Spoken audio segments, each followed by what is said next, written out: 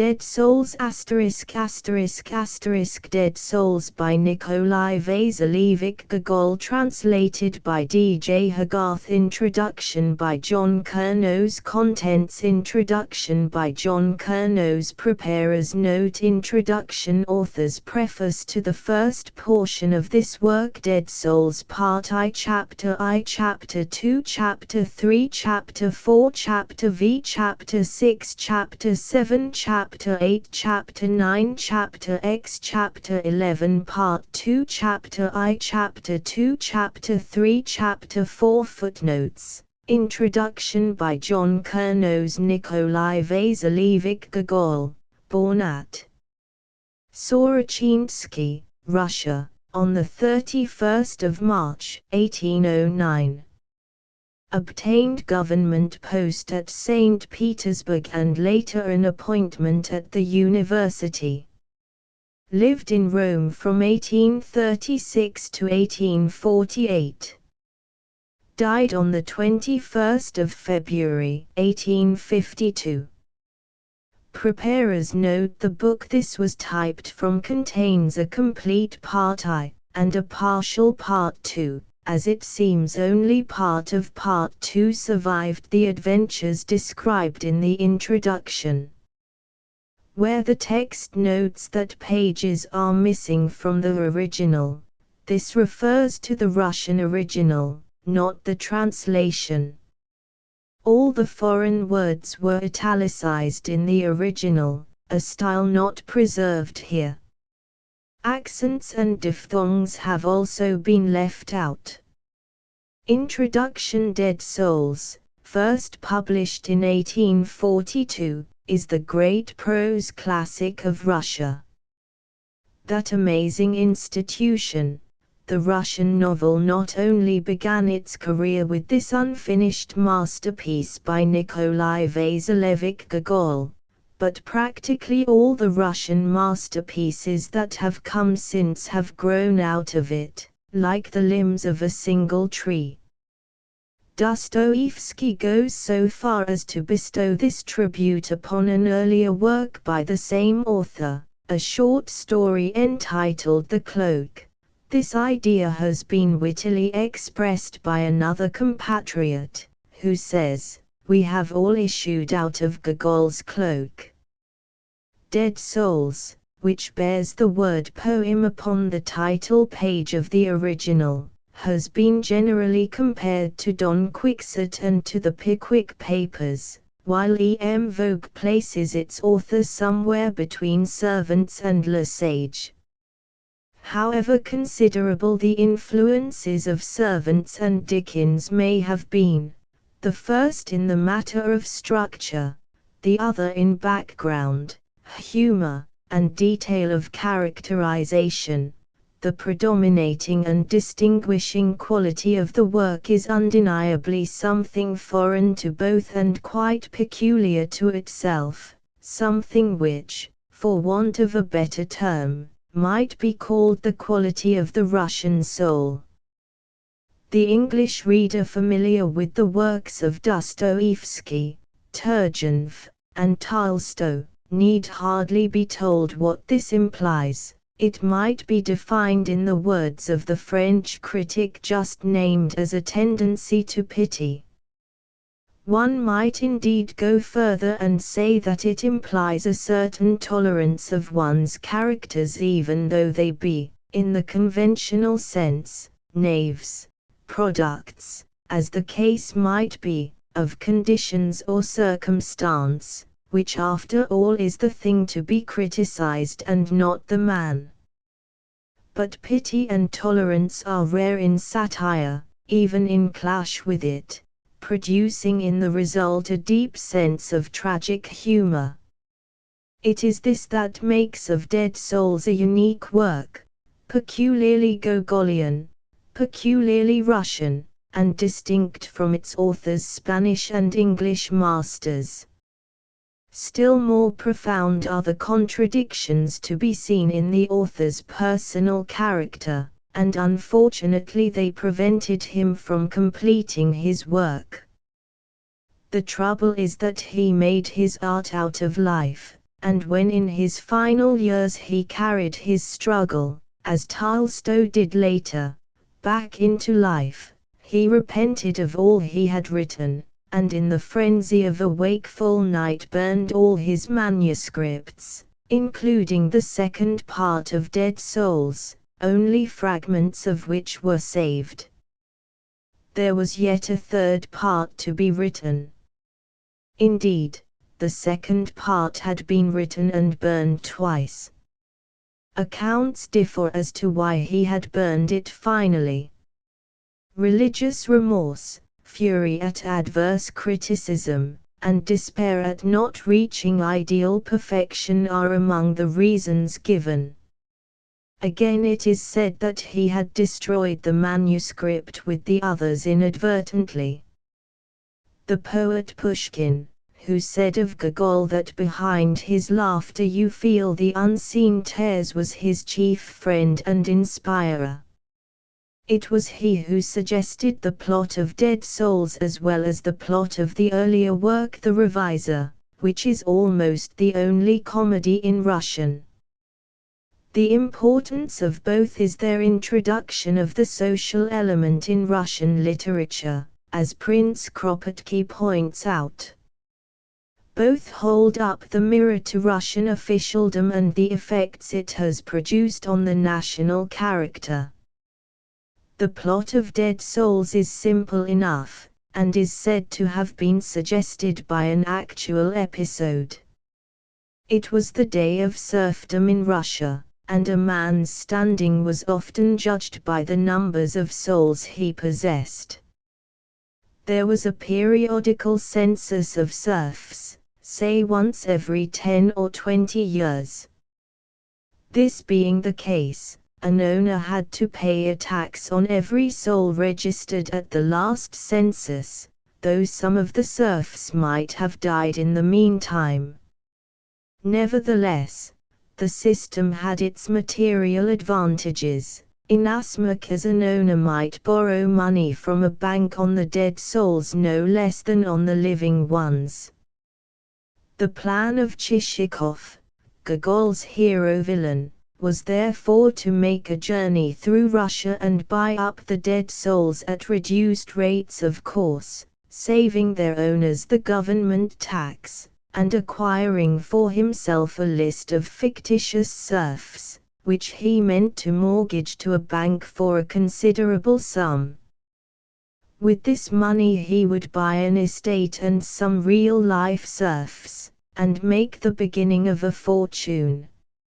Obviously, this plot, which is really no plot at all but merely a ruse to enable Chichikov to go across Russia in a troika, with Silifan the coachman as a sort of Russian Sancho Panza, gives Gogol a magnificent opportunity to reveal his genius as a painter of Russian panorama, peopled with characteristic native types commonplace enough but drawn in comic relief.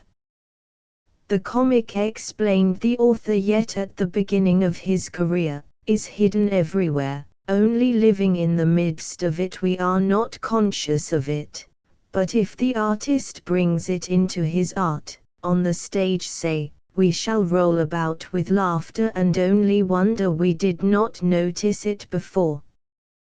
But the comic in Dead Souls is merely external. Let us see how Pushkin, who loved to laugh, regarded the work. As Gogol read it aloud to him from the manuscript, the poet grew more and more gloomy and at last cried out, "God! What a sad country Russia is!"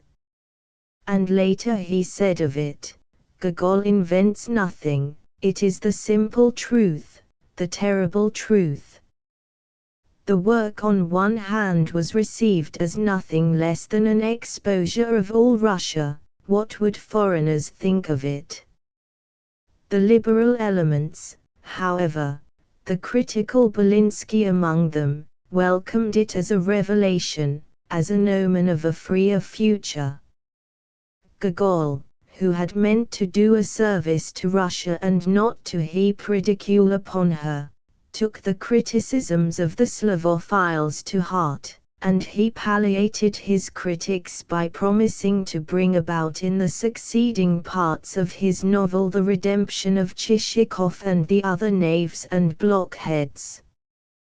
But the Westerner Belinsky and others of the liberal camp were mistrustful. It was about this time, 1847, that Gogol published his Correspondence with Friends, and aroused a literary controversy that is alive to this day. Tolstoy is to be found among his apologists. Opinions as to the actual significance of Gogol's masterpiece differ. Some consider the author a realist who has drawn with meticulous detail a picture of Russia. Others, Merezhkovsky among them, see in him a great symbolist. The very title Dead Souls is taken to describe the living of Russia as well as its dead. Chichikov himself is now generally regarded as a universal character.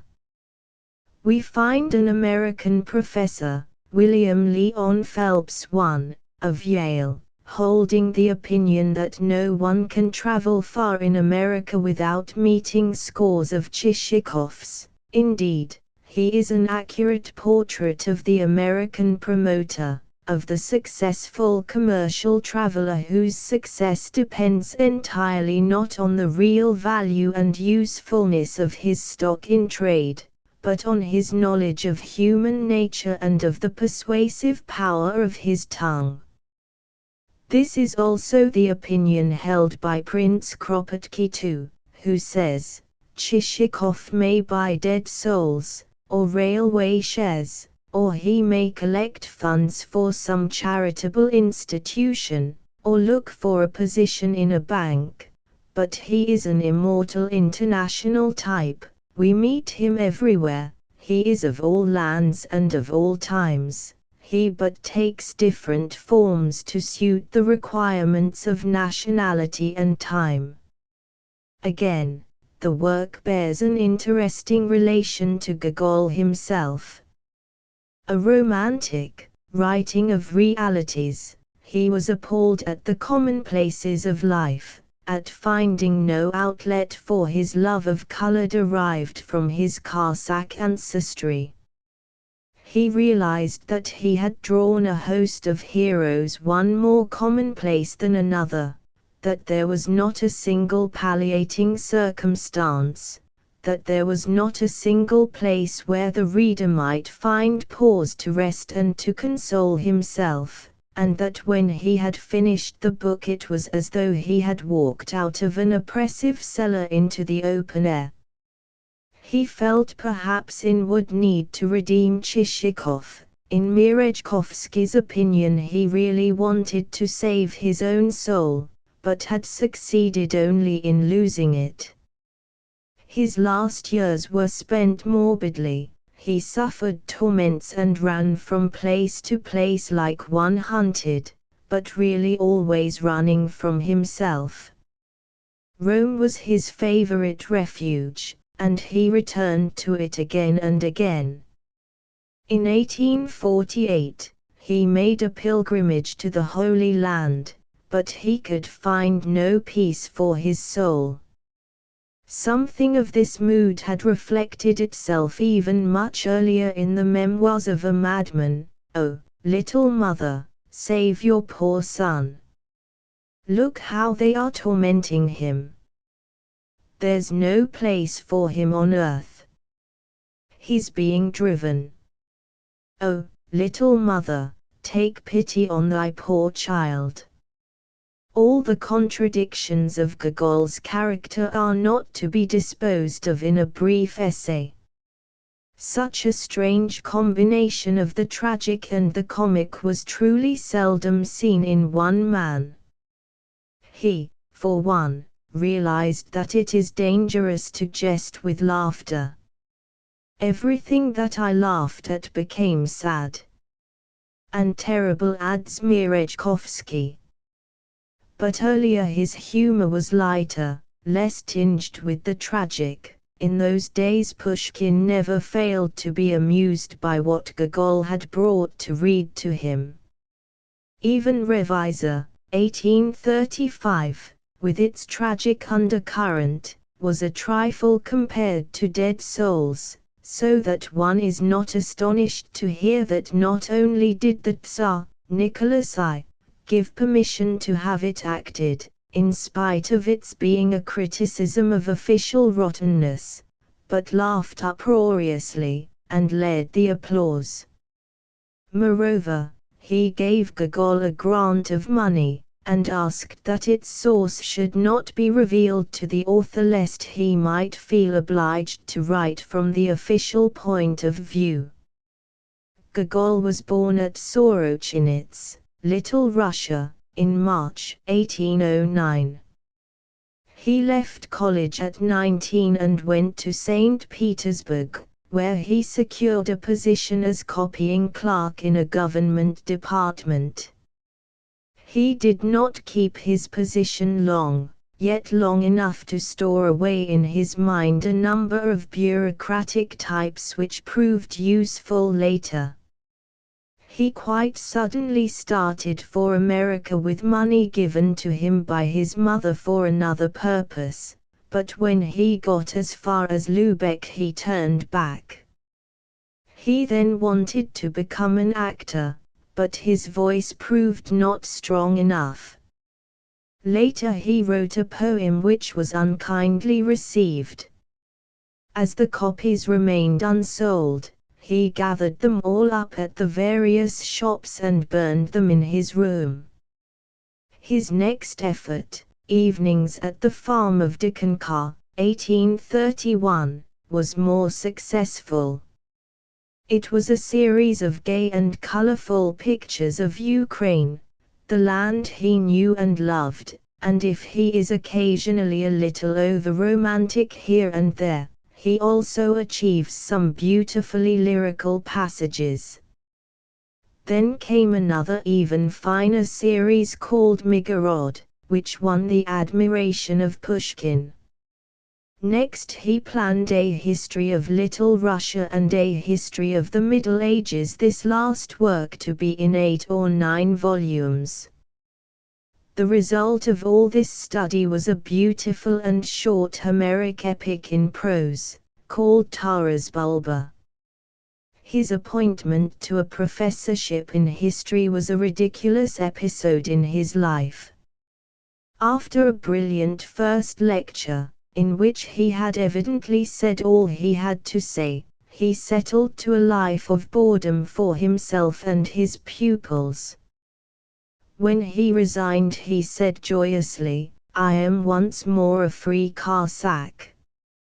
Between 1834 and 1835 he produced a new series of stories, including his famous Cloak, which may be regarded as the legitimate beginning of the Russian novel.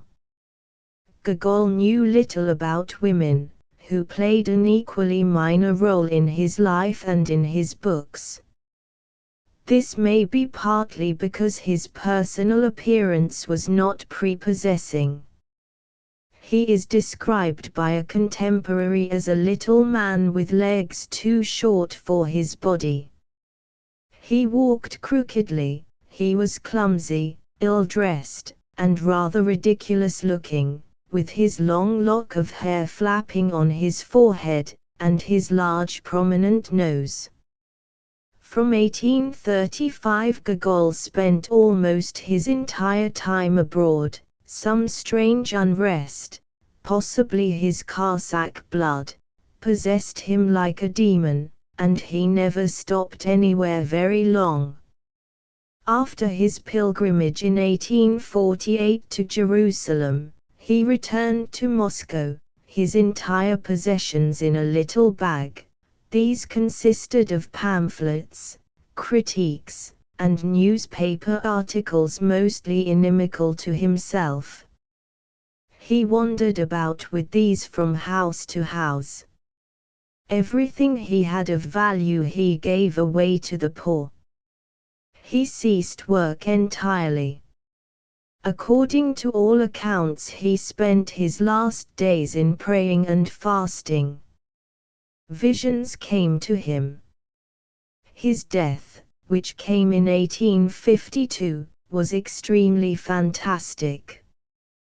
His last words, uttered in a loud frenzy, were, "A ladder! Quick, a ladder!" This call for a ladder, a spiritual ladder in the words of Merezhkovsky, had been made on an earlier occasion by a certain Russian saint, who used almost the same language. "I shall laugh my bitter laugh." 3 was the inscription placed on Gogol's grave.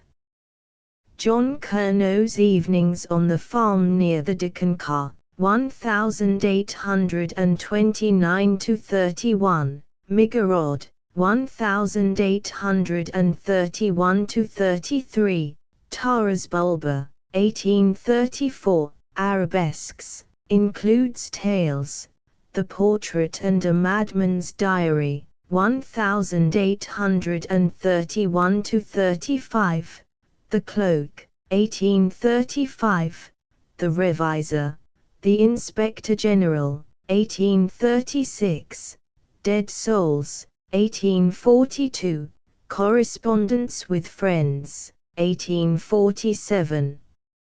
English translations, Cossack Tales, The Night of Christmas Eve, Taras Bulba, trans. By G. Tolstoy, 1860, Street John's Eve and Other Stories, trans. By Isabel F. Hapgood, New York, Crowell, 1886, Taras Bulba, also Street John's Eve and Other Stories, London, Viz-Telly, 1887, Taras Bulba, trans. By B. C. Baskerville, London, Scott, 1907, The Inspector, a Comedy, Calcutta, 1890, The Inspector General, trans.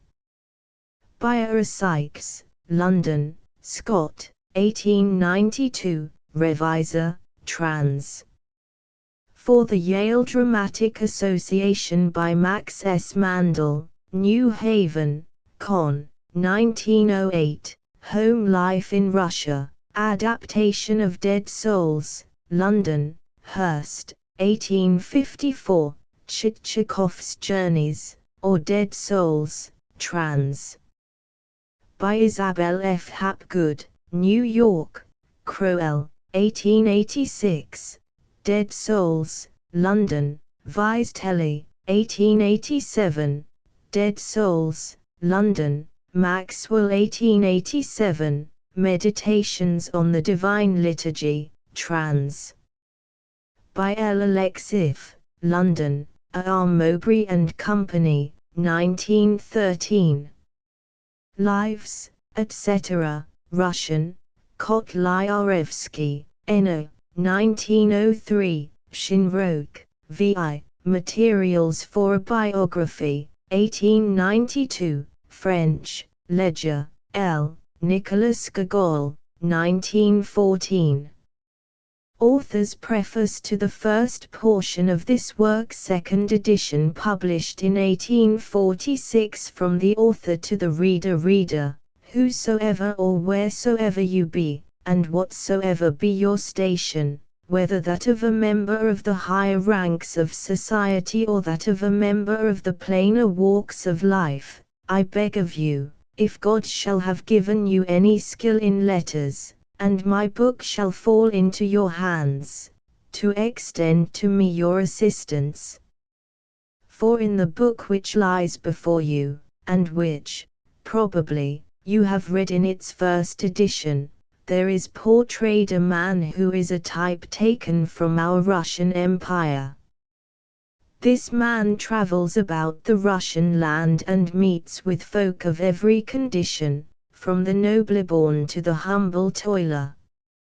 Him I have taken as a type to show forth the vices and the failings, rather than the merits and the virtues, of the commonplace Russian individual, and the characters which revolve around him have also been selected for the purpose of demonstrating our national weaknesses and shortcomings. As for men and women of the better sort, I propose to portray them in subsequent volumes.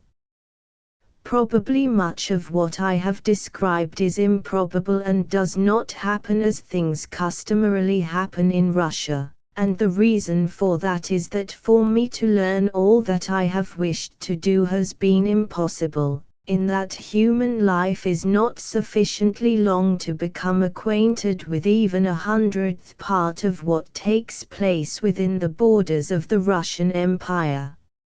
Also, carelessness, inexperience, and lack of time have led to my perpetrating numerous errors and inaccuracies of detail, with the result that in every line of the book there is something which calls for correction. For these reasons I beg of you, my reader, to act also as my corrector.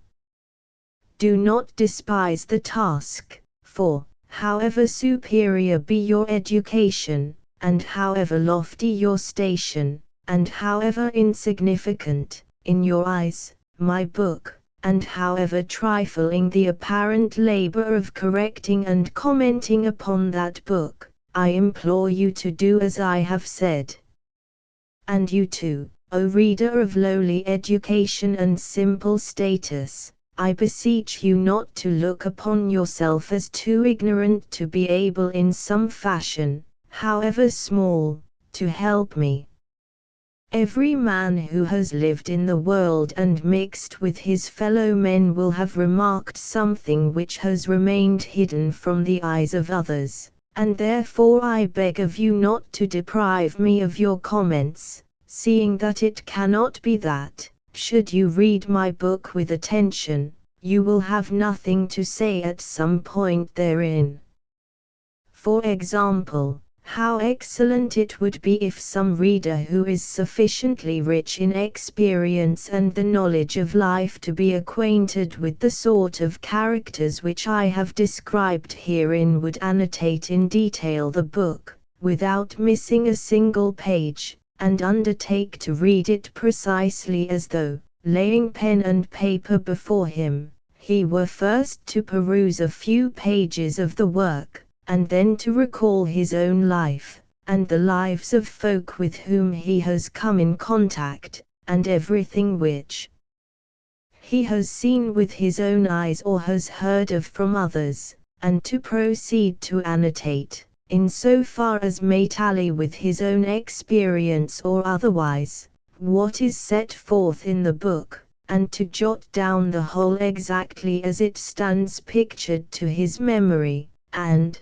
lastly, to send me the jottings as they may issue from his pen, and to continue doing so until he has covered the entire work. Yes, he would indeed do me a vital service.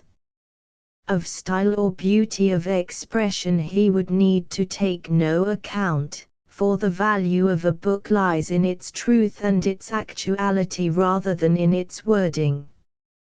Nor would he need to consider my feelings if at any point he should feel minded to blame or to upbraid me, or to demonstrate the harm rather than the good which has been done through any lack of thought or verisimilitude of which I have been guilty.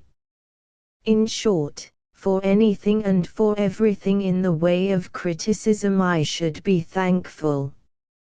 Also, it would be an excellent thing if some reader in the higher walks of life, some person who stands remote, both by life and by education, from the circle of folk which I have pictured in my book, but who knows the life of the circle in which he himself revolves, would undertake to read my work in similar fashion, and methodically to recall to his mind any members of superior social classes whom he has met, and carefully to observe whether there exists any resemblance between one such class and another, and whether, at times, there may not be repeated in a higher sphere what is done in a lower, and likewise to note any additional fact in the same connection which may occur to him, that is to say, any fact pertaining to the higher ranks of society which would seem to confirm or to disprove his conclusions,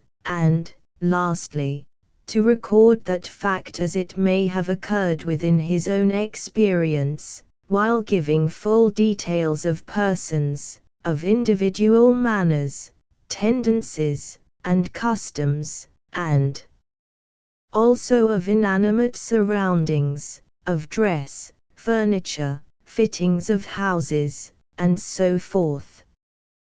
For I need knowledge of the classes in question, which are the flower of our people. In fact, this very reason, the reason that I do not yet know Russian life in all its aspects, and in the degree to which it is necessary for me to know it in order to become a successful author, is what has, until now, prevented me from publishing any subsequent volumes of this story. Again, it would be an excellent thing if someone who is endowed with the faculty of imagining and vividly picturing to himself the various situations wherein a character may be placed, and of mentally following up a character's career in one field and another.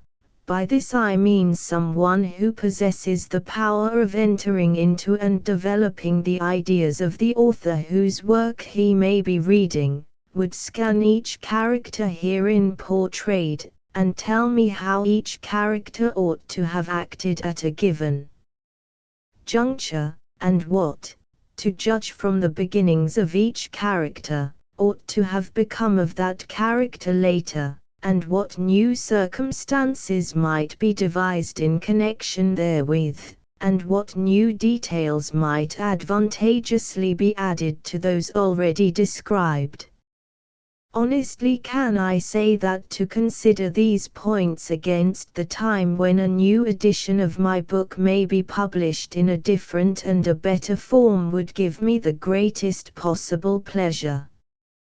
One thing in particular would I ask of any reader who may be willing to give me the benefit of his advice. That is to say, I would beg of him to suppose, while recording his remarks, that it is for the benefit of a man in no way his equal in education, or similar to him in tastes and ideas, or capable of apprehending criticisms without full explanation appended, that he is doing so. Rather would I ask such a reader to suppose that before him there stands a man of incomparably inferior enlightenment and schooling, a rude country bumpkin whose life, throughout, has been passed in retirement, a bumpkin to whom it is necessary to explain each circumstance in detail, while never forgetting to be as simple of speech as though he were a child, and at every step there were a danger of employing terms beyond his understanding.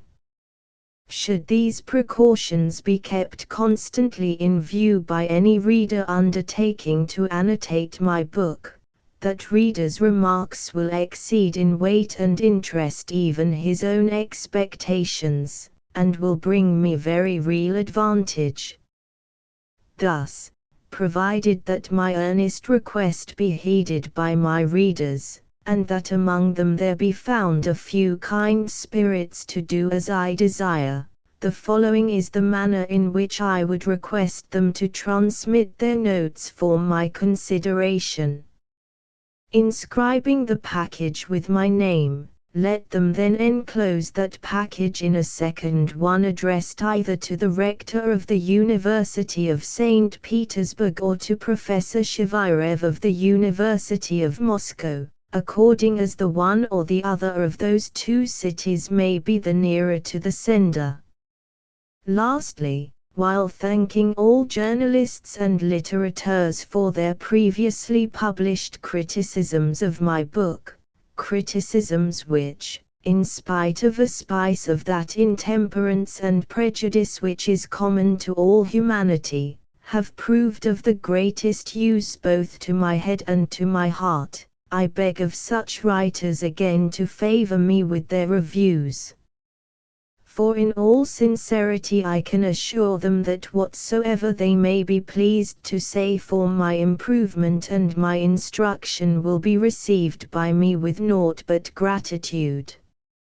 Dead Souls Part I Chapter I. To the door of an inn in the provincial town of N there drew up a smart britchka, a light spring carriage of the sort affected by bachelors, retired lieutenant colonels, staff captains, landowners possessed of about 100 souls, and, in short, all persons who rank as gentlemen of the intermediate category.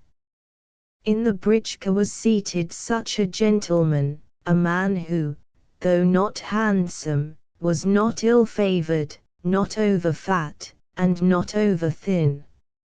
Also, though not over-elderly, he was not over-young.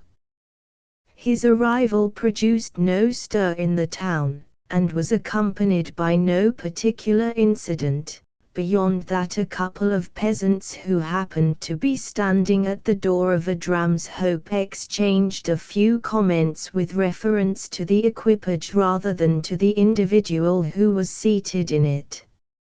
"Look at that carriage," one of them said to the other.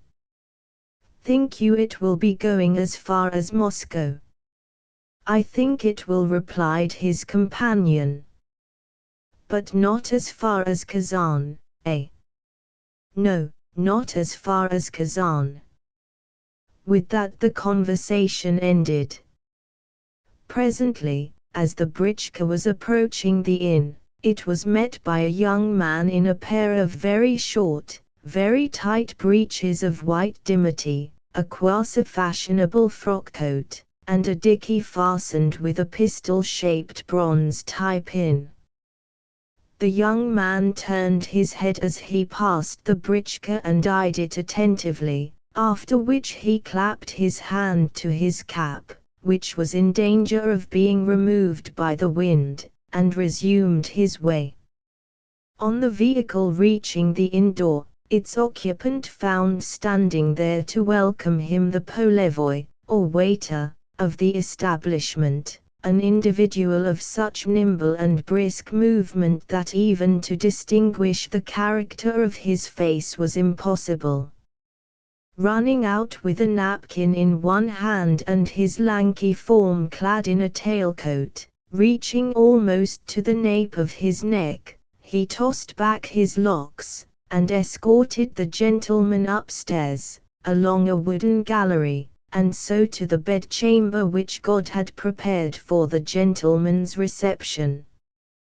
The said bedchamber was of quite ordinary appearance, since the inn belonged to the species to be found in all provincial towns, the species wherein, for 2 rubles a day, travelers may obtain a room swarming with black beetles, and communicating by a doorway with the apartment adjoining. True, the doorway may be blocked up with a wardrobe, yet behind it, in all probability, there will be standing a silent, motionless neighbor whose ears are burning to learn every possible detail concerning the latest arrival. The inn's exterior corresponded with its interior.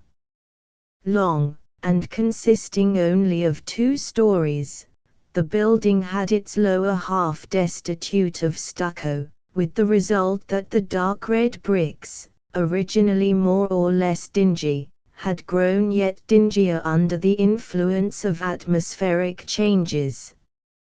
As for the upper half of the building, it was, of course, painted the usual tint of unfading yellow. Within, on the ground floor, there stood a number of benches heaped with horse collars, rope, and sheepskins, while the window seat accommodated as bitant chic 4, cheek by jowl with a samovar 5, the latter so closely resembling the former in appearance that, but for the fact of the samovar possessing a pitch-black lip, the samovar and the zbytentshik might have been two of a pair.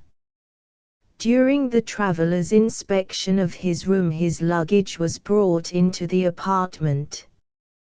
First came a portmanteau of white leather whose raggedness indicated that the receptacle had made several previous journeys.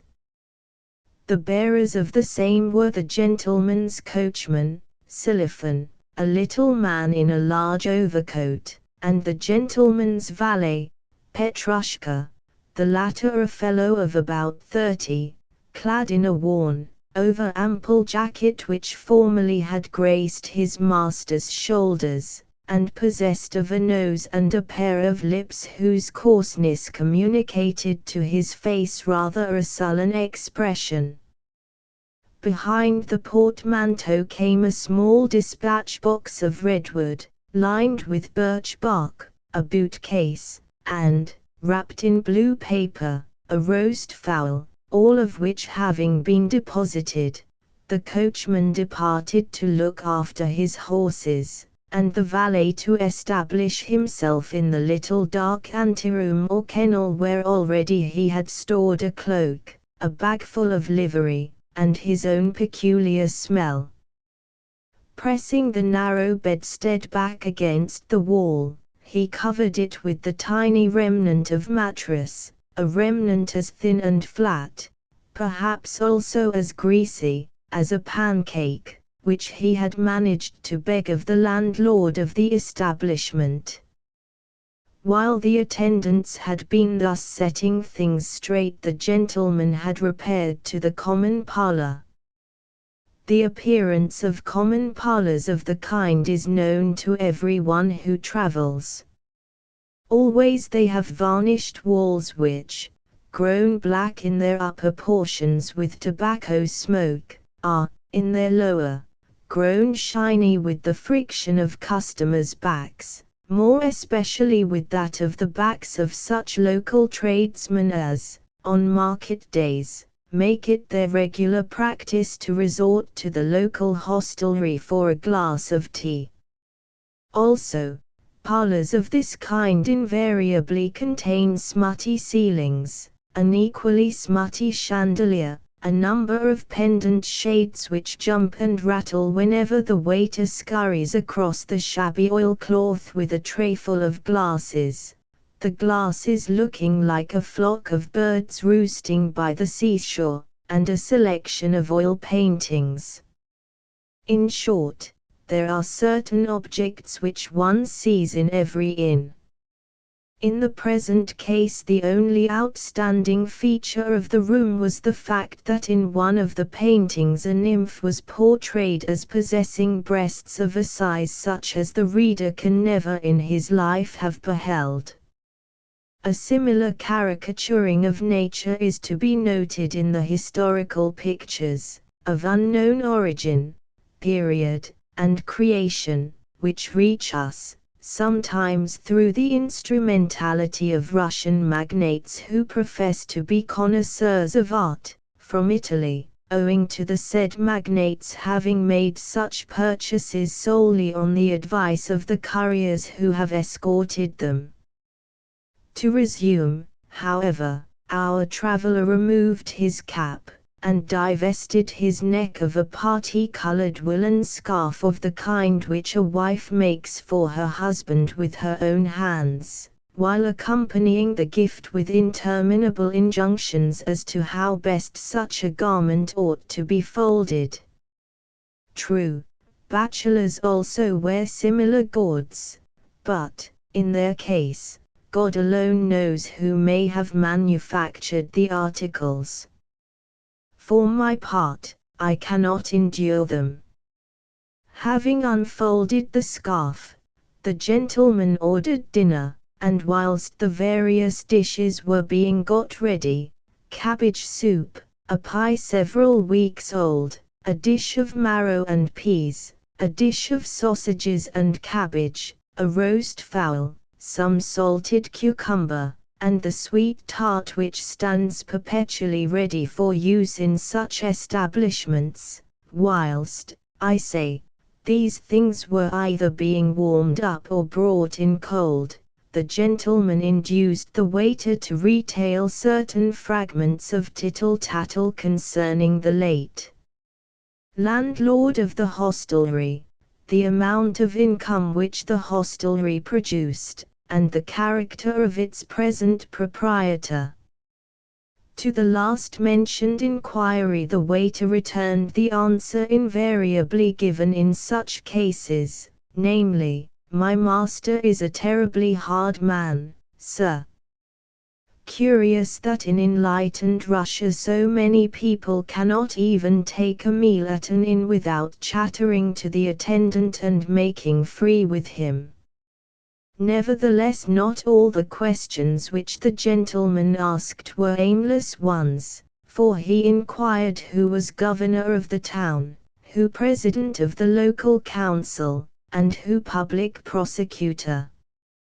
In short, he omitted no single official of note, while asking also, though with an air of detachment, the most exact particulars concerning the landowners of the neighborhood. Which of them, he inquired, possessed serfs, and how many of them? How far from the town did those landowners reside? What was the character of each landowner, and was he in the habit of paying frequent visits to the town? The gentleman also made searching inquiries concerning the hygienic condition of the countryside.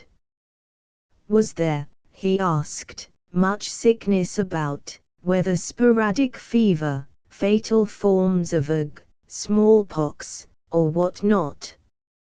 Yet, though his solicitude concerning these matters showed more than ordinary curiosity, his bearing retained its gravity unimpaired, and from time to time he blew his nose with portentous fervor.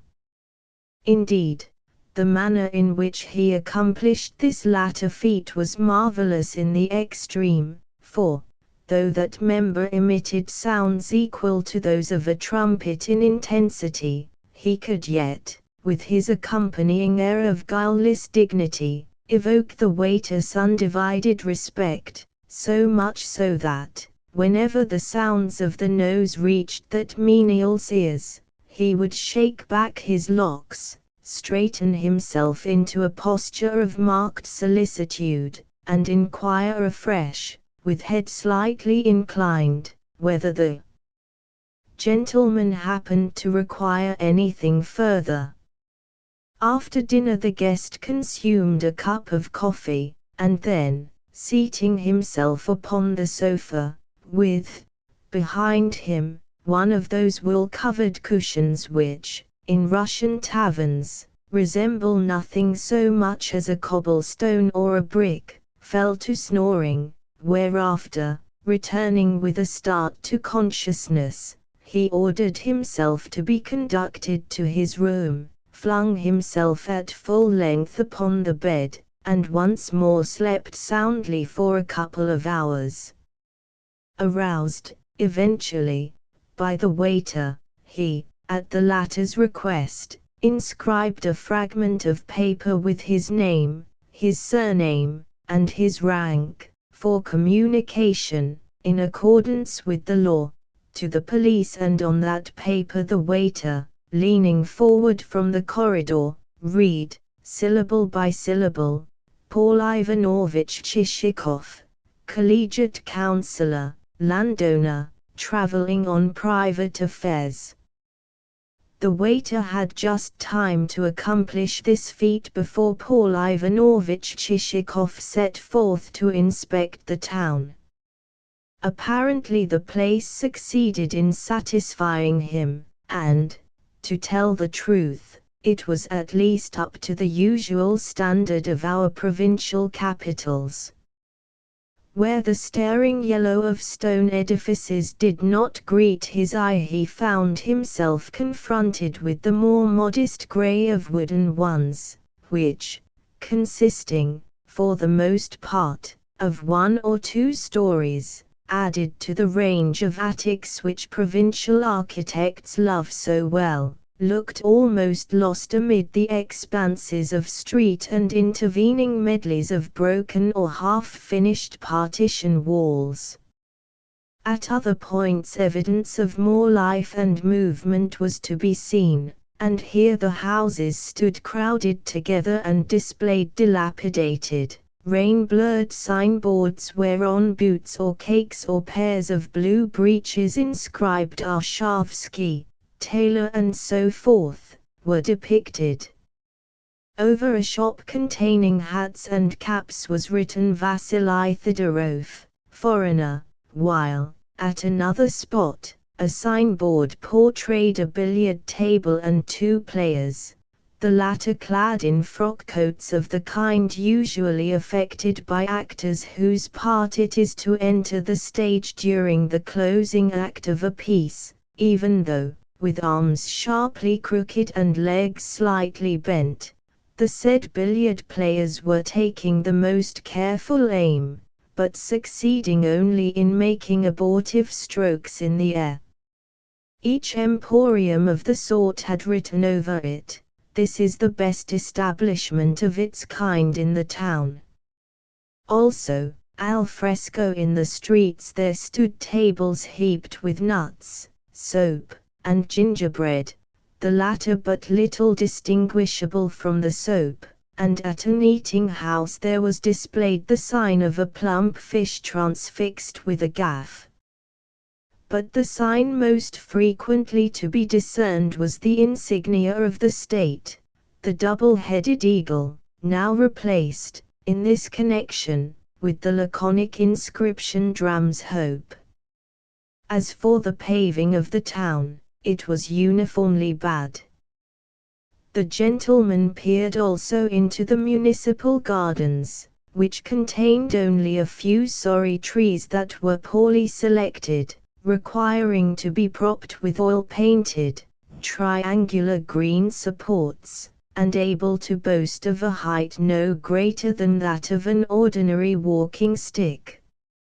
Yet recently the local paper had said, apropos of a gala, that, thanks to the efforts of our civil governor, the town has become enriched with a pleasaunce full of umbrageous, spaciously branching trees. Even on the most sultry day they afford agreeable shade, and indeed gratifying was it to see the hearts of our citizens panting with an impulse of gratitude as their eyes shed tears in recognition of all that their governor has done for them.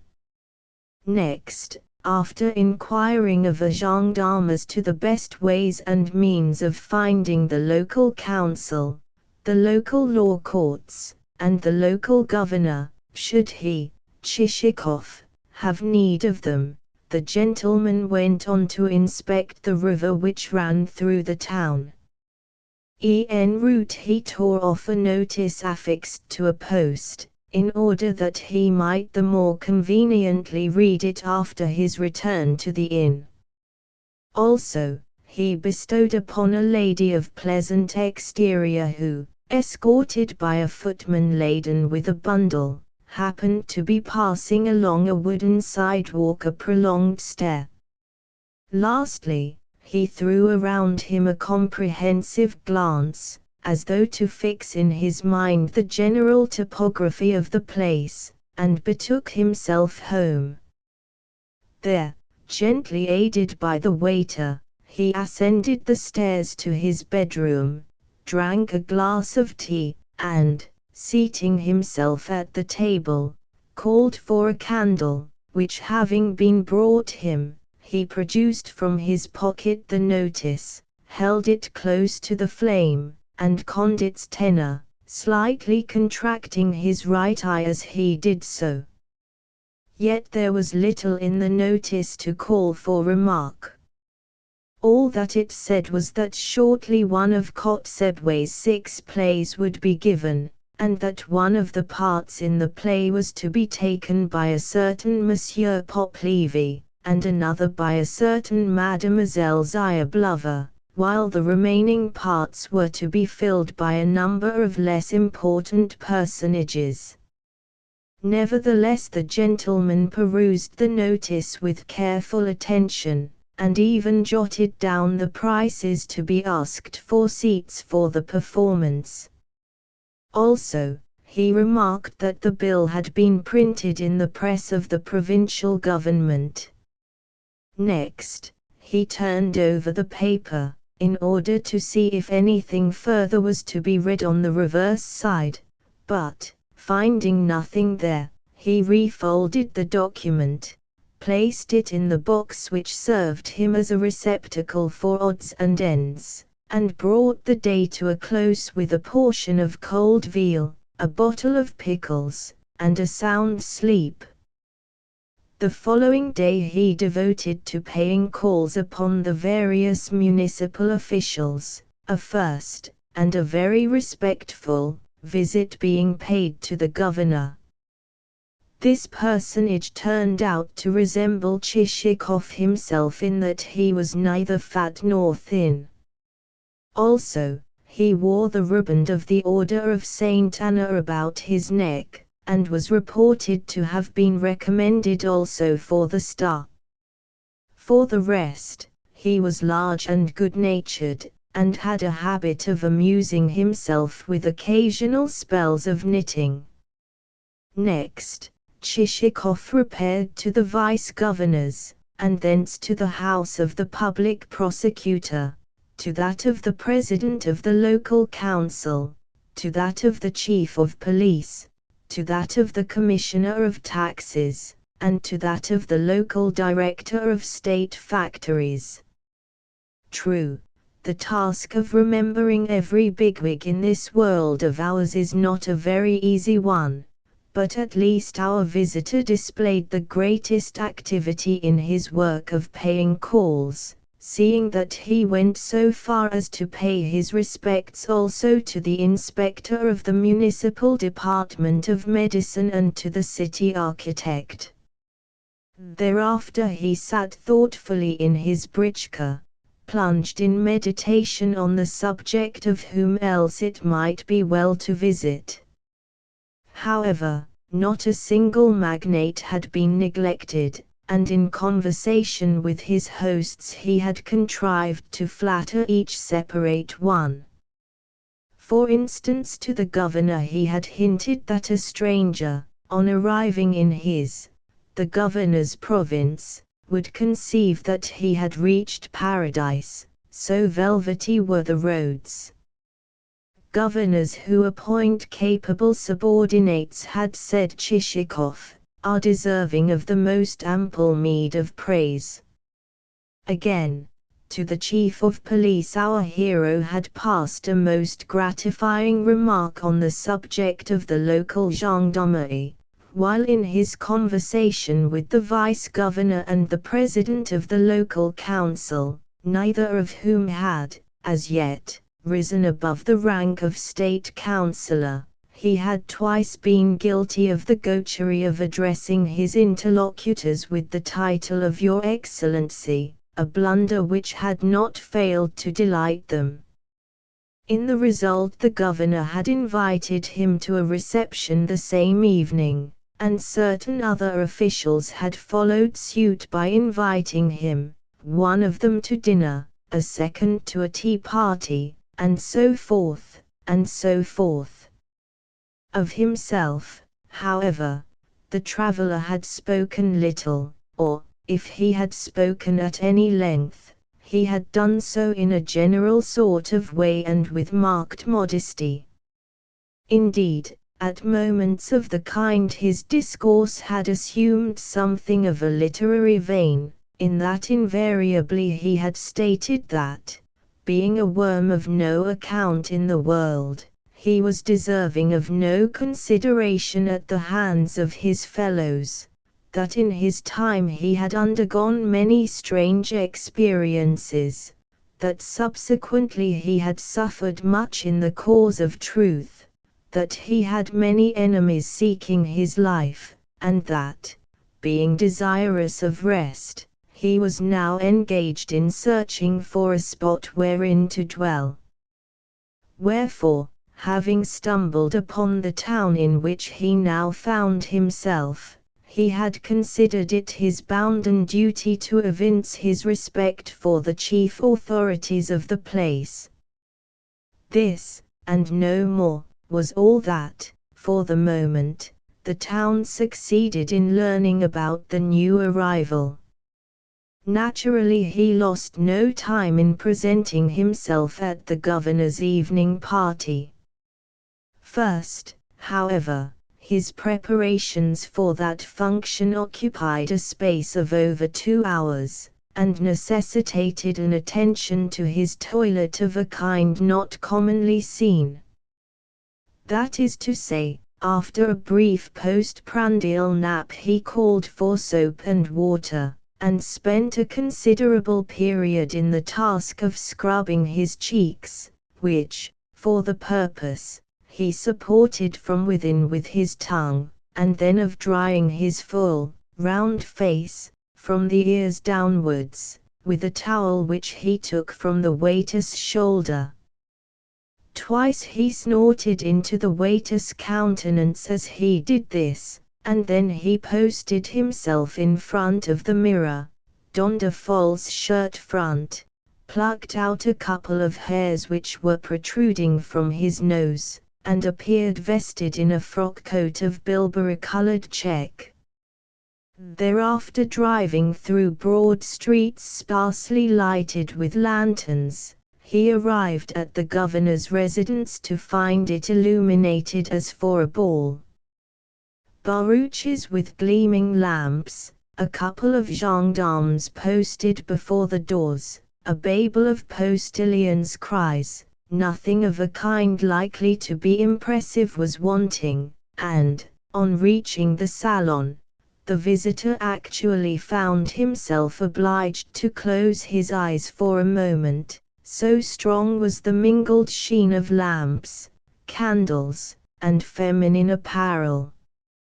Everything seemed suffused with light, and everywhere, flitting and flashing, were to be seen black coats, even as on a hot summer's day flies revolve around a sugar loaf while the old housekeeper is cutting it into cubes before the open window, and the children of the house crowd around her to watch the movements of her rugged hands as those members ply the smoking pestle, and airy squadrons of flies, borne on the breeze, enter boldly, as though free of the house, and, taking advantage of the fact that the glare of the sunshine is troubling the old lady's sight, disperse themselves over broken and unbroken fragments alike, even though the lethargy induced by the opulence of summer and the rich shower of dainties to be encountered at every step has induced them to enter less for the purpose of eating than for that of showing themselves in public, of parading up and down the sugar loaf, of rubbing both their hindquarters and their fore against one another, of cleaning their bodies under the wings, of extending their forelegs over their heads and grooming themselves, and of flying out of the window again to return with other predatory squadrons. Indeed, so dazed was Chichikov that scarcely did he realize that the governor was taking him by the arm and presenting him to the governor's lady.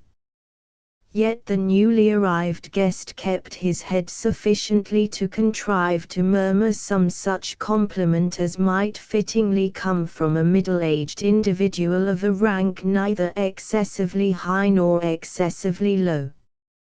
Next, when couples had been formed for dancing and the remainder of the company found itself pressed back against the walls, Chichikov folded his arms, and carefully scrutinized the dancers. Some of the ladies were dressed well and in the fashion, while the remainder were clad in such garments as God usually bestows upon a provincial town. Also here, as elsewhere, The men belonged to two separate and distinct categories, one of which comprised slender individuals who, flitting around the ladies, were scarcely to be distinguished from denizens of the metropolis, so carefully, so artistically, groomed were their whiskers, so presentable their oval, clean-shaven faces, so easy the manner of their dancing attendance upon their womenfolk, so glib their French conversation as they quizzed their female companions. As for the other category, it comprised individuals who, stout, or of the same build as Chichikov, that is to say, neither very portly nor very lean, backed and sidled away from the ladies, and kept peering hither and thither to see whether the governor's footman had set out green tables for whist. Their features were full and plump, some of them had beards, and in no case was their hair curled or waved or arranged in what the French call the devil-may-care style. On the contrary, their heads were either close-cropped or brushed very smooth, and their faces were round and firm. This category represented the more respectable officials of the town. In passing, I may say that in business matters fat men always prove superior to their leaner brethren, which is probably the reason why the latter are mostly to be found in the political police, or acting as mere ciphers whose existence is a purely hopeless, airy, trivial one. Again, stout individuals never take a back seat, but always a front one, and, wheresoever it be, they sit firmly, and with confidence, and decline to budge even though the seat crack and bend with their weight. For comeliness of exterior they care not a rap, and therefore a dress coat sits less easily on their figures than is the case with figures of leaner individuals. Yet invariably fat men amass the greater wealth. In 3 years' time a thin man will not have a single serf whom he has left unpledged, whereas, well, pray look at a fat man's fortunes, and what will you see? First of all a suburban villa, and then a larger suburban villa, and then a villa close to a town, and lastly a country estate which comprises every amenity. That is to say, having served both God and the state, the stout individual has won universal respect, and will end by retiring from business, reordering his mode of life, and becoming a Russian landowner, in other words, a fine gentleman who dispenses hospitality, lives in comfort and luxury, and is destined to leave his property to heirs who are purposing to squander the same on foreign travel. That the foregoing represents pretty much the gist of Chichikov's reflections as he stood watching the company I will not attempt to deny. And of those reflections the upshot was that he decided to join himself to the stouter section of the guests, among whom he had already recognized several familiar faces, namely, those of the public prosecutor, a man with beetling brows over eyes which seemed to be saying with a wink, "Come into the next room, my friend, for I have something to say to you," though, in the main, their owner was a man of grave and taciturn habit, of the postmaster, an insignificant-looking individual, yet a would-be wit and a philosopher, and of the president of the local council, a man of much amiability and good sense. These three personages greeted Chichikov as an old acquaintance, and to their salutations he responded with a sidelong, yet a sufficiently civil, bow. Also, he became acquainted with an extremely unctuous and approachable landowner named Manilov, and with a landowner of more uncouth exterior named Sabakevich, the latter of whom began the acquaintance by treading heavily upon Chichikov's toes, and then begging his pardon. Next, Chichikov received an offer of a cut-in at whist, and accepted the same with his usual courteous inclination of the head. Seating themselves at a green table, the party did not rise therefrom till supper time, and during that period all conversation between the players became hushed, as is the custom when men have given themselves up to a really serious pursuit. Even the postmaster, a talkative man by nature, had no sooner taken the cards into his hands than he assumed an expression of profound thought, pursed his lips, and retained this attitude unchanged throughout the game. Only when playing a court card was it his custom to strike the table with his fist, and to exclaim, if the card happened to be a queen, "Now, old Papadia 7, and, if the card happened to be a king, "Now, peasant of Tambov." To which ejaculations invariably the president of the local council retorted, "Ah, I have him by the ears, I have him by the ears."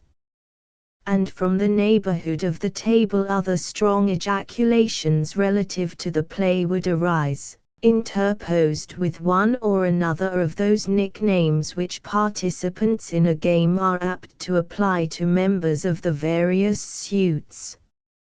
I need hardly add that, the game over, the players fell to quarreling, and that in the dispute our friend joined, though so artfully as to let every one see that, in spite of the fact that he was wrangling, he was doing so only in the most amicable fashion possible.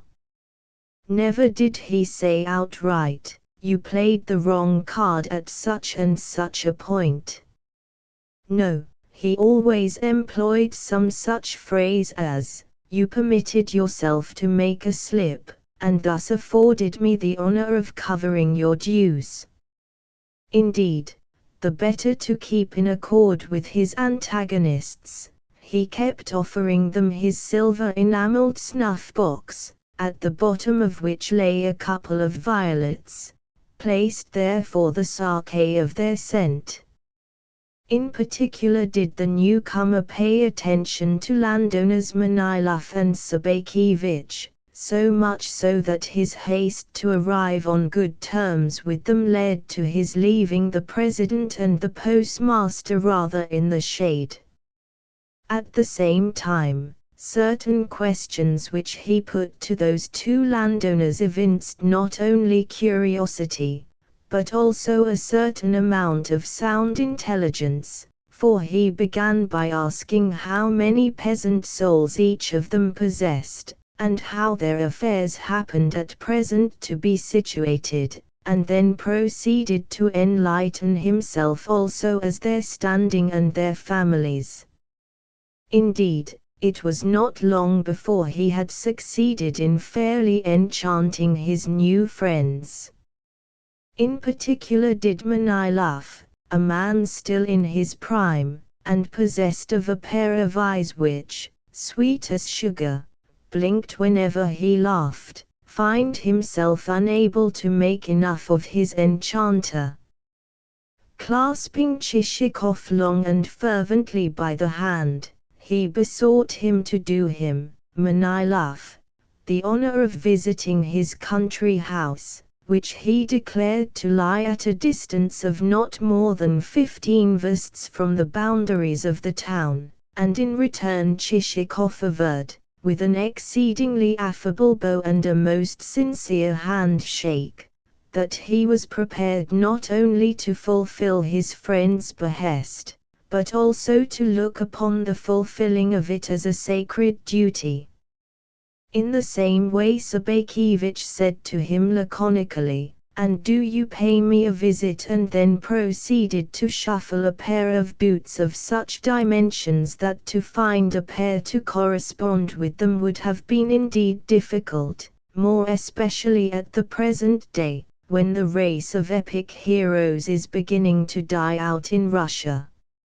Next day Chichikov dined and spent the evening at the house of the chief of police, a residence where, 3 hours after dinner, everyone sat down to whist, and remained so seated until 2 o'clock in the morning.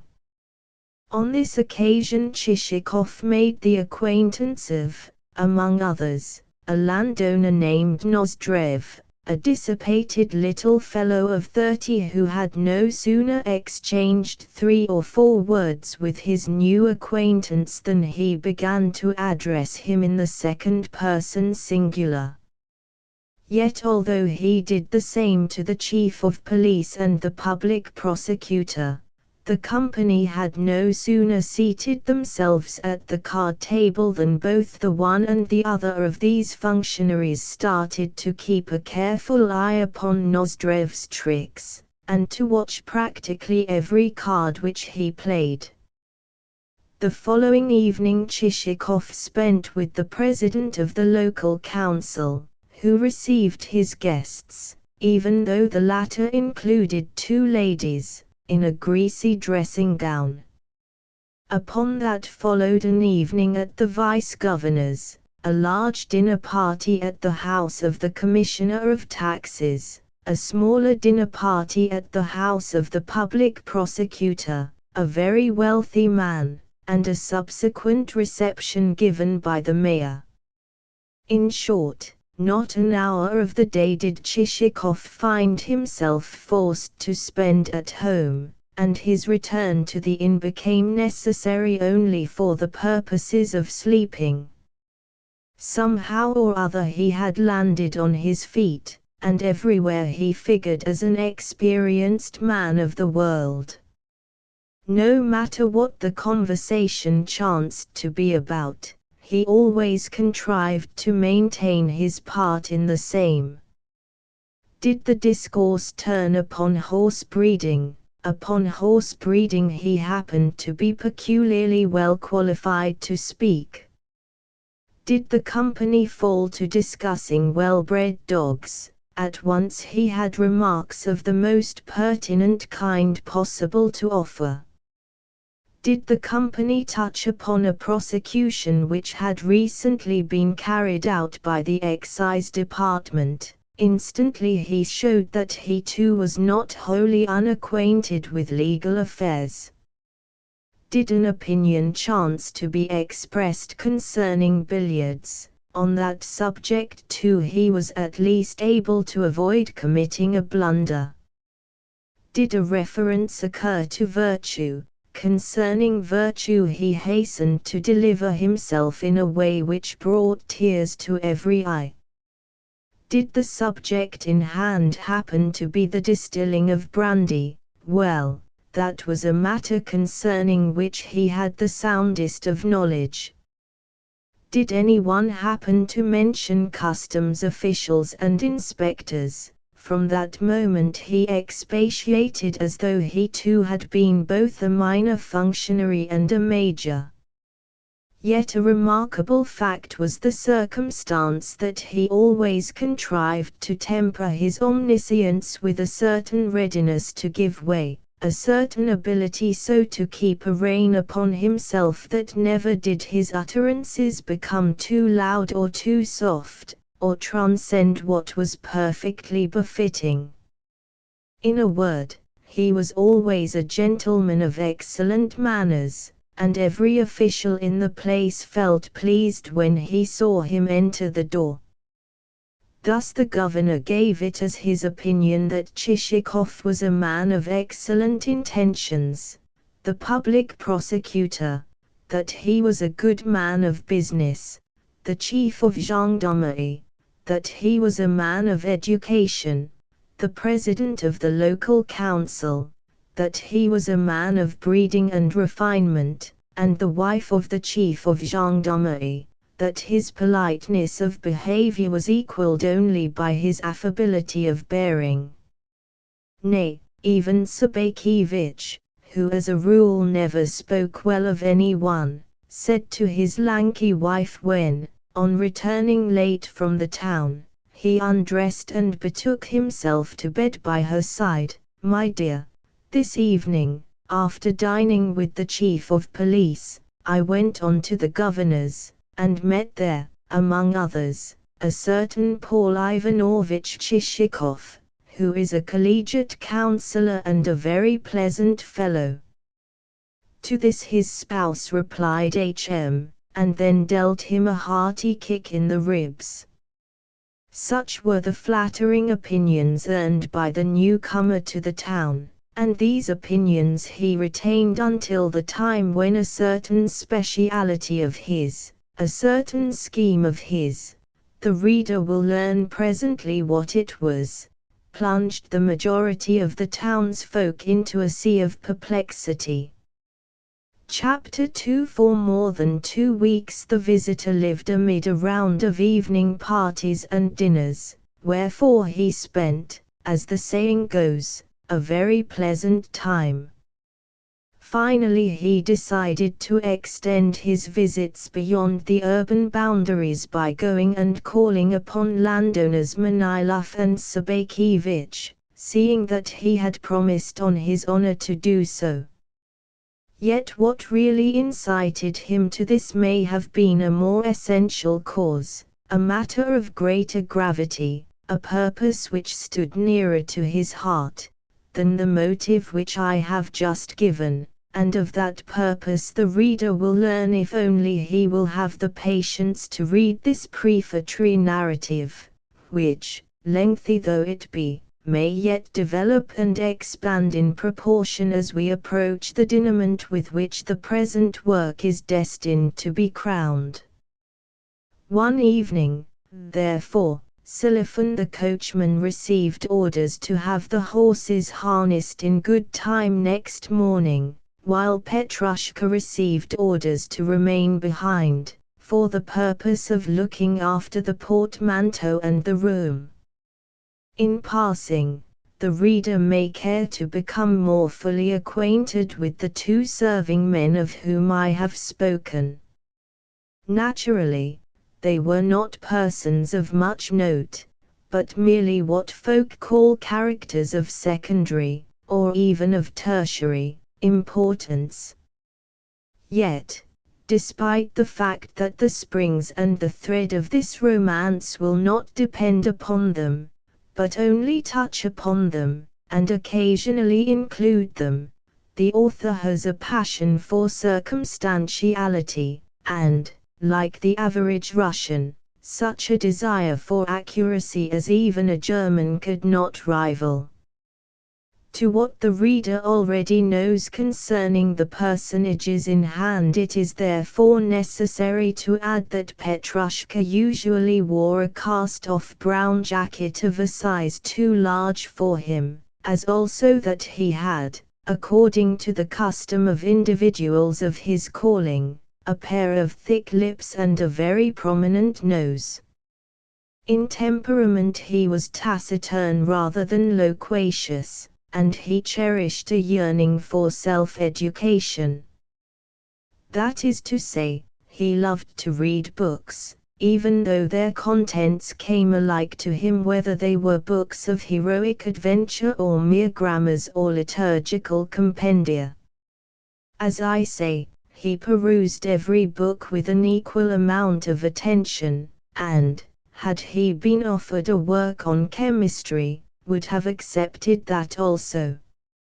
Not the words which he read, but the mere solace derived from the act of reading, was what especially pleased his mind, even though at any moment there might launch itself from the page some devil-sent word whereof he could make neither head nor tail.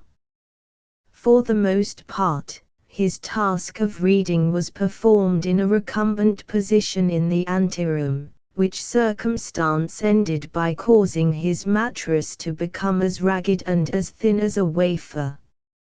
In addition to his love of poring over books, he could boast of two habits which constituted two other essential features of his character, namely, a habit of retiring to rest in his clothes, that is to say, in the brown jacket above mentioned, and a habit of everywhere bearing with him his own peculiar atmosphere, his own peculiar smell, a smell which filled any lodging with such subtlety that he needed but to make up his bed anywhere, even in a room hitherto untenanted, and to drag thither his greatcoat and other impedimenta, for that room at once to assume an air of having been lived in during the past 10 years. Nevertheless, though a fastidious, and even an irritable, man, Chichikov would merely frown when his nose caught this smell amid the freshness of the morning, and exclaim with a toss of his head, "The devil only knows what is up with you. Surely you sweat a good deal, do you not?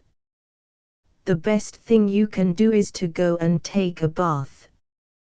To this Petrushka would make no reply, but, approaching, brush in hand, the spot where his master's coat would be pendant, or starting to arrange one and another article in order, would strive to seem wholly immersed in his work. Yet of what was he thinking as he remained thus silent? Perhaps he was saying to himself, "My master is a good fellow, but for him to keep on saying the same thing 40 times over is a little wearisome. Only God knows and sees all things, wherefore for a mere human being to know what is in the mind of a servant while his master is scolding him is wholly impossible."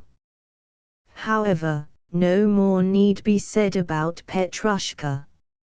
On the other hand, Coachman Silifan.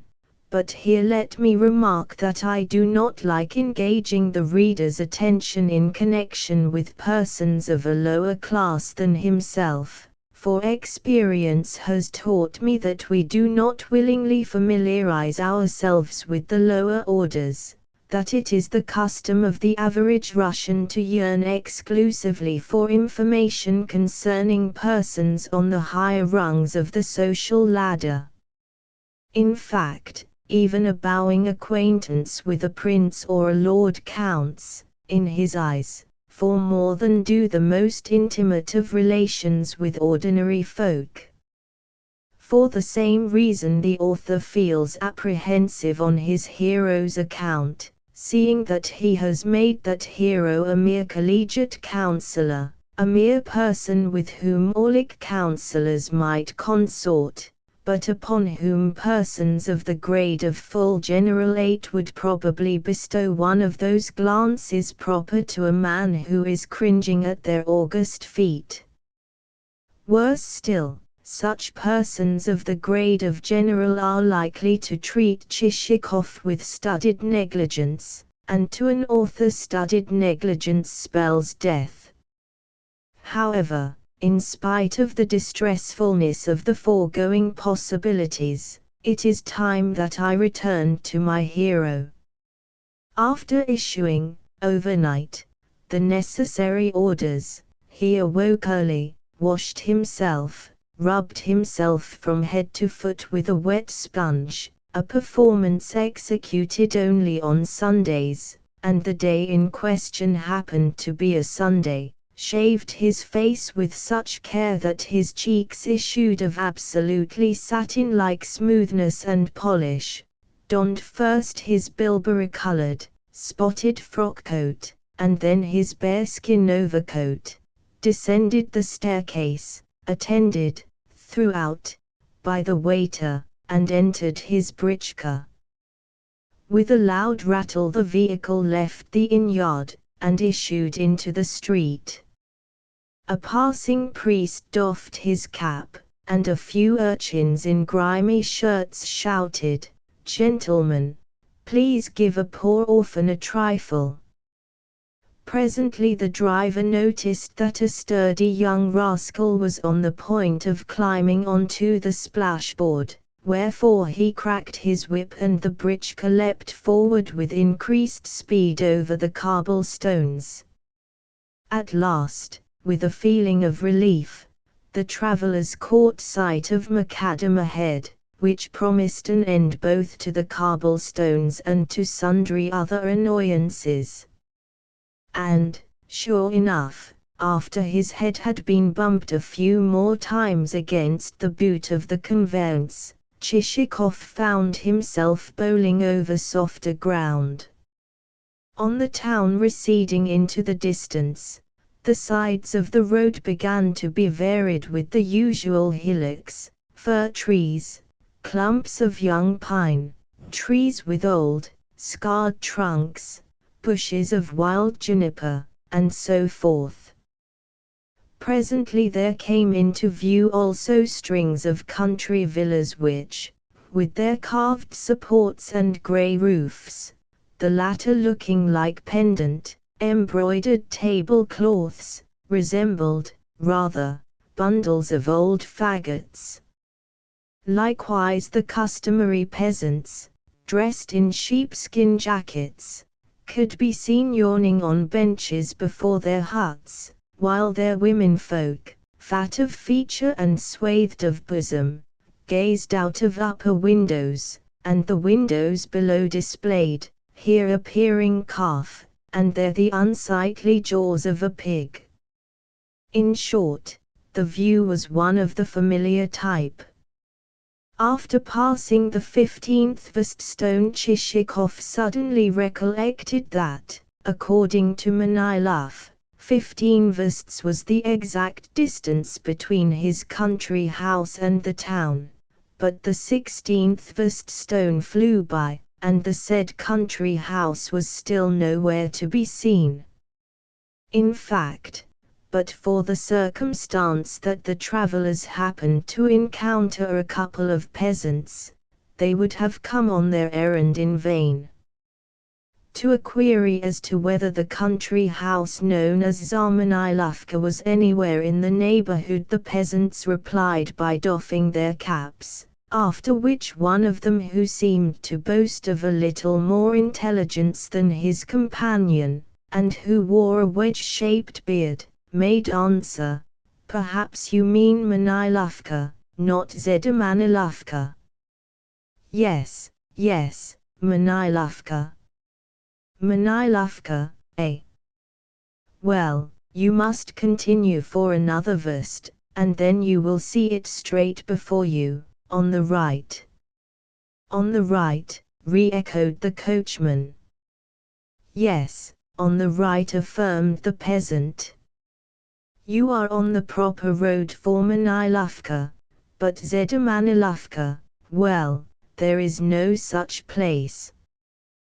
The house you mean is called Manilovka because Manilovka is its name, but no house at all is called Zedamanilovka.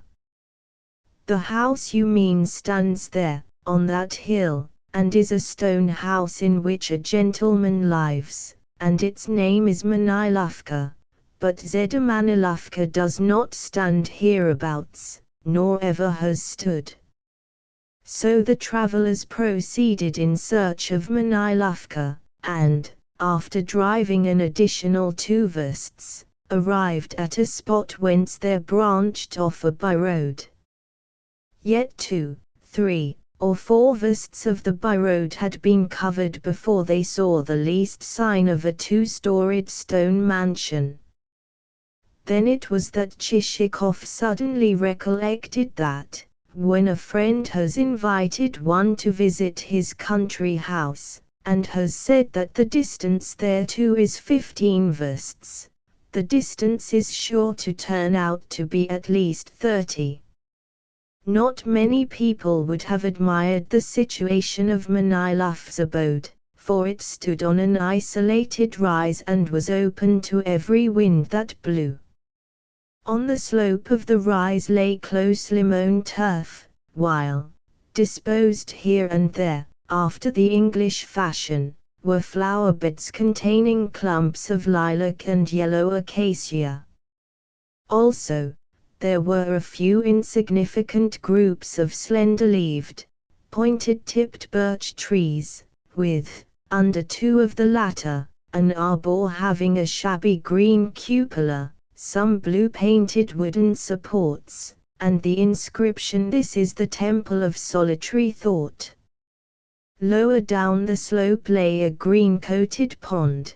Green-coated ponds constitute a frequent spectacle in the gardens of Russian landowners, and, lastly, from the foot of the declivity there stretched a line of mouldy, log-built huts which, for some obscure reason or another, our hero set himself to count.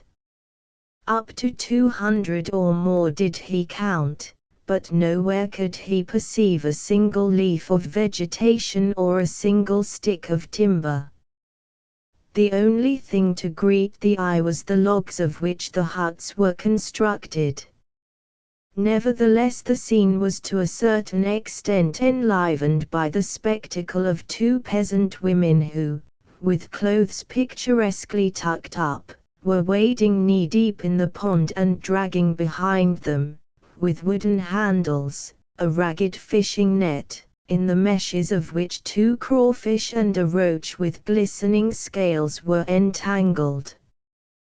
The women appeared to have cause of dispute between themselves, to be rating one another about something. In the background, and to one side of the house, showed a faint, dusky blur of pinewood, and even the weather was in keeping with the surroundings, since the day was neither clear nor dull, but of the grey tint which may be noted in uniforms of garrison soldiers which have seen long service. To complete the picture, a cock, the recognized harbinger of atmospheric mutations, was present, and, in spite of the fact that a certain connection with affairs of gallantry had led to his having had his head pecked bare by other cocks, he flapped a pair of wings, appendages as bare as two pieces of bast, and crowed loudly. As Chichikov approached the courtyard of the mansion he caught sight of his host, clad in a green frock coat, standing on the veranda and pressing one hand to his eyes to shield them from the sun and so get a better view of the approaching carriage. In proportion as the britchka drew nearer and nearer to the veranda, the host's eyes assumed a more and more delighted expression, and his smile a broader and broader sweep. "Paul Ivanovitch," he exclaimed when at length Chichikov leapt from the vehicle. "Never should I have believed that you would have remembered us." The two friends exchanged hearty embraces, and Manilov then conducted his guest to the drawing-room. During the brief time that they are traversing the hall, the anteroom, and the dining-room, let me try to say something concerning the master of the house. But such an undertaking bristles with difficulties. It promises to be a far less easy task than the depicting of some outstanding personality which calls but for a wholesale dashing of colors upon the canvas, the colors of a pair of dark, burning eyes, a pair of dark, beetling brows, a forehead seamed with wrinkles, a black, or a fiery red, cloak thrown backwards over the shoulder, and so forth. And so forth. Yet, so numerous are Russian serf owners that, though careful scrutiny reveals to one's sight a quantity of outer peculiarities, they are, as a class, exceedingly difficult to portray, and one needs to strain one's faculties to the utmost before it becomes possible to pick out their variously subtle, their almost invisible, features. In short, one needs, before doing this, to carry out a prolonged probing with the aid of an insight sharpened in the acute school of research. Only God can say what Manilov's real character was. A class of men exists whom the proverb has described as men unto themselves, neither this nor that, neither Bogdan of the city nor Silophon of the village. And to that class we had better assign also Manilov. Outwardly he was presentable enough, for his features were not wanting in amiability, but that amiability was a quality into which there entered too much of the sugary element, so that his every gesture, his every attitude, seemed to connote an excess of eagerness to curry favor and cultivate a closer acquaintance. On first speaking to the man, his ingratiating smile, his flaxen hair, and his blue eyes would lead one to say, "What a pleasant, good-tempered fellow he seems," yet during the next moment or two one would feel inclined to say nothing at all, and, during the third moment, only to say, "The devil alone knows what he is." And should, thereafter, one not hasten to depart, one would inevitably become overpowered with the deadly sense of ennui which comes of the intuition that nothing in the least interesting is to be looked for, but only a series of wearisome utterances of the kind which are apt to fall from the lips of a man whose hobby has once been touched upon. For every man has his hobby. One man's may be sporting dogs, another man's may be that of believing himself to be a lover of music, and able to sound the art to its inmost depths, another's may be that of posing as a connoisseur of re-church cookery, another's may be that of aspiring to play roles of a kind higher than nature has assigned him, another's, though this is a more limited ambition, may be that of getting drunk, and of dreaming that he is edifying both his friends, his acquaintances, and people with whom he has no connection at all by walking arm in arm with an imperial aide-de-camp. Another's may be that of possessing a hand able to chip corners off aces and deuces of diamonds, another's may be that of yearning to set things straight, in other words,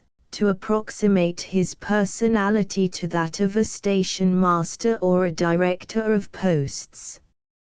In short, almost every man has his hobby or his leaning, yet Manilov had none such, for at home he spoke little, and spent the greater part of his time in meditation, though God only knows what that meditation comprised.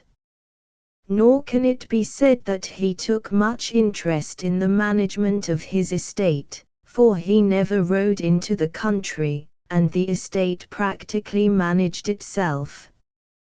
Whenever the bailiff said to him, "It might be well to have such and such a thing done," he would reply, "Yes, that is not a bad idea," and then go on smoking his pipe, a habit which he had acquired during his service in the army, where he had been looked upon as an officer of modesty, delicacy, and refinement. "Yes, it is not a bad idea," he would repeat. Again, whenever a peasant approached him and, rubbing the back of his neck, said, "Barin, may I have leave to go and work for myself, in order that I may earn my obrok 9, he would snap out, with pipe in mouth as usual, "Yes, go," and never trouble his head as to whether the peasant's real object might not be to go and get drunk. True, at intervals he would say, while gazing from the veranda to the courtyard, and from the courtyard to the pond, that it would be indeed splendid if a carriage drive could suddenly materialize, and the pond as suddenly become spanned with a stone bridge, and little shops as suddenly arise whence peddlers could dispense the petty merchandise of the kind which peasantry most need. And at such moments his eyes would grow winning, and his features assume an expression of intense satisfaction. Yet never did these projects pass beyond the stage of debate. Likewise there lay in his study a book with the 14th page permanently turned down. It was a book which he had been reading for the past 2 years. In general, something seemed to be wanting in the establishment. For instance, although the drawing room was filled with beautiful furniture, and upholstered in some fine silken material which clearly had cost no inconsiderable sum, 2 of the chairs lacked any covering but bast, and for some years past the master had been accustomed to warn his guests with the words, "Do not sit upon these chairs, they are not yet ready for use." Another room contained no furniture at all, although, a few days after the marriage, it had been said, "My dear, tomorrow let us set about procuring at least some temporary furniture for this room." Also, every evening would see placed upon the drawing-room table a fine bronze candelabrum, a statuette representative of the 3 Graces, a tray inlaid with mother of pearl, and a rickety, lopsided copper invalide. Yet of the fact that all 4 articles were thickly coated with grease neither the master of the house nor the mistress nor the servants seemed to entertain the least suspicion. At the same time, Manilov and his wife were quite satisfied with each other. More than 8 years had elapsed since their marriage, yet one of them was forever offering his or her partner a piece of apple or a bonbon or a nut, while murmuring some tender something which voiced a whole-hearted affection. "Open your mouth, dearest," thus ran the formula, "and let me pop into it this titbit." You may be sure that on such occasions the dearest mouth parted its lips most graciously. For their mutual birthdays the pair always contrived some surprise present in the shape of a glass receptacle for tooth powder, or what not, and as they sat together on the sofa he would suddenly, and for some unknown reason, lay aside his pipe, and she her work, if at the moment she happened to be holding it in her hands, and husband and wife would imprint upon one another's cheeks such a prolonged and languishing kiss that during its continuance you could have smoked a small cigar. In short, they were what is known as a very happy couple. Yet it may be remarked that a household requires other pursuits to be engaged in than lengthy embracings and the preparing of cunning surprises. Yes, many a function calls for fulfillment. For instance, why should it be thought foolish or low to superintend the kitchen? Why should care not be taken that the storeroom never lacks supplies? Why should a housekeeper be allowed to thieve? Why should slovenly and drunken servants exist? Why should a domestic staff be suffered in indulge in bouts of unconscionable debauchery during its leisure time? Yet none of these things were thought worthy of consideration by Manilov's wife, for she had been gently brought up, and gentle nurture, as we all know, is to be acquired only in boarding schools, and boarding schools, as we know, hold the 3 principal subjects which constitute the basis of human virtue to be the French language, a thing indispensable to the happiness of married life, piano playing, a thing wherewith to beguile a husband's leisure moments, and that particular department of housewifery which is comprised in the knitting of purses and other surprises. Nevertheless, changes and improvements have begun to take place, since things now are governed more by the personal inclinations and idiosyncrasies of the keepers of such establishments. For instance, in some seminaries the regimen places piano playing first, and the French language second, and then the above department of housewifery, while in other seminaries the knitting of surprises heads the list, and then the French language, and then the playing of pianos. So diverse are the systems in force.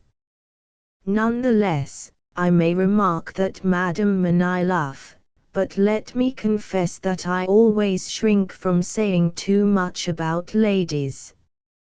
Moreover, it is time that we returned to our heroes, who, during the past few minutes, have been standing in front of the drawing-room door, and engaged in urging one another to enter first. "Pray be so good as not to inconvenience yourself on my account," said Chichikov. "I will follow you." "No, Paul Ivanovitch, no. You are my guest." And Manilov pointed towards the doorway. "Make no difficulty about it, I pray," urged Chichikov. "I beg of you to make no difficulty about it, but to pass into the room." "Pardon me, I will not. Never could I allow so distinguished and so welcome a guest as yourself to take second place." "Why call me distinguished, my dear sir? I beg of you to proceed." "Nay, be you pleased to do so." "And why?" "For the reason which I have stated." And Manilov smiled his very pleasantest smile.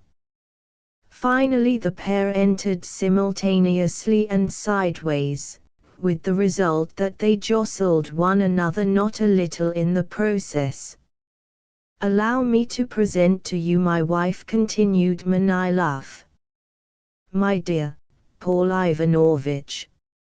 Upon that Chichikov caught sight of a lady whom hitherto he had overlooked, but who, with Manilov, was now bowing to him in the doorway. Not wholly of unpleasing exterior, she was dressed in a well-fitting, high-necked morning dress of pale-colored silk, and as the visitor entered the room her small white hands threw something upon the table and clutched her embroidered skirt before rising from the sofa where she had been seated. Not without a sense of pleasure did Chichikov take her hand as, lisping a little, she declared that she and her husband were equally gratified by his coming, and that, of late, not a day had passed without her husband recalling him to mind. "Yes," affirmed Manilov, "and every day she has said to me, 'Why does not your friend put in an appearance?' 'Wait a little, dearest,' I have always replied. 'Twill not be long now before he comes.' And you have come, you have honored us with a visit. You have bestowed upon us a treat destined to convert this day into a gala day, a true birthday of the heart."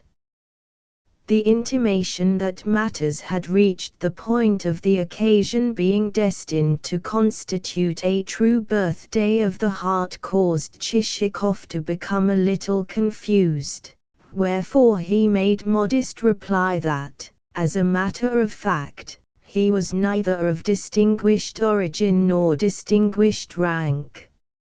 "Ah, you are so," interrupted Manilov with his fixed and engaging smile. "You are all that, and more." "How like you our town?" queried Madame. "Have you spent an agreeable time in it?" "Very," replied Chichikov. The town is an exceedingly nice one, and I have greatly enjoyed its hospitable society. And what do you think of our governor? Yes, is he not a most engaging and dignified personage? Added Manilov. He is all that, assented Chichikov. Indeed, he is a man worthy of the greatest respect. And how thoroughly he performs his duty according to his lights. Would that we had more like him. And the tactfulness with which he greets everyone, added Manilov, smiling, and half closing his eyes, like a cat which is being tickled behind the ears. Quite so, assented Chichikov. He is a man of the most eminent civility and approachableness. And what an artist! Never should I have thought he could have worked the marvelous household samplers which he has done. Some specimens of his needlework which he showed me could not well have been surpassed by any lady in the land. And the vice-governor, too, he is a nice man, is he not? Inquired Manilov with renewed blinkings of the eyes. Who? The vice-governor. Yes, a most worthy fellow, replied Chichikov. And what of the chief of police? Is it not a fact that he too is in the highest degree agreeable? Very agreeable indeed. And what a clever, well-read individual. With him and the public prosecutor and the president of the local council I played whist until the cocks uttered their last morning crow. He is a most excellent fellow. And what of his wife? Queried Madame Manilov. Is she not a most gracious personality? One of the best among my limited acquaintance, agreed Chichikov. Nor were the president of the local council and the postmaster overlooked, until the company had run through the whole list of urban officials. And in every case those officials appeared to be persons of the highest possible merit. Do you devote your time entirely to your estate? Asked Chichikov, in his turn. Well, most of it, replied Manilov, though also we pay occasional visits to the town, in order that we may mingle with a little well-bred society. One grows a trifle rusty if one lives forever in retirement. Quite so, agreed Chichikov. Yes, quite so, capped Manilov. At the same time, it would be a different matter if the neighborhood were a good one, if, for example, one had a friend with whom one could discuss manners and polite deportment, or engage in some branch of science, and so stimulate one's wits. For that sort of thing gives one's intellect an airing. At a loss for further words, he ended by remarking that his feelings were apt to carry him away, after which he continued with a gesture, what I mean is that, were that sort of thing possible, I, for one, could find the country and an isolated life possessed of great attractions. But, as matters stand, such a thing is not possible. All that I can manage to do is, occasionally, to read a little of A Son of the Fatherland. With these sentiments Chichikov expressed entire agreement, adding that nothing could be more delightful than to lead a solitary life in which there should be comprised only the sweet contemplation of nature and the intermittent perusal of a book. Nay, but even that were worth nothing had not one a friend with whom to share one's life, remarked Manilov. True, agreed Chichikov. Without a friend, what are all the treasures in the world? Possess not money, a wise man has said, but rather good friends to whom to turn in case of need. Yes, Paul Ivanovitch, said Manilov with a glance not merely sweet, but positively luscious, a glance akin to the mixture which even clever physicians have to render palatable before they can induce a hesitant patient to take it.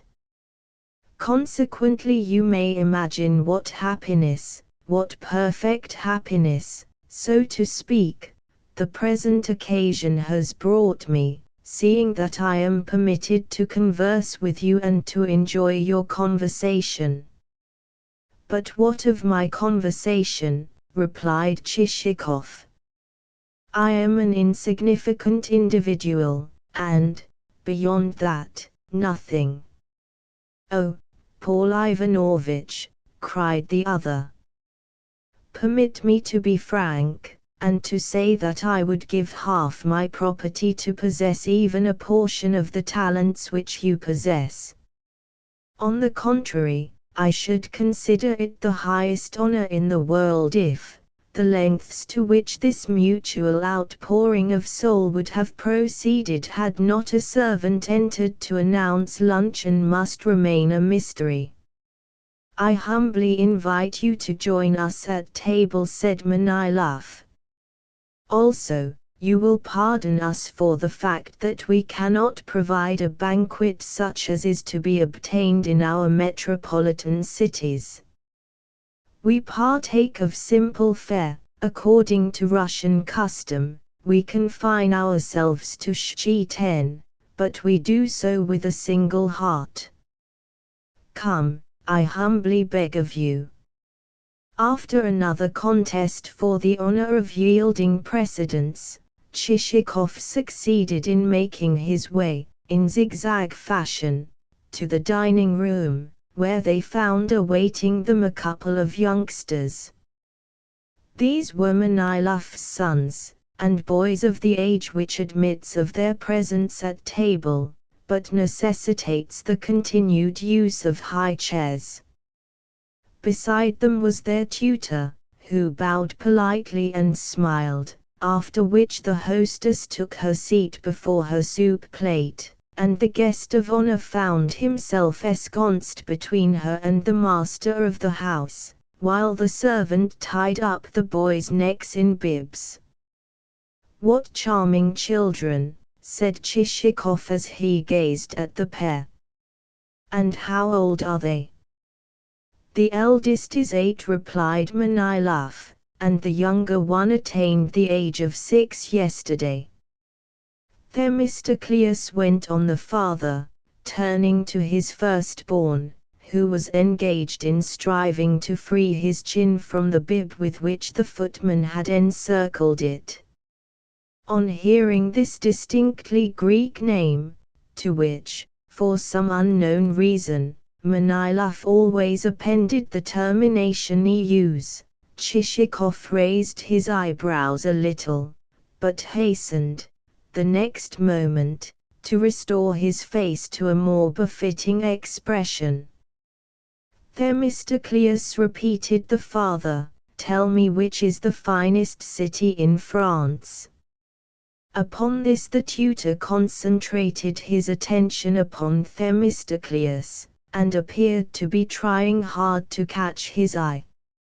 Only when Themistocleus had muttered Paris did the preceptor grow calmer, and nod his head. "And which is the finest city in Russia?" continued Manilov. Again the tutor's attitude became wholly one of concentration. "St. Petersburg," replied Themistocleus. "And what other city?" "Moscow," responded the boy. "Clever little dear," burst out Chichikov, turning with an air of surprise to the father. "Indeed, I feel bound to say that the child evinces the greatest possible potentialities." "You do not know him fully," replied the delighted Manilov. The amount of sharpness which he possesses is extraordinary. Our younger one, Alkid, is not so quick, whereas his brother, well, no matter what he may happen upon, whether upon a cowbug or upon a water beetle or upon anything else, his little eyes begin jumping out of his head, and he runs to catch the thing, and to inspect it. For him I am reserving a diplomatic post. Themistocleus, added the father, again turning to his son, do you wish to become an ambassador? Yes, I do, replied Themistocleus, chewing a piece of bread and wagging his head from side to side. At this moment the lackey who had been standing behind the future ambassador wiped the latter's nose, and well it was that he did so, since otherwise an inelegant and superfluous drop would have been added to the soup. After that the conversation turned upon the joys of a quiet life, though occasionally it was interrupted by remarks from the hostess on the subject of acting and actors. Meanwhile the tutor kept his eyes fixed upon the speakers' faces, and whenever he noticed that they were on the point of laughing he at once opened his mouth, and laughed with enthusiasm. Probably he was a man of grateful heart who wished to repay his employers for the good treatment which he had received. Once, however, his features assumed a look of grimness as, fixing his eyes upon his vis-a-vis, the boys, he tapped sternly upon the table. This happened at a juncture when Themistocleus had bitten Alkid on the ear, and the said Alkid, with frowning eyes and open mouth, was preparing himself to sob in piteous fashion, until, recognizing that for such a proceeding he might possibly be deprived of his plate, he hastened to restore his mouth to its original expression, and fell tearfully to gnawing a mutton bone, the grease from which had soon covered his cheeks. Every now and again the hostess would turn to Chichikov with the words, "You are eating nothing, you have indeed taken little," but invariably her guest replied, "Thank you, I have had more than enough." A pleasant conversation is worth all the dishes in the world. At length the company rose from table. Manilov was in high spirits, and, laying his hand upon his guest's shoulder, was on the point of conducting him to the drawing-room, when suddenly Chichikov intimated to him, with a meaning look, that he wished to speak to him on a very important matter. That being so, said Manilov, allow me to invite you into my study. And he led the way to a small room which faced the blue of the forest. This is my sanctum, he added. What a pleasant apartment, remarked Chichikov as he eyed it carefully. And, indeed, the room did not lack a certain attractiveness.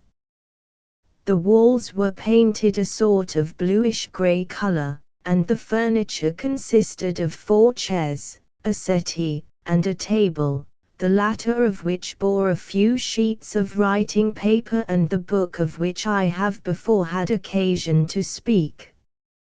But the most prominent feature of the room was tobacco, which appeared in many different guises, in packets, in a tobacco jar, and in a loose heap strewn about the table.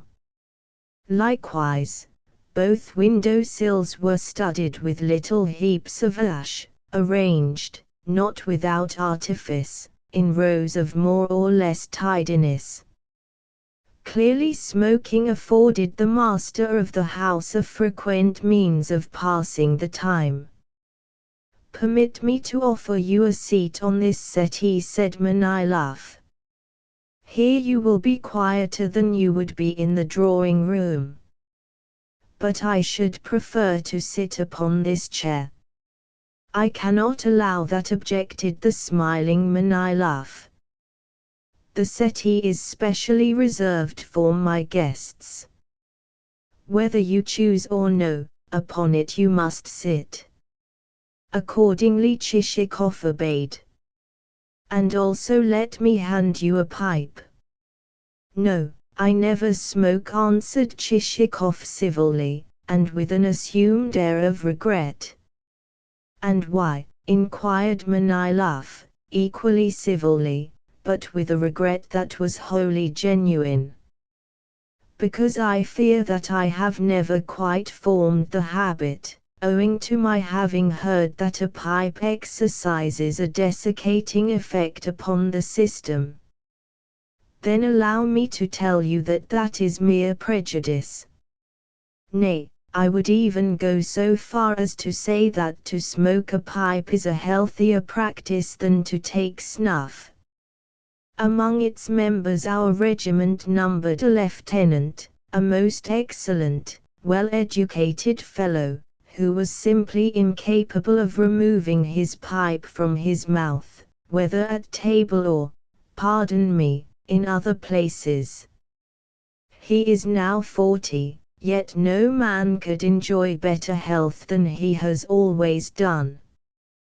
Chichikov replied that such cases were common, since nature comprised many things which even the finest intellect could not compass. But allow me to put to you a question, he went on in a tone in which there was a strange, or, at all events, rather a strange, note. For some unknown reason, also, he glanced over his shoulder. For some equally unknown reason, Manilov glanced over his. How long is it, inquired the guest, since you last rendered a census return? Oh, a long, long time. In fact, I cannot remember when it was. And since then have many of your serfs died? I do not know. To ascertain that I should need to ask my bailiff. Footman, go and call the bailiff. I think he will be at home today. Before long the bailiff made his appearance. He was a man of under 40, clean-shaven, clad in a smock, and evidently used to a quiet life, seeing that his face was of that puffy fullness, and the skin encircling his slit-like eyes was of that sallow tint, which shows that the owner of those features is well acquainted with a feather bed. In a trice it could be seen that he had played his part in life as all such bailiffs do, that, originally a young serf of elementary education, he had married some Agashka of a housekeeper or a mistress's favorite, and then himself become housekeeper, and, subsequently, bailiff, after which he had proceeded according to the rules of his tribe. That is to say, he had consorted with and stood in with the more well-to-do serfs on the estate, and added the poorer ones to the list of forced pairs of obrok, while himself leaving his bed at 9 o'clock in the morning, and, when the samovar had been brought, drinking his tea at leisure. Look here, my good man, said Manilov. How many of our serfs have died since the last census revision? How many of them have died? Why, a great many. The bailiff hiccuped, and slapped his mouth lightly after doing so. Yes, I imagined that to be the case, corroborated Manilov. In fact, a very great many serfs have died. He turned to Chichikov and repeated the words. How many, for instance? Asked Chichikov. Yes, how many? Re-echoed Manilov. How many? re-echoed the bailiff. Well, no one knows the exact number, for no one has kept any account. Quite so, remarked Manilov. I supposed the death rate to have been high, but was ignorant of its precise extent. Then would you be so good as to have it computed for me, said Chichikov. And also to have a detailed list of the deaths made out. Yes, I will, a detailed list, agreed Manilov. Very well. The bailiff departed. For what purpose do you want it? Inquired Manilov when the bailiff had gone. The question seemed to embarrass the guest, for in Chichikov's face there dawned a sort of tense expression, and it reddened as though its owner were striving to express something not easy to put into words.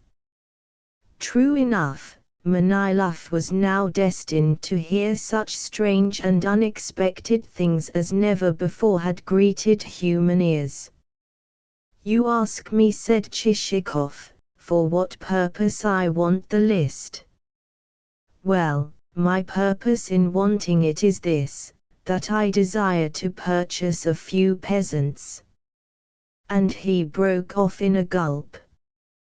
But may I ask how you desire to purchase those peasants? Asked Manilov. With land, or merely as souls for transferment, that is to say, by themselves, and without any land. I want the peasants themselves only, replied Chichikov. And I want dead ones at that. What? Excuse me, but I am a trifle deaf. Really, your words sound most strange. All that I am proposing to do, replied Chichikov, is to purchase the dead peasants who, at the last census, were returned by you as alive. Manilov dropped his pipe on the floor, and sat gaping. Yes, the two friends who had just been discussing the joys of camaraderie sat staring at one another like the portraits which, of old, used to hang on opposite sides of a mirror. At length Manilov picked up his pipe, and, while doing so, glanced covertly at Chichikov to see whether there was any trace of a smile to be detected on his lips, whether, in short, he was joking. But nothing of the sort could be discerned. On the contrary, Chichikov's face looked graver than usual. Next, Manilov wondered whether, for some unknown reason, his guest had lost his wits, wherefore he spent some time in gazing at him with anxious intentness. But the guest's eyes seemed clear. They contained no spark of the wild, restless fire which is apt to wander in the eyes of madmen. All was as it should be. Consequently, in spite of Manilov's cogitations, he could think of nothing better to do than to sit letting a stream of tobacco smoke escape from his mouth. So continued Chichikov, what I desire to know is whether you are willing to hand over to me, to resign, these actually non-living, but legally living, peasants, or whether you have any better proposal to make. Manilov felt too confused and confounded to do aught but continue staring at his interlocutor. I think that you are disturbing yourself unnecessarily, was Chichikov's next remark. Oh no. Not at all, stammered Manilov. Only, pardon me, I do not quite comprehend you.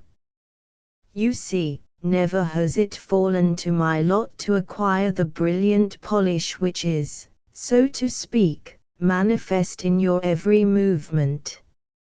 nor have I ever been able to attain the art of expressing myself well.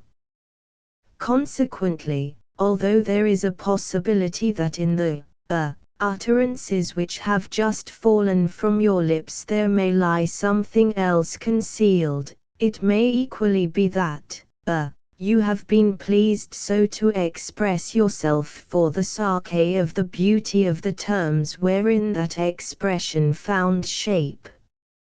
Oh, no, asserted Chichikov. I mean what I say and no more. My reference to such of your pleasant souls as are dead was intended to be taken literally. Manilov still felt at a loss, though he was conscious that he must do something, he must propound some question. But what question? The devil alone knew.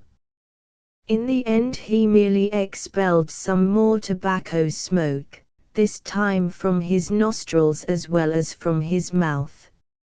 So went on Chichikov, if no obstacle stands in the way, we might as well proceed to the completion of the purchase. What? Of the purchase of the dead souls. Of the dead souls. Oh dear, no.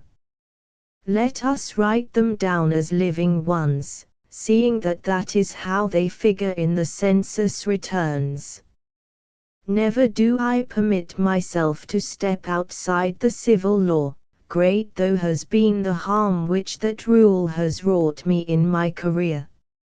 In my eyes an obligation is a sacred thing. In the presence of the law I am dumb. These last words reassured Manilov not a little, yet still the meaning of the affair remained to him a mystery. By way of answer, he fell to sucking at his pipe with such vehemence that at length the pipe began to gurgle like a bassoon. It was as though he had been seeking of it inspiration in the present unheard of juncture. But the pipe only gurgled, it praeterea nihil. Perhaps you feel doubtful about the proposal, said Chichikov. Not at all, replied Manilov. But you will, I know, excuse me if I say, and I say it out of no spirit of prejudice, nor yet as criticizing yourself in any way, you will, I know, excuse me if I say that possibly this scheme of yours, this transaction of yours, may fail altogether to accord with the civil statutes and provisions of the realm. And Manilov, with a slight gesture of the head, looked meaningly into Chichikov's face, while displaying in his every feature, including his closely compressed lips, such an expression of profundity as never before was seen on any human countenance, unless on that of some particularly sapient minister of state who is debating some particularly abstruse problem. Nevertheless, Chichikov rejoined that the kind of scheme or transaction which he had adumbrated in no way clashed with the civil statutes and provisions of Russia, to which he added that the Treasury would even benefit by the enterprise, seeing it would draw therefrom the usual legal percentage. What, then, do you propose? Asked Manilov. I propose only what is above board, and nothing else. Then, that being so, it is another matter, and I have nothing to urge against it, said Manilov, apparently reassured to the full. Very well, remarked Chichikov. Then we need only to agree as to the price. As to the price, began Manilov, and then stopped. Presently he went on, surely you cannot suppose me capable of taking money for souls which, in one sense at least, have completed their existence. seeing that this fantastic whim of yours, if I may so call it, has seized upon you to the extent that it has, I, on my side, shall be ready to surrender to you those souls unconditionally, and to charge myself with the whole expenses of the sale. I should be greatly to blame if I were to omit that, as soon as Manilov had pronounced these words, the face of his guest became replete with satisfaction. Indeed, grave and prudent a man though Chichikov was, he had much ado to refrain from executing a leap that would have done credit to a goat, an animal which, as we all know, finds itself moved to such exertions only during moments of the most ecstatic joy. Nevertheless, the guest did at least execute such a convulsive shuffle that the material with which the cushions of the chair were covered came apart, and Manilov gazed at him with some misgiving.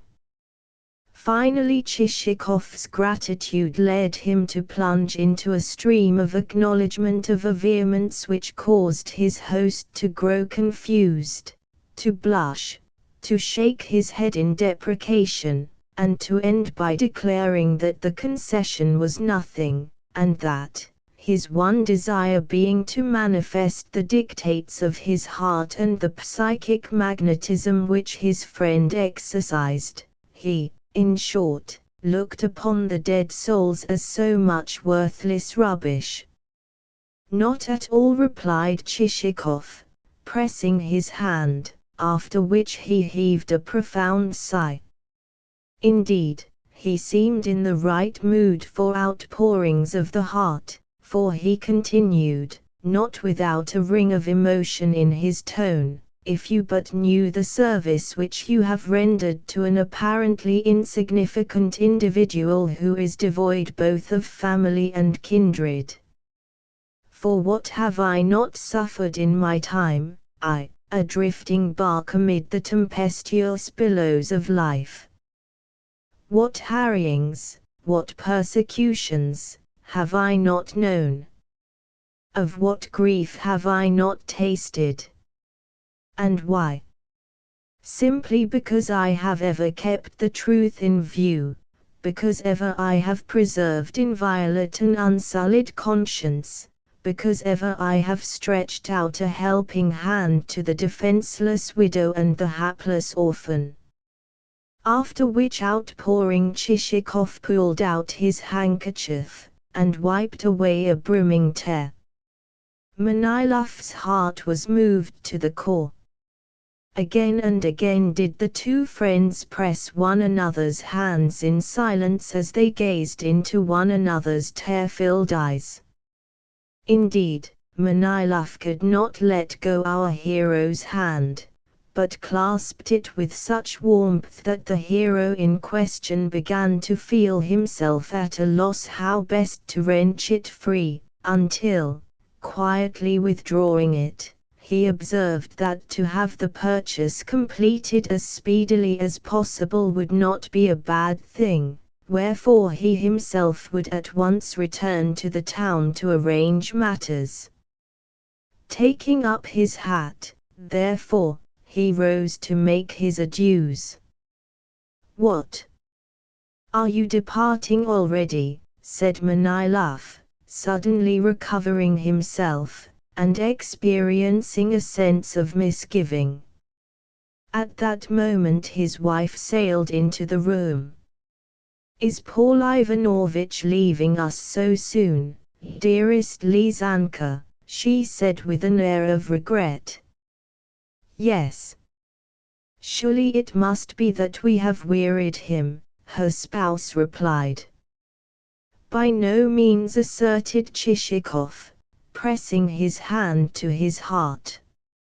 "In this breast, madam, will abide forever the pleasant memory of the time which I have spent with you.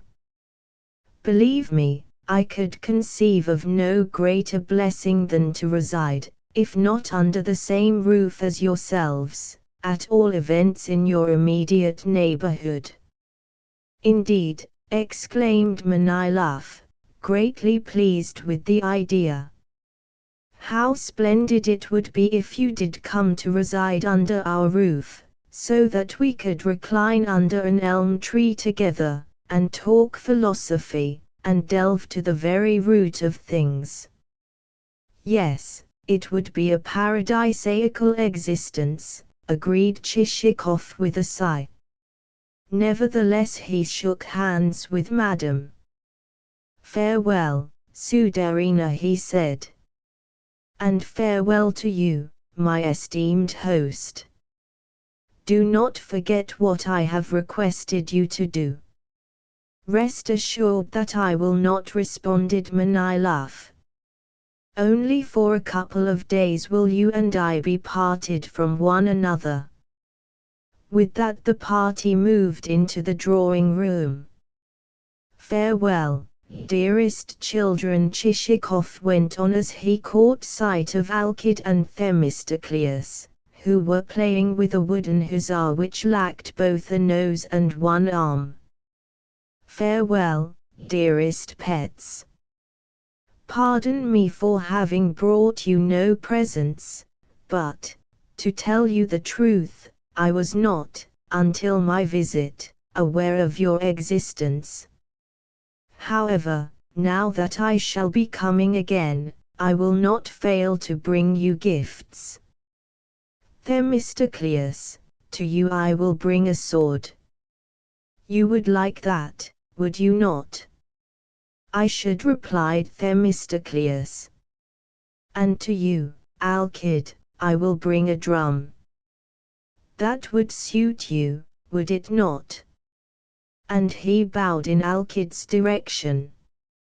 "Zeth, a drum," lisped the boy, hanging his head. "Good. Then a drum it shall be, such a beautiful drum. What a tuing and a tra-ta-ta-taring you will be able to kick up. Farewell, my darling." And, kissing the boy's head, he turned to Manilov and Madame with the slight smile which one assumes before assuring parents of the guileless merits of their offspring. "But you had better stay, Paul Ivanovitch," said the father as the trio stepped out onto the veranda. "See how the clouds are gathering." "They are only small ones," replied Chichikov.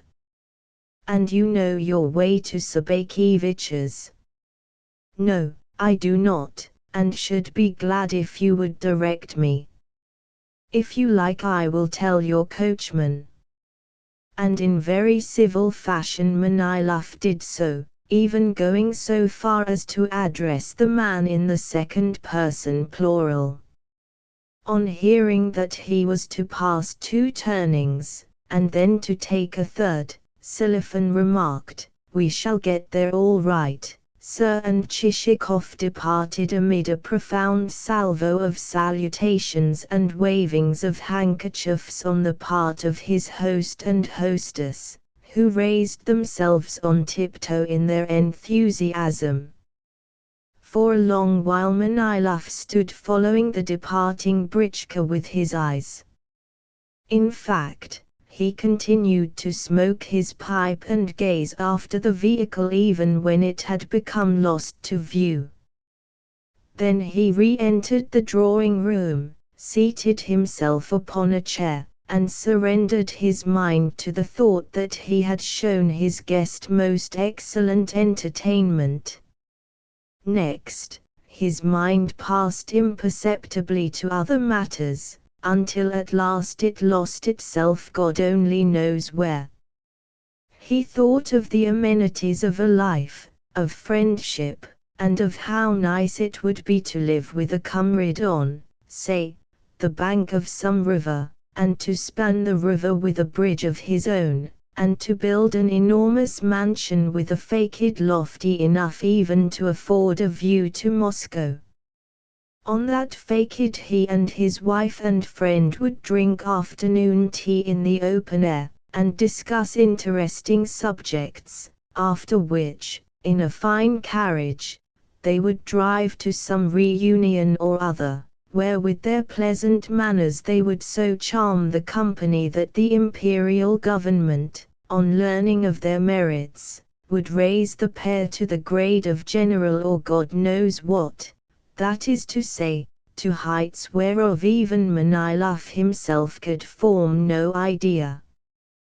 Then suddenly Chichikov's extraordinary request interrupted the dreamer's reflections, and he found his brain powerless to digest it, seeing that, turn and turn the matter about as he might, he could not properly explain its bearing. Smoking his pipe, he sat where he was until supper time. Chapter 3. Meanwhile, Chichikov, seated in his britchka and bowling along the turnpike, was feeling greatly pleased with himself.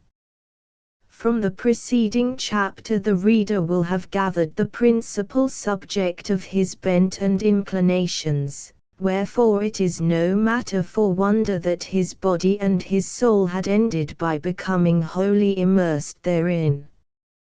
To all appearances the thoughts, the calculations, and the projects which were now reflected in his face partook of a pleasant nature, since momentarily they kept leaving behind them a satisfied smile. Indeed, so engrossed was he that he never noticed that his coachman, elated with the hospitality of Manilov's domestics, was making remarks of a didactic nature to the off-horse of the Troika 11, a skewbald. This skewbald was a knowing animal, and made only a show of pulling, whereas its comrades, the middle horse, a bay, and known as the assessor, owing to his having been acquired from a gentleman of that rank, and the near horse, a roan, would do their work gallantly, and even evince in their eyes the pleasure which they derived from their exertions. "Ah, you rascal, you rascal! I'll get the better of you," ejaculated Selifan as he sat up and gave the lazy one a cut with his whip. "You know your business all right, you German pantaloon. The bay is a good fellow, and does his duty, and I will give him a bit over his feed, for he is a horse to be respected, and the assessor too is a good horse. But what are you shaking your ears for? You are a fool, so just mind when you're spoken to. 'Tis good advice I'm giving you, you blockhead. Ah! You can travel when you like."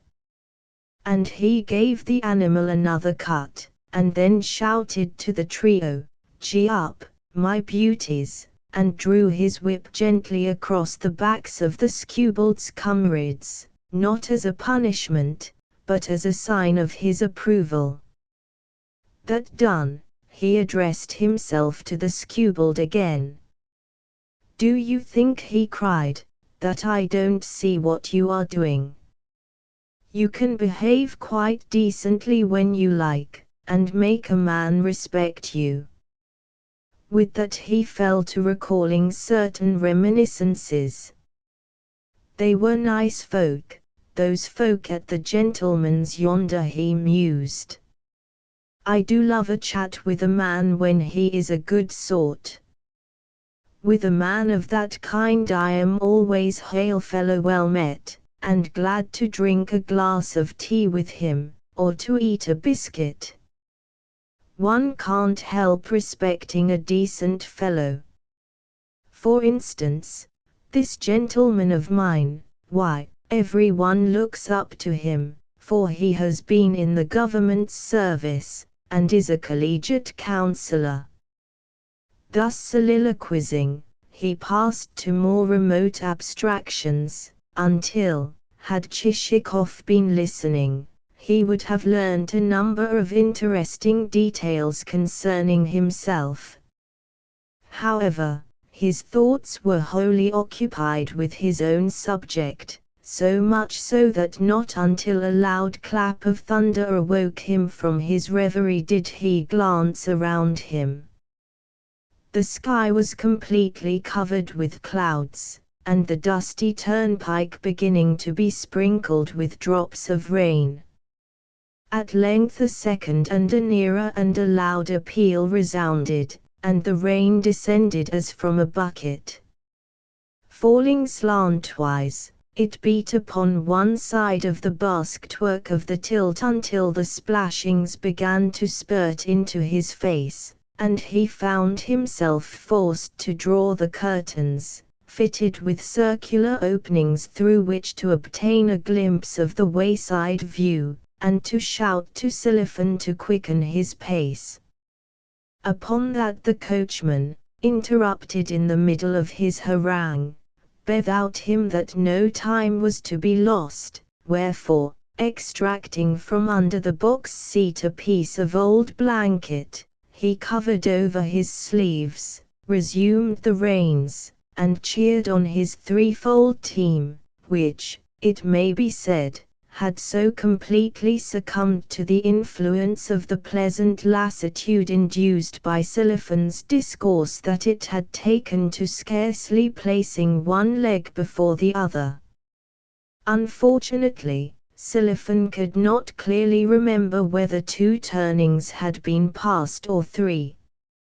Indeed, on collecting his faculties, and dimly recalling the lie of the road, he became filled with a shrewd suspicion that a very large number of turnings had been passed.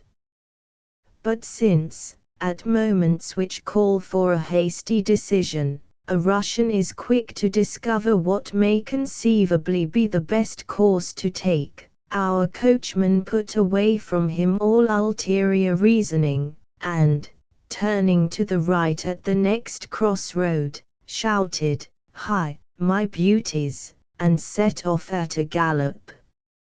Never for a moment did he stop to think whither the road might lead him. It was long before the clouds had discharged their burden, and, meanwhile, the dust on the road became kneaded into mire, and the horse's task of pulling the britchka heavier and heavier. Also, Chichikov had taken alarm at his continued failure to catch sight of Sabakivich's country house. According to his calculations, it ought to have been reached long ago. He gazed about him on every side, but the darkness was too dense for the eye to pierce. "Silifan," he exclaimed, leaning forward in the britchka. "What is it, Barin?" replied the coachman. "Can you see the country house anywhere?" "No, Barin." After which, with a flourish of the whip, the man broke into a sort of endless, drawling song. In that song everything had a place. By everything I mean both the various encouraging and stimulating cries with which Russian folk urge on their horses, and a random, unpremeditated selection of adjectives. Meanwhile Chichikov began to notice that the britchka was swaying violently, and dealing him occasional bumps. Consequently he suspected that it had left the road and was being dragged over a ploughed field. Upon Silifan's mind there appeared to have dawned a similar inkling, for he had ceased to hold forth. "You rascal, what road are you following?" inquired Chichikov. "I don't know," retorted the coachman. "What can a man do at a time of night when the darkness won't let him even see his whip?" And as Silifan spoke the vehicle tilted to an angle which left Chichikov no choice but to hang on with hands and teeth. At length he realized the fact that Silifan was drunk. "Stop, stop, or you will upset us," he shouted to the fellow.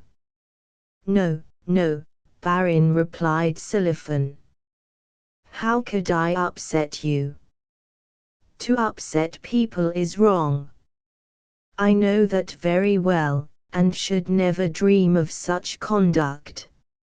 Here he started to turn the vehicle round a little, and kept on doing so until the britchka capsized onto its side, and Chichikov landed in the mud on his hands and knees.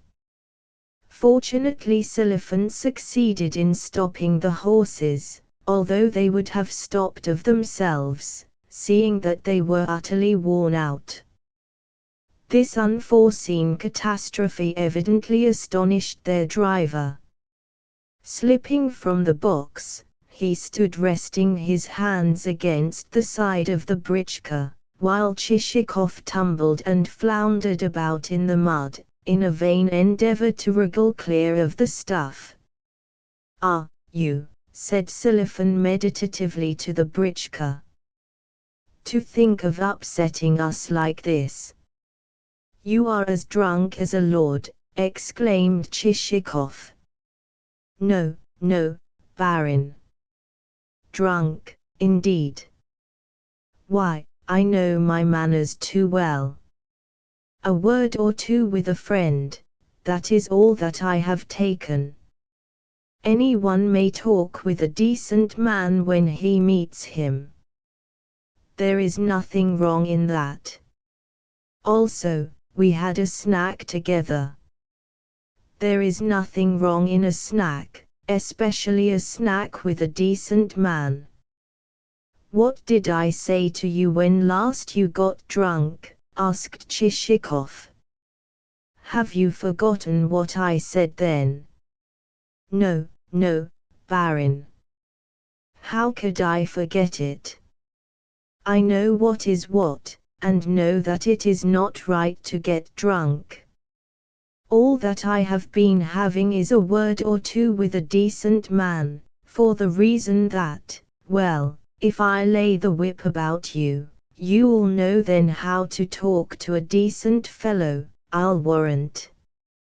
"As you please, Barin," replied the complacent Silifan. "Should you whip me, you will whip me, and I shall have nothing to complain of.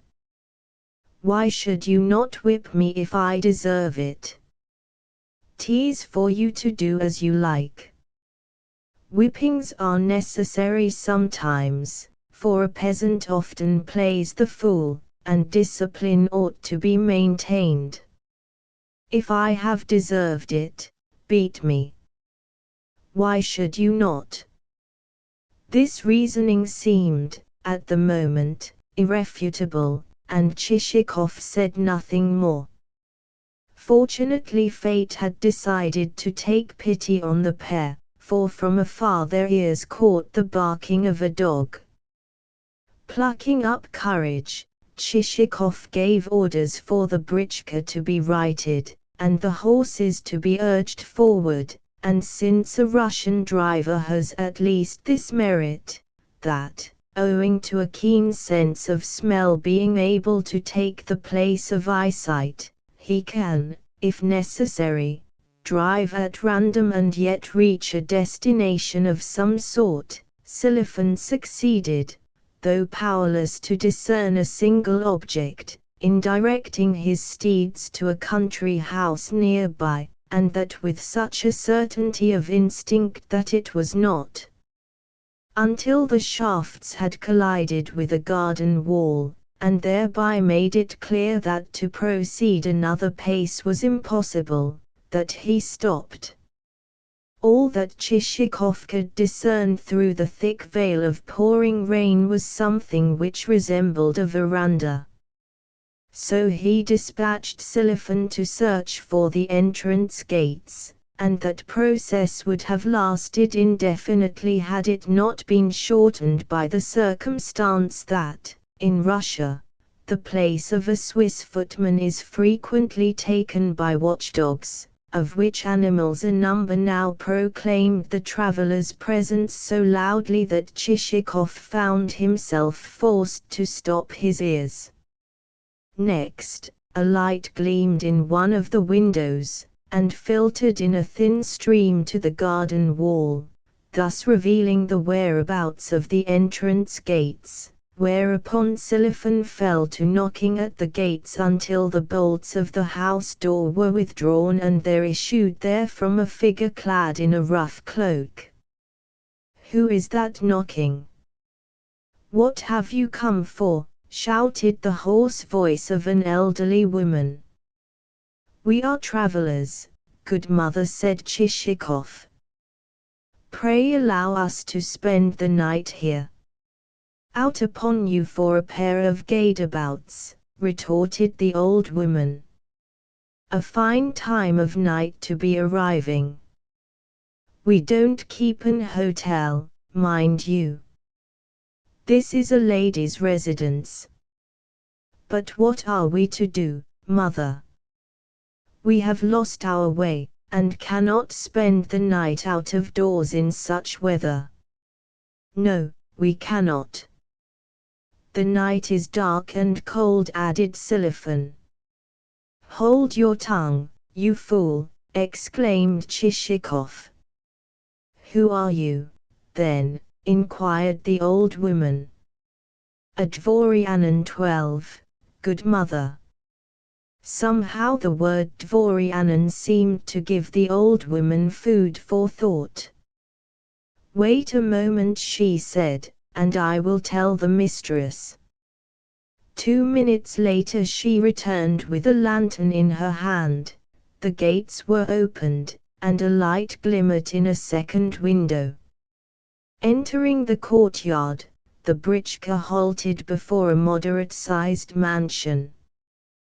The darkness did not permit of very accurate observation being made, but, apparently, the windows only of one half of the building were illuminated, while a quagmire in front of the door reflected the beams from the same. Meanwhile the rain continued to beat sonorously down upon the wooden roof, and could be heard trickling into a water butt, nor for a single moment did the dogs cease to bark with all the strength of their lungs. One of them, throwing up its head, kept venting a howl of such energy and duration that the animal seemed to be howling for a handsome wager, while another, cutting in between the yelpings of the first animal, kept restlessly reiterating, like a postman's bell, the notes of a very young puppy. Finally, an old hound which appeared to be gifted with a peculiarly robust temperament kept supplying the part of contrabasso, so that his growls resembled the rumbling of a bass singer when a chorus is in full cry, and the tenors are rising on tiptoe in their efforts to compass a particularly high note, and the whole body of choristers are wagging their heads before approaching a climax, and this contrabasso alone is tucking his bearded chin into his collar, and sinking almost to a squatting posture on the floor, in order to produce a note which shall cause the windows to shiver and their panes to crack. Naturally, from a canine chorus of such executants it might reasonably be inferred that the establishment was one of the utmost respectability. To that, however, our damp, cold hero gave not a thought, for all his mind was fixed upon bed. Indeed, the britchka had hardly come to a standstill before he leapt out upon the doorstep, missed his footing, and came within an ace of falling. To meet him there issued a female younger than the first, but very closely resembling her, and on his being conducted to the parlor, a couple of glances showed him that the room was hung with old striped curtains, and ornamented with pictures of birds and small, antique mirrors, the latter set in dark frames which were carved to resemble scrolls of foliage. Behind each mirror was stuck either a letter or an old pack of cards or a stocking, while on the wall hung a clock with a flowered dial. More, however, Chichikov could not discern, for his eyelids were as heavy as though smeared with treacle. Presently the lady of the house herself entered, an elderly woman in a sort of nightcap, hastily put on, and a flannel neck-wrap. She belonged to that class of lady landowners who are forever lamenting failures of the harvest and their losses thereby, to the class who, drooping their heads despondently, are all the while stuffing money into striped purses, which they keep hoarded in the drawers of cupboards. Into one purse they will stuff rouble pieces, into another half roubles, and into a third chetvertaki 13, although from their mien you would suppose that the cupboard contained only linen and night-shirts and skeins of wool and the piece of shabby material which is destined, should the old gown become scorched during the baking of holiday cakes and other dainties, or should it fall into pieces of itself, to become converted into a new dress. But the gown never does get burnt or wear out, for the reason that the lady is too careful, wherefore the piece of shabby material reposes in its unmade-up condition until the priest advises that it be given to the niece of some widowed sister, together with a quantity of other such rubbish. Chichikov apologized for having disturbed the household with his unexpected arrival. "Not at all, not at all," replied the lady. "But in what dreadful weather God has brought you hither! What wind and what rain! You could not help losing your way. Pray excuse us for being unable to make better preparations for you at this time of night." Suddenly there broke in upon the hostess' words the sound of a strange hissing, a sound so loud that the guest started in alarm, and the more so seeing that it increased until the room seemed filled with adders. On glancing upwards, however, he recovered his composure, for he perceived the sound to be emanating from the clock, which appeared to be in a mind to strike. To the hissing sound there succeeded a wheezing one, until, putting forth its best efforts, the thing struck too with as much clatter as though someone had been hitting an iron pot with a cudgel.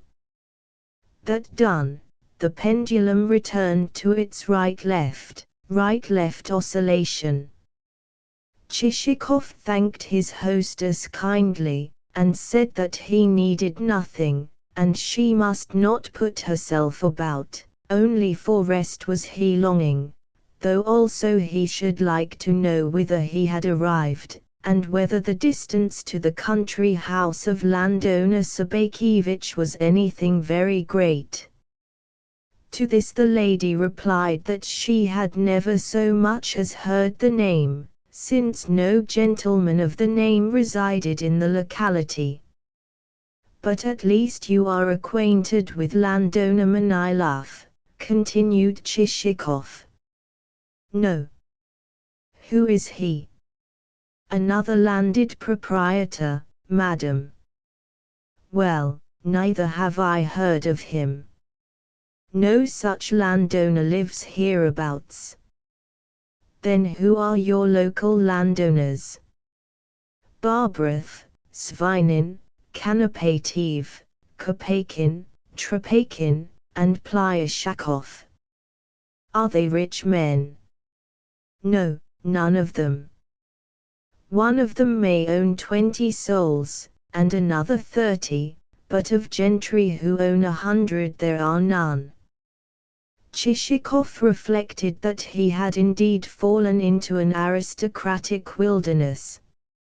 "At all events, is the town far away?" he inquired. "About 60 versts." "How sorry I am that I have nothing for you to eat."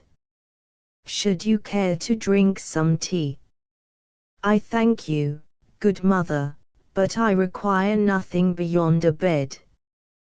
Well, after such a journey you must indeed be needing rest, so you shall lie upon this sofa. Fetinia, bring a quilt and some pillows and sheets. What weather God has sent us! And what dreadful thunder! Ever since sunset I have had a candle burning before the icon in my bedroom. My God! Why, your back and sides are as muddy as a boar's. However have you managed to get into such a state? That I am nothing worse than muddy is indeed fortunate, since, but for the Almighty, I should have had my ribs broken. Dear, dear. To think of all that you must have been through. Had I not better wipe your back? I thank you, but you need not trouble. Merely be so good as to tell your maid to dry my clothes. Do you hear that, Fetinia? Said the hostess, turning to a woman who was engaged in dragging in a feather bed and deluging the room with feathers. Take this coat and this vest, and, after drying them before the fire, just as we used to do for your late master, give them a good rub, and fold them up neatly. Very well, mistress, said Fetinia, spreading some sheets over the bed, and arranging the pillows. Now your bed is ready for you, said the hostess to Chichikov. Good night, dear sir. I wish you good night. Is there anything else that you require? Perhaps you would like to have your heels tickled before retiring to rest. Never could my late husband get to sleep without that having been done. But the guest declined the proffered heel tickling, and, on his hostess taking her departure, hastened to divest himself of his clothing, both upper and under, and to hand the garments to Fetinia. She wished him good night, and removed the wet trappings, after which he found himself alone. Not without satisfaction did he eye his bed, which reached almost to the ceiling. Clearly Fetinia was a past mistress in the art of beating up such a couch, and, as the result, he had no sooner mounted it with the aid of a chair than it sank well nigh to the floor, and the feathers, squeezed out of their proper confines, flew hither and thither into every corner of the apartment. Nevertheless he extinguished the candle, covered himself over with the chintz quilt, snuggled down beneath it, and instantly fell asleep.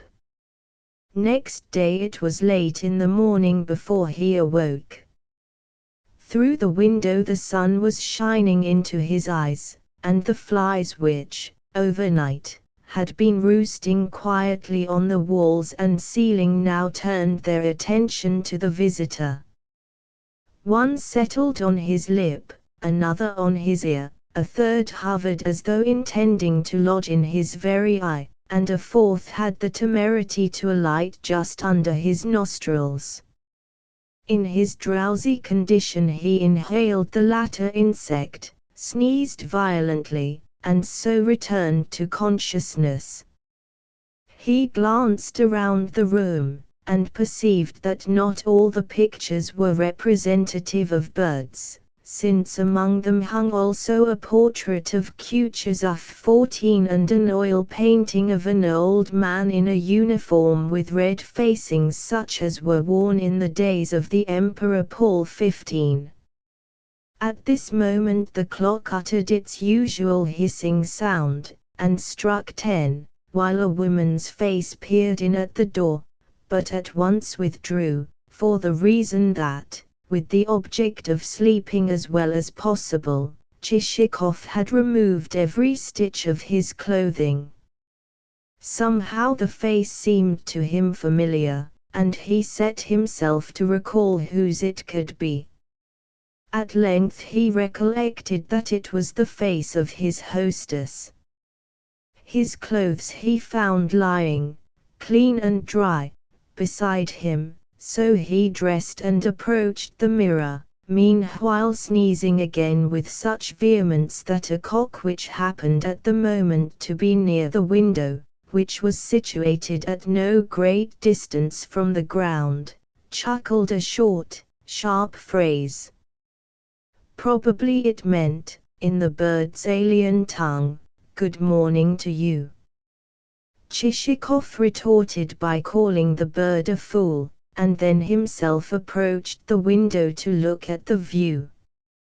It appeared to comprise a poulterer's premises. At all events, the narrow yard in front of the window was full of poultry and other domestic creatures, of game fowls and barn-door fowls, with, among them, a cock which strutted with measured gait, and kept shaking its comb, and tilting its head as though it were trying to listen to something. Also, a sow and her family were helping to grace the scene.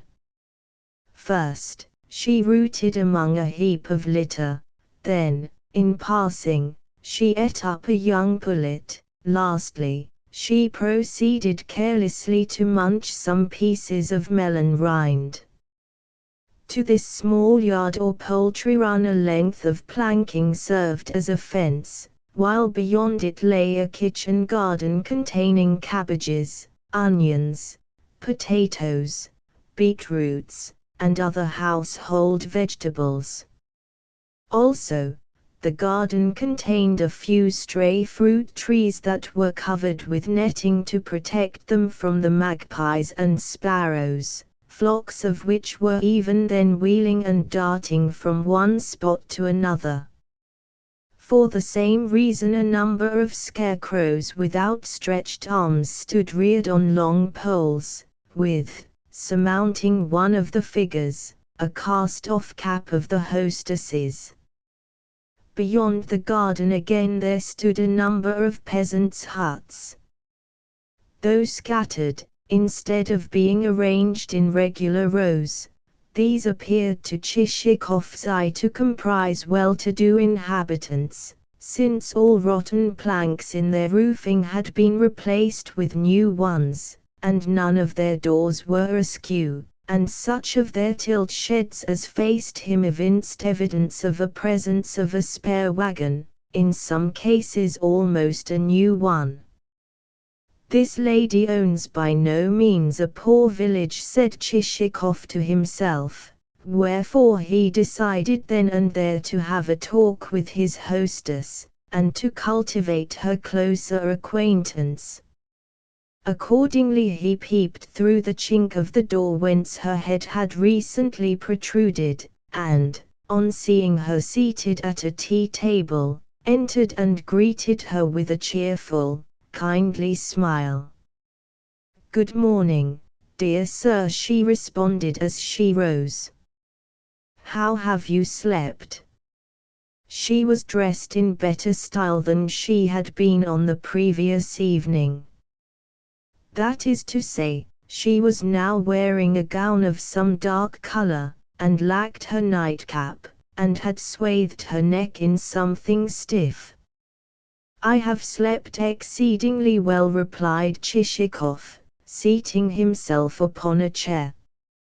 "And how are you, good madam?" "But poorly, my dear sir." "And why so?" "Because I cannot sleep. A pain has taken me in my middle, and my legs, from the ankles upwards, are aching as though they were broken." "That will pass, good mother. You must pay no attention to it." "God grant that it may pass. However, I have been rubbing myself with lard and turpentine." What sort of tea will you take? In this jar I have some of the scented kind. Excellent, good mother. Then I will take that. Probably the reader will have noticed that, for all his expressions of solicitude, Chichikov's tone towards his hostess partook of a freer, a more unceremonious, nature than that which he had adopted towards Madame Manilov. And here I should like to assert that, howsoever much, in certain respects, we Russians may be surpassed by foreigners, at least we surpass them in adroitness of manner. In fact, the various shades and subtleties of our social intercourse defy enumeration. A Frenchman or a German would be incapable of envisaging and understanding all its peculiarities and differences, for his tone in speaking to a millionaire differs but little from that which he employs towards a small tobacconist, and that in spite of the circumstance that he is accustomed to cringe before the former. With us, however, things are different. In Russian society there exist clever folk who can speak in one manner to a landowner possessed of 200 peasant souls, and in another to a landowner possessed of 300, and in another to a landowner possessed of 500. In short, up to the number of 1,000,000 souls the Russian will have ready for each landowner a suitable mode of address. For example, suppose that somewhere there exists a government office, and that in that office there exists a director. I would beg of you to contemplate him as he sits among his myrmidons. Sheer nervousness will prevent you from uttering a word in his presence, so great are the pride and superiority depicted on his countenance. Also, were you to sketch him, you would be sketching a veritable Prometheus, for his glance is as that of an eagle, and he walks with measured, stately stride. Yet no sooner will the eagle have left the room to seek the study of his superior officer than he will go scurrying along, papers held close to his nose, like any partridge. But in society, and at the evening party, should the rest of those present be of lesser rank than himself, the Prometheus will once more become Prometheus, and the man who stands a step below him will treat him in a way never dreamt of by Ovid, seeing that each fly is of lesser account than its superior fly, and becomes, in the presence of the latter, even as a grain of sand. Surely that is not Ivan Petrovitch, you will say of such and such a man as you regard him. Ivan Petrovitch is tall, whereas this man is small and spare. Ivan Petrovitch has a loud, deep voice, and never smiles, whereas this man, whoever he may be, is twittering like a sparrow, and smiling all the time. Yet approach and take a good look at the fellow and you will see that is Ivan Petrovitch. Alack, alack, will be the only remark you can make. Let us return to our characters in real life. We have seen that, on this occasion, Chichikov decided to dispense with ceremony, wherefore, taking up the teapot, he went on as follows. You have a nice little village here, madam. How many souls does it contain? A little less than 80, dear sir. But the times are hard, and I have lost a great deal through last year's harvest having proved a failure. But your peasants look fine, strong fellows. May I enquire your name? Through arriving so late at night I have quite lost my wits.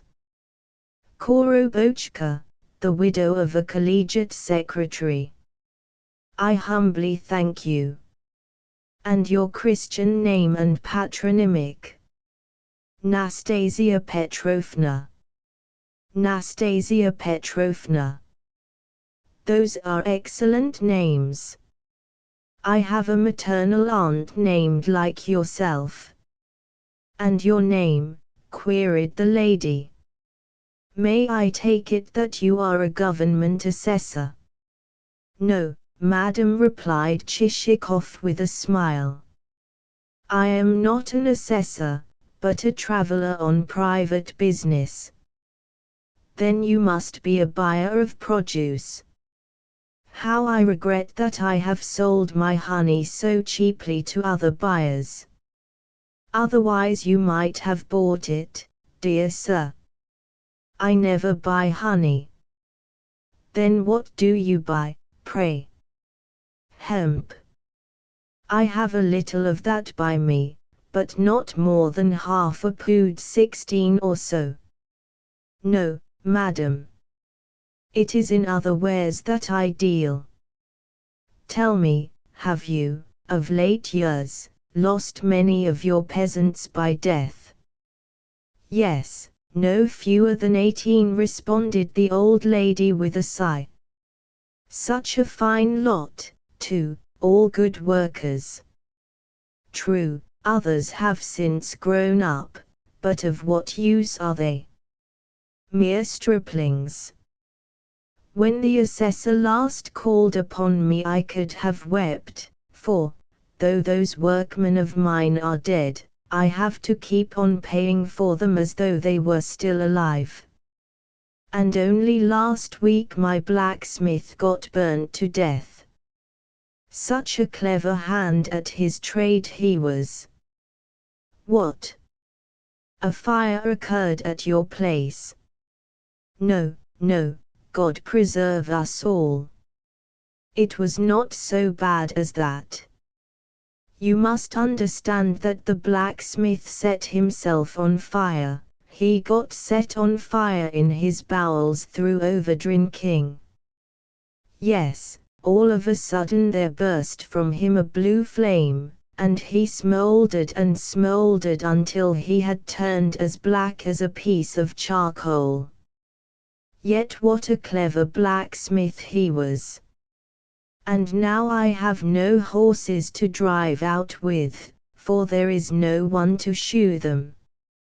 In everything the will of God, madam, said Chichikov with a sigh. Against the divine wisdom it is not for us to rebel. Pray hand them over to me, Nastasia Petrovna. Hand over whom? The dead peasants. But how could I do that? Quite simply. Sell them to me, and I will give you some money in exchange. But how am I to sell them to you? I scarcely understand what you mean. Am I to dig them up again from the ground? Chichikov perceived that the old lady was altogether at sea, and that he must explain the matter, wherefore in a few words he informed her that the transfer or purchase of the souls in question would take place merely on paper, that the said souls would be listed as still alive. And what good would they be to you? Asked his hostess, staring at him with her eyes distended. That is my affair. But they are dead souls. Who said they were not? The mere fact of their being dead entails upon you a loss as dead as the souls, for you have to continue paying tax upon them, whereas my plan is to relieve you both of the tax and of the resultant trouble. Now do you understand? And I will not only do as I say, but also hand you over 15 rubles per soul. Is that clear enough? Yes, but I do not know, said his hostess diffidently. You see, never before have I sold dead souls. Quite so. It would be a surprising thing if you had. But surely you do not think that these dead souls are in the least worth keeping? Oh, no, indeed. Why should they be worth keeping? I am sure they are not so. The only thing which troubles me is the fact that they are dead. She seems a truly obstinate old woman, was Chichikov's inward comment. Look here, madam, he added aloud. You reason well, but you are simply ruining yourself by continuing to pay the tax upon dead souls as though they were still alive. Oh, good sir, do not speak of it, the lady exclaimed.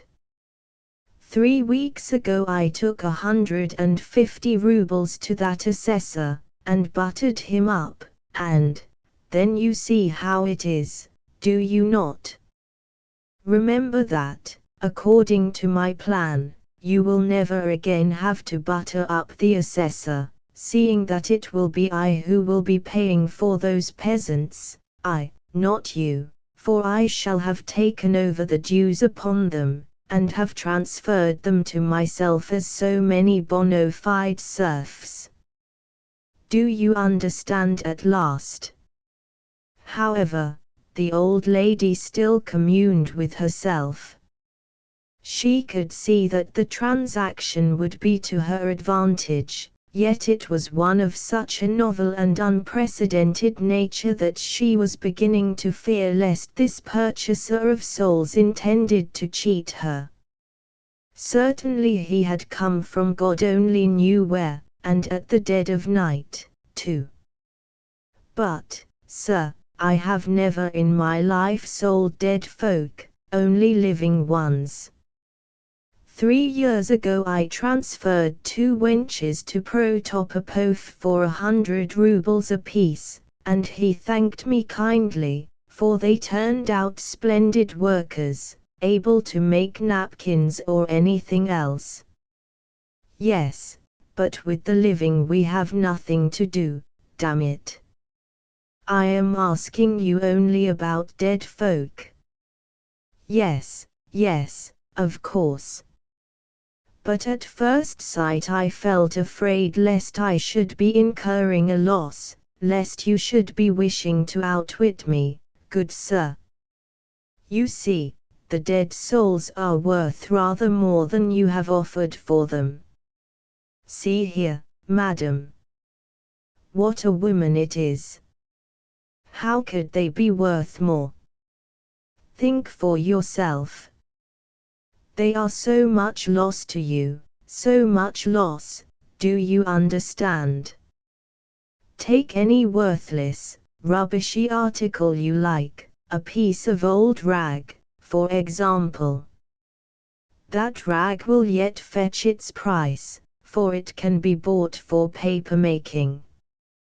But these dead souls are good for nothing at all. Can you name anything that they are good for? True, true, they are good for nothing. But what troubles me is the fact that they are dead. What a blockhead of a creature, said Chichikov to himself, for he was beginning to lose patience. Bless her heart, I may as well be going. She has thrown me into a perfect sweat, the cursed old shrew. He took a handkerchief from his pocket, and wiped the perspiration from his brow.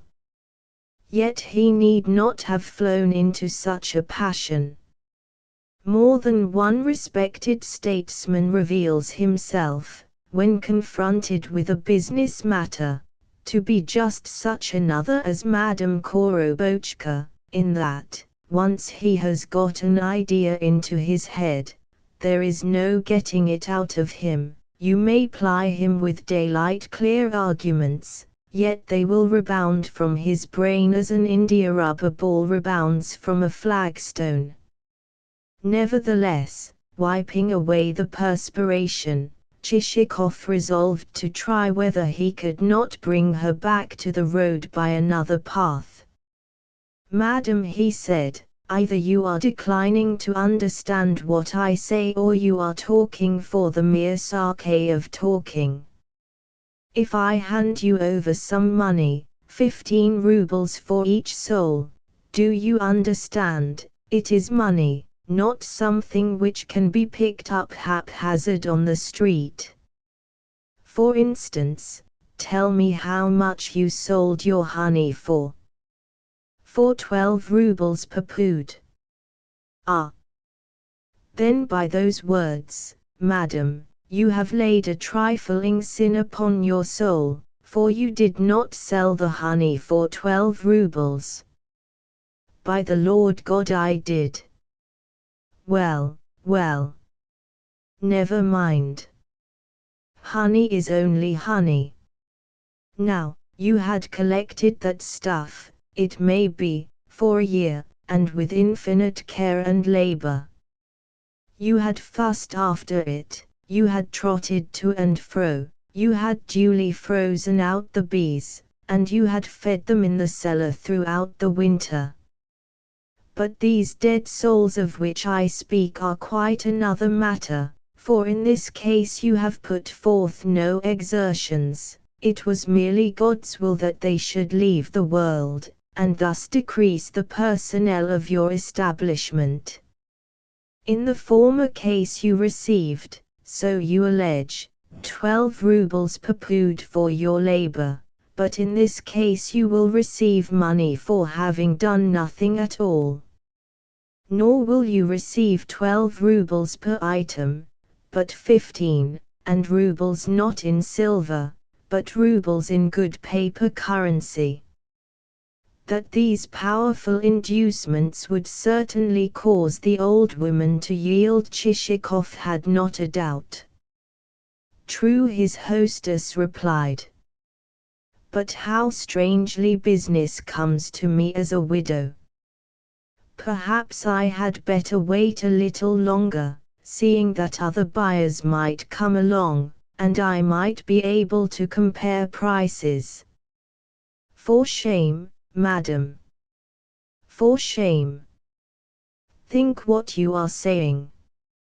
Who else, I would ask, would care to buy those souls? What use could they be to anyone? If that is so, they might come in useful to me," mused the old woman aloud, after which she sat staring at Chichikov with her mouth open and a face of nervous expectancy as to his possible rejoinder. "Dead folk useful in a household," he exclaimed. "Why, what could you do with them? Set them up on poles to frighten away the sparrows from your garden. The Lord save us, but what things you say," she ejaculated, crossing herself. "Well, what could you do with them? By this time they are so much bones and earth. That is all there is left of them. Their transfer to myself would be on paper only. Come, come. At least give me an answer." Again the old woman communed with herself. "What are you thinking of, Nastasia Petrovna?" inquired Chichikov. "I am thinking that I scarcely know what to do.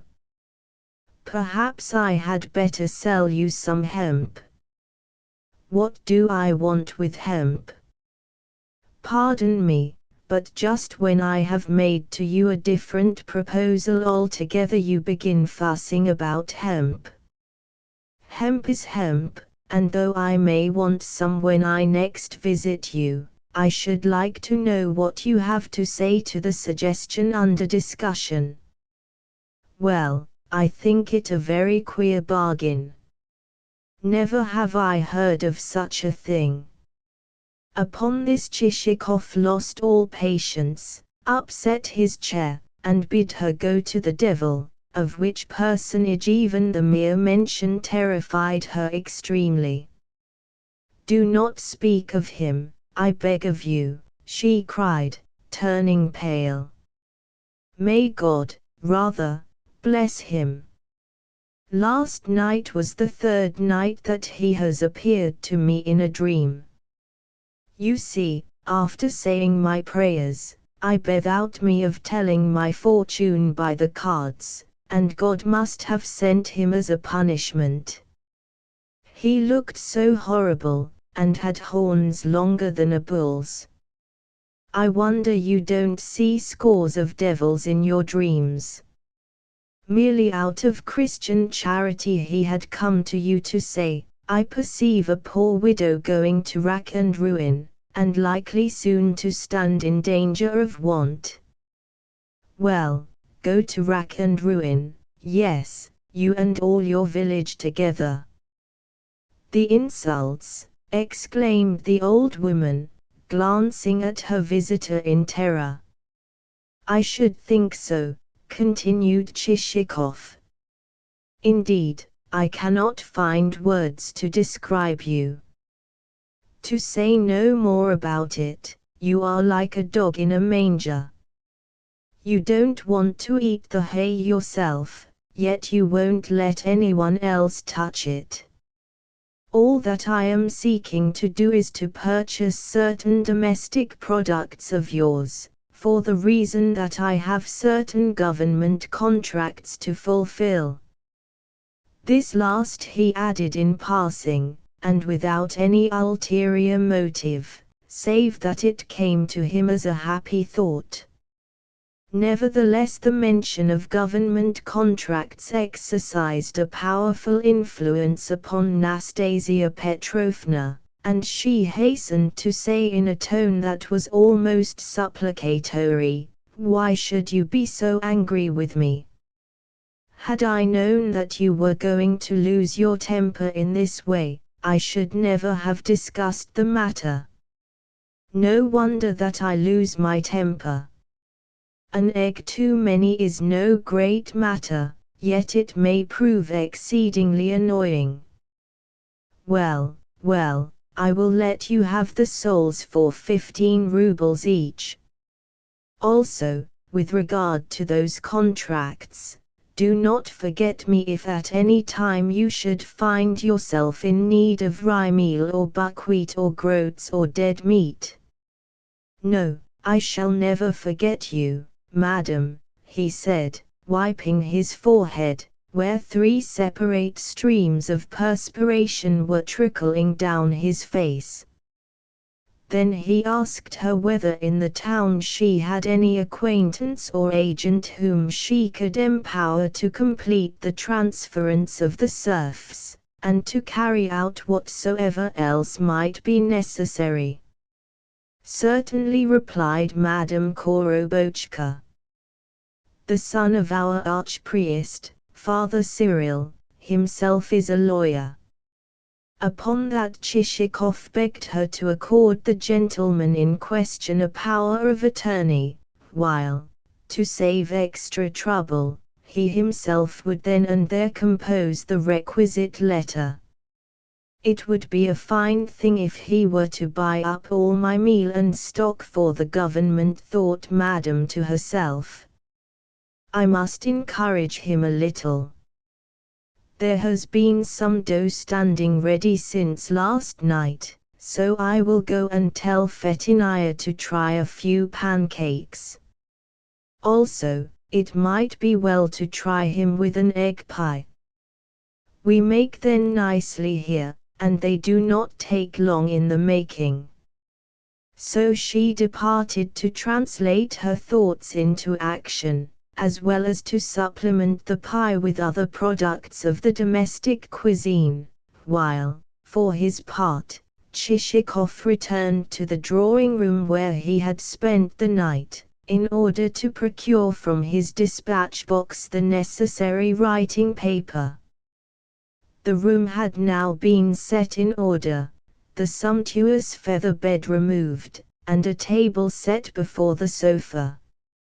Depositing his dispatch box upon the table, He heaved a gentle sigh on becoming aware that he was so soaked with perspiration that he might almost have been dipped in a river. Everything, from his shirt to his socks, was dripping. "May she starve to death, the cursed old harridan," he ejaculated after a moment's rest. Then he opened his dispatch box. "In passing, I may say that I feel certain that at least some of my readers will be curious to know the contents and the internal arrangements of that receptacle. Why should I not gratify their curiosity? To begin with, the center of the box contained a soap dish, with, disposed around it, 6 or 7 compartments for razors. Next came square partitions for a sandbox 17 and an inkstand, as well as, scooped out in their midst, a hollow of pens, sealing wax, and anything else that required more room. Lastly, there were all sorts of little divisions, both with and without lids, for articles of a smaller nature, such as visiting cards, memorial cards, theater tickets, and things which Chichikov had laid by as souvenirs. This portion of the box could be taken out, and below it were both a space for manuscripts and a secret money box, the latter made to draw out from the side of the receptacle. Chichikov set to work to clean a pen, and then to write. Presently his hostess entered the room. "What a beautiful box you have got, my dear sir," she exclaimed as she took a seat beside him. "Probably you bought it in Moscow." "Yes, in Moscow," replied Chichikov without interrupting his writing. "I thought so. One can get good things there. 3 years ago my sister brought me a few pairs of warm shoes for my sons, and they were such excellent articles. To this day my boys wear them. And what nice stamped paper you have." She had peered into the dispatch box, where, sure enough, there lay a further store of the paper in question. "Would you mind letting me have a sheet of it? I am without any at all, although I shall soon have to be presenting a plea to the land court, and possess not a morsel of paper to write it on." Upon this Chichikov explained that the paper was not the sort proper for the purpose, that it was meant for serf-indenturing, and not for the framing of pleas. Nevertheless, to quiet her, he gave her a sheet stamped to the value of a ruble. Next, he handed her the letter to sign, and requested, in return, a list of her peasants. Unfortunately, such a list had never been compiled, let alone any copies of it, and the only way in which she knew the peasants' names was by heart. However, he told her to dictate them. Some of the names greatly astonished our hero, so, still more, did the surnames.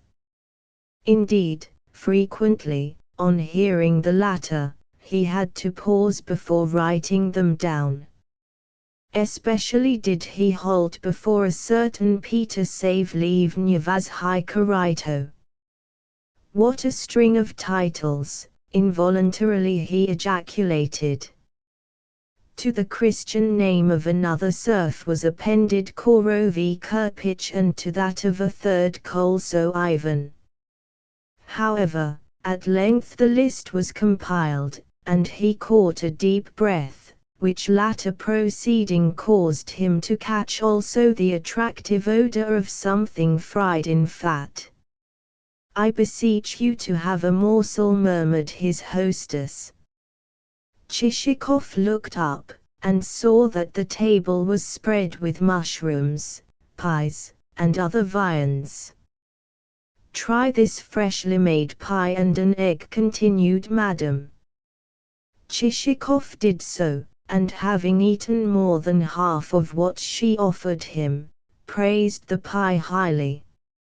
Indeed, it was a toothsome dish, and, after his difficulties and exertions with his hostess, it tasted even better than it might otherwise have done. "And also a few pancakes," suggested Madame. For answer Chichikov folded 3 together, and, having dipped them in melted butter, consigned the lot to his mouth, and then wiped his mouth with a napkin. Twice more was the process repeated, and then he requested his hostess to order the britchka to be got ready. In dispatching Fetinaya with the necessary instructions, she ordered her to return with a second batch of hot pancakes. "Your pancakes are indeed splendid," said Chichikov, applying himself to the second consignment of fried dainties when they had arrived. "Yes, we make them well here," replied Madame. "Yet how unfortunate it is that the harvest should have proved so poor as to have prevented me from earning anything on my— But why should you be in such a hurry to depart, good sir?" She broke off on seeing Chichikov reach for his cap. "The britchka is not yet ready." "Then it is being got so, madam, it is being got so, and I shall need a moment or two to pack my things." "As you please, dear sir, but do not forget me in connection with those government contracts." "No, I have said that never shall I forget you," replied Chichikov as he hurried into the hall. "And would you like to buy some lard?" continued his hostess, pursuing him. "Lard? Oh, certainly. Why not? Only, I will do so another time. I shall have some ready at about Christmas." "Quite so, madam. Then I will buy anything and everything, the lard included. And perhaps you will be wanting also some feathers. I shall be having some for sale about St. Philip's Day." Very well, madam. "There you see," she remarked as they stepped out onto the veranda. "The britchka is not yet ready. But it soon will be, it soon will be. Only direct me to the main road." "How am I to do that?" said Madame. "'Twould puzzle a wise man to do so, for in these parts there are so many turnings. However, I will send a girl to guide you. You could find room for her on the box seat, could you not?" "Yes, of course." "Then I will send her. She knows the way thoroughly. Only do not carry her off for good. Already some traders have deprived me of one of my girls." Chichikov reassured his hostess on the point, and Madame plucked up courage enough to scan, first of all, the housekeeper, who happened to be issuing from the storehouse with a bowl of honey, and, next, a young peasant who happened to be standing at the gates, and, while thus engaged, she became wholly absorbed in her domestic pursuits. But why pay her so much attention? The widow Korobochka, Madame Manilov, domestic life, non-domestic life, away with them all. How strangely are things compounded! In a trice may joy turn to sorrow, should one halt long enough over it. In a trice only God can say what ideas may strike one. You may fall even to thinking, after all, did Madame Korobochka stand so very low in the scale of human perfection? Was there really such a very great gulf between her and Madame Manilov, between her and the Madame Manilov whom we have seen entrenched behind the walls of a genteel mansion in which there were a fine staircase of wrought metal and a number of rich carpets, the Madame Manilov who spent most of her time in yawning behind half-read books, and in hoping for a visit from some socially distinguished person in order that she might display her wit and carefully rehearsed thoughts which had been de rigueur in town for a week past, yet which referred, not to what was going on in her household or on her estate, both of which properties were at odds and ends, owing to her ignorance of the art of managing them, but to the coming political revolution in France and the direction in which fashionable Catholicism was supposed to be moving. But away with such things. Why need we speak of them? Yet how comes it that suddenly into the midst of our careless, frivolous, unthinking moments there may enter another, and a very different, tendency, that the smile may not have left a human face before its owner will have radically changed his or her nature, though not his or her environment, with the result that the face will suddenly become lit with a radiance never before seen there. "Here is the britchka, here is the britchka," exclaimed Chichikov on perceiving that vehicle slowly advancing. "Ah, you blockhead," he went on to Silifan. "Why have you been loitering about? I suppose last night's fumes have not yet left your brain." To this Silifan returned no reply. "Goodbye, madam," added the speaker. "But where is the girl whom you promised me?" "Here, Pelagia," called the hostess to a wench of about 11 who was dressed in home-dyed garments and could boast of a pair of bare feet which, from a distance, might almost have been mistaken for boots, so encrusted were they with fresh mire.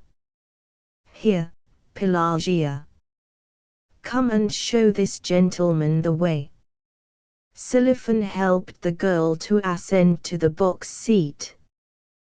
Placing one foot upon the step by which the gentry mounted, she covered the said step with mud, and then, ascending higher, attained the desired position beside the coachman.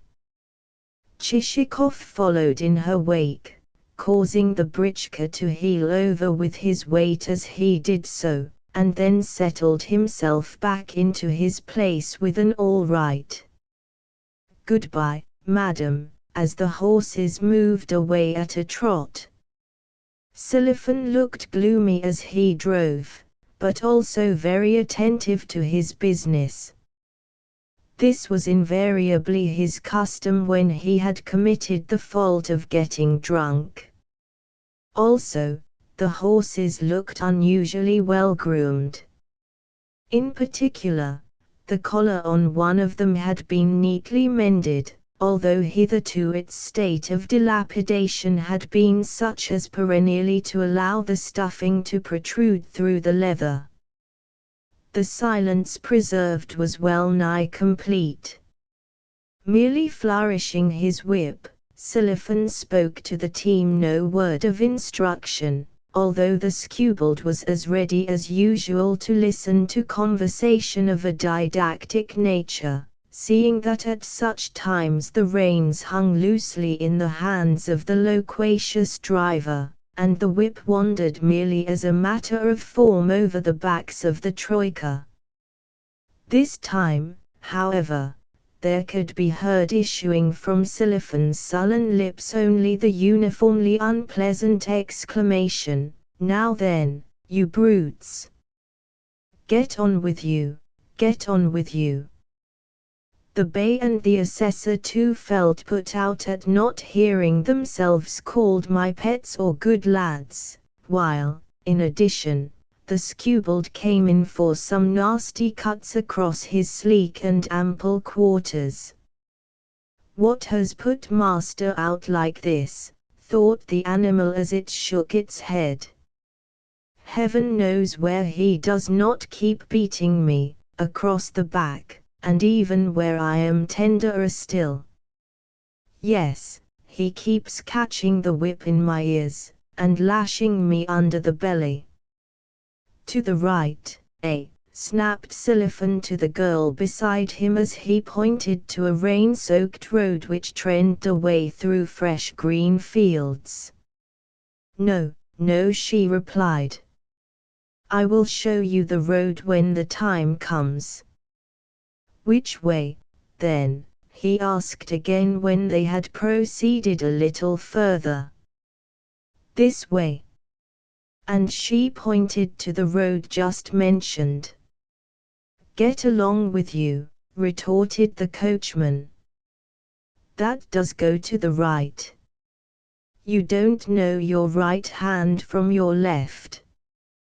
The weather was fine, but the ground so excessively sodden that the wheels of the britchka collected mire until they had become caked as with a layer of felt, a circumstance which greatly increased the weight of the vehicle, and prevented it from clearing the neighbouring parishes before the afternoon was arrived. Also, without the girl's help the finding of the way would have been impossible, since roads wiggled away in every direction, like crabs released from a net, and, but for the assistance mentioned, Siliphan would have found himself left to his own devices. Presently she pointed to a building ahead, with the words, "There is the main road." "And what is the building?" asked Siliphan. "A tavern," she said. "Then we can get along by ourselves," he observed. "Do you get down, and be off home." With that he stopped, and helped her to alight, muttering as he did so, "Ah, you black-footed creature!" Chichikov added a copper groat, and she departed well pleased with her ride in the gentleman's carriage. Chapter 4. On reaching the tavern, Chichikov called a halt. His reasons for this were twofold, namely, that he wanted to rest the horses, and that he himself desired some refreshment. In this connection the author feels bound to confess that the appetite and the capacity of such men are greatly to be envied.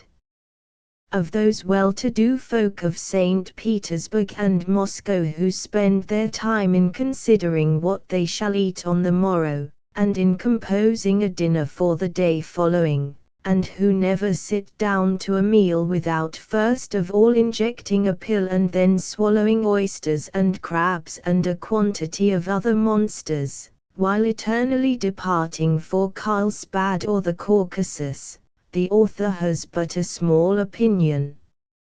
Yes, they are not the persons to inspire envy.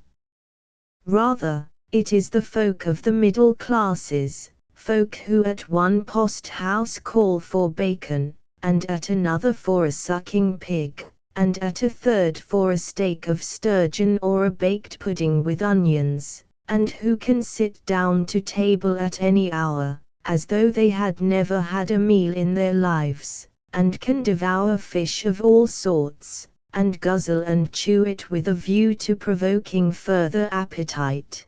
These, I say, are the folk who enjoy heaven's most favored gift.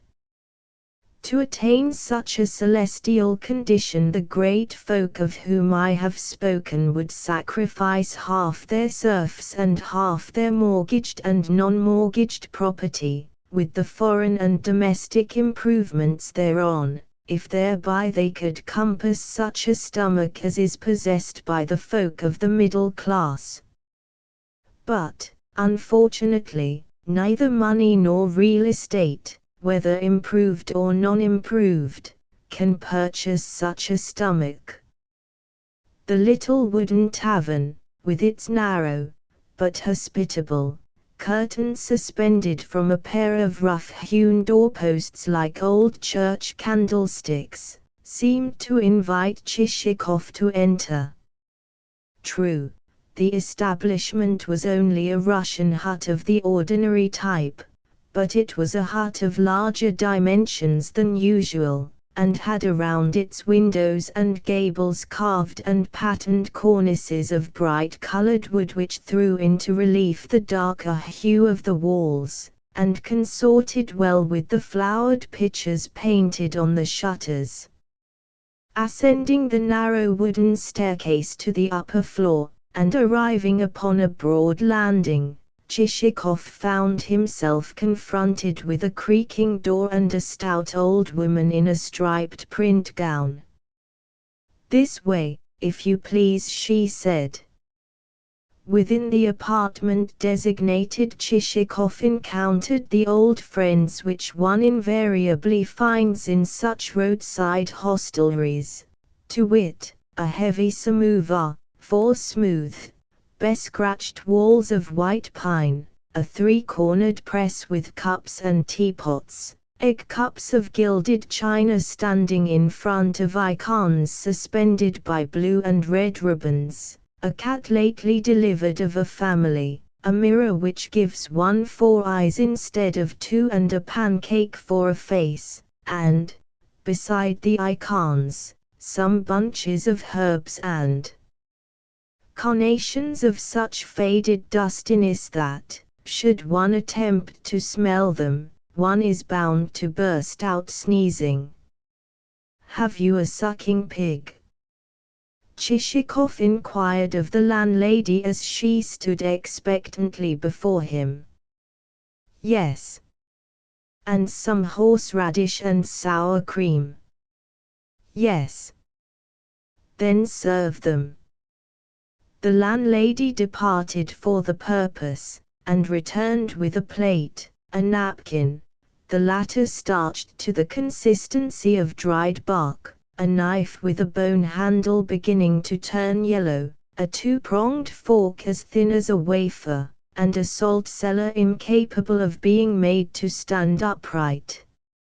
Following the accepted custom, our hero entered into conversation with the woman, and inquired whether she herself or a landlord kept the tavern, how much income the tavern brought in, whether her sons lived with her, whether the oldest was a bachelor or married, whom the eldest had taken to wife, whether the dowry had been large, whether the father-in-law had been satisfied, and whether the said father-in-law had not complained of receiving too small a present at the wedding.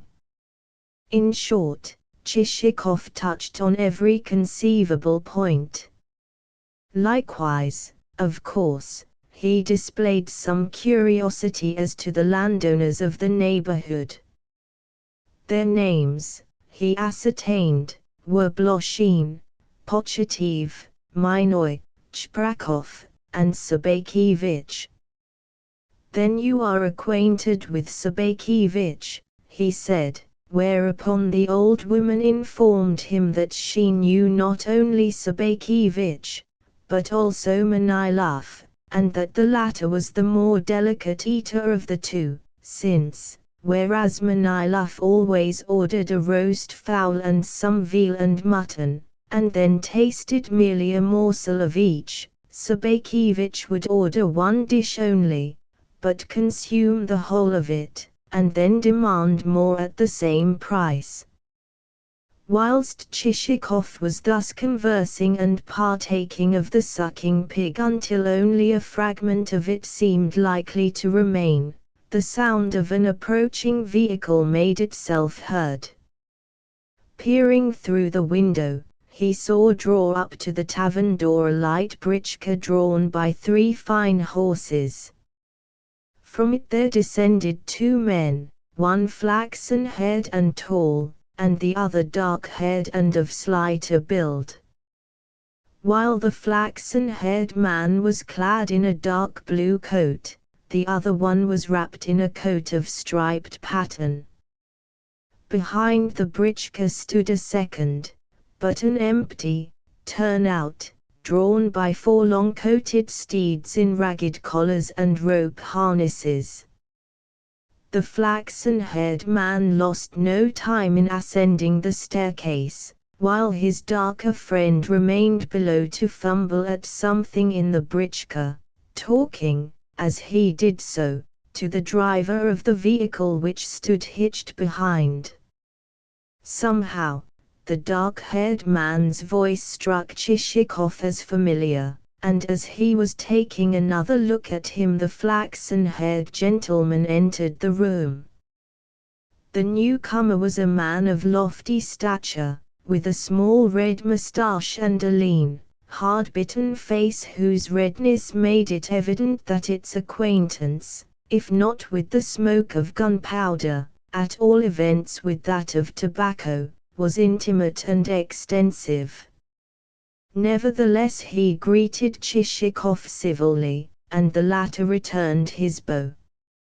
Indeed, the pair would have entered into conversation, and have made one another's acquaintance, since a beginning was made with their simultaneously expressing satisfaction at the circumstance that the previous night's rain had laid the dust on the roads, and thereby made driving cool and pleasant, when the gentleman's darker favoured friend also entered the room, and, throwing his cap upon the table, pushed back a mass of dishevelled black locks from his brow.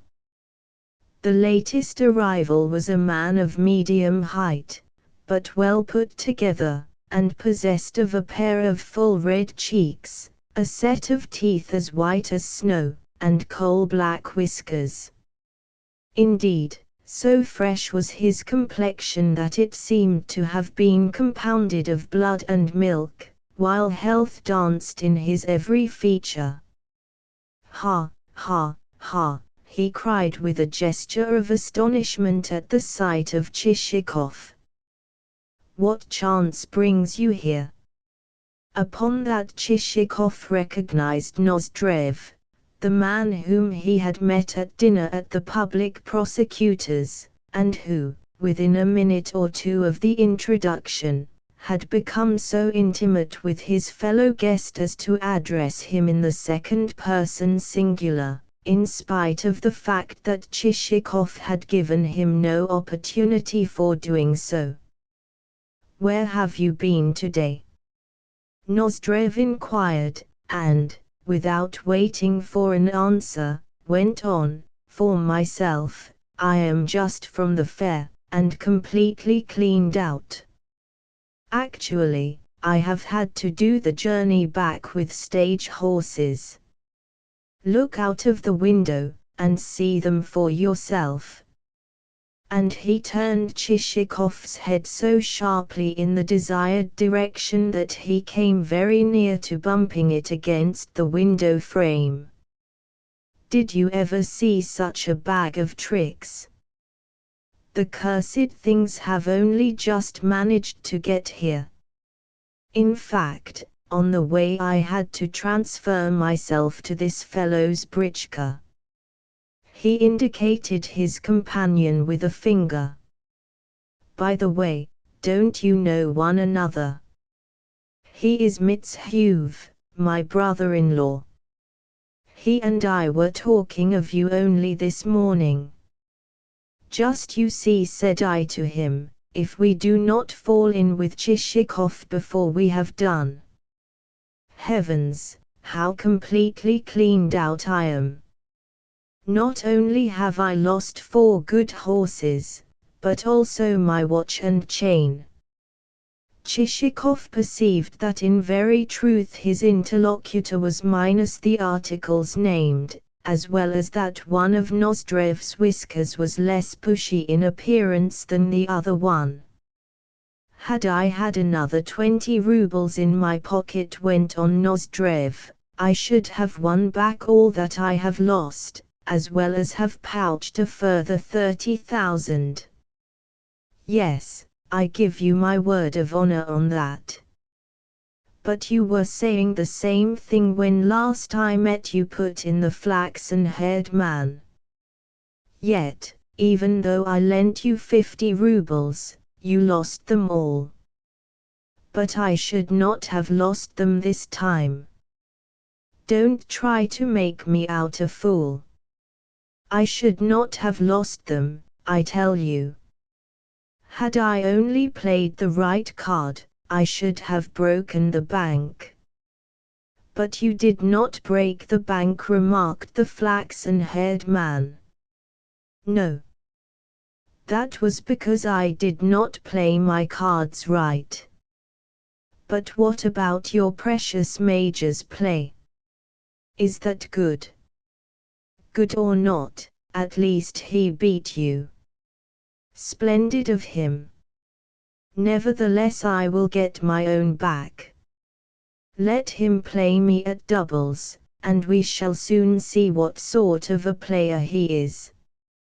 Friend Chichikov, at first we had a glorious time, for the fair was a tremendous success. Indeed, the tradesmen said that never yet had there been such a gathering. I myself managed to sell everything from my estate at a good price. In fact, we had a magnificent time. I can't help thinking of it, devil take me. But what a pity you were not there. 3 versts from the town there is quartered a regiment of dragoons, and you would scarcely believe what a lot of officers it has. 40 at least there are, and they do a fine lot of knocking about the town and drinking. In particular, Staff Captain Potsaluv is a splendid fellow. You should just see his moustache. Why, he calls good claret trash. Bring me some of the usual trash is his way of ordering it. And Lieutenant Kuvshinikov, too. He is as delightful as the other man.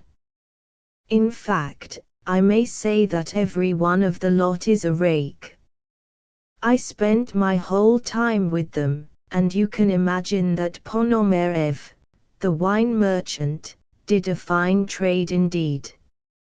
All the same, he is a rascal, you know, and ought not to be dealt with, for he puts all sorts of rubbish into his liquor, Indian wood and burnt cork and elderberry juice, the villain.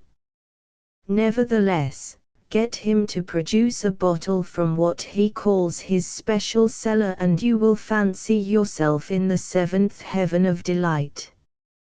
And what quantities of champagne we drank! Compared with it, provincial stuff is kvass 18. Try to imagine not merely Cliquot, but a sort of blend of Cliquot and Matrajora, Cliquot of double strength. Also Ponomarev produced a bottle of French stuff which he calls bonbon.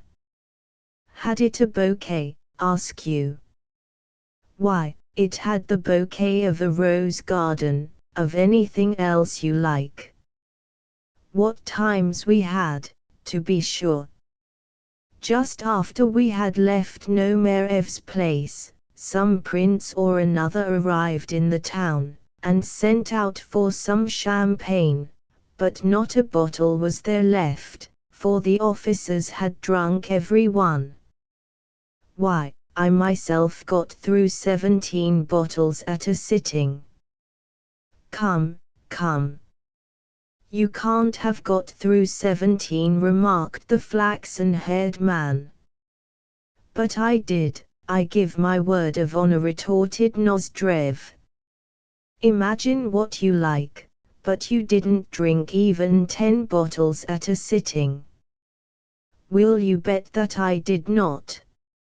No, for what would be the use of betting about it? Then at least wager the gun which you have bought.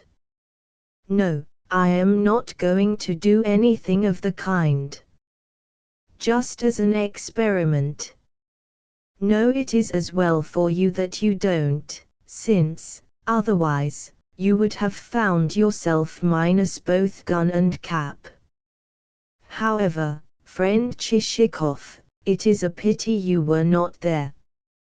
Had you been there, I feel sure you would have found yourself unable to part with Lieutenant Kuvshinikov. You and he would have hit it off splendidly. You know, he is quite a different sort from the public prosecutor and our other provincial skinflints, fellows who shiver in their shoes before they will spend a single kopeck. He will play faro, or anything else, and at any time. Why did you not come with us, instead of wasting your time on cattle breeding or something of the sort? But never mind. Embrace me. I like you immensely.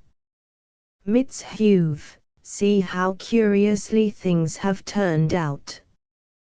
Chichikov has nothing to do with me, or I with him, yet here is he come from God knows where, and landed in the very spot where I happen to be living. I may tell you that, no matter how many carriages I possessed, I should gamble the lot away. Recently I went in for a turn at billiards, and lost 2 jars of pomade, a china teapot, and a guitar. Then I staked some more things, and, like a fool, lost them all, and 6 rubles in addition. What a dog is that Kuvshinikov! He and I attended nearly every ball in the place. In particular, there was a woman, Decolete, and such a swell. I merely thought to myself, the devil take her, but Kuvshinikov is such a wag that he sat down beside her, and began paying her strings of compliments in French. However, I did not neglect the damsels altogether, although he calls that sort of thing going in for strawberries. By the way, I have a splendid piece of fish and some caviar with me. Tea's all I have brought back. In fact, it is a lucky chance that I happened to buy the stuff before my money was gone. Where are you for? I am about to call on a friend. On what friend? Let him go to the devil, and come to my place instead. I cannot. I have business to do. Oh, business again. I thought so. But I have business to do, and pressing business at that. I wager that you're lying. If not, tell me whom you're going to call upon. Upon Sabakevich.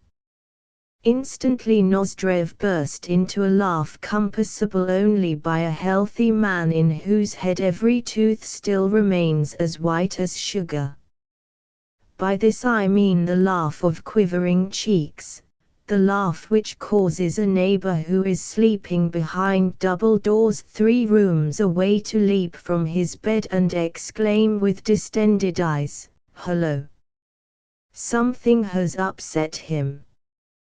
"What is there to laugh at?" asked Chichikov, a trifle nettled, but Nozdrev laughed more unrestrainedly than ever, ejaculating, "Oh, spare us all! The thing is so amusing that I shall die of it." "I say that there is nothing to laugh at," repeated Chichikov. "It is in fulfillment of a promise that I am on my way to Sabakevich's." "Then you will scarcely be glad to be alive when you've got there, for he is the veriest miser in the countryside. Oh, I know you. However, if you think to find there either Pharaoh or a bottle of bonbon, you are mistaken. Look here, my good friend. Let Sabakevich go to the devil, and come to my place, where at least I shall have a piece of sturgeon to offer you for dinner. Ponomarev said to me on parting, this piece is just the thing for you. Even if you were to search the whole market, you would never find a better one. But of course he is a terrible rogue. I said to him outright, you and the collector of taxes are the two greatest skinflints in the town. But he only stroked his beard and smiled. Every day I used to breakfast with Kuvshinikov in his restaurant.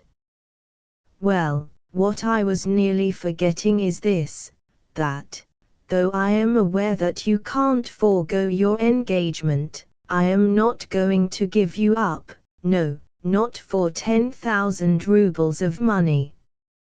I tell you that in advance. Here he broke off to run to the window and shout to his servant, who was holding a knife in one hand and a crust of bread and a piece of sturgeon in the other. He had contrived to filch the latter while fumbling in the britchka for something else. Hi, poor fry!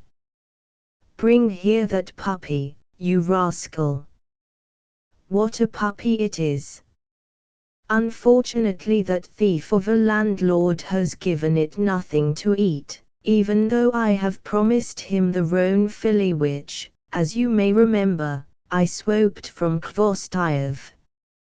As a matter of fact, Chishikov had never in his life seen either Kvostayev or the roan filly. Barin, do you wish for anything to eat? Inquired the landlady as she entered. No, nothing at all. Ah, friend Chishikov, what times we had. Yes, give me a glass of vodka, old woman. What sort do you keep? Aniseed. Then bring me a glass of it, repeated Nozdrev. And one for me as well, added the flaxen-haired man. At the theatre, went on Nozdrev, there was an actress who sang like a canary. Kuvshinikov, who happened to be sitting with me, said, my boy, you had better go and gather that strawberry. As for the booths at the fair, they numbered, I should say, 50. At this point he broke off to take the glass of vodka from the landlady, who bowed low in acknowledgement of his doing so. At the same moment poor Fry, a fellow dressed like his master, that is to say, in a greasy, wadded overcoat, entered with the puppy. Put the brute down here, commanded Nozdrev, and then fasten it up. Poor Fry deposited the animal upon the floor, whereupon it proceeded to act after the manner of dogs. There's a puppy for you, cried Nozdrev, catching hold of it by the back, and lifting it up. The puppy uttered a piteous yelp. I can see that you haven't done what I told you to do, he continued to poor Fry after an inspection of the animal's belly. You have quite forgotten to brush him. I did brush him, protested poor Fry. Then where did these fleas come from? I cannot think. Perhaps they have leapt into his coat out of the britchka. You liar. As a matter of fact, you have forgotten to brush him.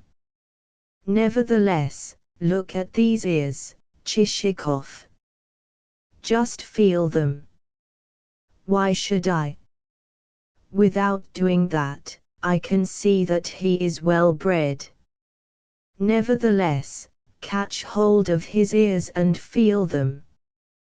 To humor the fellow, Chichikov did as he had requested, remarking, "Yes, he seems likely to turn out well." And feel the coldness of his nose. Just take it in your hand. Not wishing to offend his interlocutor, Chichikov felt the puppy's nose, saying, "Some day he will have an excellent scent." Yes, will he not? "'Tis the right sort of muzzle for that. I must say that I have long been wanting such a puppy. Porphyry, take him away again." Porphyry lifted up the puppy, and bore it downstairs. "Look here," Chichikov resumed Nozdrev. "You must come to my place. It lies only 5 versts away, and we can go there like the wind, and you can visit Sabakevich afterwards." "Shall I, or shall I not, go to Nozdrev's?" reflected Chichikov. "Is he likely to prove any more useful than the rest? Well, at least he is as promising, even though he has lost so much at play.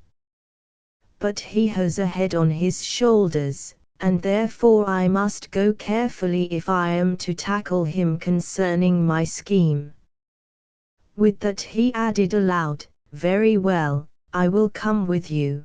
But do not let us be long, for my time is very precious."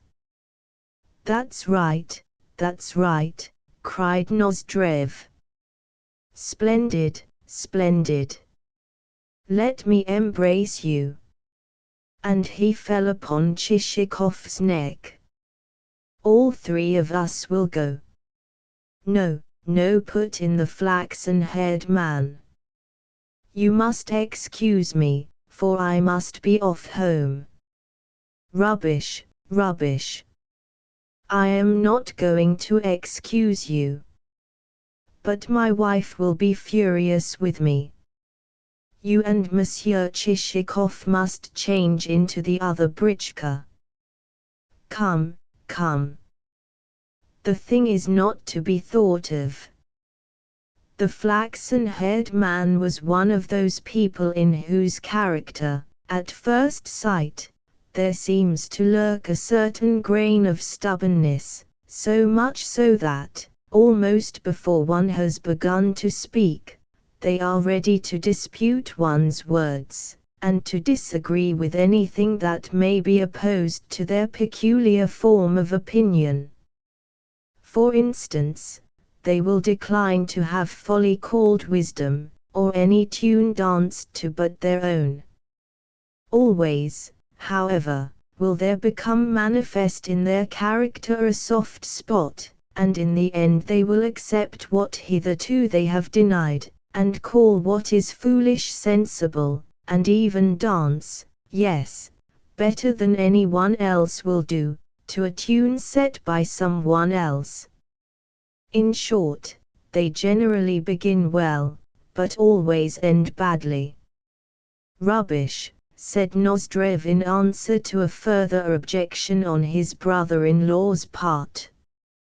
And, sure enough, no sooner had Nozdrev clapped his cap upon his head than the flaxen-haired man started to follow him and his companion. "But the gentleman has not paid for the vodka," put in the old woman. All right, good mother. Look here, brother-in-law. Pay her, will you, for I have not a kopeck left." "How much?" inquired the brother-in-law. "What, sir?" 80 kopecks, if you please," replied the old woman. "A lie. Give her half a ruble." "That will be quite enough." "No, it will not," Barin protested the old woman. However, she took the money gratefully, and even ran to the door to open it for the gentleman. As a matter of fact, she had lost nothing by the transaction, since she had demanded fully a quarter more than the vodka was worth. The travelers then took their seats, and since Chichikov's britchka kept alongside the britchka wherein Nozdrev and his brother-in-law were seated, it was possible for all three men to converse together as they proceeded. Behind them came Nozdrev's smaller buggy, with its team of lean stage horses and Porfiry and the puppy. But inasmuch as the conversation which the travellers maintained was not of a kind likely to interest the reader, I might do worse than say something concerning Nozdrev himself, seeing that he is destined to play no small role in our story. Nozdrev's face will be familiar to the reader, seeing that everyone must have encountered many such. Fellows of the kind are known as gay young sparks and, even in their boyhood and school days, earn a reputation for being born camarades, though with it all they come in for some hard knocks, for the reason that their faces evince an element of frankness, directness, and enterprise which enables them soon to make friends, and, almost before you have had time to look around, to start addressing you in the second person singular.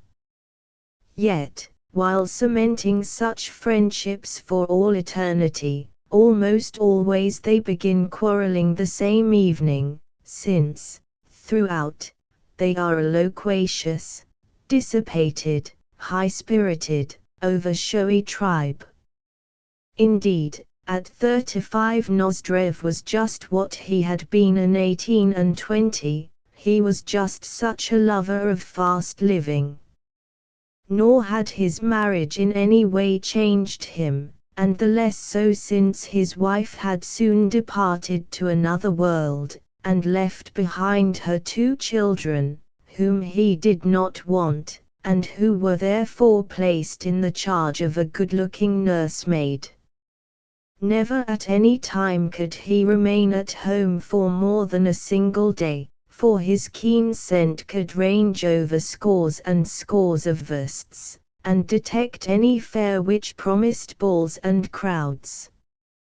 Consequently in a trice he would be there, quarrelling, and creating disturbances over the gaming table. Like all men of his type, he had a perfect passion for cards, yet playing neither a faultless nor an over-clean game, since he was both a blunderer and able to indulge in a large number of illicit cuts and other devices. The result was that the game often ended in another kind of sport altogether. That is to say, either he received a good kicking, or he had his thick and very handsome whiskers pulled, with the result that on certain occasions he returned home with one of those appendages looking decidedly ragged. Yet his plump, healthy-looking cheeks were so robustly constituted, and contained such an abundance of recreative vigor, that a new whisker soon sprouted in place of the old one, and even surpassed its predecessor.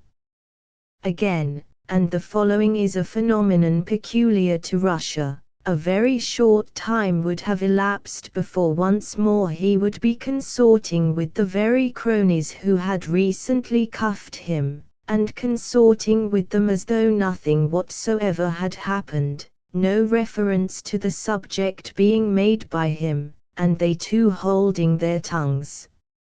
In short, Nozdrev was, as it were, a man of incident. Never was he present at any gathering without some sort of a fracas occurring thereat. Either he would require to be expelled from the room by gendarmes, or his friends would have to kick him out into the street. At all events, should neither of those occurrences take place, at least he did something of a nature which would not otherwise have been witnessed. That is to say, should he not play the fool in a buffet to such an extent as to make everyone smile, you may be sure that he was engaged in lying to a degree which at times abashed even himself. Moreover, the man lied without reason. For instance, he would begin telling a story to the effect that he possessed a blue-coated or a red-coated horse, until, in the end, his listeners would be forced to leave him with the remark, "You are giving us some fine stuff, old fellow." Also, men like Nozdrev have a passion for insulting their neighbors without the least excuse afforded. For that matter, even a man of good standing and of respectable exterior, a man with a star on his breast, may unexpectedly press your hand one day, and begin talking to you on subjects of a nature to give food for serious thought. Yet just as unexpectedly may that man start abusing you to your face, and do so in a manner worthy of a collegiate registrar rather than of a man who wears a star on his breast and aspires to converse on subjects which merit reflection. All that one can do in such a case is to stand shrugging one's shoulders in amazement. Well, Nozdrev had just such a weakness. The more he became friendly with a man, the sooner would he insult him, and be ready to spread calumnies as to his reputation. Yet all the while he would consider himself the insulted one's friend, and, should he meet him again, would greet him in the most amicable style possible, and say, "You rascal, why have you given up coming to see me?" Thus, taken all round, Nozdrev was a person of many aspects and numerous potentialities. In one and the same breath would he propose to go with you whithersoever you might choose, even to the very ends of the world should you so require, or to enter upon any sort of an enterprise with you, or to exchange any commodity for any other commodity which you might care to name. Guns, horses, dogs, all were subjects for barter, though not for profit so far as you were concerned. Such trays are mostly the outcome of a boisterous temperament, as is additionally exemplified by the fact that if at a fair he chanced to fall in with a simpleton and to fleece him, he would then proceed to buy a quantity of the very first articles which came to hand, horse collars, cigar lighters, dresses for his nursemaid, foals, raisins, silver ewes, lengths of Holland, wheatmeal, tobacco, revolvers, dried herrings, pictures, whetstones, crockery, boots, and so forth, until every atom of his money was exhausted. Yet seldom were these articles conveyed home, since, as a rule, the same day saw them lost to some more skillful gambler, in addition to his pipe, his tobacco pouch, his mouthpiece, his four-horsed turnout, and his coachman, with the result that, stripped to his very shirt, he would be forced to beg the loan of a vehicle from a friend. Such was Nozdrev. Some may say that characters of his type have become extinct, that Nozdrevs no longer exist. Alas! Such as say this will be wrong, for many a day must pass before the Nozdrevs will have disappeared from our ken. Everywhere they are to be seen in our midst, the only difference between the new and the old being a difference of garments. Persons of superficial observation are apt to consider that a man clad in a different coat is quite a different person from what he used to be. To continue. The 3 vehicles bowled up to the steps of Nozdrev's house, and their occupants alighted.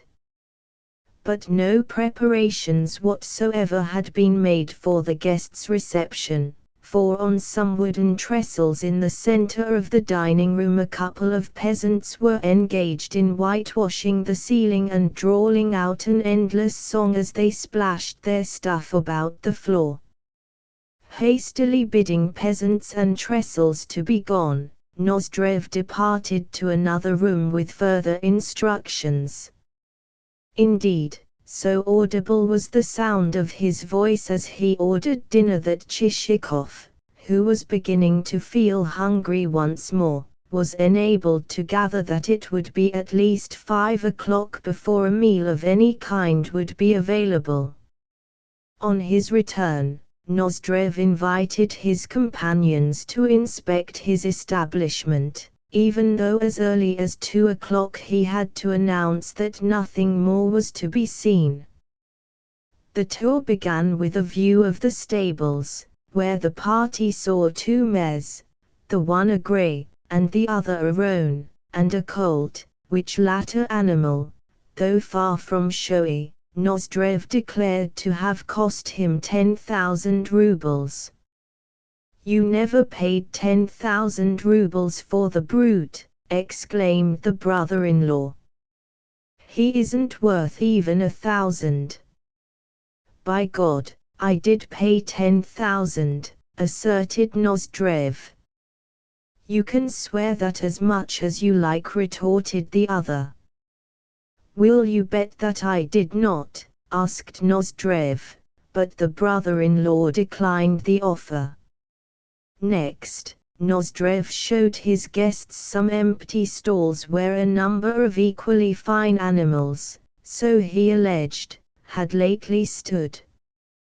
Also there was on view the goat, which an old belief still considers to be an indispensable adjunct to such places, even though its apparent use is to pace up and down beneath the noses of the horses as though the place belonged to it. Thereafter the host took his guests to look at a young wolf which he had got tied to a chain. "He is fed on nothing but raw meat," he explained, "for I want him to grow up as fierce as possible." Then the party inspected a pond in which there were fish of such a size that it would take 2 men all their time to lift one of them out. This piece of information was received with renewed incredulity on the part of the brother-in-law. "Now," Chichikov went on Nozdrev, "let me show you a truly magnificent brace of dogs. The hardness of their muscles will surprise you, and they have jowls as sharp as needles." So saying, he led the way to a small, but neatly built, shed surrounded on every side with a fenced-in run. Entering this run, the visitors beheld a number of dogs of all sorts and sizes and colors. In their midst Nozdrev looked like a father lording it over his family circle.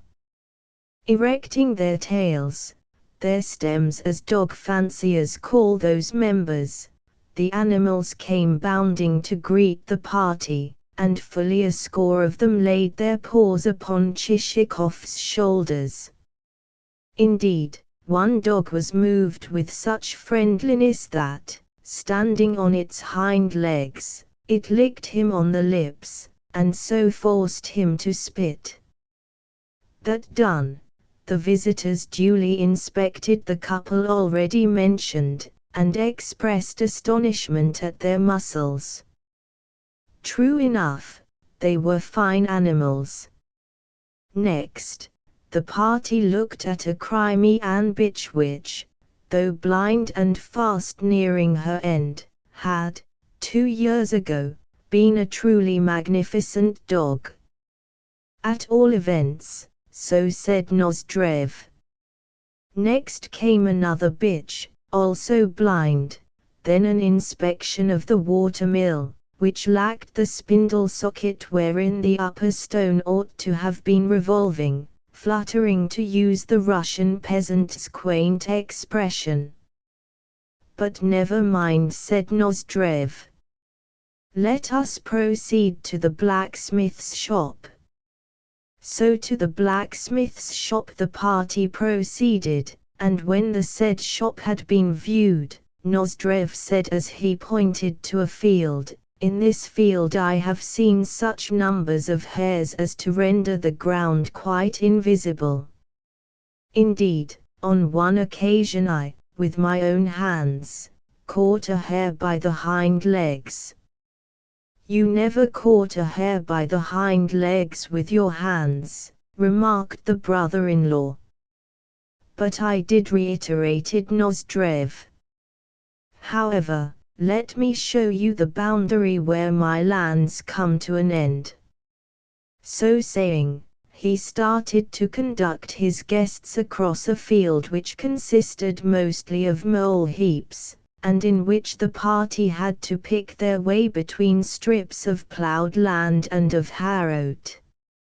Soon Chichikov began to feel weary, for the terrain was so low-lying that in many spots water could be heard squelching underfoot, and though for a while the visitors watched their feet, and stepped carefully, they soon perceived that such a course availed them nothing, and took to following their noses, without either selecting or avoiding the spots where the mire happened to be deeper or the reverse.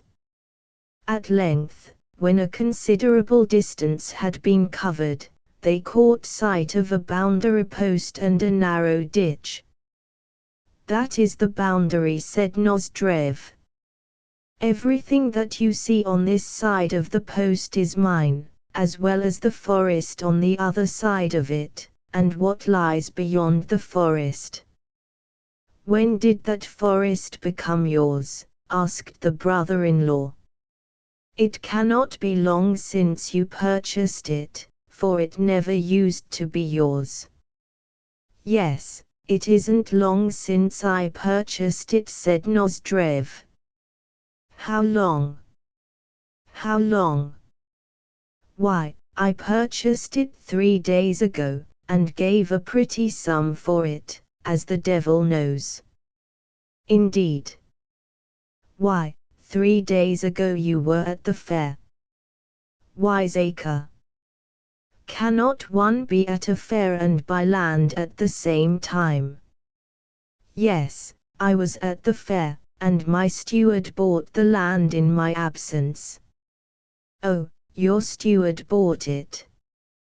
The brother-in-law seemed doubtful, and shook his head. The guests returned by the same route as that by which they had come, whereafter, on reaching the house, Nozdrev conducted them to his study, which contained not a trace of the things usually to be found in such apartments, such things as books and papers. On the contrary, the only articles to be seen were a sword and a brace of guns, the one of them worth 300 rubles and the other about 800. The brother-in-law inspected the articles in question, and then shook his head as before. Next, the visitors were shown some real Turkish daggers, of which one bore the inadvertent inscription, "Savli Sibirikov 19, Master Cutler." Then came a barrel organ, on which Nozdrev started to play some tune or another. For a while the sounds were not wholly unpleasing, but suddenly something seemed to go wrong, for a mazurka started, to be followed by "Marlborough has gone to the war," and to this, again, there succeeded an antiquated waltz. Also, long after Nozdrev had ceased to turn the handle, one particularly shrill-pitched pipe which had, throughout, refused to harmonize with the rest kept up a protracted whistling on its own account. Then followed an exhibition of tobacco pipes, pipes of clay, of wood, of meerschaum, pipes smoked and non-smoked, pipes wrapped in chamois leather and not so wrapped, an amber-mounted hookah, a stake won at cards, and a tobacco pouch, worked, it was alleged, by some countess who had fallen in love with Nozdrev at a post house, and whose handiwork Nozdrev averred to constitute the sublimity of superfluity, a term which, in the Nozdrevian vocabulary, purported to signify the acme of perfection. Finally, after some hors d'oeuvre of sturgeon's back, they sat down to table, the time being then nearly 5 o'clock. But the meal did not constitute by any means the best of which Chichikov had ever partaken, seeing that some of the dishes were overcooked, and others were scarcely cooked at all. Evidently their compounder had trusted chiefly to inspiration. She had laid hold of the first thing which had happened to come to hand. For instance, had pepper represented the nearest article within reach, she had added pepper wholesale. Had a cabbage chanced to be so encountered, she had pressed it also into the service. And the same with milk, bacon, and peas. In short, her rule seemed to have been make a hot dish of some sort, and some sort of taste will result. For the rest, Nozdrev drew heavily upon the wine. Even before the soup had been served, he had poured out for each guest a bumper of port and another of Haut Sauterne. Never in provincial towns is ordinary, vulgar Sauterne even procurable. Next, he called for a bottle of Madeira, as fine a tipple as ever a field marshal drank, but the Madeira only burnt the mouth, since the dealers, familiar with the taste of our landed gentry, who love good Madeira, invariably doctor the stuff with copious dashes of rum and imperial vodka, in the hope that Russian stomachs will thus be enabled to carry off the lot. After this bottle Nozdrev called for another and a very special brand, a brand which he declared to consist of a blend of Burgundy and champagne, and of which he poured generous measures into the glasses of Chichikov and the brother-in-law as they sat to right and left of him.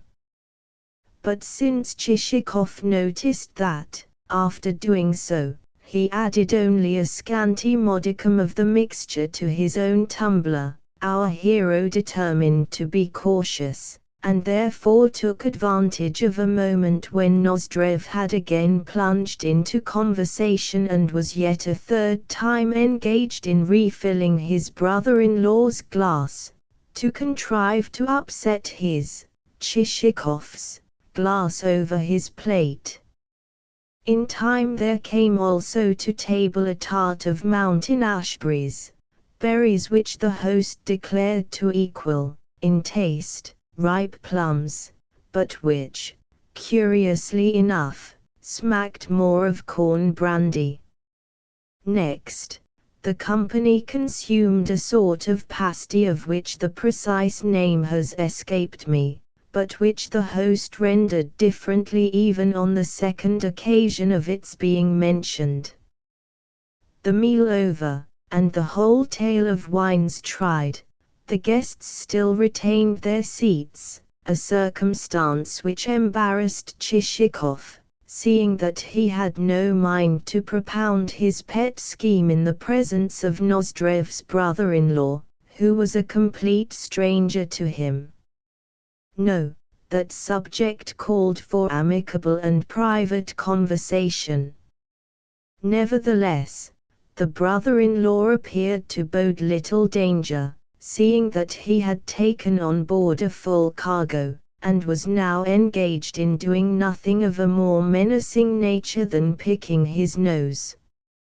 At length he himself noticed that he was not altogether in a responsible condition, wherefore he rose and began to make excuses for departing homewards, though in a tone so drowsy and lethargic that, to quote the Russian proverb, he might almost have been pulling a collar onto a horse by the clasps.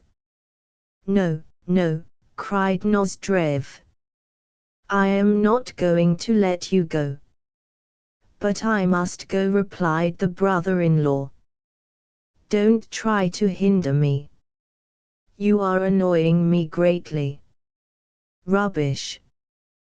We are going to play a game of banker." "No, no. You must play it without me, my friend. My wife is expecting me at home, and I must go and tell her all about the fair. Yes, I must go if I am to please her. Do not try to detain me. Your wife be. But have you really an important piece of business with her?" "No, no, my friend. The real reason is that she is a good and trustful woman, and that she does a great deal for me. The tears spring to my eyes as I think of it. Do not detain me. As an honorable man I say that I must go. Of that I do assure you in all sincerity." "Oh, let him go," put in Chichikov under his breath. "What use will he be here?" "Very well," said Nozdrev, "though, damn it, I do not like fellows who lose their heads." Then he added to his brother-in-law, "All right, Fetuk 20. Off you go to your wife and your woman's talk, and may the devil go with you." "Do not insult me with the term Fetuk," retorted the brother-in-law. "To her I owe my life, and she is a dear, good woman, and has shown me much affection. At the very thought of it I could weep. You see, she will be asking me what I have seen at the fair, and tell her about it I must, for she is such a dear, good woman. Then off you go to her with your pack of lies. Here is your cap. No, good friend, you are not to speak of her like that. By so doing you offend me greatly. I say that she is a dear, good woman. Then run along home to her." "Yes, I am just going. Excuse me for having been unable to stay. Gladly would I have stayed, but really I cannot." The brother-in-law repeated his excuses again and again without noticing that he had entered the britchka, that it had passed through the gates, and that he was now in the open country. Permissibly we may suppose that his wife succeeded in gleaning from him few details of the fair. "What a fool," said Nozdrev as, standing by the window, he watched the departing vehicle. "Yet his off-horse is not such a bad one. For a long time past I have been wanting to get hold of it. A man like that is simply impossible. Yes, he is a fetuk, a regular fetuk." With that they repaired to the parlour, where, on Porfiry bringing candles, Chichikov perceived that his host had produced a pack of cards. "I tell you what," said Nozdrev, pressing the sides of the pack together, and then slightly bending them, so that the pack cracked and a card flew out. "How would it be if, to pass the time, I were to make a bank of 300? Chichikov pretended not to have heard him, but remarked with an air of having just recollected a forgotten point, "By the way, I had omitted to say that I have a request to make of you." What request? First give me your word that you will grant it. What is the request, I say? Then you give me your word, do you? Certainly. Your word of honor. My word of honor. This, then, is my request. I presume that you have a large number of dead serfs whose names have not yet been removed from the revision list. I have. But why do you ask? Because I want you to make them over to me. Of what use would they be to you? Never mind. I have a purpose in wanting them. What purpose? A purpose which is strictly my own affair. In short, I need them. You seem to have hatched a very fine scheme. Out with it, now. What is in the wind? How could I have hatched such a scheme as you say? One could not very well hatch a scheme out of such a trifle as this. Then for what purpose do you want the serfs? Oh, the curiosity of the man. He wants to poke his fingers into and smell over every detail. Why do you decline to say what is in your mind?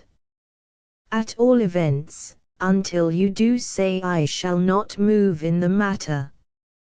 But how would it benefit you to know what my plans are?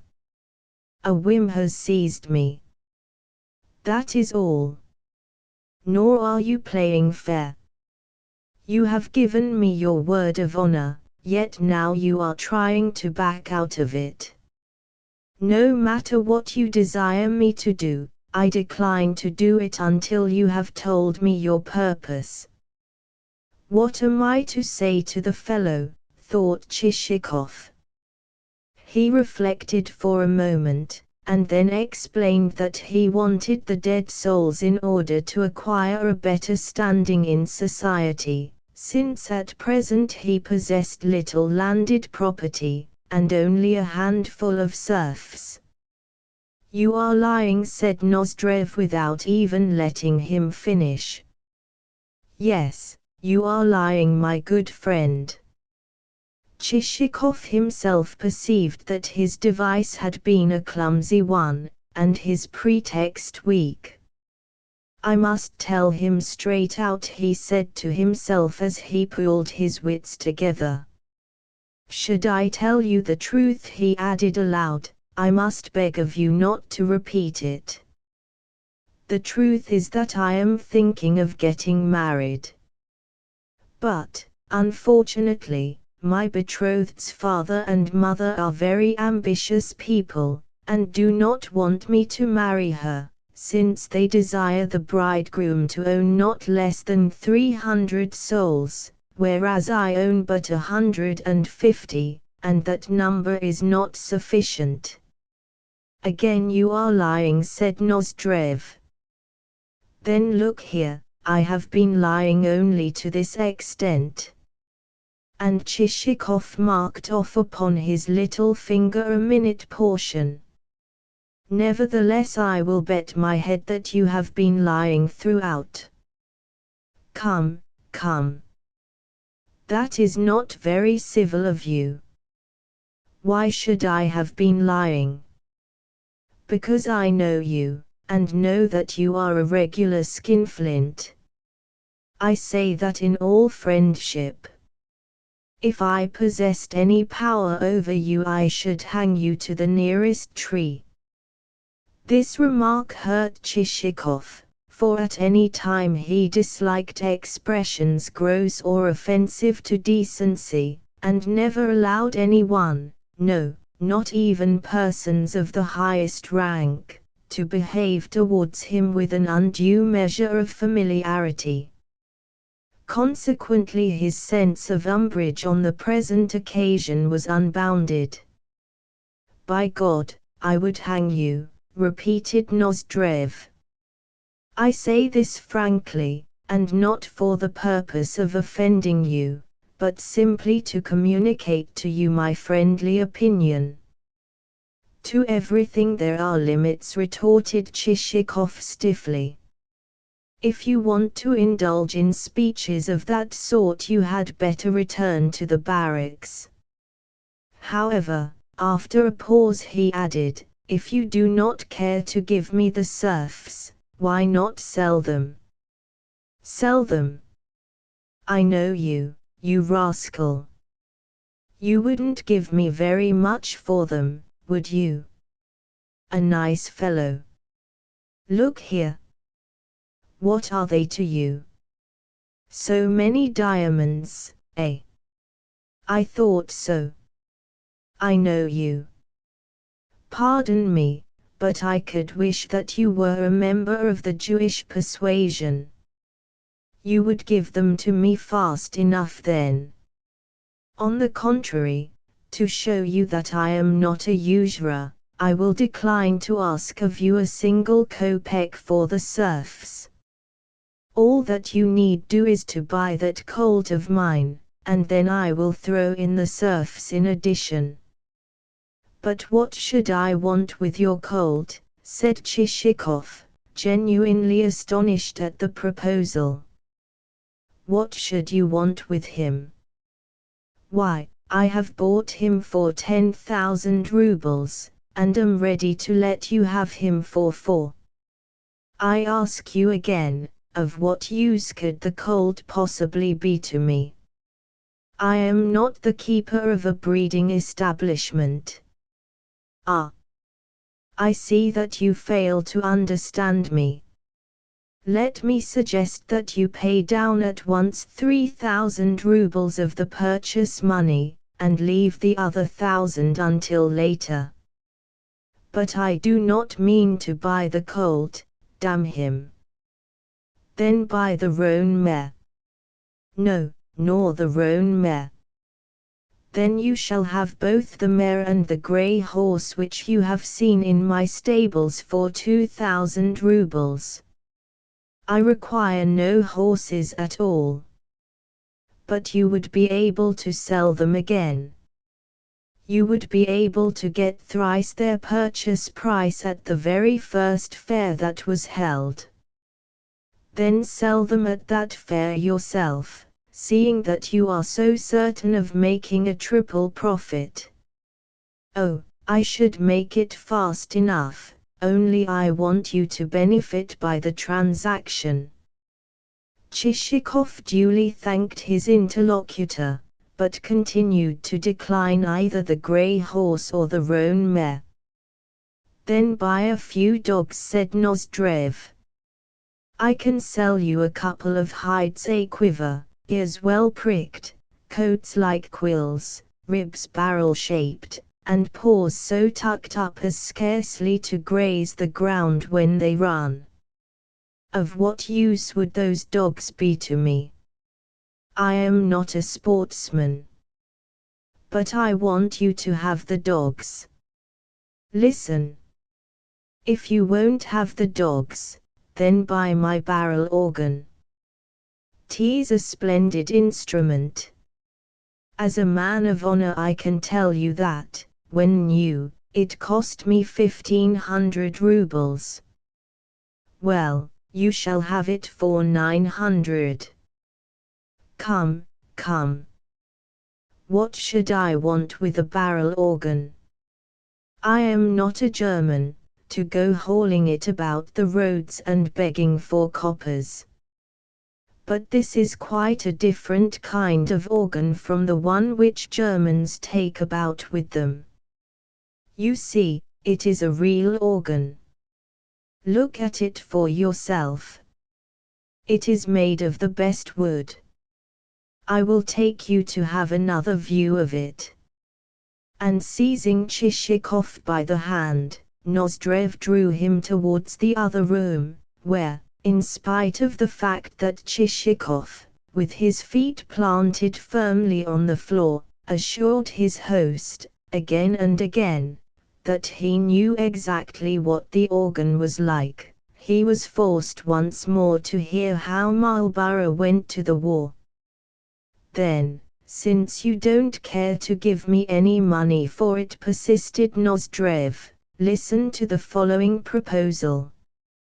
I will give you the barrel organ and all the dead souls which I possess, and in return you shall give me your britchka, and another 300 rubles into the bargain. Listen to the man. In that case, what should I have left to drive in? Oh, I would stand you another britchka. Come to the coach house, and I will show you the one I mean. It only needs repainting to look a perfectly splendid britchka. The ramping, incorrigible devil, thought Chichikov to himself as at all hazards he resolved to escape from britchkas, organs, and every species of dog, however marvellously barrel-ribbed and tucked up of paw. And in exchange, you shall have the britchka, the barrel organ, and the dead souls, repeated Nozdrev. I must decline the offer, said Chichikov. And why? Because I don't want the things, I am full up already. I can see that you don't know how things should be done between good friends and comrades. Plainly you are a man of two faces. What do you mean, you fool? Think for yourself. Why should I acquire articles which I don't want? Say no more about it, if you please. I have quite taken your measure. But see here. Should you care to play a game of banker? I am ready to stake both the dead souls and the barrel organ at cards. No, to leave an issue to cards means to submit oneself to the unknown, said Chichikov, covertly glancing at the pack which Nozdrev had got in his hands. Somehow the way in which his companion had cut that pack seemed to him suspicious. Why to the unknown? Asked Nozdrev. There is no such thing as the unknown.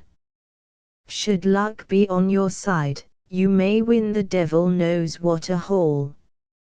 Oh, luck, luck, he went on, beginning to deal, in the hope of raising a quarrel. Here is the cursed 9 upon which, the other night, I lost everything. All along I knew that I should lose my money.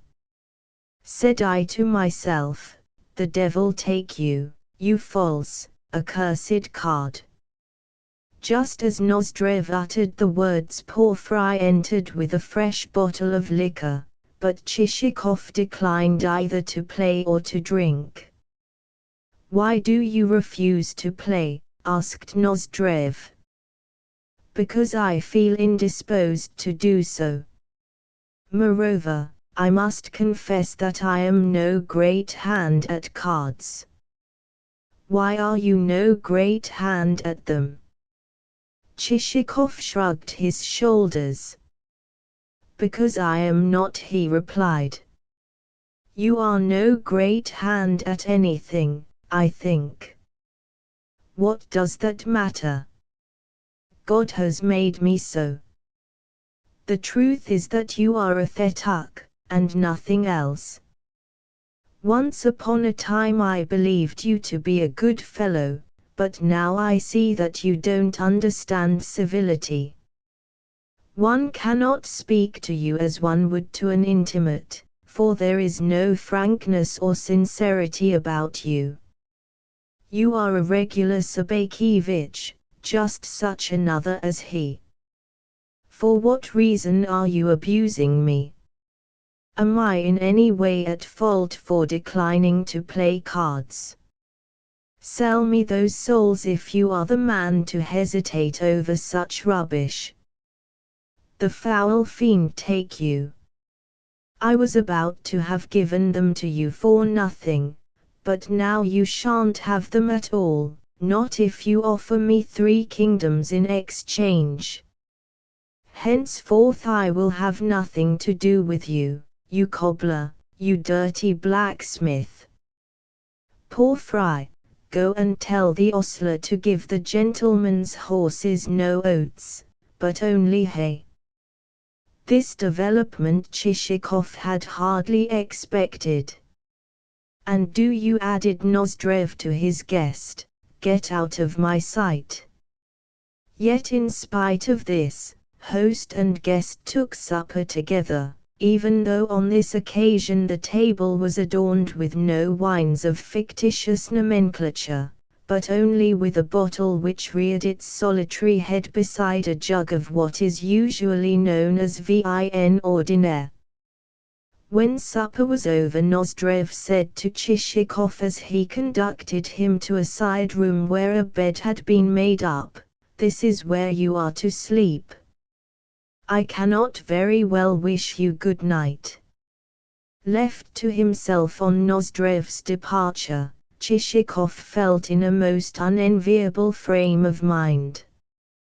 Full of inward vexation, he blamed himself bitterly for having come to see this man and so wasted valuable time, but even more did he blame himself for having told him of his scheme, for having acted as carelessly as a child or a madman.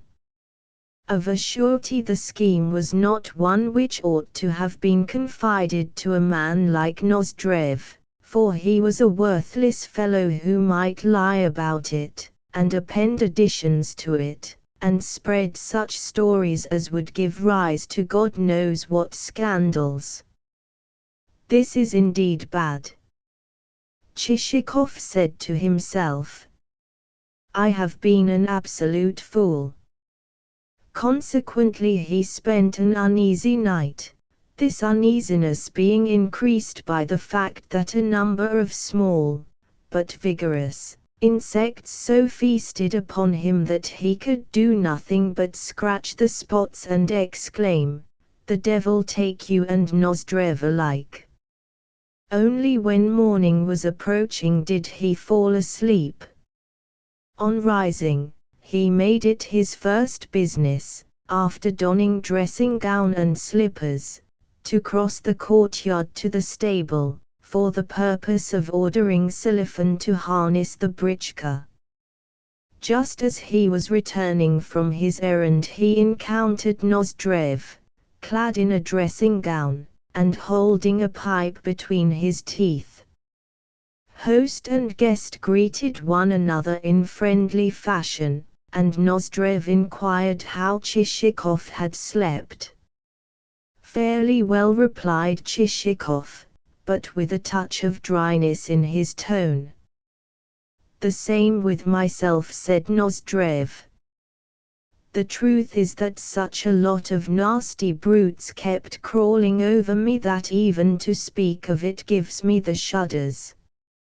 Likewise, as the effect of last night's doings, a whole squadron of soldiers seemed to be camping on my chest, and giving me a flogging." "Ah! And whom also do you think I saw in a dream?" "You would never guess." "Why, it was Staff Captain Potsaluv and Lieutenant Kuvshinikov." "Yes," thought Chichikov to himself, "and I wish that they too would give you a public thrashing." "I felt so ill," went on Nozdrev. "And just after I had fallen asleep something did come and sting me. Probably it was a party of hag fleas. Now, dress yourself, and I will be with you presently. First of all I must give that scoundrel of a bailiff a wigging." Chichikov departed to his own room to wash and dress, which process completed, he entered the dining room to find the table laid with tea things and a bottle of rum. Clearly no broom had yet touched the place, for there remained traces of the previous night's dinner and supper in the shape of crumbs thrown over the floor and tobacco ash on the tablecloth. The host himself, when he entered, was still clad in a dressing gown exposing a hairy chest, and as he sat holding his pipe in his hand, and drinking tea from a cup, he would have made a model for the sort of painter who prefers to portray gentlemen of the less curled and scented order. "What think you?" he asked of Chichikov after a short silence. "Are you willing now to play me for those souls? I have told you that I never play cards. If the souls are for sale, I will buy them. I decline to sell them. Such would not be the course proper between friends. But a game of banker would be quite another matter. Let us deal the cards. I have told you that I decline to play. And you will not agree to an exchange. No, then look here. Suppose we play a game of chess. If you win, the souls shall be yours. There are lots which I should like to see crossed off the revision list. Hi, Porphyry. Bring me the chessboard. You are wasting your time. I will play neither chess nor cards. But chess is different from playing with a bank. In chess there can be neither luck nor cheating, for everything depends upon skill. In fact, I warn you that I cannot possibly play with you unless you allow me a move or two in advance. The same with me, thought Chichikov. Shall I, or shall I not, play this fellow? I used not to be a bad chess player, and it is a sport in which he would find it more difficult to be up to his tricks. Very well, he added aloud. I will play you at chess. And stake the souls for 100 rubles, asked Nozdrev. No. Why for 100? Would it not be sufficient to stake them for 50? No. What would be the use of 50? Nevertheless, for the 100 rubles I will throw in a moderately old puppy, or else a gold seal and watch chain. Very well, assented Chichikov. Then how many moves are you going to allow me? Is that to be part of the bargain? Why, none, of course. At least allow me to. No, none. I myself am only a poor player. I know you and your poor play, said Nozdrev, moving a chessman. In fact, it is a long time since last I had a chessman in my hand, replied Chichikov, also moving a piece. Ah! I know you and your poor play, repeated Nozdrev, moving a second chessman. I say again that it is a long time since last I had a chessman in my hand. And Chichikov, in his turn, moved. Ah! I know you and your poor play, repeated Nozdrev, for the third time as he made a third move. At the same moment the cuff of one of his sleeves happened to dislodge another chessman from its position. Again, I say, said Chichikov, that 'tis a long time since last, but hi! Look here! Put that piece back in its place. What piece? This one. And almost as Chichikov spoke he saw a third chessman coming into view between the queens. God only knows whence that chessman had materialized. No, no, shouted Chichikov as he rose from the table. It is impossible to play with a man like you. People don't move 3 pieces at once. How 3 pieces? All that I have done is to make a mistake, to move one of my pieces by accident. If you like, I will forfeit it to you. And whence has the 3rd piece come? What 3rd piece? The one now standing between the queens. 'Tis one of your own pieces. Surely you are forgetting. No, no, my friend. I have counted every move, and can remember each one. That piece has only just become added to the board. Put it back in its place, I say. Its place. Which is its place? But Nozdrev had reddened a good deal. I perceive you to be a strategist at the game. No, no, good friend. You are the strategist, though an unsuccessful one, as it happens. Then of what are you supposing me capable? Of cheating you. I am not supposing you capable of anything. All that I say is that I will not play with you any more. But you can't refuse to, said Nozdrev, growing heated. You see, the game has begun. Nevertheless, I have a right not to continue it, seeing that you are not playing as an honest man should do. You are lying, you cannot truthfully say that. 'Tis you who are lying. But I have not cheated. Consequently you cannot refuse to play, but must continue the game to a finish.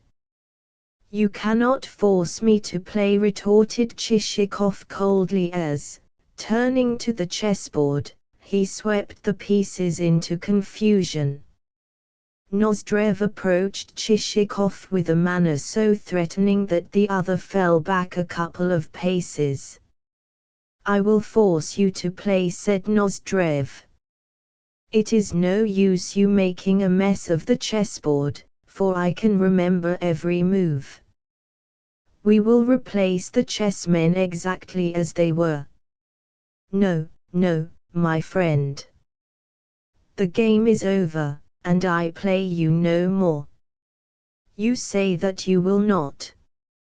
Yes. Surely you can see for yourself that such a thing is impossible. That cock won't fight. Say at once that you refuse to play with me. And Nozdrev approached a step nearer. Very well, I do say that, replied Chichikov, and at the same moment raised his hands towards his face, for the dispute was growing heated. Nor was the act of caution altogether unwarranted, for Nozdrev also raised his fist, and it may be that one of our hero's plump, pleasant-looking cheeks would have sustained an indelible insult had not he, Chichikov, parried the blow and, seizing Nozdrev by his whirling arms, held them fast. Porfry! Pavlushka! Shouted Nozdrev as madly he strove to free himself.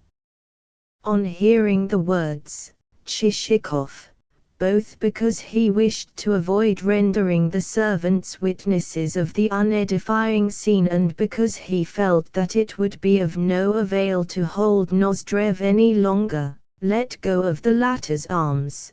But at the same moment Porfry and Pavlushka entered the room, a pair of stout rascals with whom it would be unwise to meddle. Do you, or do you not, intend to finish the game? Said Nozdrev. Give me a direct answer. No, it will not be possible to finish the game, replied Chichikov, glancing out of the window. He could see his britchka standing ready for him, and Selifan evidently awaiting orders to draw up to the entrance steps. But from the room there was no escape, since in the doorway was posted the couple of well-built serving men. "Then it is as I say. You refuse to finish the game," repeated Nozdrev, his face as red as fire. "I would have finished it had you played like a man of honor. But, as it is, I cannot." "You cannot, eh, you villain? You find that you cannot as soon as you find that you are not winning. Thrash him, you fellows." And as he spoke Nozdrev grasped the cherry-wood shank of his pipe. Chichikov turned as white as a sheet. He tried to say something, but his quivering lips emitted no sound. "Thrash him!" again shouted Nozdrev as he rushed forward in a state of heat and perspiration more proper to a warrior who is attacking an impregnable fortress. "Thrash him!" again he shouted in a voice like that of some half-demented lieutenant whose desperate bravery has acquired such a reputation that orders have had to be issued that his hands shall be held lest he attempt deeds of over-presumptuous daring. Seized with the military spirit, however, the lieutenant's head begins to whirl, and before his eye there flits the image of Suvorov 21. He advances to the great encounter, and impulsively cries, "Forward, my sons!" Cries it without reflecting that he may be spoiling the plan of the general attack, that millions of rifles may be protruding their muzzles through the embrasures of the impregnable, towering walls of the fortress, that his own impotent assault may be destined to be dissipated like dust before the wind, and that already there may have been launched on its whistling career the bullet which is to close forever his vociferous throat. However, if Nozdrev resembled the headstrong, desperate lieutenant whom we have just pictured as advancing upon a fortress, at least the fortress itself in no way resembled the impregnable stronghold which I have described. As a matter of fact, the fortress became seized with a panic which drove its spirit into its boots. First of all, the chair with which Chichikov, the fortress in question, sought to defend himself was wrested from his grasp by the serfs, and then, blinking and neither alive nor dead, he turned to parry the Circassian pipe stem of his host. In fact, God only knows what would have happened had not the fates been pleased by a miracle to deliver Chichikov's elegant back and shoulders from the onslaught. Suddenly, and as unexpectedly as though the sound had come from the clouds, there made itself heard the tinkling notes of a collar bell, and then the rumble of wheels approaching the entrance steps, and, lastly, the snorting and hard breathing of a team of horses as a vehicle came to a standstill. Involuntarily all present glanced through the window, and saw a man clad in a semi-military greatcoat leap from a buggy. After making an inquiry or two in the hall, he entered the dining room just at the juncture when Chichikov, almost swooning with terror, had found himself placed in about as awkward a situation as could well befall a mortal man. "Kindly tell me which of you is Monsieur Nozdrev," said the unknown with a glance of perplexity both at the person named, who was still standing with pipe shank upraised, and at Chichikov, who was just beginning to recover from his unpleasant predicament. "Kindly tell me whom I have the honor of addressing," retorted Nozdrev as he approached the official. I am the superintendent of rural police. And what do you want? I have come to fulfill a commission imposed upon me.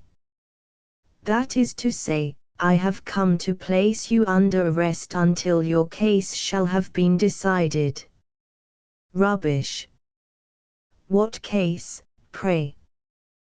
The case in which you involved yourself when, in a drunken condition, and through the instrumentality of a walking stick, you offered grave offense to the person of landowner Maximov. You lie. To your face I tell you that never in my life have I set eyes upon landowner Maximov. Good sir, allow me to represent to you that I am a government officer. Speeches like that you may address to your servants, but not to me. At this point Chichikov, without waiting for Nozdrev's reply, seized his cap, slipped behind the superintendent's back, rushed out onto the veranda, sprang into his britchka, and ordered Silifan to drive like the wind.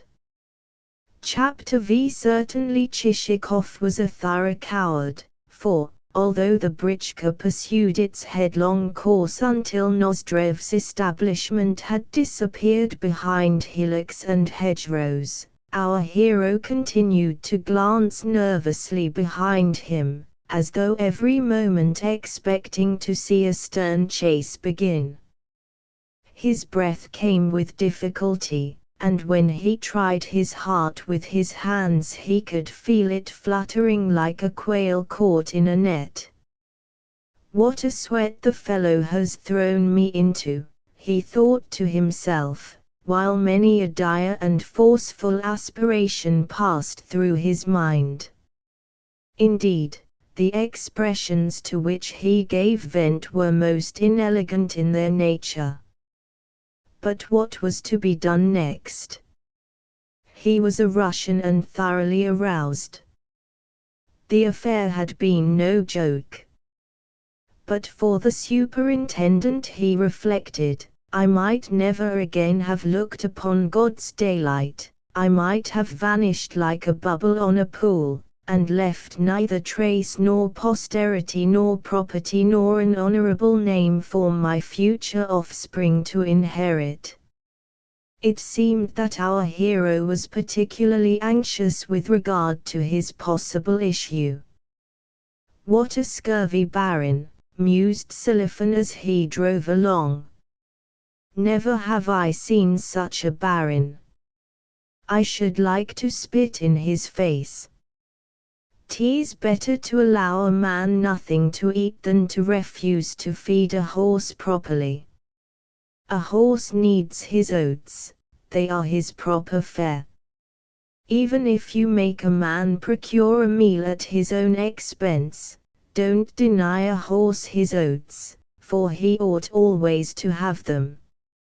An equally poor opinion of Nozdrev seemed to be cherished also by the steeds, for not only were the bay and the assessor clearly out of spirits, but even the skewbald was wearing a dejected air.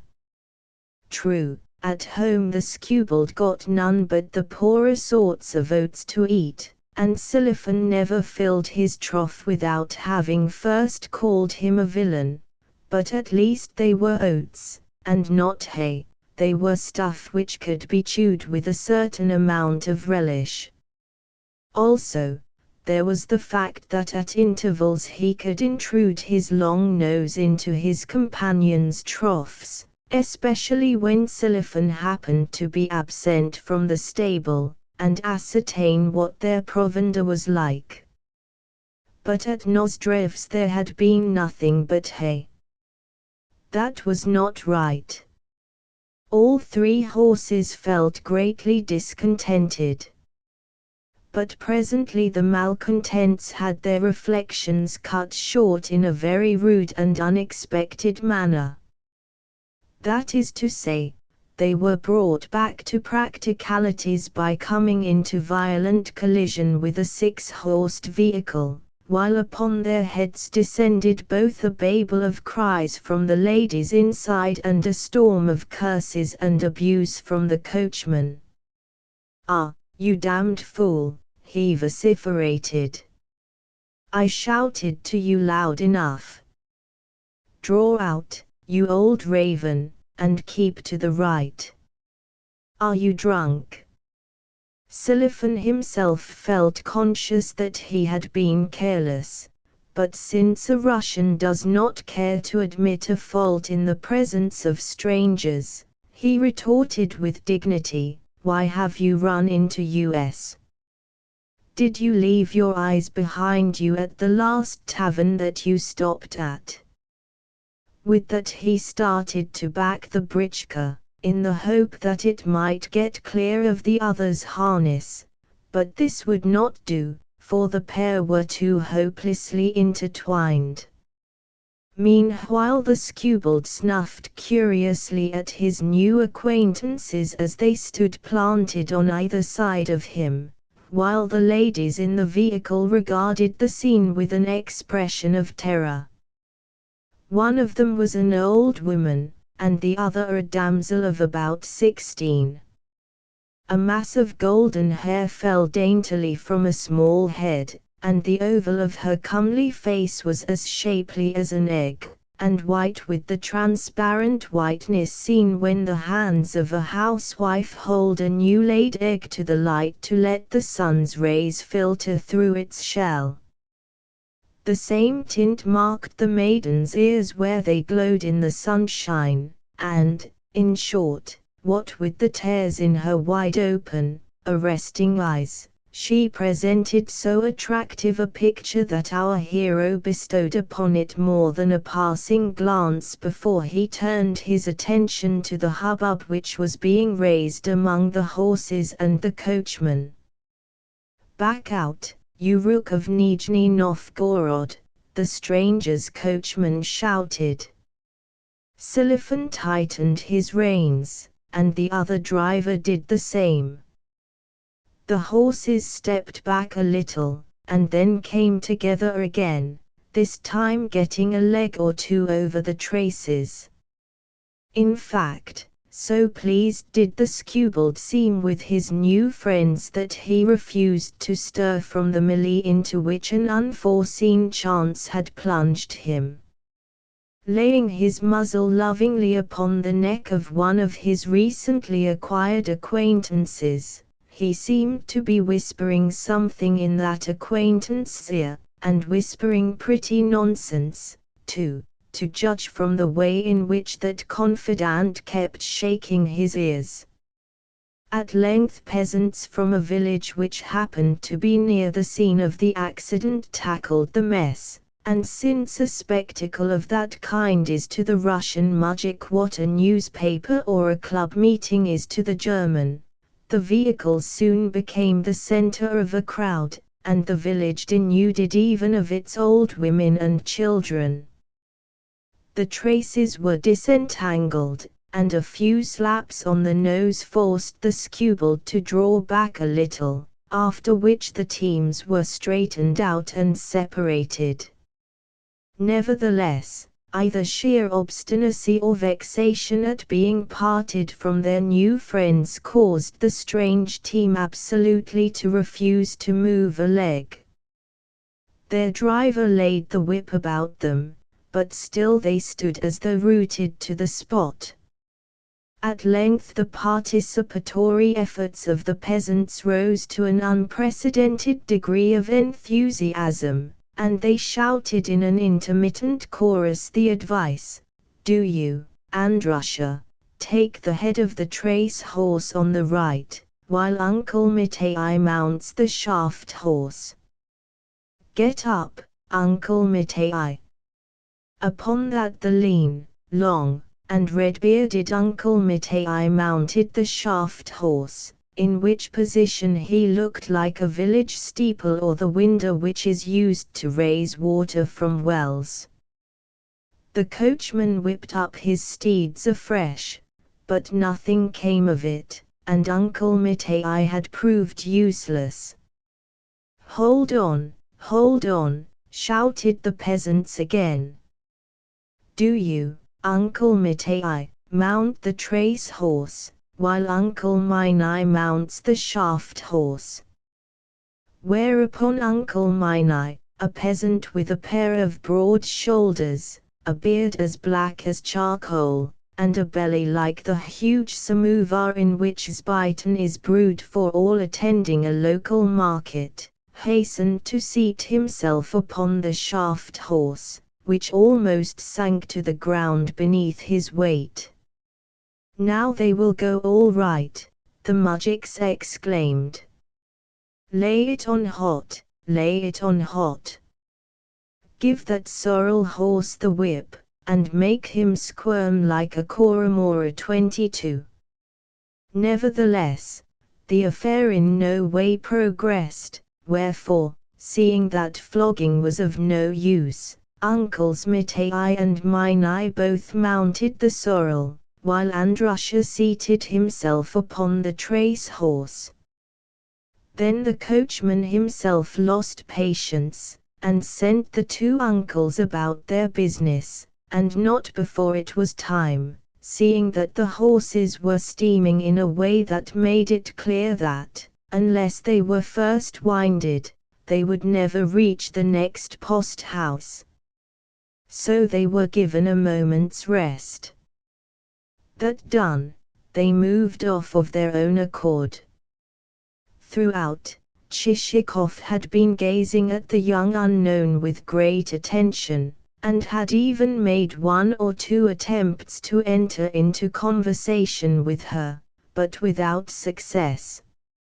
Indeed, when the ladies departed, it was as in a dream that he saw the girl's comely presence, the delicate features of her face, and the slender outline of her form vanish from his sight. It was as in a dream that once more he saw only the road, the britchka, the three horses, Silifan, and the bare, empty fields.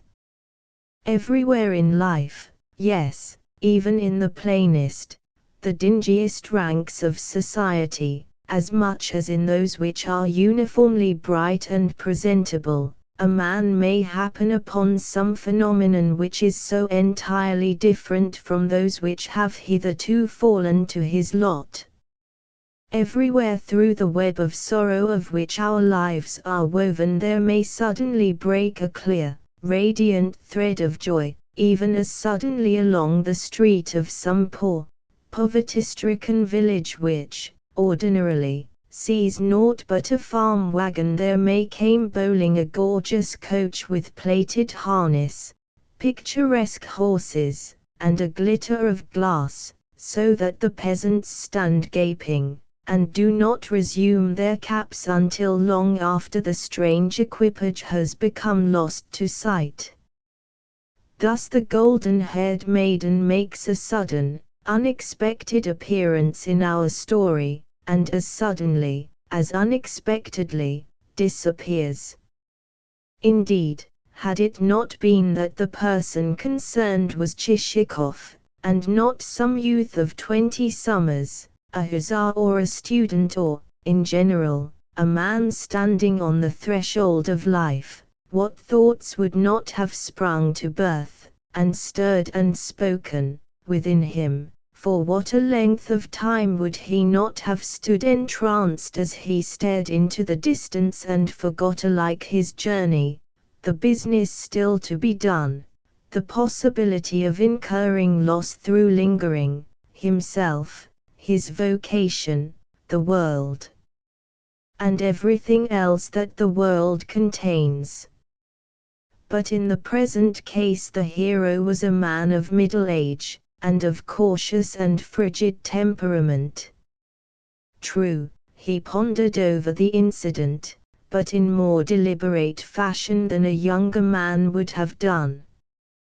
That is to say, his reflections were not so irresponsible and unsteady. She was a comely damsel, he said to himself as he opened his snuff-box and took a pinch. But the important point is she also a nice damsel? One thing she has in her favor, and that is that she appears only just to have left school, and not to have had time to become womanly in the worser sense. At present, therefore, she is like a child. Everything in her is simple, and she says just what she thinks, and laughs merely when she feels inclined. Such a damsel might be made into anything, or she might be turned into worthless rubbish. The latter, I surmise, for trudging after her she will have a fond mother and a bevy of aunts, and so forth, persons who, within a year, will have filled her with womanishness to the point where her own father wouldn't know her.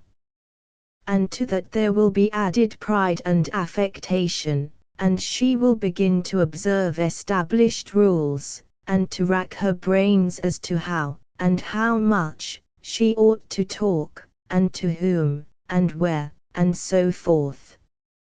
Every moment will see her growing timorous and confused lest she be saying too much. Finally, she will develop into a confirmed prevaricator, and end by marrying the devil knows whom. Chichikov paused a while. Then he went on, "Yet I should like to know who she is, and who her father is, and whether he is a rich landowner of good standing, or merely a respectable man who has acquired a fortune in the service of the government. Should he allow her, on marriage, a dowry of, say, 200,000 rubles, she will be a very nice catch indeed. She might even, so to speak, make a man of good breeding happy." Indeed, so attractively did the idea of the 200,000 rubles begin to dance before his imagination that he felt a twinge of self-reproach because, during the hubbub, he had not inquired of the postilion or the coachman who the travellers might be. But soon the sight of Sabakiyevich's country house dissipated his thoughts, and forced him to return to his stock subject of reflection. Sabakiyevich's country house and estate were of very fair size, and on each side of the mansion were expanses of birch and pine forest in 2 shades of green.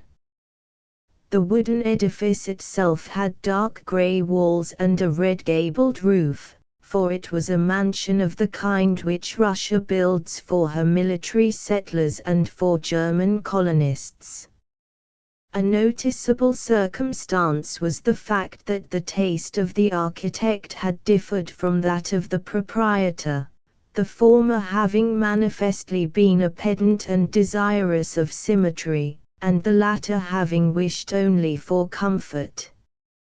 Consequently he, the proprietor, had dispensed with all windows on one side of the mansion, and had caused to be inserted, in their place, only a small aperture which, doubtless, was intended to light an otherwise dark lumber room. Likewise, the architect's best efforts had failed to cause the pediment to stand in the center of the building, since the proprietor had had one of its 4 original columns removed. Evidently durability had been considered throughout, for the courtyard was enclosed by a strong and very high wooden fence, and both the stables, the coach house, and the culinary premises were partially constructed of beams warranted to last for centuries. Nay, even the wooden huts of the peasantry were wonderful in the solidity of their construction, and not a clay wall or a carved pattern or other device was to be seen. Everything fitted exactly into its right place, and even the draw-well of the mansion was fashioned of the oak wood usually thought suitable only for mills or ships. In short, Wherever Chichikov's eye turned he saw nothing that was not free from shoddy make and well and skillfully arranged. As he approached the entrance steps he caught sight of two faces peering from a window.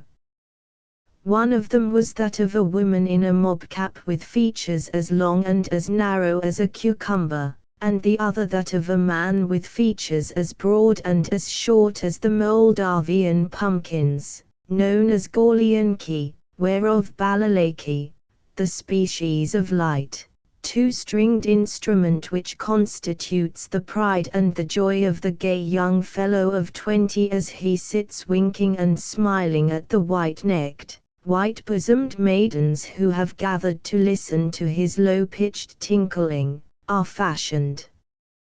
This scrutiny made, both faces withdrew, and there came out onto the entrance steps a lackey clad in a grey jacket and a stiff blue collar. This functionary conducted Chichikov into the hall, where he was met by the master of the house himself, who requested his guest to enter, and then led him into the inner part of the mansion. A covert glance at Sobakevich showed our hero that his host exactly resembled a moderate-sized bear. To complete the resemblance, Sobakevich's long frock coat and baggy trousers were of the precise color of a bear's hide, while, when shuffling across the floor, he made a criss-cross motion of the legs, and had, in addition, a constant habit of treading upon his companion's toes. As for his face, it was of the warm, ardent tint of a Pietok 23. Persons of this kind, persons to whose designing nature has devoted not much thought, and in the fashioning of whose frames she has used no instruments so delicate as a file or a gimlet and so forth, are not uncommon. Such persons she merely rough-hews. One cut with a hatchet, and there results a nose, another such cut with a hatchet, and there materializes a pair of lips, two thrusts with a drill, and there issues a pair of eyes. Lastly, scorning to plane down the roughness, she sends out that person into the world, saying, "There is another live creature." Sobakevich was just such a ragged, curiously put-together figure, though the above model would seem to have been followed more in his upper portion than in his lower. One result was that he seldom turned his head to look at the person with whom he was speaking, but, rather, directed his eyes towards, say, the stove corner or the doorway. As host and guest crossed the dining room, Chichikov directed a second glance at his companion. "He is a bear, and nothing but a bear," he thought to himself. And, indeed, the strange comparison was inevitable. Incidentally, Sobakevich's Christian name and patronymic were Michael Semenovich. Of his habit of treading upon other people's toes Chichikov had become fully aware, wherefore he stepped cautiously, and, throughout, allowed his host to take the lead. As a matter of fact, Sobakevich himself seemed conscious of his failing, for at intervals he would inquire, "I hope I have not hurt you," and Chichikov, with a word of thanks, would reply that as yet he had sustained no injury. At length they reached the drawing-room, where Sobakevich pointed to an armchair, and invited his guest to be seated. Chichikov gazed with interest at the walls and the pictures.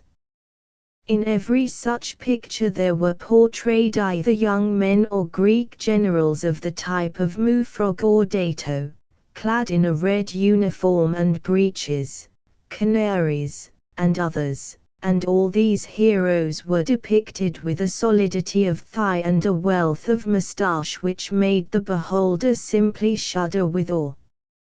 Among them there were placed also, according to some unknown system, and for some unknown reason, firstly, Bagration 24, tall and thin, and with a cluster of small flags and cannon beneath him, and the whole set in the narrowest of frames, and, secondly, the Greek heroine, Babylina, whose legs looked larger than do the whole bodies of the drawing-room dandies of the present day.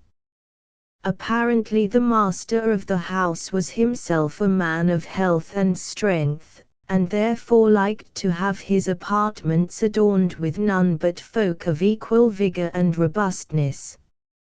Lastly, in the window, and suspended cheek by jowl with Babylina, there hung a cage whence at intervals there peered forth a white-spotted blackbird. Like everything else in the apartment, it bore a strong resemblance to Sobakevich.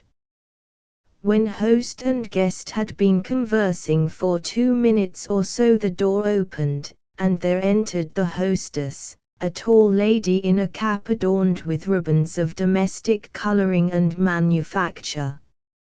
She entered deliberately, and held her head as erect as a palm. "This is my wife, Theodulia Ivanovna," said Sobakevich. Chichikov approached and took her hand. The fact that she raised it nearly to the level of his lips apprised him of the circumstance that it had just been rinsed in cucumber oil.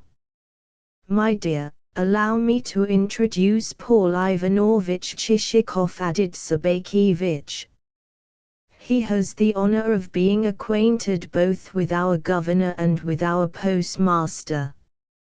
Upon this Theodulia Ivanovna requested her guest to be seated, and accompanied the invitation with the kind of bow usually employed only by actresses who are playing the role of queens. Next, she took a seat upon the sofa, drew around her her merino gown, and sat thereafter without moving an eyelid or an eyebrow. As for Chichikov, he glanced upwards, and once more caught sight of canaries with his fat thighs and interminable moustache, and of Babylina and the blackbird. For fully 5 minutes all present preserved a complete silence, the only sound audible being that of the blackbird's beak against the wooden floor of the cage as the creature fished for grains of corn. Meanwhile Chichikov again surveyed the room, and saw that everything in it was massive and clumsy in the highest degree, as also that everything was curiously in keeping with the master of the house.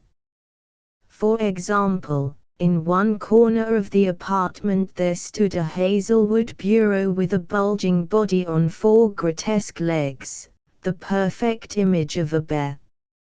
Also, the tables and the chairs were of the same ponderous, unrestful order, and every single article in the room appeared to be saying either, "I, too, am a Sobakevich," or "I am exactly like Sobakevich."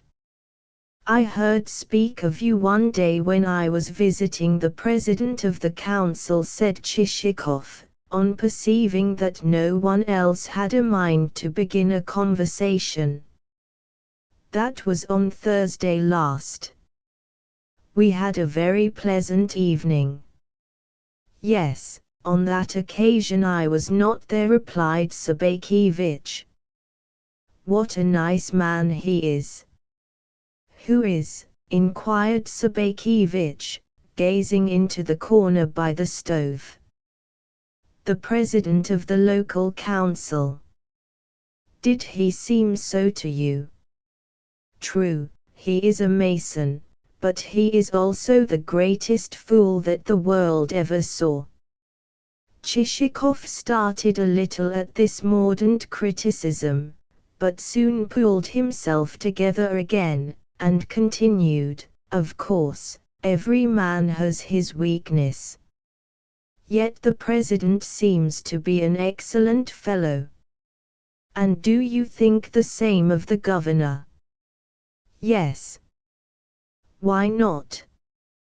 "Because there exists no greater rogue than he." "What? The governor a rogue?" ejaculated Chichikov, at a loss to understand how the official in question could come to be numbered with thieves. "Let me say that I should never have guessed it. Permit me also to remark that his conduct would hardly seem to bear out your opinion, he seems so gentle a man." And in proof of this Chichikov cited the purses which the governor knitted, and also expatiated on the mildness of his features. "He has the face of a robber," said Sabakevich. "Were you to give him a knife, and to turn him loose on a turnpike, he would cut your throat for 2 kopecks. And the same with the vice-governor. The pair are just Gog and Magog." "Evidently he is not on good terms with them," thought Chichikov to himself. "I had better pass to the chief of police, with whom he does seem to be friendly." Accordingly he added aloud, "For my own part, I should give the preference to the head of the gendarmerie. What a frank, outspoken nature he has! And what an element of simplicity does his expression contain!" "He is mean to the core," remarked Sabakevich coldly. "He will sell you and cheat you, and then dine at your table." "Yes, I know them all, and every one of them is a swindler, and the town a nest of rascals engaged in robbing one another. Not a man of the lot is there but would sell Christ. Yet stay, one decent fellow there is, the public prosecutor, though even he, if the truth be told, is little better than a pig." After these eulogia Chichikov saw that it would be useless to continue running through the list of officials, more especially since suddenly he had remembered that Sabakevich was not at any time given to commending his fellow man. "Let us go to luncheon, my dear," put in Theodulia Ivanovna to her spouse. "Yes, pray come to table," said Sabakevich to his guest, whereupon they consumed the customary glass of vodka, accompanied by sundry snacks of salted cucumber and other dainties, with which Russians, both in town and country, preface a meal. Then they filed into the dining room in the wake of the hostess, who sailed on ahead like a goose swimming across a pond. The small dining table was found to be laid for 4 persons, the 4th place being occupied by a lady or a young girl. It would have been difficult to say which exactly, who might have been either a relative, the housekeeper, or a casual visitor. Certain persons in the world exist, not as personalities in themselves, but as spots or specks on the personalities of others. Always they are to be seen sitting in the same place, and holding their heads at exactly the same angle, so that one comes within an ace of mistaking them for furniture, and thinks to oneself that never since the day of their birth can they have spoken a single word. "My dear," said Sabakevich, "the cabbage soup is excellent." With that he finished his portion, and helped himself to a generous measure of Nianya 25, the dish which follows shchi and consists of a sheep's stomach stuffed with black porridge, brains, and other things. "What Nianya this is," he added to Chichikov. Never would you get such stuff in a town, where one is given the devil knows what. Nevertheless the governor keeps a fair table, said Chichikov. Yes, but do you know what all the stuff is made of? Retorted Sobakevich. If you did know you would never touch it. Of course I am not in a position to say how it is prepared, but at least the pork cutlets and the boiled fish seemed excellent. Ah, it might have been thought so, yet I know the way in which such things are bought in the marketplace. They are bought by some rascal of a cook whom a Frenchman has taught how to skin a tomcat and then serve it up as hare. Ah! What horrible things you say, put in Madame. Well, my dear, that is how things are done, and it is no fault of mine that it is so. Moreover, everything that is left over, everything that we, pardon me for mentioning it, cast into the slop pail, is used by such folk for making soup. Always at table you begin talking like this, objected his helpmeet. And why not, said Sobakevich. I tell you straight that I would not eat such nastiness, even had I made it myself. Sugar a frog as much as you like, but never shall it pass my lips. Nor would I swallow an oyster, for I know only too well what an oyster may resemble. But have some mutton, friend Chichikov. It is shoulder of mutton, and very different stuff from the mutton which they cook in noble kitchens, mutton which has been kicking about the marketplace 4 days or more. All that sort of cookery has been invented by French and German doctors, and I should like to hang them for having done so. They go and prescribe diets and a hunger cure as though what suits their flaccid German systems will agree with a Russian stomach. Such devices are no good at all. Sobakevich shook his head wrathfully. Fellows like those are forever talking of civilization. As if that sort of thing was civilization. Phew! Perhaps the speaker's concluding exclamation would have been even stronger had he not been seated at table. For myself, I will have none of it. When I eat pork at a meal, give me the whole pig, when mutton, the whole sheep, when goose, the whole of the bird.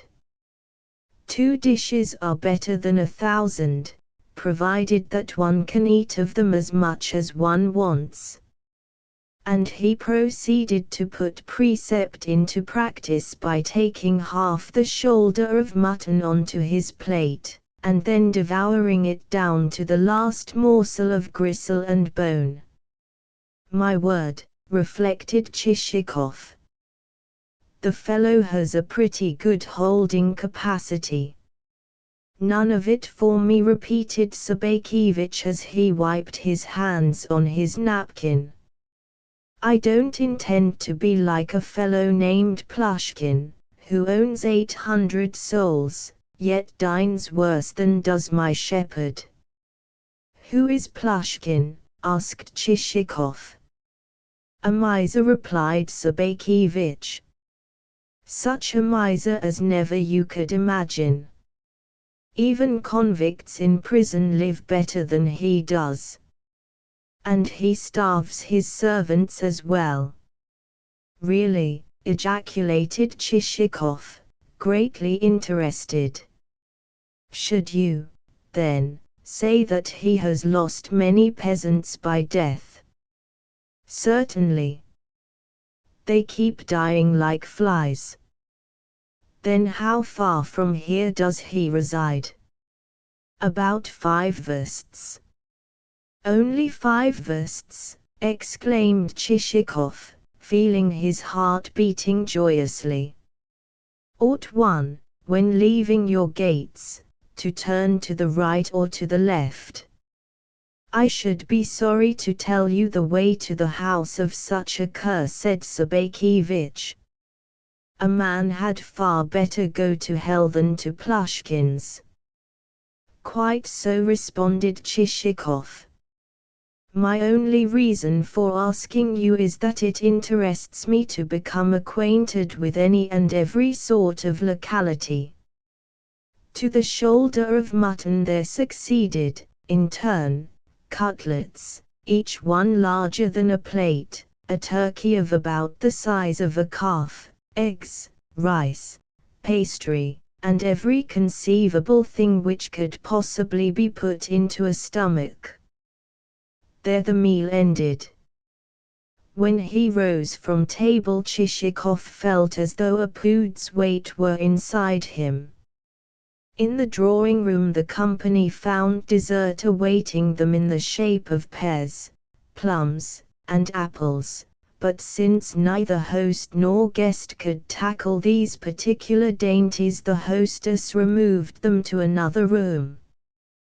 Taking advantage of her absence, Chichikov turned to Sobakevich, who, prone in an armchair, seemed, after his ponderous meal, to be capable of doing little beyond belching and grunting, each such grunt or belch necessitating a subsequent signing of the cross over the mouth, and intimated to him a desire to have a little private conversation concerning a certain matter.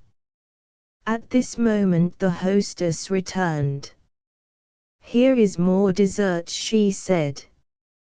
"Pray have a few radishes stewed in honey." Later, replied Sobakevich. "Do you go to your room, and Paul Ivanovich and I will take off our coats and have a nap."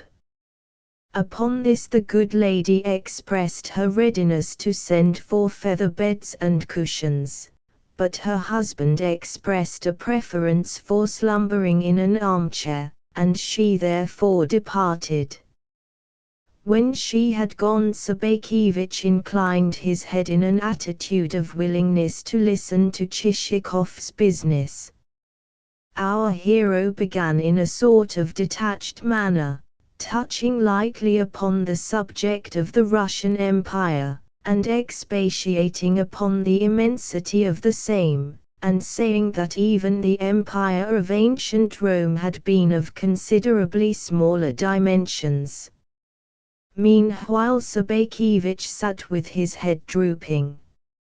From that Chichikov went on to remark that, according to the statutes of the said Russian Empire, which yielded to none in glory, so much so that foreigners marveled at it, peasants on the census lists who had ended their earthly careers were nevertheless, on the rendering of new lists, returned equally with the living, to the end that the courts might be relieved of a multitude of trifling, useless emendations which might complicate the already sufficiently complex mechanism of the state.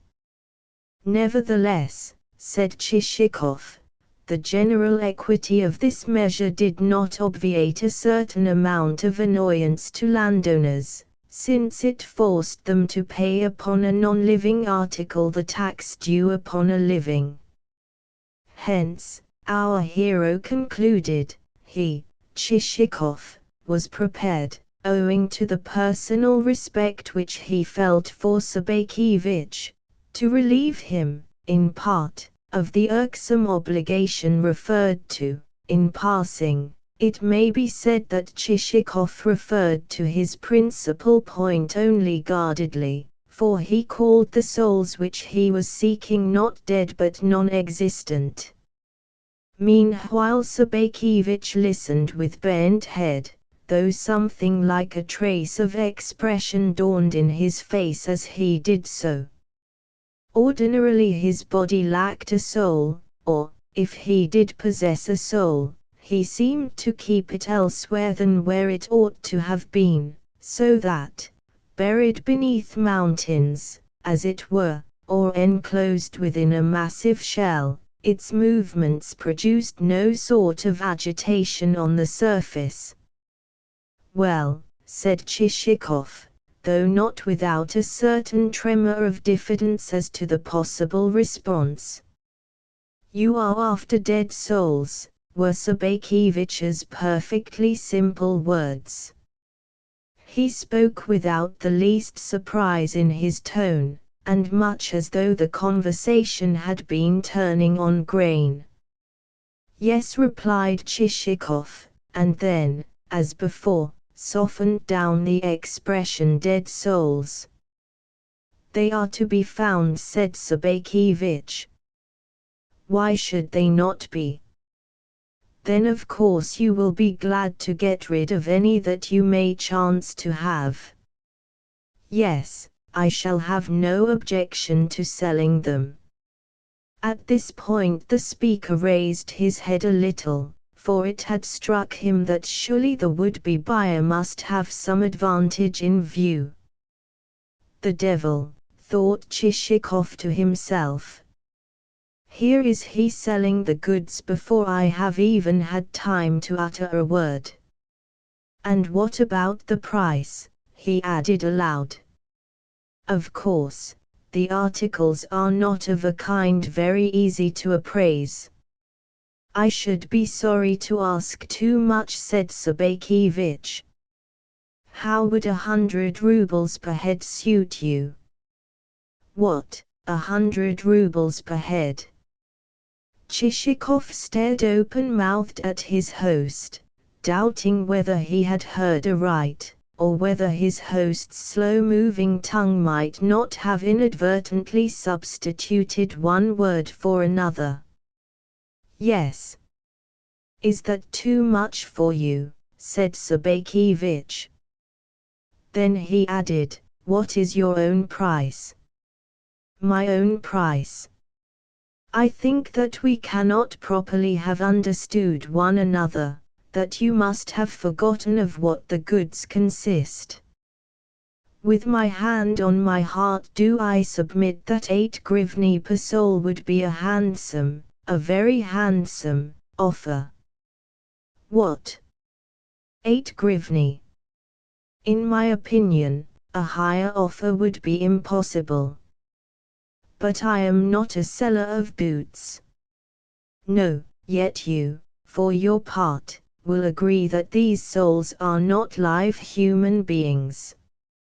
I suppose you hope to find fools ready to sell you souls on the census list for a couple of groats apiece." "Pardon me, but why do you use the term 'on the census list'? The souls themselves have long since passed away, and have left behind them only their names. Not to trouble you with any further discussion of the subject, I can offer you 1.5 rubles per head, but no more." "You should be ashamed even to mention such a sum. Since you deal in articles of this kind, quote me a genuine price." "I cannot, Michael Semenovich. Believe me, I cannot. What a man cannot do, that he cannot do." The speaker ended by advancing another 1/2 ruble per head. "But why hang back with your money?" said Sabakevich. "Of a truth I am not asking much of you. Any other rascal than myself would have cheated you by selling you old rubbish instead of good, genuine souls, whereas I should be ready to give you of my best, even were you buying only nut kernels. For instance, look at wheelwright Mikheyev. Never was there such a one to build spring carts. And his handiwork was not like your Moscow handiwork, good only for an hour. No, he did it all himself, even down to the varnishing." Chichikov opened his mouth to remark that, nevertheless, the said Mikheyev had long since departed this world, but Sabakiyevich's eloquence had got too thoroughly into its stride to admit of any interruption. "And look, too, at Probka Stepan, the carpenter," his host went on. "I will wager my head that nowhere else would you find such a workman. What a strong fellow he was! He had served in the Guards, and the Lord only knows what they had given for him, seeing that he was over 3 arshins in height." Again Chichikov tried to remark that Probka was dead, but Sabakiyevich's tongue was borne on the torrent of its own verbiage, and the only thing to be done was to listen. "And Milushkin, the bricklayer.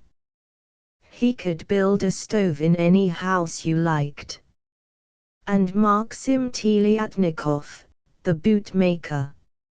Anything that he drove his all into became a pair of boots, and boots for which you would be thankful, although he was a bit foul of the mouth. And Irami Sorokopolkin, too. He was the best of the lot, and used to work at his trade in Moscow, where he paid a tax of 500 rubles. Well, there's an assortment of serfs for you, a very different assortment from what Plushkin would sell you." "But permit me," at length put in Chichikov, astounded at this flood of eloquence to which there appeared to be no end. "Permit me, I say, to inquire why you enumerate the talents of the deceased, seeing that they are all of them dead, and that therefore there can be no sense in doing so." "A dead body is only good to prop a fence with," says the proverb. "Of course they are dead," replied Sabakiyevich, but rather as though the idea had only just occurred to him, and was giving him food for thought. "But tell me, now, what is the use of listing them as still alive? And what is the use of them themselves? They are flies, not human beings." "Well said, Chichikov, they exist, though only in idea." "But no, not only in idea. I tell you that nowhere else would you find such a fellow for working heavy tools as was Mikhaev. He had the strength of a horse in his shoulders." And, with the words, Sabakiyevich turned, as though for corroboration, to the portrait of Bagration, as is frequently done by one of the parties in a dispute when he purports to appeal to an extraneous individual who is not only unknown to him, but wholly unconnected with the subject in hand, with the result that the individual is left in doubt whether to make a reply, or whether to betake himself elsewhere.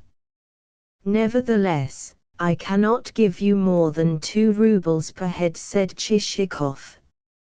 "Well, as I don't want you to swear that I have asked too much of you and won't meet you halfway, suppose, for friendship's sake, that you pay me 75 rubles in assignats." Good heavens, thought Chichikov to himself. Does the man take me for a fool? Then he added aloud, "The situation seems to me a strange one, for it is as though we were performing a stage comedy. No other explanation would meet the case. Yet you appear to be a man of sense, and possessed of some education. The matter is a very simple one. The question is, what is a dead soul worth, and is it of any use to anyone? It is of use to you, or you would not be buying such articles." Chichikov bit his lip, and stood at a loss for a retort. He tried to saying something about family and domestic circumstances, but Sabakiyevich cut him short with, "I don't want to know your private affairs, for I never poke my nose into such things. You need the souls, and I am ready to sell them. Should you not buy them, I think you will repent it. 2 rubles is my price, repeated Chichikov. Come, come. As you have named that sum, I can understand your not liking to go back upon it, but quote me a bona fide figure. The devil fly away with him, mused Chichikov. However, I will add another half ruble. And he did so. Indeed, said Sobakevich. Well, my last word upon it is 50 rubles in assignats. That will mean a sheer loss to me, for nowhere else in the world could you buy better souls than mine. The old skinflint, muttered Chichikov. Then he added aloud, with irritation in his tone, see here.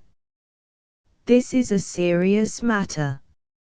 Anyone but you would be thankful to get rid of the souls. Only a fool would stick to them, and continue to pay the tax. Yes, but remember, and I say it wholly in a friendly way, that transactions of this kind are not generally allowed, and that anyone would say that a man who engages in them must have some rather doubtful advantage in view. Have it your own way, said Chichikov, with assumed indifference. As a matter of fact, I am not purchasing for profit, as you suppose, but to humor a certain whim of mine. 2.5 rubles is the most that I can offer. Bless your heart, retorted the host. At least give me 30 rubles in assignats, and take the lot. No, for I see that you are unwilling to sell. I must say good day to you. Hold on, exclaimed Sobakevich, retaining his guest's hand, and at the same moment treading heavily upon his toes, so heavily, indeed, that Chichikov gasped and danced with the pain. I beg your pardon, said Sobakevich hastily. Evidently I have hurt you.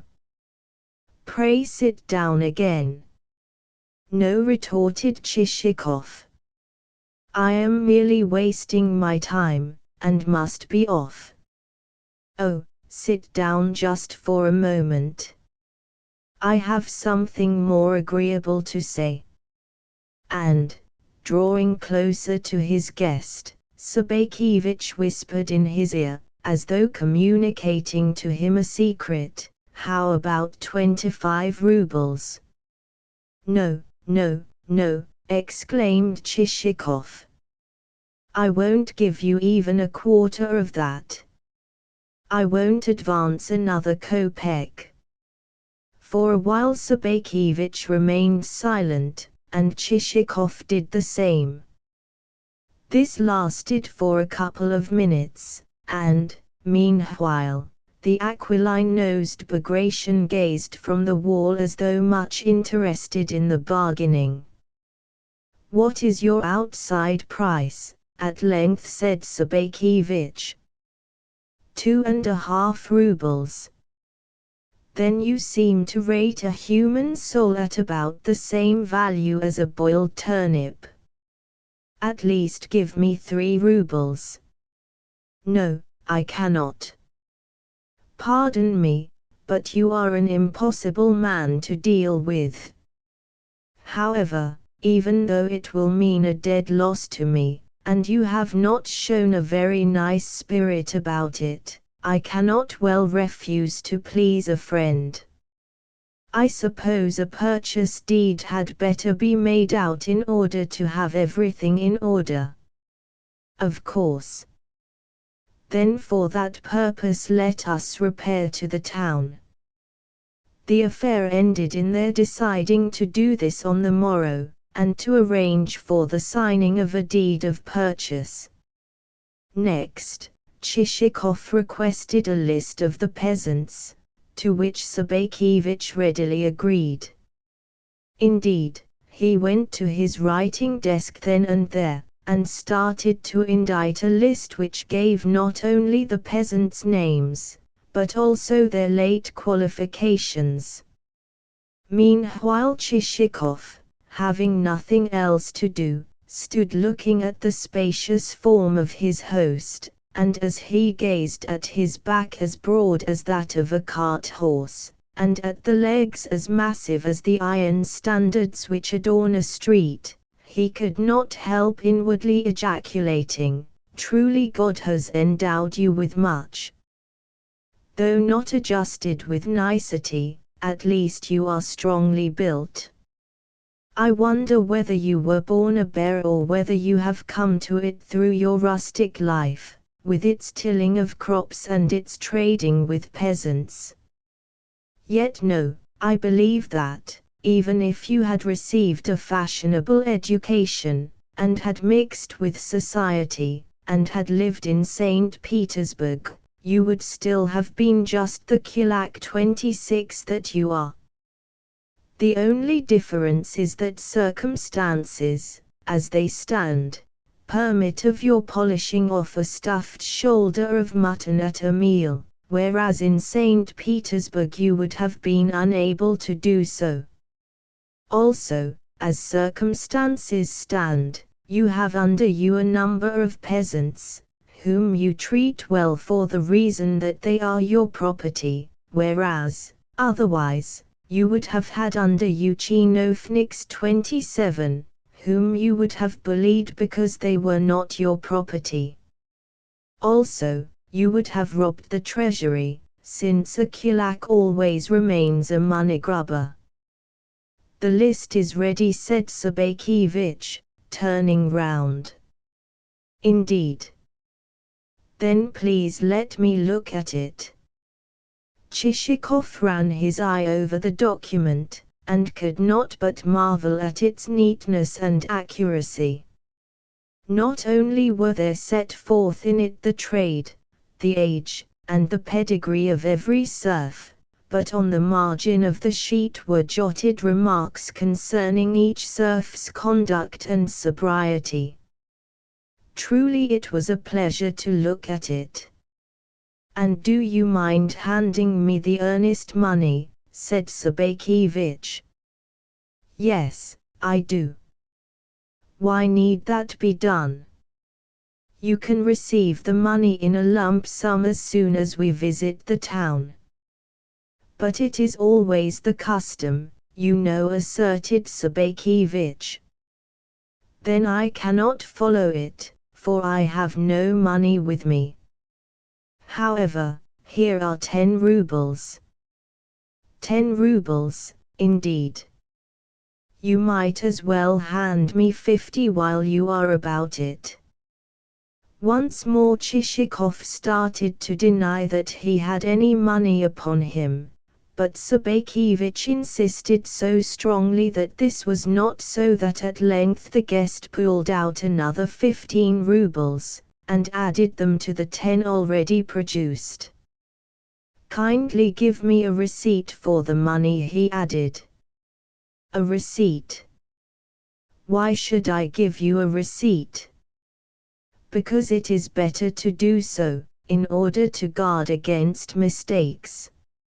Very well, but first hand me over the money. The money.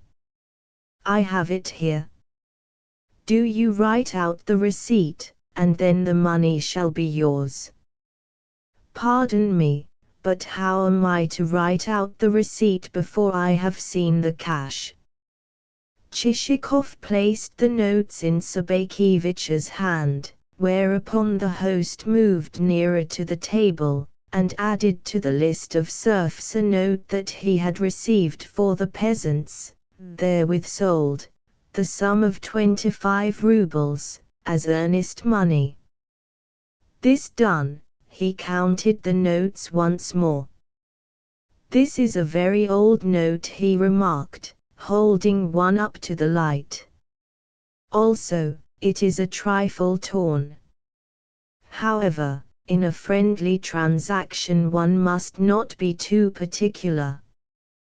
What a kulak, thought Chichikov to himself. And what a brute beast. Then you do not want any women's souls? Queried Sabakevich. I thank you, no.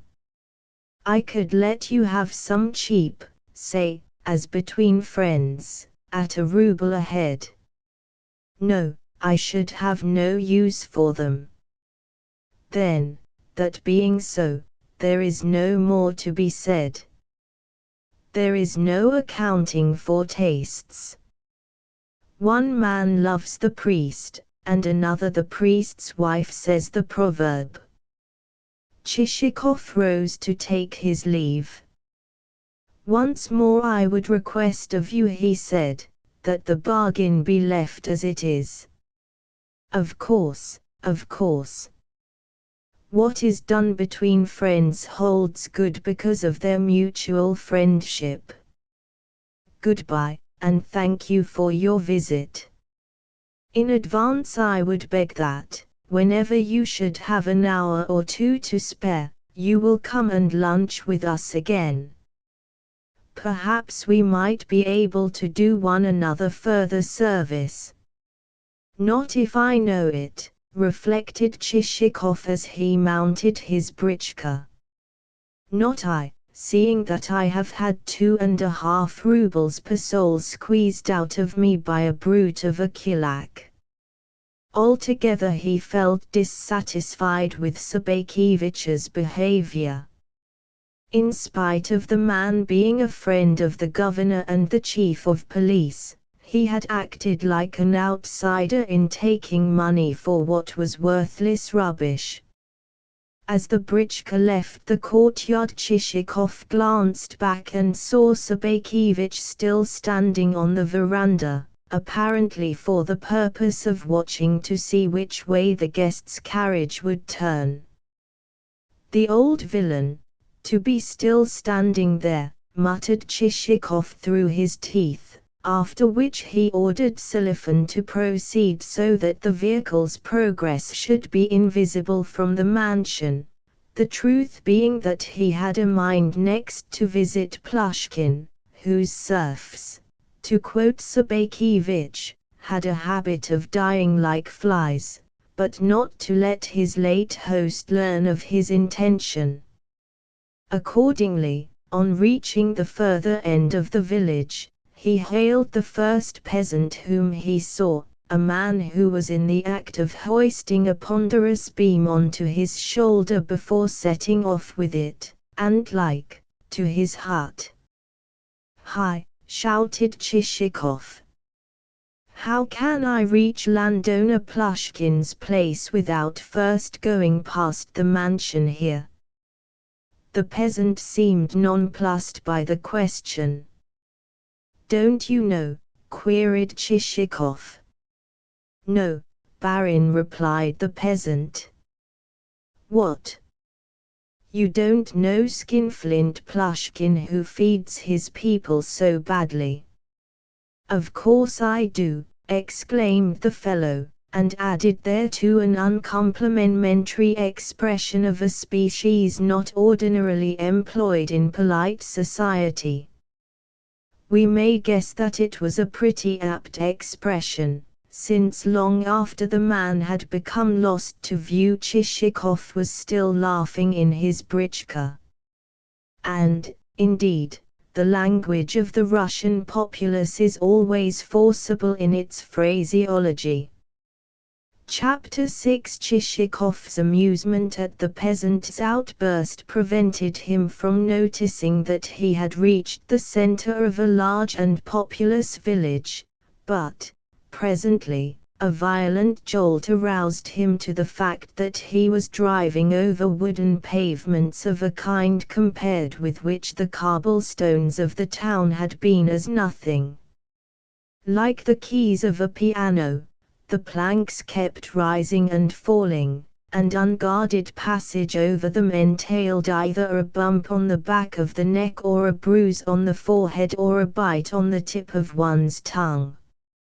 At the same time Chichikov noticed a look of decay about the buildings of the village. The beams of the huts had grown dark with age, many of their roofs were riddled with holes, others had but a tile of the roof remaining, and yet others were reduced to the rib-like framework of the same. It would seem as though the inhabitants themselves had removed the laths and traverses, on the very natural plea that the huts were no protection against the rain, and therefore, since the latter entered in bucketfuls, there was no particular object to be gained by sitting in such huts when all the time there was the tavern and the highroad and other places to resort to. Suddenly a woman appeared from an outbuilding, apparently the housekeeper of the mansion, but so roughly and dirtily dressed as almost to seem indistinguishable from a man. Chichikov inquired for the master of the place. "He is not at home," she replied, almost before her interlocutor had had time to finish. Then she added, "What do you want with him?" "I have some business to do," said Chichikov. "Then pray walk into the house," the woman advised. Then she turned upon him a back that was smeared with flour and had a long slit in the lower portion of its covering. Entering a large, dark hall which reeked like a tomb, he passed into an equally dark parlor that was lighted only by such rays as contrived to filter through a crack under the door. When Chichikov opened the door in question, the spectacle of the untidiness within struck him almost with amazement. It would seem that the floor was never washed, and that the room was used as a receptacle for every conceivable kind of furniture. On a table stood a ragged chair, with, beside it, a clock minus a pendulum and covered all over with cobwebs. Against a wall leant a cupboard, full of old silver, glassware, and china.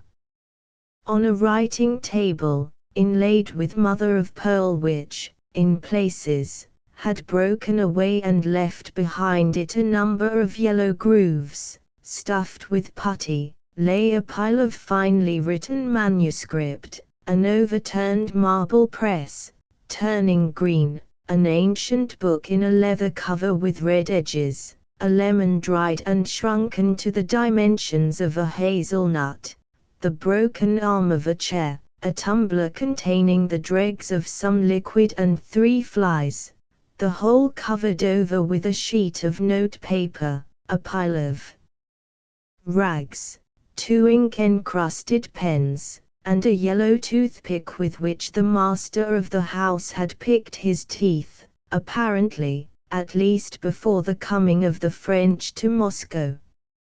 As for the walls, they were hung with a medley of pictures. Among the latter was a long engraving of a battle scene, wherein soldiers in 3-cornered hats were brandishing huge drums and slender lances. It lacked a glass, and was set in a frame ornamented with bronze fretwork and bronze corner rings. Beside it hung a huge, grimy oil painting representative of some flowers and fruit, half a watermelon, a boar's head, and the pendant form of a dead wild duck. Attached to the ceiling there was a chandelier in a holland covering, the covering so dusty as closely to resemble a huge cocoon enclosing a caterpillar. Lastly, in one corner of the room lay a pile of articles which had evidently been adjudged unworthy of a place on the table. Yet what the pile consisted of it would have been difficult to say, seeing that the dust on the same was so thick that any hand which touched it would have at once resembled a glove. Prominently protruding from the pile was the shaft of a wooden spade and the antiquated sole of a shoe. Never would one have supposed that a living creature had tenanted the room, were it not that the presence of such a creature was betrayed by the spectacle of an old nightcap resting on the table. Whilst Chichikov was gazing at this extraordinary mess, a side door opened and there entered the housekeeper who had met him near the outbuildings. But now Chichikov perceived this person to be a man rather than a woman, since a female housekeeper would have had no beard to shave, whereas the chin of the newcomer, with the lower portion of his cheeks, strongly resembled the currycomb which is used for grooming horses. Chichikov assumed a questioning air, and waited to hear what the housekeeper might have to say. The housekeeper did the same. At length, surprised at the misunderstanding, Chichikov decided to ask the first question. "Is the master at home?" he inquired. "Yes," replied the person addressed. "Then where is he?" continued Chichikov. "Are you blind, my good sir?" retorted the other. "I am the master." Involuntarily our hero started and stared. During his travels it had befallen him to meet various types of men, some of them, it may be, types which you and I have never encountered, but even to Chichikov this particular species was new. In the old man's face there was nothing very special. It was much like the wizened face of many another dotard, save that the chin was so greatly projected that whenever he spoke he was forced to wipe it with a handkerchief to avoid dribbling, and that his small eyes were not yet grown dull, but twinkled under their overhanging brows like the eyes of mice when, with attentive ears and sensitive whiskers, they snuff the air and peer forth from their holes to see whether a cat or a boy may not be in the vicinity. No, the most noticeable feature about the man was his clothes. In no way could it have been guessed of what his coat was made, for both its sleeves and its skirts were so ragged and filthy as to defy description, while instead of two posterior tails, there dangled four of those appendages, with, projecting from them, a torn newspaper. Also, around his neck there was wrapped something which might have been a stocking, a garter, or a stomacher, but was certainly not a tie. In short, had Chichikov chanced to encounter him at a church door, he would have bestowed upon him a copper or two, for, to do our hero justice, he had a sympathetic heart and never refrained from presenting a beggar with alms. But in the present case there was standing before him, not a mendicant, but a landowner, and a landowner possessed of fully 1,000 serfs, the superior of all his neighbors in wealth of flour and grain, and the owner of storehouses, and so forth, that were crammed with homespun cloth and linen, tanned and undressed sheepskins, dried fish, and every conceivable species of produce. Nevertheless, such a phenomenon is rare in Russia, where the tendency is rather to prodigality than to parsimony. For several minutes Plushkin stood mute, while Chichikov remained so dazed with the appearance of the host and everything else in the room, that he too could not begin a conversation, but stood wondering how best to find words in which to explain the object of his visit. For a while he thought of expressing himself to the effect that, having heard so much of his host's benevolence and other rare qualities of spirit, he had considered it his duty to come and pay a tribute of respect, but presently even he came to the conclusion that this would be overdoing the thing, and, after another glance round the room, decided that the phrase benevolence and other rare qualities of spirit might to advantage give place to economy and genius for method. Accordingly, the speech mentally composed, he said aloud that, having heard of Plushkin's talents for thrifty and systematic management, he had considered himself bound to make the acquaintance of his host, and to present him with his personal compliments. I need hardly say that Chichikov could easily have alleged a better reason, had any better one happened, at the moment, to have come into his head. With toothless gums Plushkin murmured something in reply, but nothing is known as to its precise terms beyond that it included a statement that the devil was at liberty to fly away with Chichikov's sentiments. However, the laws of Russian hospitality do not permit even of a miser infringing their rules, wherefore Plushkin added to the foregoing a more civil invitation to be seated.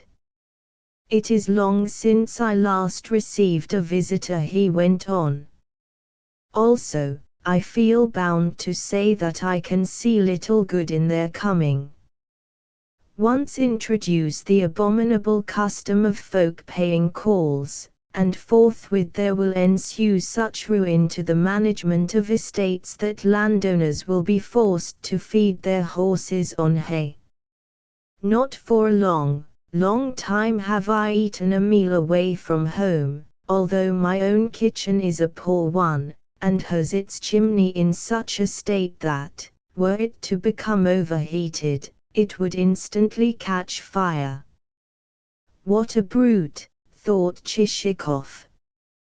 "I am lucky to have got through so much pastry and stuffed shoulder of mutton at Sabakivich's."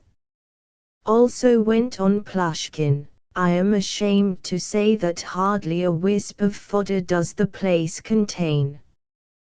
But how can I get fodder?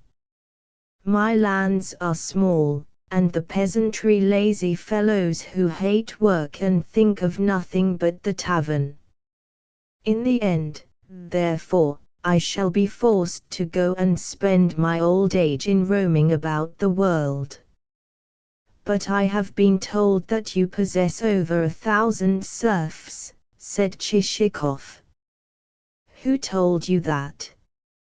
"No matter who it was, you would have been justified in giving him the lie. He must have been a jester who wanted to make a fool of you. 1,000 souls, indeed. Why, just reckon the taxes on them, and see what there would be left. For these 3 years that accursed fever has been killing off my serfs wholesale." "Wholesale, you say?" echoed Chichikov, greatly interested. "Yes, wholesale," replied the old man. "Then might I ask you the exact number?" "Fully 80. "Surely not." "But it is so."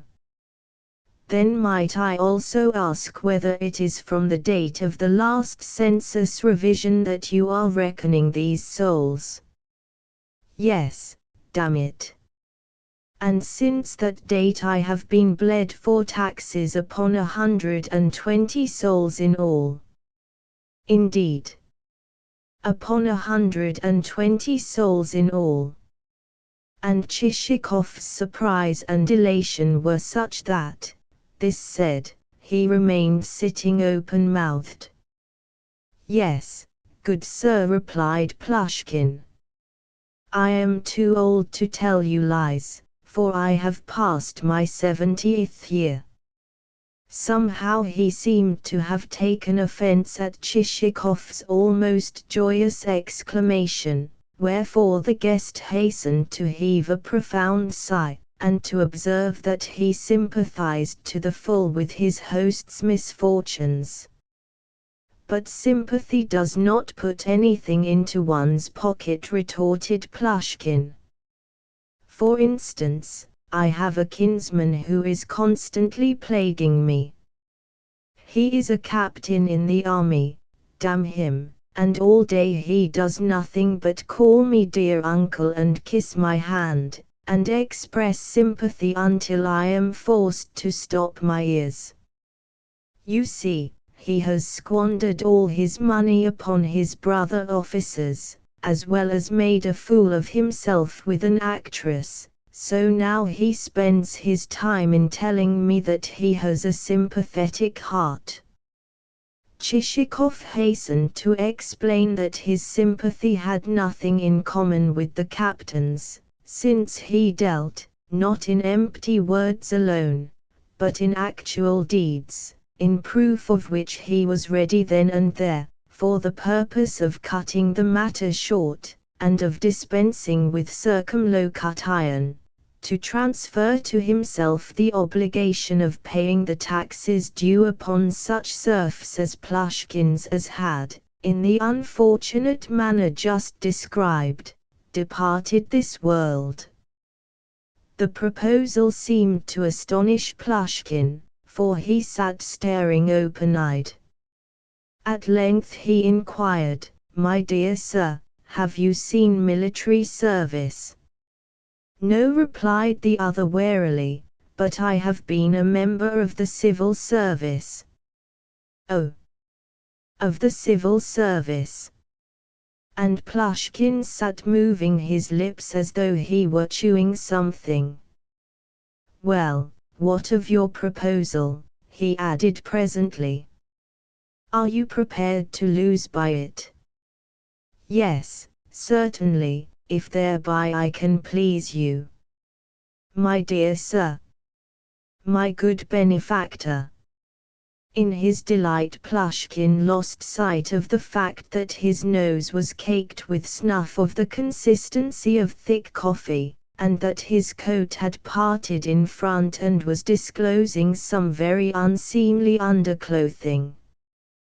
"What comfort you have brought to an old man!"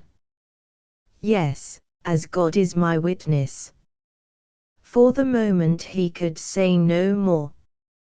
Yet barely a minute had elapsed before this instantaneously aroused emotion had, as instantaneously, disappeared from his wooden features. Once more they assumed a careworn expression, and he even wiped his face with his handkerchief, then rolled it into a ball, and rubbed it to and fro against his upper lip. "If it will not annoy you again to state the proposal," he went on, "what you undertake to do is to pay the annual tax upon these souls, and to remit the money either to me or to the treasury." "Yes, that is how it shall be done. We will draw up a deed of purchase as though the souls were still alive and you had sold them to myself." "Quite so, a deed of purchase," echoed Plushkin, once more relapsing into thought and the chewing motion of the lips. "But a deed of such a kind will entail certain expenses, and lawyers are so devoid of conscience. In fact, so extortionate is their avarice that they will charge 1/2 a ruble, and then a sack of flour, and then a whole wagon-load of meal. I wonder that no one has yet called attention to the system." Upon that Chichikov intimated that, out of respect for his host, he himself would bear the cost of the transfer of souls. This led Plushkin to conclude that his guest must be the kind of unconscionable fool who, while pretending to have been a member of the civil service, has in reality served in the army and run after actresses, wherefore the old man no longer disguised his delight, but called down blessings alike upon Chichikov's head and upon those of his children, He had never even inquired whether Chichikov possessed a family. Next, he shuffled to the window, and, tapping one of its panes, shouted the name of Proshka. Immediately someone ran quickly into the hall, and, after much stamping of feet, burst into the room. This was Proshka, a 13-year-old youngster who was shod with boots of such dimensions as almost to engulf his legs as he walked. The reason why he had entered thus shod was that Plushkin only kept one pair of boots for the whole of his domestic staff. This universal pair was stationed in the hall of the mansion, so that any servant who was summoned to the house might don the said boots after wading barefooted through the mud of the courtyard, and enter the parlor dry-shod, subsequently leaving the boots where he had found them, and departing in his former barefooted condition. Indeed, had anyone, on a slushy winter's morning, glanced from a window into the said courtyard, he would have seen Plushkin's servitors performing saltatory feats worthy of the most vigorous of stage dancers. "Look at that boy's face," said Plushkin to Chichikov as he pointed to Proshka. "It is stupid enough, yet, lay anything aside, and in a trice he will have stolen it. Well, my lad, what do you want?" He paused a moment or two, but Proshka made no reply. "Come, come," went on the old man. "Set out the samovar, and then give Mavra the key of the storeroom, here it is, and tell her to get out some loaf sugar for tea. Here. Wait another moment, fool. Is the devil in your legs that they itch so to be off? Listen to what more I have to tell you. Tell Mavra that the sugar on the outside of the loaf has gone bad, so that she must scrape it off with a knife, and not throw away the scrapings, but give them to the poultry. Also, see that you yourself don't go into the storeroom, or I will give you a birching that you won't care for. Your appetite is good enough already, but a better one won't hurt you. Don't even try to go into the storeroom, for I shall be watching you from this window." You see, the old man added to Chichikov, one can never trust these fellows. Presently, when Proshka and the boots had departed, he fell to gazing at his guest with an equally distrustful air, since certain features in Chichikov's benevolence now struck him as a little open to question, and he had begun to think to himself, after all, the devil only knows who he is, whether a braggart, like most of these spendthrifts, or a fellow who is lying merely in order to get some tea out of me. Finally, his circumspection, combined with a desire to test his guest, led him to remark that it might be well to complete the transaction immediately, since he had not overmuch confidence in humanity, seeing that a man might be alive today and dead tomorrow. To this Chichikov assented readily enough, merely adding that he should like first of all to be furnished with a list of the dead souls. This reassured Plushkin as to his guest's intention of doing business, so he got out his keys, approached a cupboard, and, having pulled back the door, rummaged among the cups and glasses with which it was filled. At length he said, "I cannot find it now, but I used to possess a splendid bottle of liquor. Probably the servants have drunk it all, for they are such thieves. Oh no, perhaps this is it." Looking up, Chichikov saw that Plushkin had extracted a decanter coated with dust. My late wife made the stuff went on the old man, but that rascal of a housekeeper went and threw away a lot of it, and never even replaced the stopper. Consequently bugs and other nasty creatures got into the decanter, but I cleaned it out, and now beg to offer you a glassful. The idea of a drink from such a receptacle was too much for Chichikov, so he excused himself on the ground that he had just had luncheon. "You have just had luncheon," re-echoed Plushkin. "Now, that shows how invariably one can tell a man of good society, wheresoever one may be. A man of that kind never eats anything, he always says that he has had enough. Very different that from the ways of a rogue, whom one can never satisfy, however much one may give him.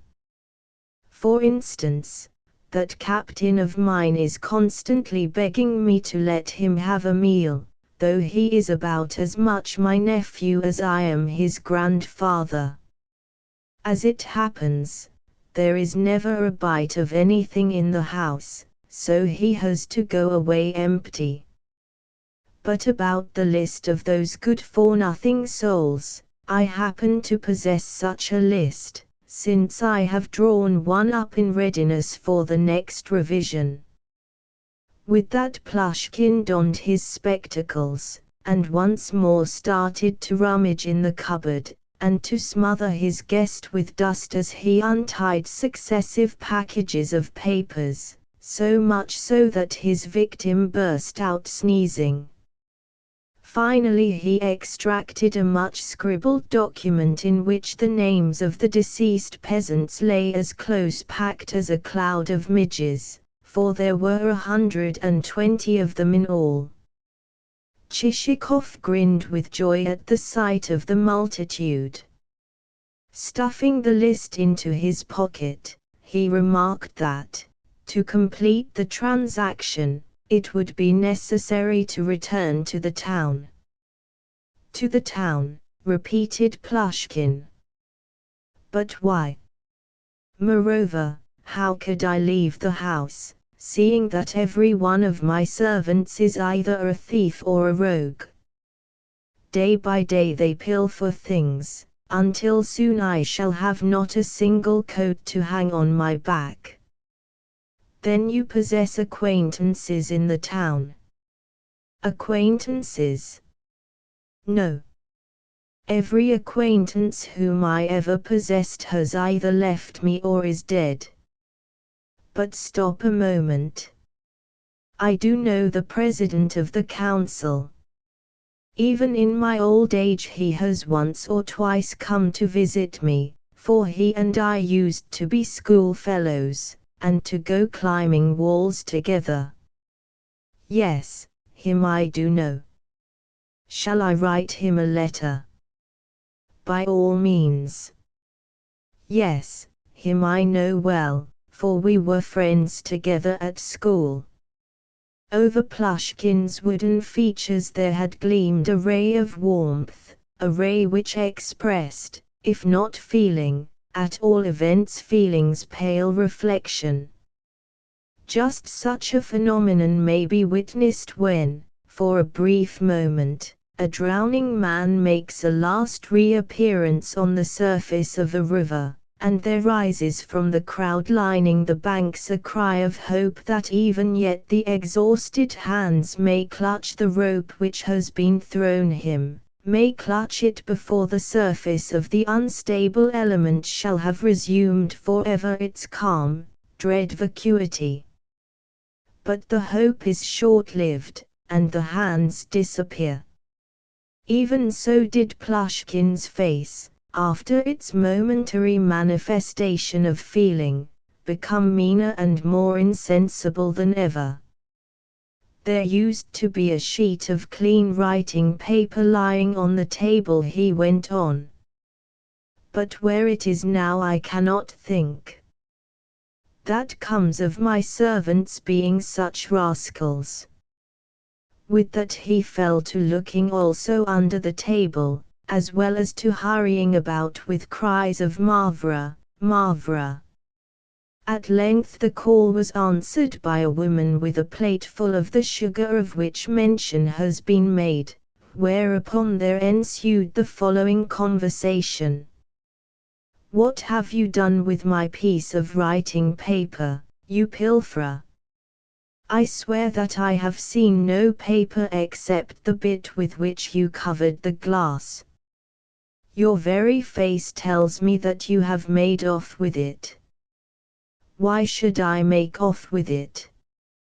'Twould be of no use to me, for I can neither read nor write." "You lie.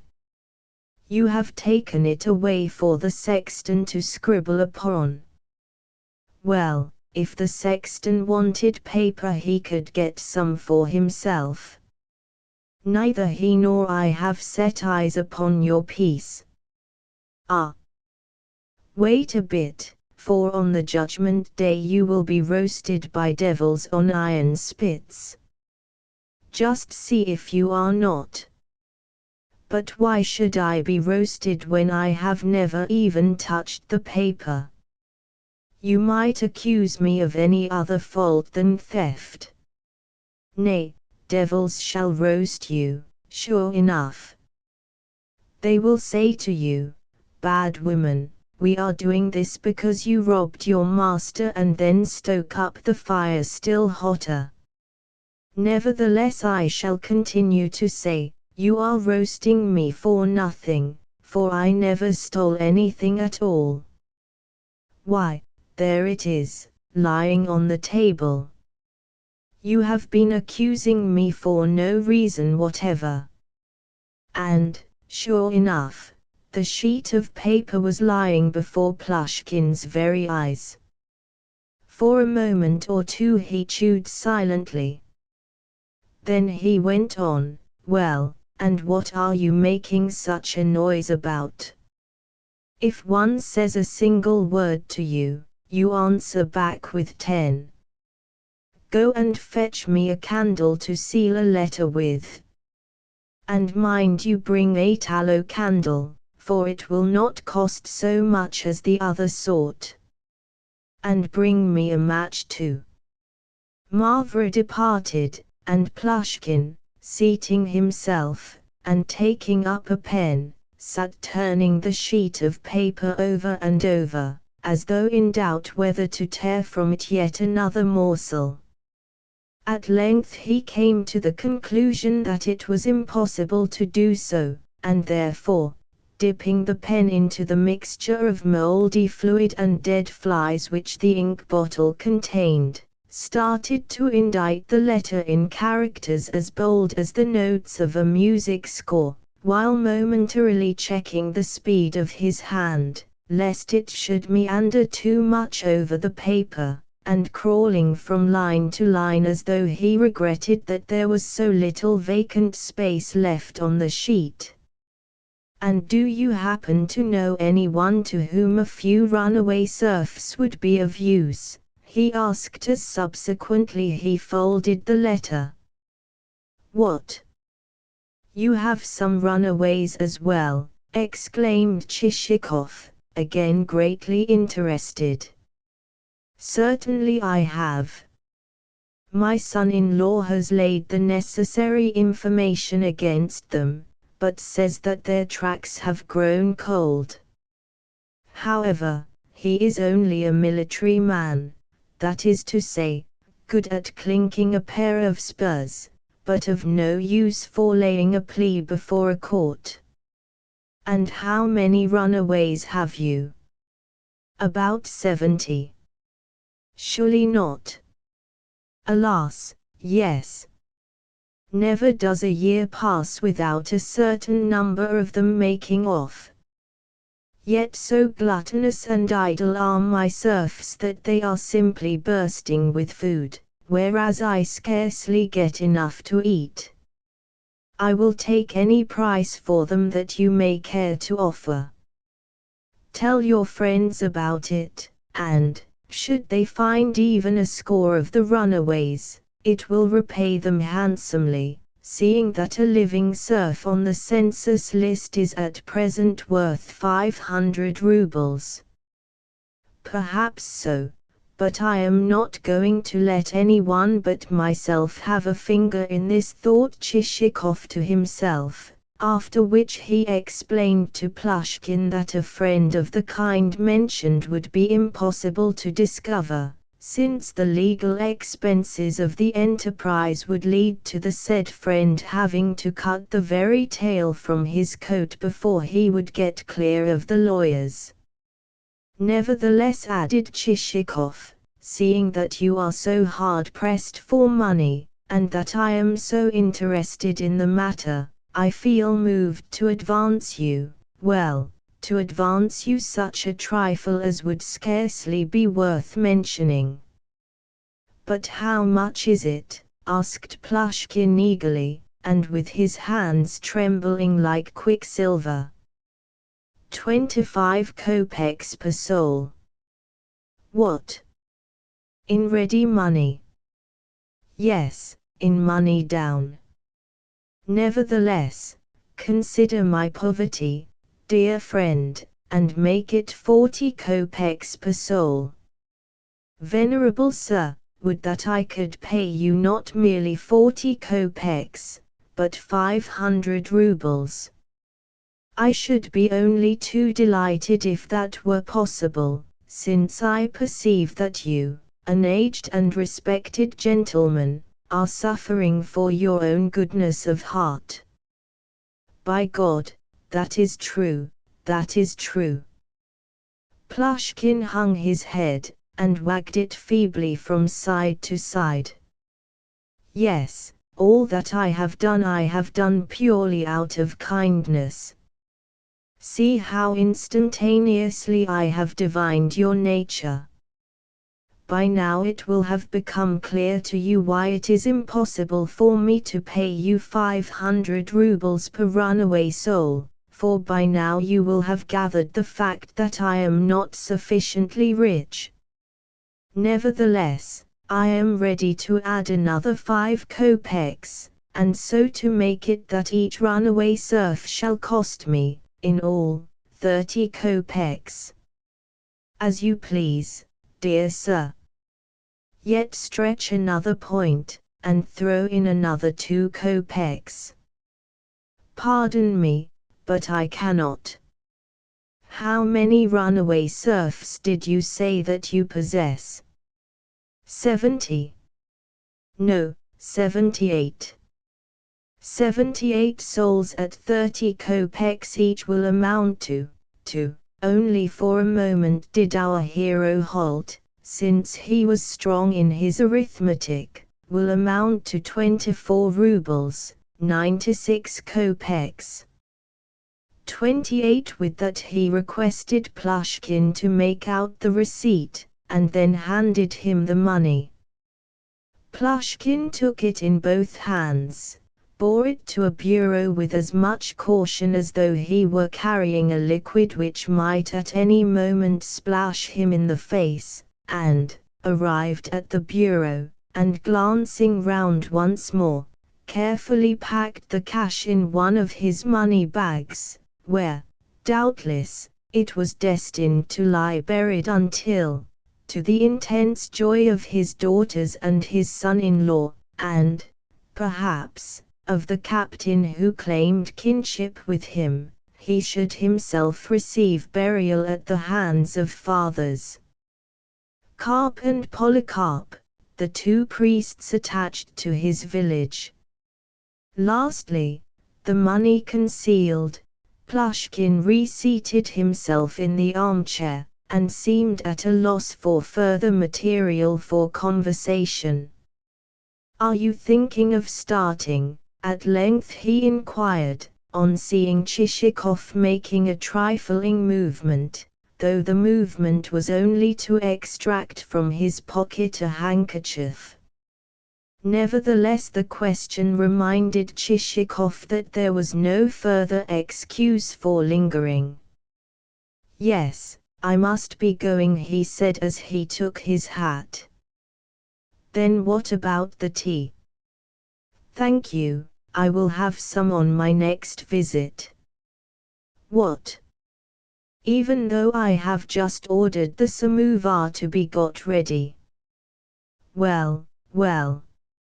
I myself do not greatly care for tea, for I think it an expensive beverage. Moreover, the price of sugar has risen terribly. Proshka, he then shouted. The samovar will not be needed. Return the sugar to Mavra, and tell her to put it back again. But no. Bring the sugar here, and I will put it back. Goodbye, dear sir, finally he added to Chichikov. May the Lord bless you. Hand that letter to the President of the Council, and let him read it. Yes, he is an old friend of mine. We knew one another as schoolfellows.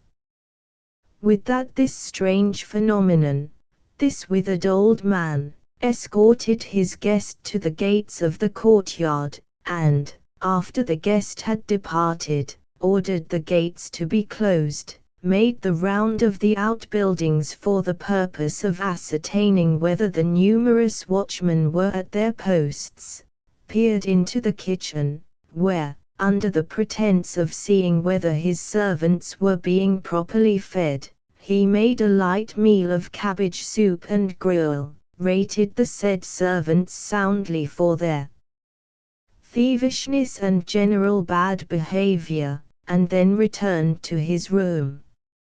Meditating in solitude, he fell to thinking how best he could contrive to recompense his guest for the latter's measureless benevolence. I will present him, he thought to himself, with a watch. It is a good silver article, not one of those cheap metal affairs, and though it has suffered some damage, he can easily get that put right. A young man always needs to give a watch to his betrothed. No, he added after further thought. I will leave him the watch in my will, as a keepsake. Meanwhile our hero was bowling along in high spirit. Such an unexpected acquisition both of dead souls and of runaway serfs had come as a windfall. Even before reaching Plushkin's village he had had a presentiment that he would do successful business there, but not business of such preeminent profitableness as had actually resulted. As he proceeded he whistled, hummed with hand placed trumpetwise to his mouth, and ended by bursting into a burst of melody so striking that Silophon, after listening for a while, nodded his head and exclaimed, "My word, but the master can sing." By the time they reached the town darkness had fallen, and changed the character of the scene. The britchka bounded over the cobblestones, and at length turned into the hostelry's courtyard, where the travellers were met by Petrushka. With one hand holding back the tails of his coat, which he never liked to see fly apart, the valet assisted his master to alight. The waiter ran out with candle in hand and napkin on shoulder. Whether or not Petrushka was glad to see the Barin return it is impossible to say, but at all events he exchanged a wink with Silophon, and his ordinarily morose exterior seemed momentarily to brighten. "Then you have been travelling far, sir," said the waiter, as he lit the way upstarts. "Yes," said Chichikov. "What has happened here in the meanwhile?" "Nothing, sir," replied the waiter, bowing, "except that last night there arrived a military lieutenant. He has got room number 16. A lieutenant. Yes. He came from Ryazan, driving 3 grey horses. On entering his room, Chichikov clapped his hand to his nose, and asked his valet why he had never had the windows opened. "But I did have them opened," replied Petrushka. Nevertheless this was a lie, as Chichikov well knew, though he was too tired to contest the point. After ordering and consuming a light supper of sucking pig, he undressed, plunged beneath the bedclothes, and sank into the profound slumber which comes only to such fortunate folk as are troubled neither with mosquitoes nor fleas nor excessive activity of brain. Chapter 7. When Chichikov awoke he stretched himself and realized that he had slept well.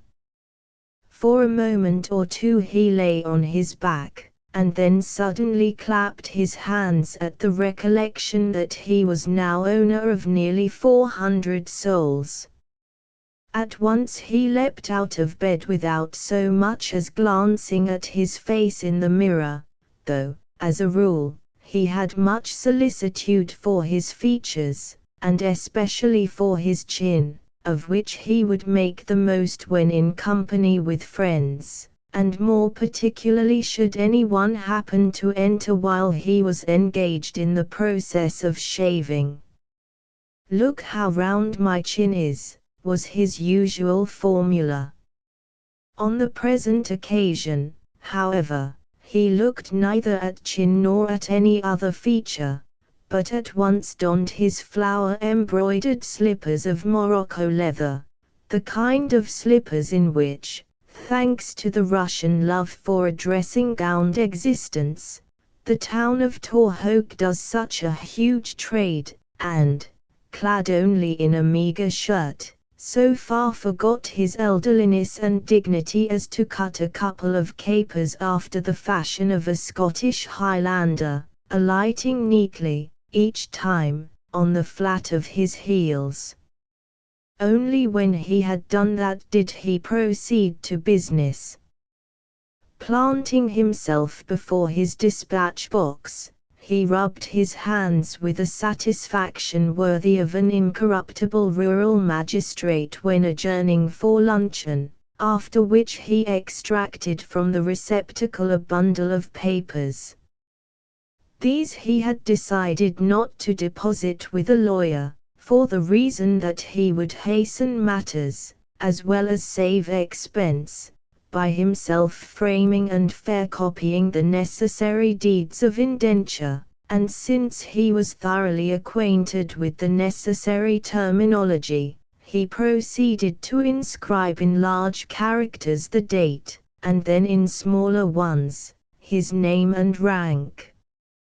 By 2 o'clock the whole was finished, and as he looked at the sheets of names representing bygone peasants who had ploughed, worked at handicrafts, cheated their masters, fetched, carried, and got drunk, though some of them may have behaved well, there came over him a strange, unaccountable sensation. To his eye each list of names seemed to possess a character of its own, and even individual peasants therein seemed to have taken on certain qualities peculiar to themselves. For instance, to the majority of Madame Korobochka's serfs there were appended nicknames and other additions. Plushkin's list was distinguished by a conciseness of exposition which had led to certain of the items being represented merely by Christian name, patronymic, and a couple of dots, and Sobakiewicz's list was remarkable for its amplitude and circumstantiality, in that not a single peasant had such of his peculiar characteristics omitted as that the deceased had been excellent at joinery or sober and ready to pay attention to his work. Also, In Sabakivich's list there was recorded who had been the father and the mother of each of the deceased, and how those parents had behaved themselves. Only against the name of a certain Theodotov was there inscribed, father unknown, mother the maid-servant Kapitolina, morals and honesty good. These details communicated to the document a certain air of freshness. They seemed to connote that the peasants in question had lived but yesterday. As Chichikov scanned the list he felt softened in spirit, and said with a sigh, "My friends, what a concourse of you is here! How did you all pass your lives, my brethren? And how did you all come to depart hence?" As he spoke his eyes halted at one name in particular, that of the same Peter Saveliev Vazhaikarito who had once been the property of the widow Korobochka. Once more he could not help exclaiming, "What a series of titles! They occupy a whole line. Peter Saveliev, I wonder whether you were an artisan or a plain mujik. Also, I wonder how you came to meet your end, whether in a tavern, or whether through going to sleep in the middle of the road and being run over by a train of wagons. Again, I see the name, Probka Stepan, carpenter, very sober. That must be the hero of whom the guards would have been so glad to get hold. How well I can imagine him tramping the country with an axe in his belt and his boots on his shoulder, and living on a few groats worth of bread and dried fish per day, and taking home a couple of half-ruble pieces in his purse, and sewing the notes into his breeches, or stuffing them into his boots. In what manner came you by your end, Probka Stepan? Did you, for good wages, mount a scaffold around the cupola of the village church, and, climbing thence to the cross above, miss your footing on a beam, and fall headlong with none at hand but Uncle Michai, the good uncle who, scratching the back of his neck, and muttering, 'Ah, Vinia, for once you have been too clever,' straightway lashed himself to a rope, and took your place? Maxim Teliatnikov, shoemaker. A shoemaker, indeed. As drunk as a shoemaker, says the proverb. I know what you were like, my friend. If you wish, I will tell you your whole history. You were apprenticed to a German, who fed you and your fellows at a common table, thrashed you with a strap, kept you indoors whenever you had made a mistake, and spoke of you in uncomplimentary terms to his wife and friends. At length, when your apprenticeship was over, you said to yourself, "I am going to set up on my own account, and not just to scrape together a kopeck here and a kopeck there, as the Germans do, but to grow rich quick." Hence you took a shop at a high rent, bespoke a few orders, and set to work to buy up some rotten leather out of which you could make, on each pair of boots, a double profit. But those boots split within a fortnight, and brought down upon your head dire showers of maledictions, with the result that gradually your shop grew empty of customers, and you fell to roaming the streets and exclaiming, "The world is a very poor place indeed. A Russian cannot make a living for German competition." Well, well. Elizabeta Vorobii. But that is a woman's name. How comes she to be on the list? That villain Sabakievich must have sneaked her in without my knowing it. Grigory Goiaine Duidash, he went on. What sort of a man were you, I wonder? Were you a carrier who, having set up a team of 3 horses and a tilt wagon, left your home, your native hovel, forever, and departed to cart merchandise to market? Was it on the highway that you surrendered your soul to God, or did your friends first marry you to some fat, red-faced soldier's daughter, after which your harness and team of rough, but sturdy, horses caught a highwayman's fancy, and you, lying on your pallet, thought things over until, willy-nilly, you felt that you must get up and make for the tavern, thereafter blundering into an ice-hole? Ah, our peasant of Russia! Never do you welcome death when it comes. And you, my friends, continued Chichikov, turning to the sheet whereon were inscribed the names of Plushkin's absconded serfs. Although you are still alive, what is the good of you? You are practically dead. Whither, I wonder, have your fugitive feet carried you? Did you fare hardly at Plushkin's, or was it that your natural inclinations led you to prefer roaming the wilds and plundering travelers? Are you, by this time, in gaol, or have you taken service with other masters for the tillage of their lands? Iremia Karakin, Nikita Volokita and Anton Volokita, son of the foregoing. To judge from your surnames, you would seem to have been born Gadabouts 29. Popov, household serf. Probably you are an educated man, good Popov, and go in for polite thieving, as distinguished from the more vulgar cutthroat sort. In my mind's eye I seem to see a captain of rural police challenging you for being without a passport, whereupon you stake your all upon a single throw. To whom do you belong? Asks the captain, probably adding to his question a forcible expletive. To such and such a landowner, stoutly you reply. And what are you doing here?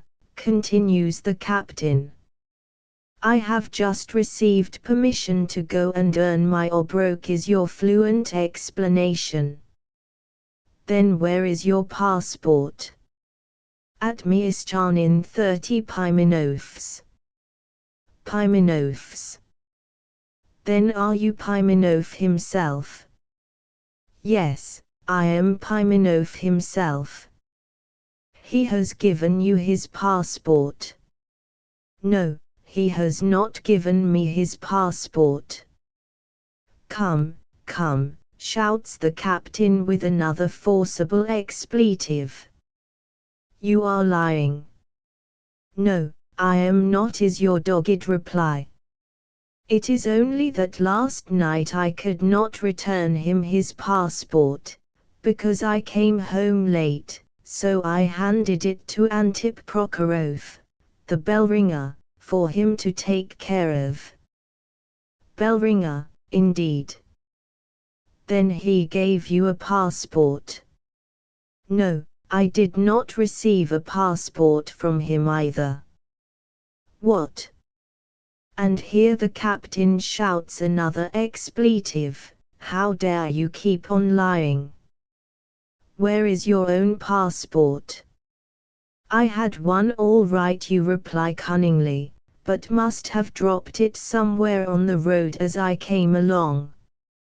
And what about that soldier's coat? Asks the captain with an impolite addition. Whence did you get it?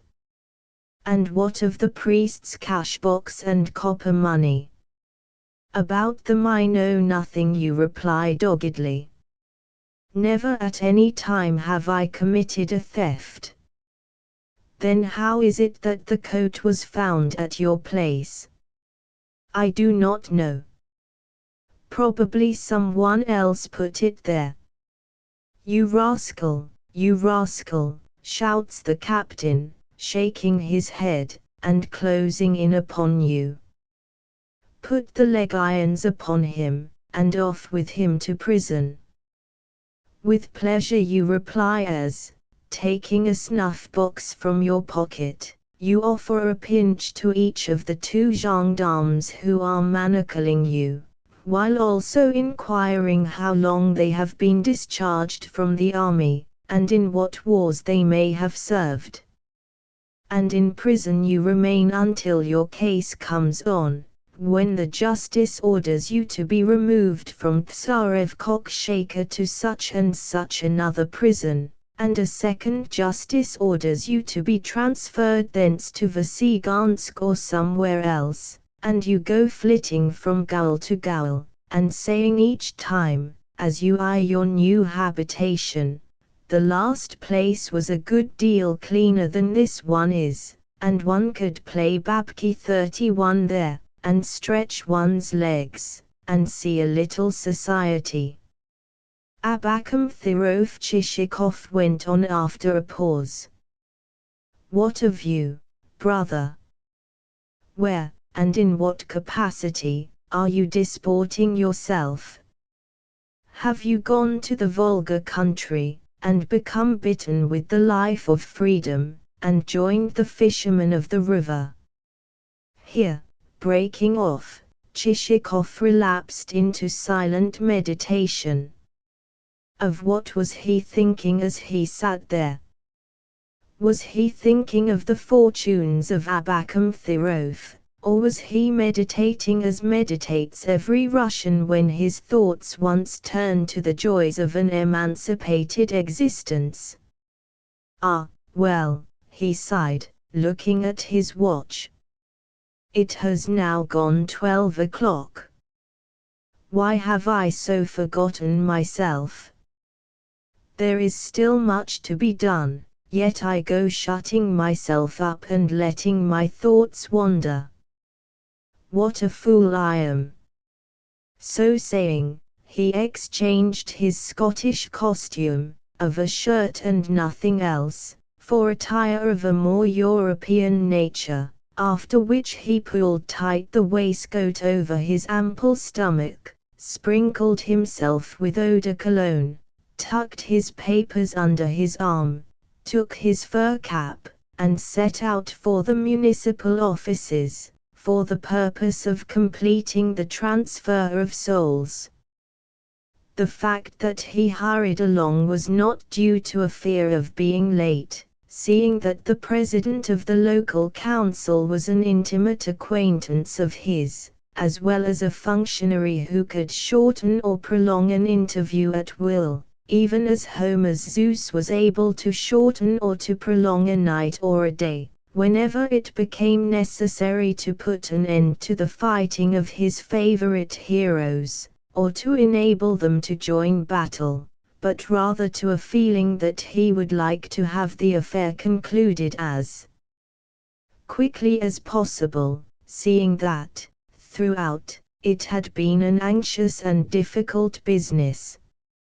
Also, he could not get rid of the idea that his souls were unsubstantial things, and that therefore, under the circumstances, his shoulders had better be relieved of their load with the least possible delay. Pulling on his cinnamon-colored, bare-lined overcoat as he went, he had just stepped thoughtfully into the street when he collided with a gentleman dressed in a similar coat and an ill-appointed fur cap. Upon that the gentleman uttered an exclamation. Behold, it was Manilov. At once the friends became folded in a strenuous embrace, and remained so locked for fully 5 minutes. Indeed, the kisses exchanged were so vigorous that both suffered from toothache for the greater portion of the day. Also, Manilov's delight was such that only his nose and lips remained visible, the eyes completely disappeared. Afterwards he spent about a quarter of an hour in holding Chichikov's hand and chafing it vigorously. Lastly, he, in the most pleasant and exquisite terms possible, intimated to his friend that he had just been on his way to embrace Paul Ivanovitch, and upon this followed a compliment of the kind which would more fittingly have been addressed to a lady who was being asked to accord a partner the favor of a dance. Chichikov had opened his mouth to reply, though even he felt at a loss how to acknowledge what had just been said, when Manilov cut him short by producing from under his coat a roll of paper tied with red riband. "What have you there?" asked Chichikov. "The list of my souls." "Ah." And as Chichikov unrolled the document and ran his eye over it, he could not but marvel at the elegant neatness with which it had been inscribed. "It is a beautiful piece of writing," he said. "In fact, there will be no need to make a copy of it. Also, it has a border around its edge." "Who worked that exquisite border?" "Do not ask me," said Manilov. "Did you do it?" "No, my wife." "Dear, dear!" Chichikov cried. "To think that I should have put her to so much trouble." "Nothing could be too much trouble where Paul Ivanovitch is concerned." Chichikov bowed his acknowledgments. Next, on learning that he was on his way to the municipal offices for the purpose of completing the transfer, Manilov expressed his readiness to accompany him, wherefore the pair linked arm in arm and proceeded together.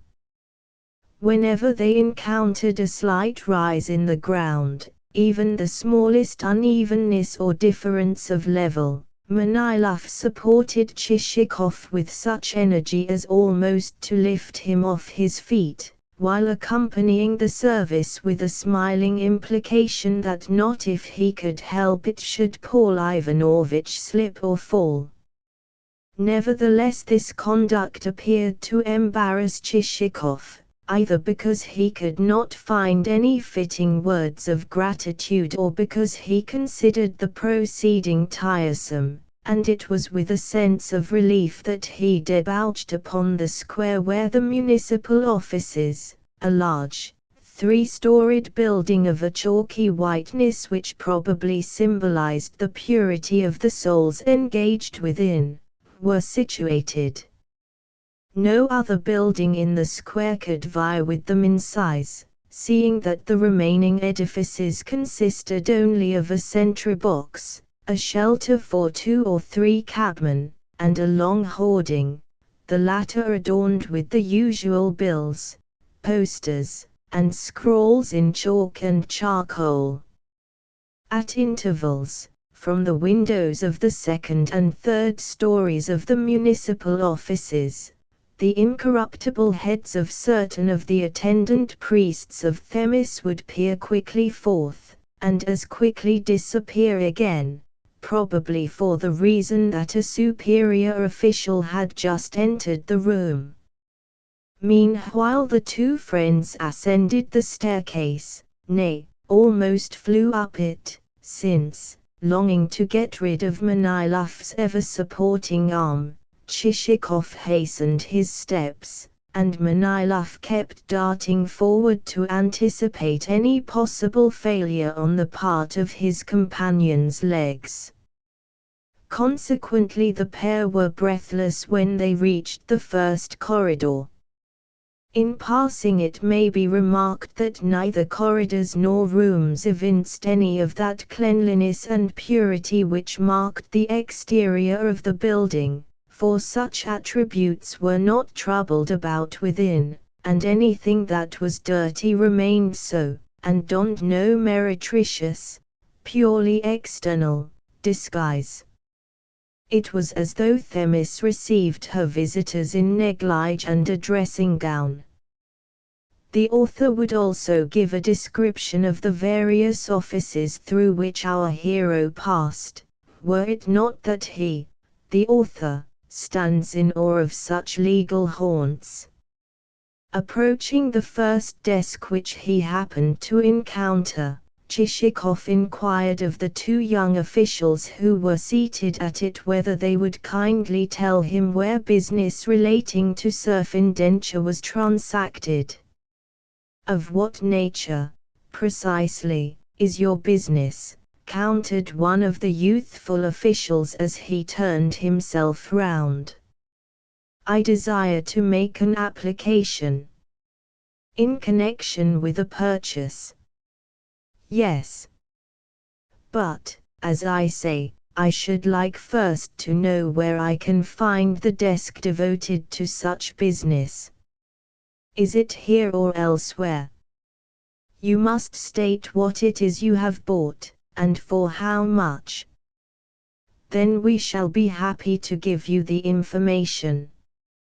Chichikov perceived that the official's motive was merely one of curiosity, as often happens when young chinovniks desire to cut a more important and imposing figure than is rightfully theirs. "Look here, young sirs," he said. "I know for a fact that all serf business, no matter to what value, is transacted at one desk alone. Consequently I again request you to direct me to that desk. Of course, if you do not know your business I can easily ask someone else." To this the chinovniks made no reply beyond pointing towards a corner of the room where an elderly man appeared to be engaged in sorting some papers. Accordingly Chichikov and Manilov threaded their way in his direction through the desks, whereupon the elderly man became violently busy. "Would you mind telling me," said Chichikov, bowing, "whether this is the desk for serf affairs?" The elderly man raised his eyes, and said stiffly, "This is not the desk for serf affairs." "Where is it, then?" "In the serf department." "And where might the serf department be?" "In charge of Ivan Antonovich." "And where is Ivan Antonovich?" The elderly man pointed to another corner of the room, whither Chichikov and Manilov next directed their steps. As they advanced, Ivan Antonovich cast an eye backwards and viewed them askance. Then, with renewed ardor, he resumed his work of writing. "Would you mind telling me," said Chichikov, bowing, "whether this is the desk for serf affairs?" It appeared as though Ivan Antonovich had not heard, so completely did he bury himself in his papers and return no reply. Instantly it became plain that he at least was of an age of discretion, and not one of your jejune chatterboxes and harum-scarums, for, although his hair was still thick and black, he had long ago passed his 40th year. His whole face tended towards the nose. It was what, in common parlance, is known as a pitcher mug. "Would you mind telling me," repeated Chichikov, "whether this is the desk for serf affairs?" "It is that," said Ivan Antonovich, again lowering his jug-shaped jowl, and resuming his writing. "Then I should like to transact the following business. From various landowners in this canton I have purchased a number of peasants for transfer. Here is the purchase list, and it needs but to be registered. Have you also the vendors here?" "Some of them, and from the rest I have obtained powers of attorney." "And have you your statement of application?" Yes. I desire, indeed, it is necessary for me so to do, to hasten matters a little. Could the affair, therefore, be carried through today? Today? Oh, dear no, said Ivan Antonovich. Before that can be done you must furnish me with further proofs that no impediments exist.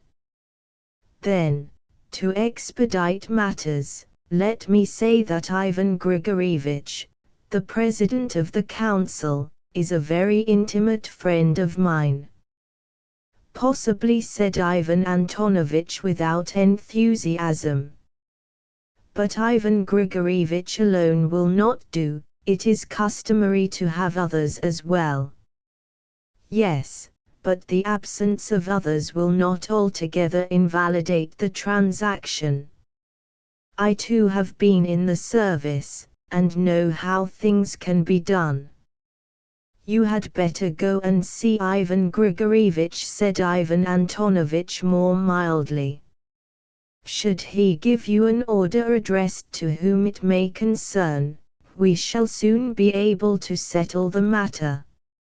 Upon that Chichikov pulled from his pocket a paper, and laid it before Ivan Antonovich. At once the latter covered it with a book. Chichikov again attempted to show it to him, but, with a movement of his head, Ivan Antonovich signified that that was unnecessary. A clerk, he added, will now conduct you to Ivan Grigorievich's room. Upon that one of the toilers in the service of Themis, a zealot who had offered her such heartfelt sacrifice that his coat had burst at the elbows and lacked a lining, escorted our friends, even as Virgil had once escorted Dante, to the apartment of the presence. In this sanctum were some massive armchairs, a table laden with 2 or 3 fat books, and a large looking-glass. Lastly, in, apparently, sun-like isolation, there was seated at the table the President. On arriving at the door of the apartment, our modern Virgil seemed to have become so overwhelmed with awe that, without daring even to intrude a foot, he turned back, and, in so doing, once more exhibited a back as shiny as a mat, and having adhering to it, in one spot, a chicken's feather. As soon as the two friends had entered the hall of the presence, they perceived that the President was not alone, but, on the contrary, had seated by his side Sabakievich, whose form had hitherto been concealed by the intervening mirror. The newcomer's entry evoked sundry exclamations and the pushing back of a pair of government chairs as the voluminous-sleeved Sabakievich rose into view from behind the looking-glass. Chichikov the President received with an embrace, and for a while the whole of the presence resounded with osculatory salutations as mutually the pair inquired after one another's health. It seemed that both had lately had a touch of that pain under the waistband which comes of a sedentary life.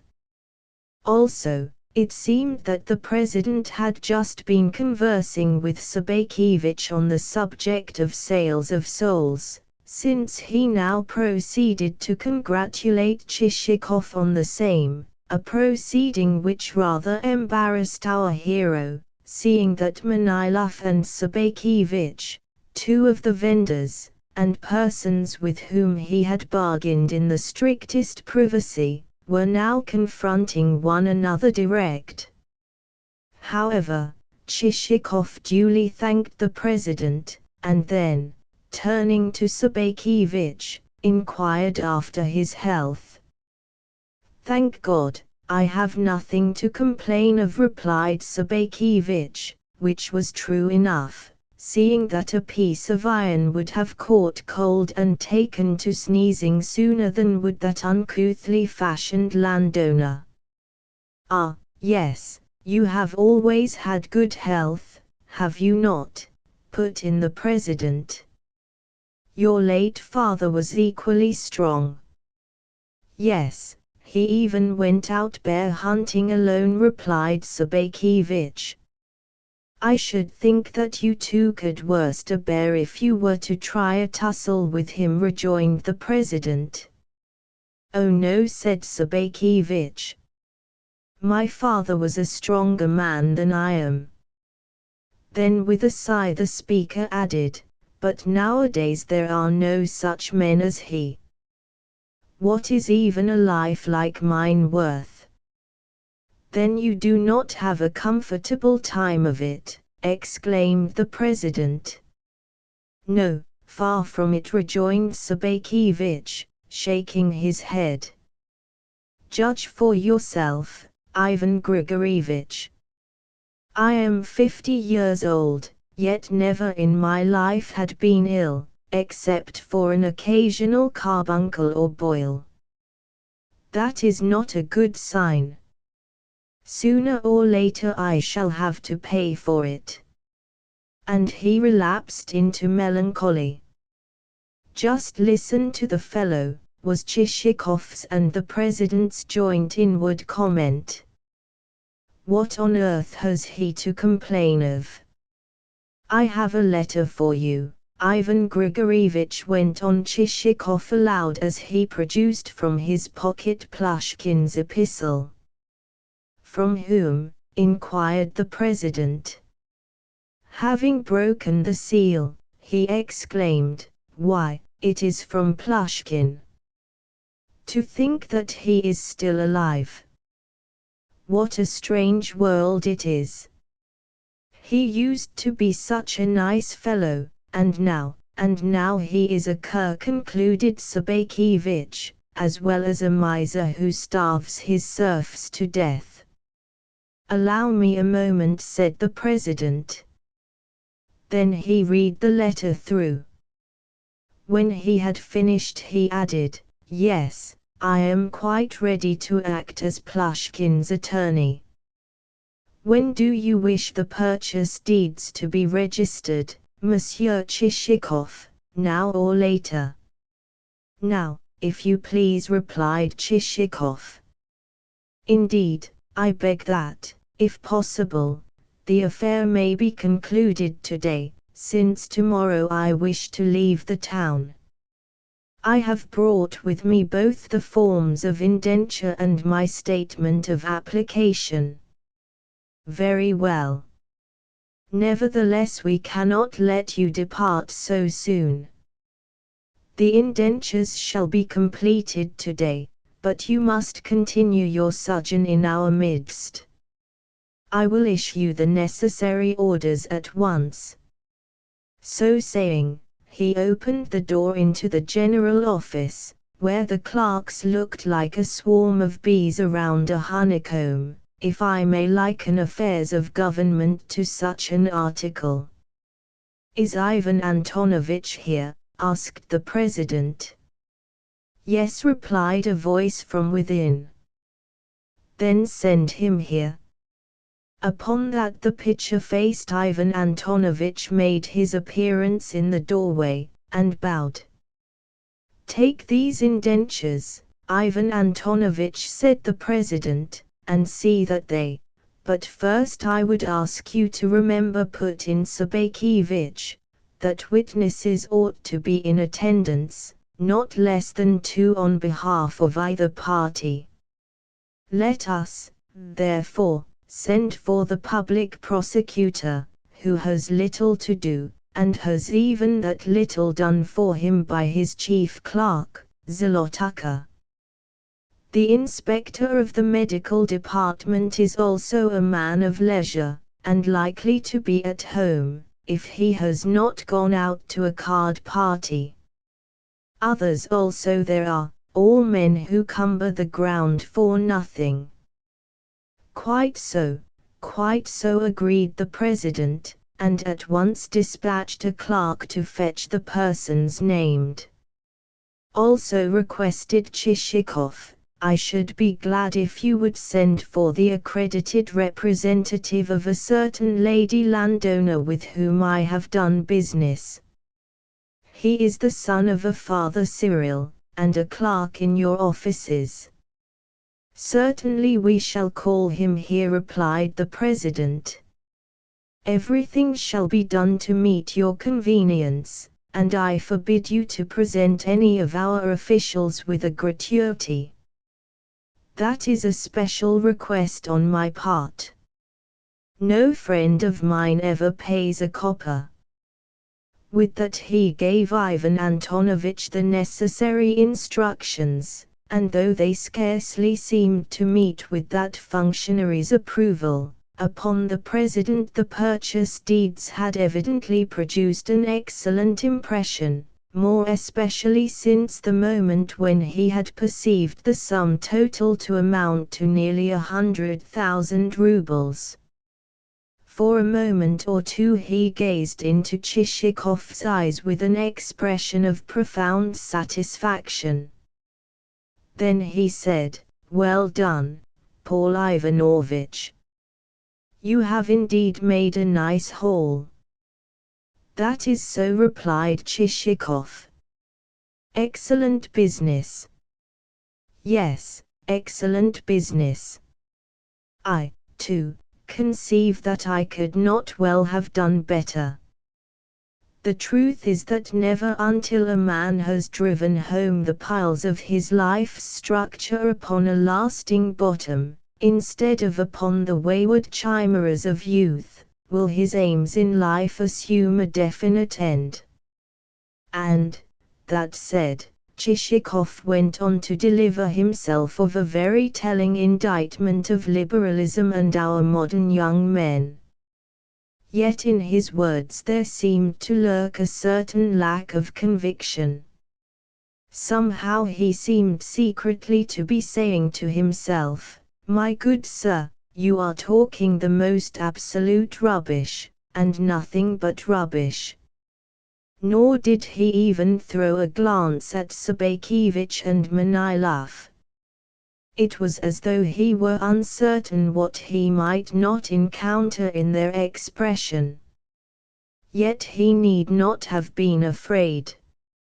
Never once did Sabakevich's face move a muscle, and, as for Manilov, he was too much under the spell of Chichikov's eloquence to do aught beyond nod his approval at intervals, and strike the kind of attitude which is assumed by lovers of music when a lady singer has, in rivalry of an accompanying violin, produced a note whereof the shrillness would exceed even the capacity of a bird's throstle. "But why not tell Ivan Grigorievich precisely what you have bought?" inquired Sabakevich of Chichikov. "And why, Ivan Grigorievich, do you not ask Monsieur Chichikov precisely what his purchases have consisted of? What a splendid lot of serfs, to be sure! I myself have sold him my wheelwright, my Kiev." "What? You have sold him my Kiev?" exclaimed the president. "I know the man well. He is a splendid craftsman, and, on one occasion, made me a Drozhki 32. Only, well, lately didn't you tell me that he is dead?" "That my Kiev is dead," re-echoed Sabakevich, coming perilously near to laughing. "Oh dear no. That was his brother. My Kiev himself is very much alive, and in even better health than he used to be. Any day he could knock you up a britchka such as you could not procure even in Moscow. However, he is now bound to work for only one master." "Indeed, a splendid craftsman," repeated the president. "My only wonder is that you can have brought yourself to part with him." Then think you that my Kiev is the only serf with whom I have parted? Nay, for I have parted also with Probka Stepan, my carpenter, with Milushkin, my bricklayer, and with Teliatnikov, my bootmaker. Yes, the whole lot I have sold. And to the President's inquiry why he had so acted, seeing that the serfs named were all skilled workers and indispensable to a household, Sabakevich replied that a mere whim had led him to do so, and thus the sale had owed its origin to a piece of folly. Then he hung his head as though already repenting of his rash act, and added, although a man of grey hairs, I have not yet learned wisdom. But inquired the President further, how comes it about, Paul Ivanovich, that you have purchased peasants apart from land? Is it for transferment elsewhere that you need them? Yes. Very well, then. That is quite another matter. To what province of the country? To the province of Kherson. Indeed. That region contains some splendid land, said the President, whereupon he proceeded to expatiate on the fertility of the Kherson pastures. And have you much land there? He continued. Yes, quite sufficient to accommodate the serfs whom I have purchased. And is there a river on the estate or a lake? Both. After this reply Chichikov involuntarily threw a glance at Sabakevich, and though that landowner's face was as motionless as every other, the other seemed to detect in it, "You liar! Don't tell me that you own both a river and a lake, as well as the land which you say you do." Whilst the foregoing conversation had been in progress, various witnesses had been arriving on the scene. They consisted of the constantly blinking public prosecutor, the inspector of the medical department, and others, all, to quote Sabakevich, men who cumbered the ground for nothing. With some of them, however, Chichikov was altogether unacquainted, since certain substitutes and supernumeraries had to be pressed into the service from among the ranks of the subordinate staff. There also arrived, in answer to the summons, not only the son of Father Cyril before mentioned, but also Father Cyril himself. Each such witness appended to his signature a full list of his dignities and qualifications, one man in printed characters, another in a flowing hand, a third in topsy-turvy characters of a kind never before seen in the Russian alphabet, and so forth. Meanwhile our friend Ivan Antonovich comported himself with not a little address, and after the indentures had been signed, docketed, and registered, Chichikov found himself called upon to pay only the merest trifle in the way of government percentage and fees for publishing the transaction in the official gazette. The reason of this was that the President had given orders that only half the usual charges were to be exacted from the present purchaser, the remaining half being somehow debited to the account of another applicant for serf registration. And now, said Ivan Grigorievich when all was completed, we need only to wet the bargain. For that too I am ready, said Chichikov. Do you but name the hour. If, in return for your most agreeable company, I were not to set a few champagne corks flying, I should be indeed in default. But we are not going to let you charge yourself with anything whatsoever. We must provide the champagne, for you are our guest, and it is for us, it is our duty, it is our bounden obligation, to entertain you. Look here, gentlemen. Let us adjourn to the house of the chief of police. He is the magician who needs but to wink when passing a fishmonger's or a wine merchant's. Not only shall we fare well at his place, but also we shall get a game of whist. To this proposal no one had any objection to offer, for the mere mention of the fish shop aroused the witnesses' appetite. Consequently, the ceremony being over, there was a general reaching for hats and caps. As the party were passing through the general office, Ivan Antonovich whispered in Chichikov's ear, with a courteous inclination of his jug-shaped physiognomy, "You have given 100,000 rubles for the serfs, but have paid me only a trifle for my trouble." "Yes," replied Chichikov with a similar whisper, "but what sort of serfs do you suppose them to be? They are a poor, useless lot, and not worth even half the purchase money."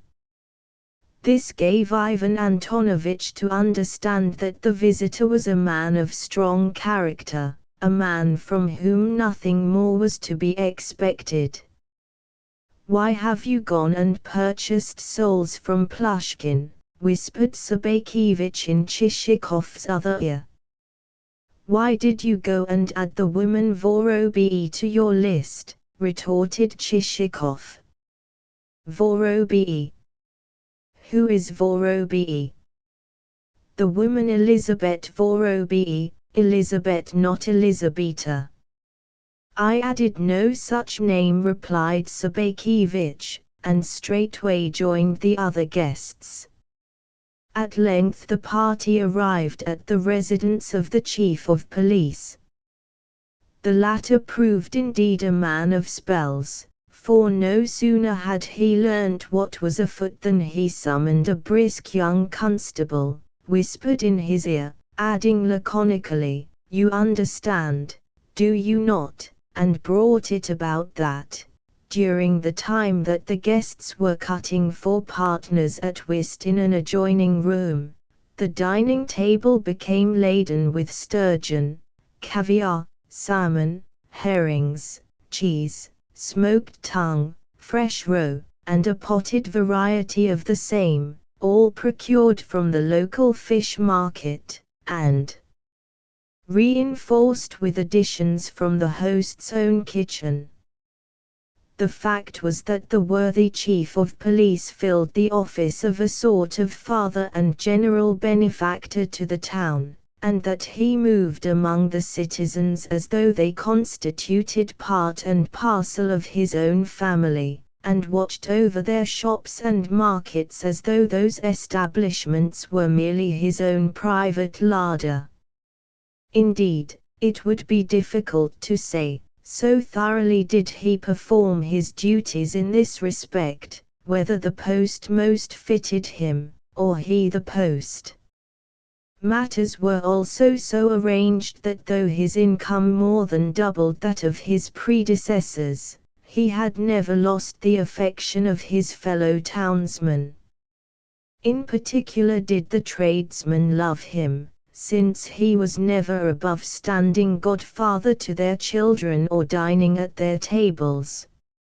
True, he had differences of opinion with them, and serious differences at that, but always these were skillfully adjusted by his slapping the offended ones jovially on the shoulder, drinking a glass of tea with them, promising to call at their houses and play a game of chess, asking after their belongings, and, should he learn that a child of theirs was ill, prescribing the proper medicine.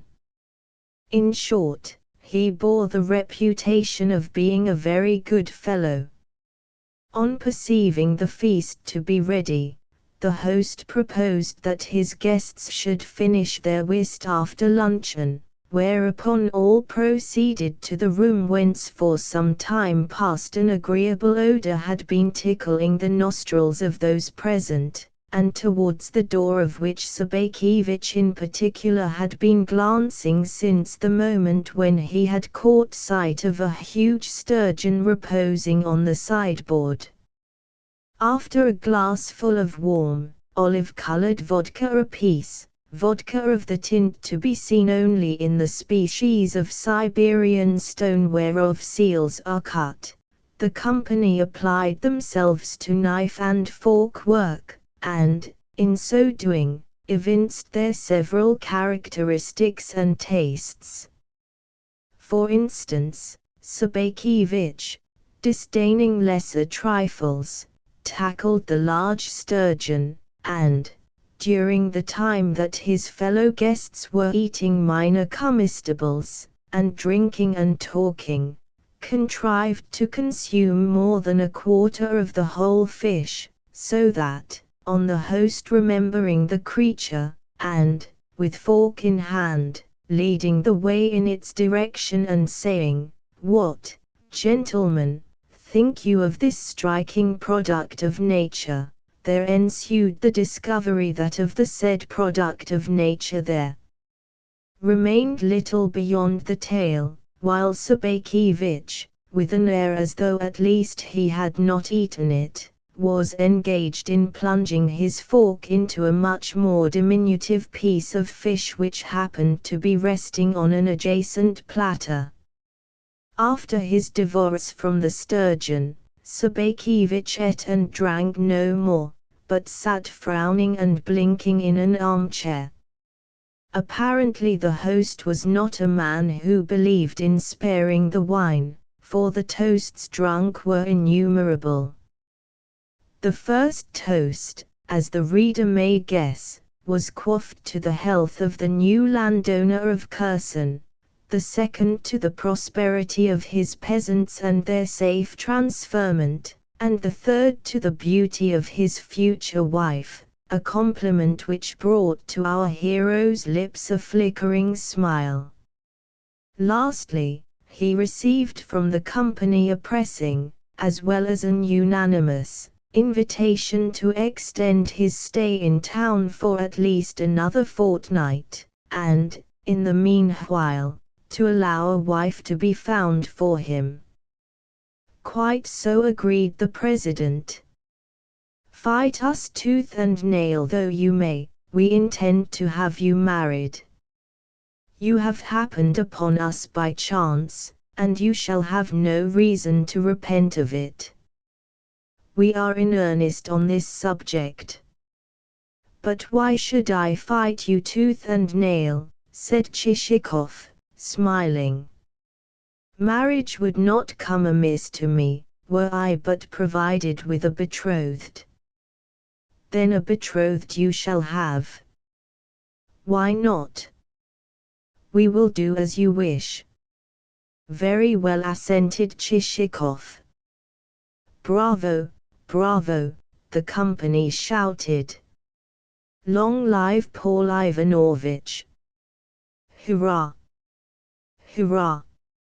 And with that everyone approached to clink glasses with him, and he readily accepted the compliment, and accepted it many times in succession. Indeed, as the hours passed on, the hilarity of the company increased yet further, and more than once the president, a man of great urbanity when thoroughly in his cups, embraced the chief guest of the day with the heartfelt words, "My dearest fellow! My own most precious of friends!"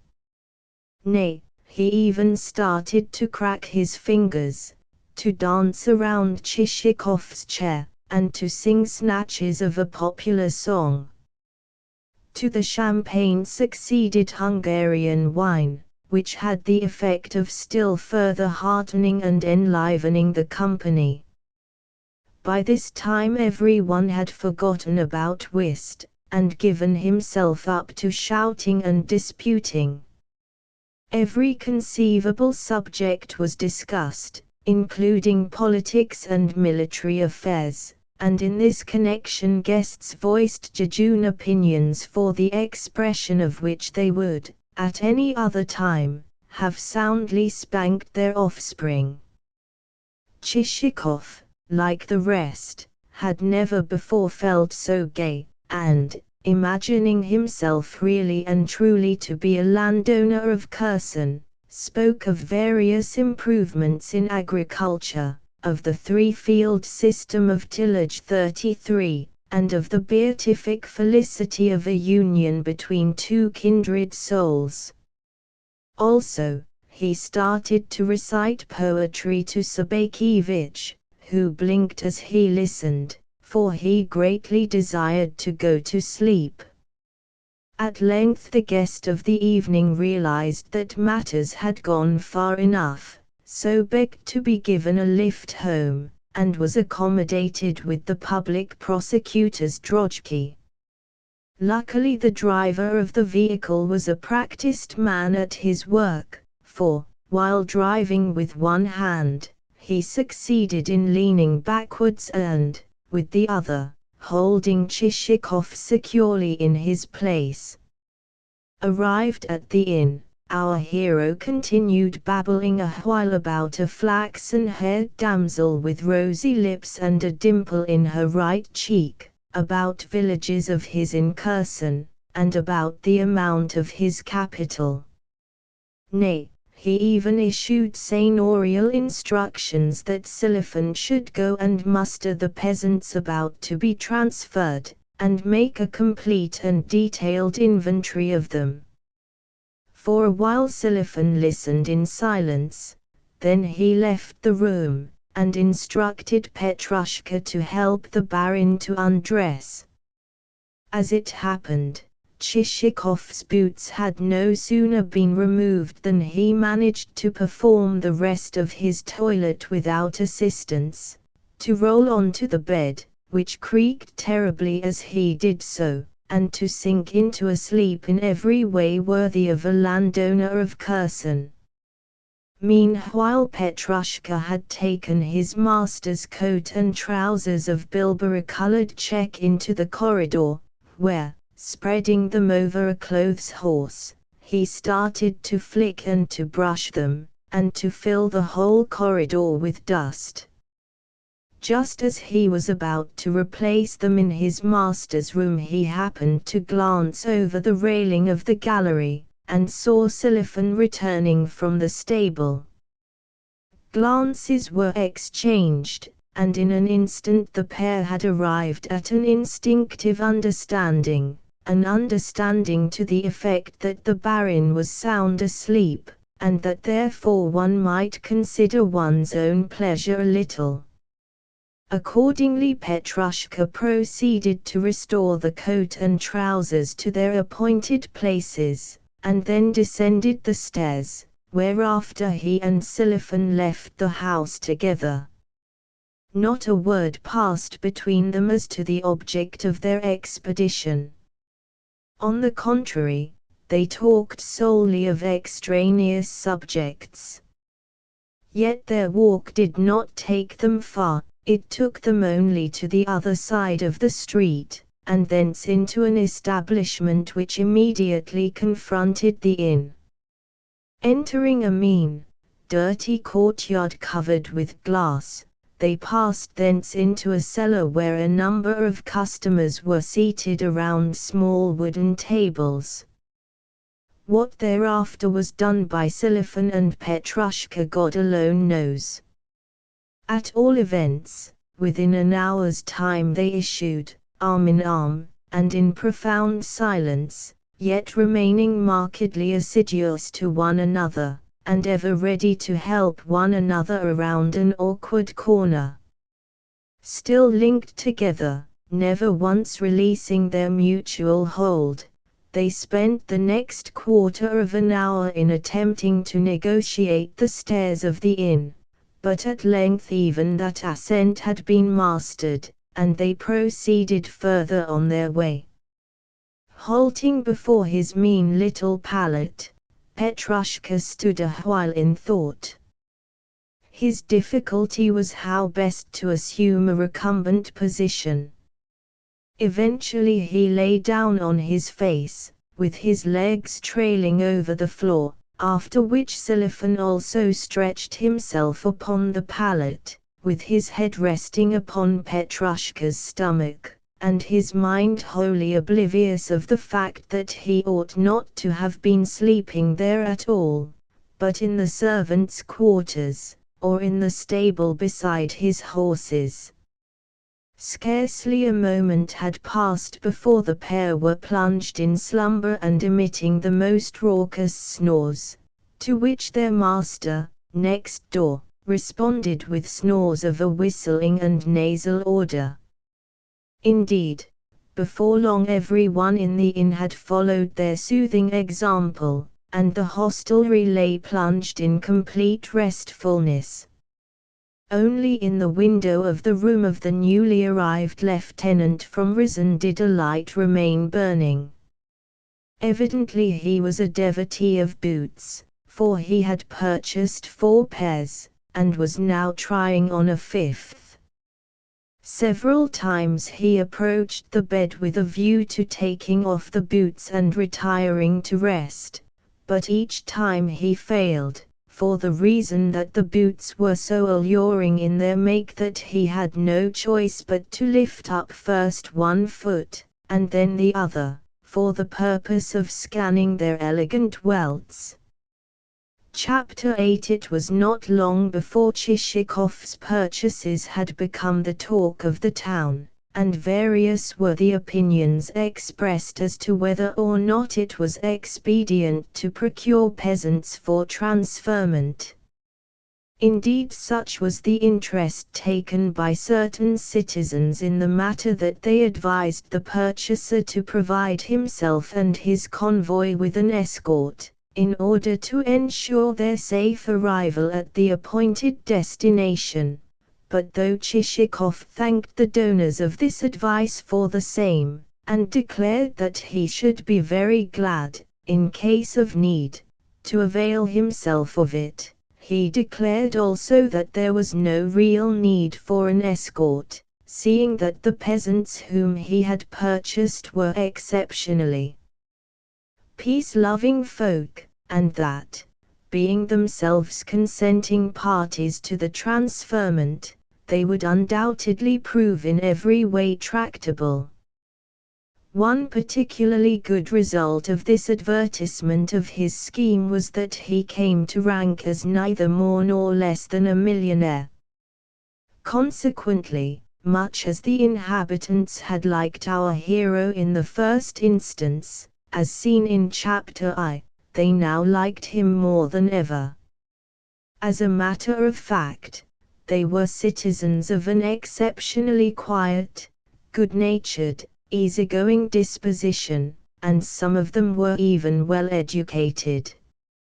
For instance, the president of the local council could recite the whole of Zhukovsky's Ludmilla by heart, and give such an impressive rendering of the passage "The pine forest was asleep and the valley at rest," as well as of the exclamation "Phew," that one felt, as he did so, that the pine forest and the valley really were as he described them.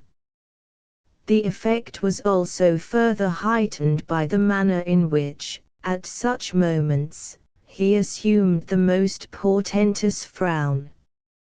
For his part, the postmaster went in more for philosophy, and diligently perused such works as Jung's Night Thoughts, and Eckhart Tolle's A Key to the Mysteries of Nature, of which latter work he would make copious extracts, though no one had the slightest notion what they referred to.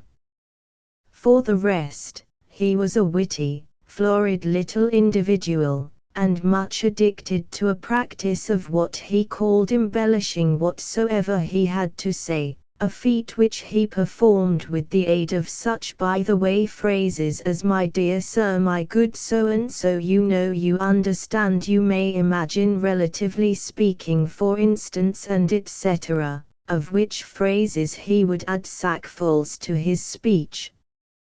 He could also embellish his words by the simple expedient of half-closing, half-winking one eye, which trick communicated to some of his satirical utterances quite a mordant effect. Nor were his colleagues a whit inferior to him in enlightenment.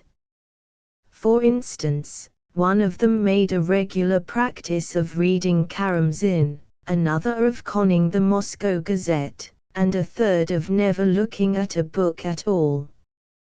Likewise, although they were the sort of men to whom, in their more intimate movements, their wives would very naturally address such nicknames as Toby Jug, Marmot, Fatty Potbelly, Smutty Kiki and Buzzbuzz, they were men also of good heart, and very ready to extend their hospitality and their friendship when once a guest had eaten of their bread and salt, or spent an evening in their company.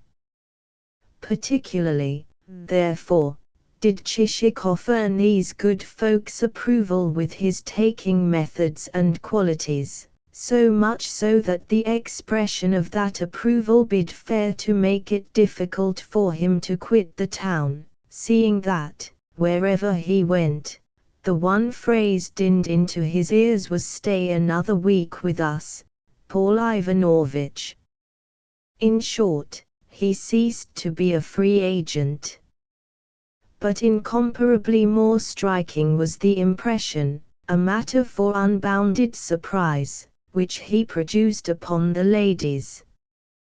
Properly to explain this phenomenon I should need to say a great deal about the ladies themselves, and to describe in the most vivid of colors their social intercourse and spiritual qualities.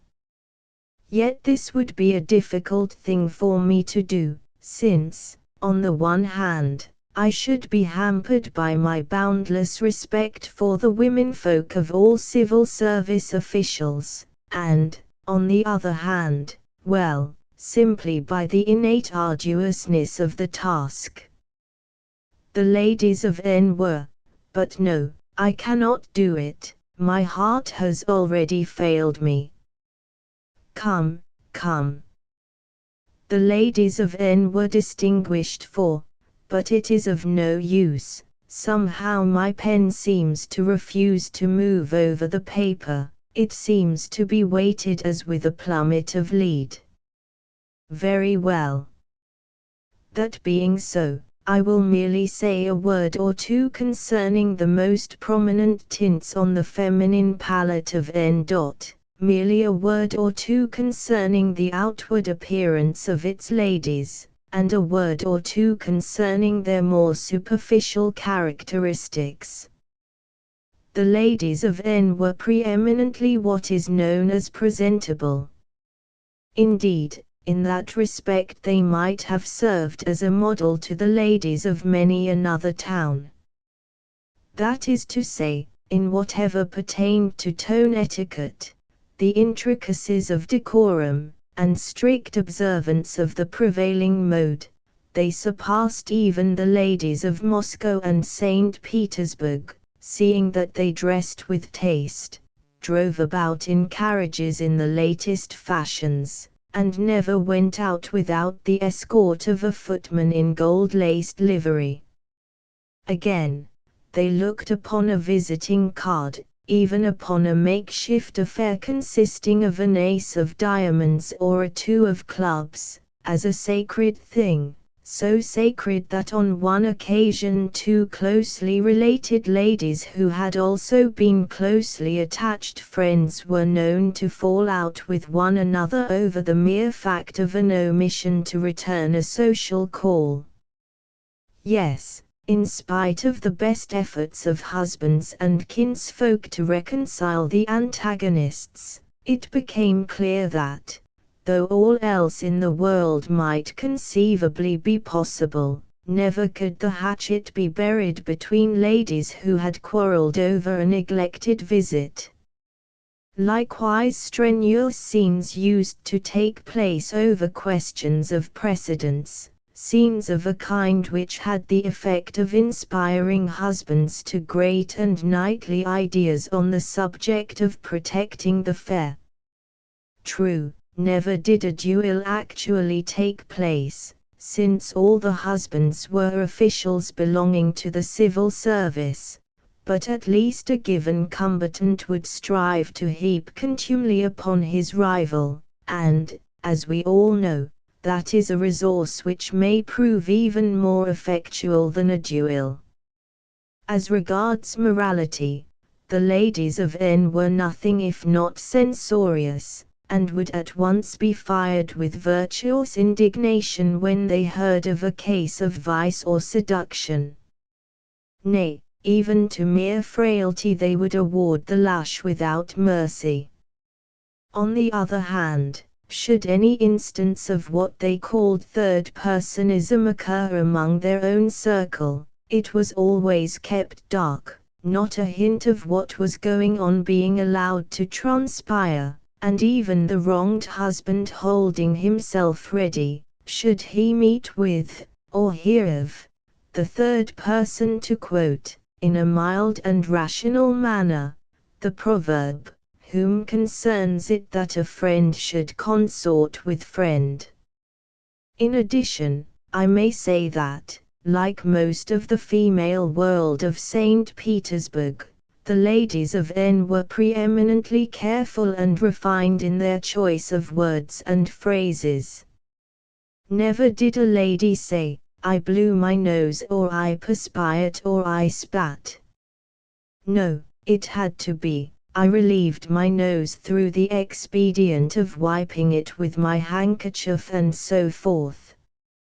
Again, to say, "This glass, or this plate, smells badly," was forbidden. No, not even a hint to such an effect was to be dropped. Rather, the proper phrase, in such a case, was "This glass, or this plate, is not behaving very well," or some such formula. In fact, to refine the Russian tongue the more thoroughly, something like half the words in it were cut out, which circumstance necessitated very frequent recourse to the tongue of France, since the same words, if spoken in French, were another matter altogether, and one could use even blunter ones than the ones originally objected to. So much for the ladies of N, provided that one confines one's observations to the surface, yet hardly need it be said that, should one penetrate deeper than that, a great deal more would come to light. At the same time, it is never a very safe proceeding to peer deeply into the hearts of ladies, wherefore, restricting ourselves to the foregoing superficialities, let us proceed further on our way. Hitherto the ladies had paid Chichikov no particular attention, though giving him full credit for his gentlemanly and urbane demeanor. But from the moment that there arose rumors of his being a millionaire, other qualities of his began to be canvassed. Nevertheless, not all the ladies were governed by interested motives, since it is due to the term millionaire rather than to the character of the person who bears it, that the mere sound of the word exercises upon rascals, upon decent folk, and upon folk who are neither the one nor the other, an undeniable influence. A millionaire suffers from the disadvantage of everywhere having to behold meanness, including the sort of meanness which, though not actually based upon calculations of self-interest, yet runs after the wealthy man with smiles, and doffs his hat, and begs for invitations to houses where the millionaire is known to be going to dine. That a similar inclination to meanness seized upon the ladies of N goes without saying, with the result that many a drawing-room heard it whispered that, if Chichikov was not exactly a beauty, At least he was sufficiently good-looking to serve for a husband, though he could have borne to have been a little more rotund and stout. To that there would be added scornful references to lean husbands, and hints that they resembled toothbrushes rather than men, with many other feminine additions. Also, such crowds of feminine shoppers began to repair to the bazaar as almost to constitute a crush, and something like a procession of carriages ensued, so long grew the rank of vehicles. For their part, the tradesmen had the joy of seeing highly priced dress materials which they had bought at fairs, and then been unable to dispose of, now suddenly become tradable, and go off with a rush. For instance, on one occasion a lady appeared at Mass in a bustle which filled the church to an extent which led the verger on duty to bid the commoner folk withdraw to the porch, lest the lady's toilet should be soiled in the crush. Even Chichikov could not help privately remarking the attention which he aroused. On one occasion, when he returned to the inn, he found on his table a note addressed to himself. Whence it had come, and who had delivered it, he failed to discover, for the waiter declared that the person who had brought it had omitted to leave the name of the writer. Beginning abruptly with the words "I must write to you," the letter went on to say that between a certain pair of souls there existed a bond of sympathy, and this verity the epistle further confirmed with rows of full stops to the extent of nearly half a page. Next there followed a few reflections of a correctitude so remarkable that I have no choice but to quote them. "What, I would ask, is this life of ours?" inquired the writer. "'Tis naught but a veil of woe." "And what, I would ask, is the world?" "'Tis naught but a mob of unthinking humanity." Thereafter, incidentally remarking that she had just dropped a tear to the memory of her dear mother, who had departed this life 25 years ago, the, presumably, lady writer invited Chichikov to come forth into the wilds, and to leave forever the city where, penned in noisome haunts, folk could not even draw their breath. In conclusion, the writer gave way to unconcealed despair, and wound up with the following verses: "Two turtle doves to thee, one day, my dust will show, congealed in death, and, cooing wearily, they'll say, in grief and loneliness she drew her closing breath." True, the last line did not scan, but that was a trifle, since the quatrain at least conformed to the mode then prevalent. Neither signature nor date were appended to the document, but only a postscript expressing a conjecture that Chichikov's own heart would tell him who the writer was, and stating, in addition, that the said writer would be present at the governor's ball on the following night. This greatly interested Chichikov.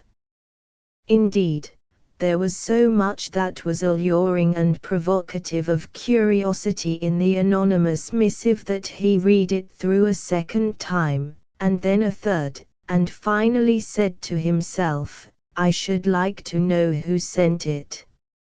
In short, he took the thing seriously, and spent over an hour in considering the same. At length, muttering a comment upon the epistle's efflorescent style, he refolded the document, and committed it to his dispatch box in company with a playbill and an invitation to a wedding, the latter of which had for the last 7 years reposed in the self-same receptacle and in the self-same position. Shortly afterwards there arrived a card of invitation to the governor's ball already referred to. In passing, it may be said that such festivities are not infrequent phenomena in county towns, for the reason that where governors exist there must take place balls if from the local gentry there is to be evoked that respectful affection which is every governor's due. Thenceforth all extraneous thoughts and considerations were laid aside in favor of preparing for the coming function. Indeed, this conjunction of exciting and provocative motives led to Chichikov devoting to his toilet an amount of time never witnessed since the creation of the world. Merely in the contemplation of his features in the mirror, as he tried to communicate to them a succession of varying expressions, was an hour spent. First of all he strove to make his features assume an air of dignity and importance, and then an air of humble, but faintly satirical, respect, and then an air of respect guiltless of any alloy whatsoever. Next, he practiced performing a series of bows to his reflection, accompanied with certain murmurs intended to bear a resemblance to a French phrase, though Chichikov knew not a single word of the Gallic tongue. Lastly came the performing of a series of what I might call agreeable surprises in the shape of twitchings of the brow and lips and certain motions of the tongue. In short, he did all that a man is apt to do when he is not only alone, but also certain that he is handsome and that no one is regarding him through a chink. Finally he tapped himself lightly on the chin, and said, "Ah, good old face." In the same way, when he started to dress himself for the ceremony, the level of his high spirits remained unimpaired throughout the process. That is to say, while adjusting his braces and tying his tie, he shuffled his feet in what was not exactly a dance, but might be called the enter-act of a dance, which performance had the not very serious result of setting a wardrobe a-rattle, and causing a brush to slide from the table to the floor. Later, his entry into the ballroom produced an extraordinary effect. Everyone present came forward to meet him, some with cards in their hands, and one man even breaking off a conversation at the most interesting point, namely, the point that the inferior land court must be made responsible for everything. Yes, in spite of the responsibility of the inferior land court, the speaker cast all thoughts of it to the winds as he hurried to greet our hero. From every side resounded acclamations of welcome, and Chichikov felt himself engulfed in a sea of embraces. Thus, scarcely had he extricated himself from the arms of the president of the local council when he found himself just as firmly clasped in the arms of the chief of police, who, in turn, surrendered him to the inspector of the medical department, who, in turn, handed him over to the commissioner of taxes, who, again, committed him to the charge of the town architect. Even the governor, who hitherto had been standing among his womenfolk with a box of sweets in one hand and a lapdog in the other, now threw down both sweets and lapdog, the lapdog giving vent to a yelp as he did so, and added his greeting to those of the rest of the company. Indeed, not a face was there to be seen on which ecstatic delight, or, at all events, the reflection of other people's ecstatic delight, was not painted. The same expression may be discerned on the faces of subordinate officials when, The newly arrived director having made his inspection, the said officials are beginning to get over their first sense of awe on perceiving that he has found much to commend, and that he can even go so far as to jest and utter a few words of smiling approval. Thereupon every chinovnik responds with a smile of double strength, and those who, it may be, have not heard a single word of the director's speech smile out of sympathy with the rest, and even the gendarme who is posted at the distant door, a man, perhaps, who has never before compassed a smile, but is more accustomed to dealing out blows to the populace, summons up a kind of grin, even though the grin resembles the grimace of a man who is about to sneeze after inadvertently taking an large pinch of snuff. To all and sundry Chichikov responded with a bow, and felt extraordinarily at his ease as he did so. To right and left did he incline his head in the sidelong, yet unconstrained, manner that was his wont and never failed to charm the beholder. As for the ladies, they clustered around him in a shining bevy that was redolent of every species of perfume, of roses, of spring violets, and of mignonette, so much so that instinctively Chichikov raised his nose to snuff the air. Likewise the ladies' dresses displayed an endless profusion of taste and variety, and though the majority of their wearers evinced a tendency to embonpoint, those wearers knew how to call upon art for the concealment of the fact. Confronting them, Chichikov thought to himself, which of these beauties is the writer of the letter?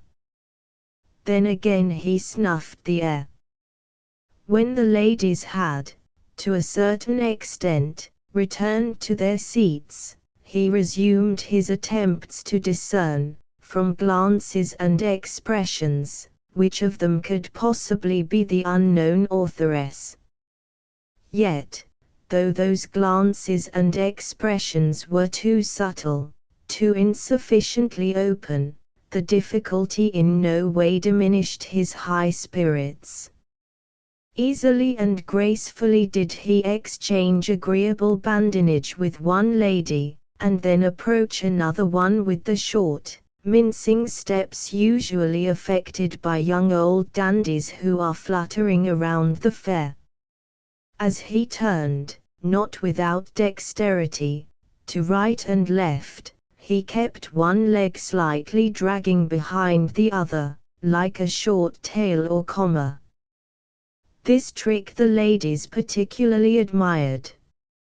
In short, they not only discovered in him a host of recommendations and attractions, but also began to see in his face a sort of grand, Mars-like, military expression, a thing which, as we know, never fails to please the feminine eye. Certain of the ladies even took to bickering over him, and, on perceiving that he spent most of his time standing near the door, some of their number hastened to occupy chairs nearer to his post of vantage.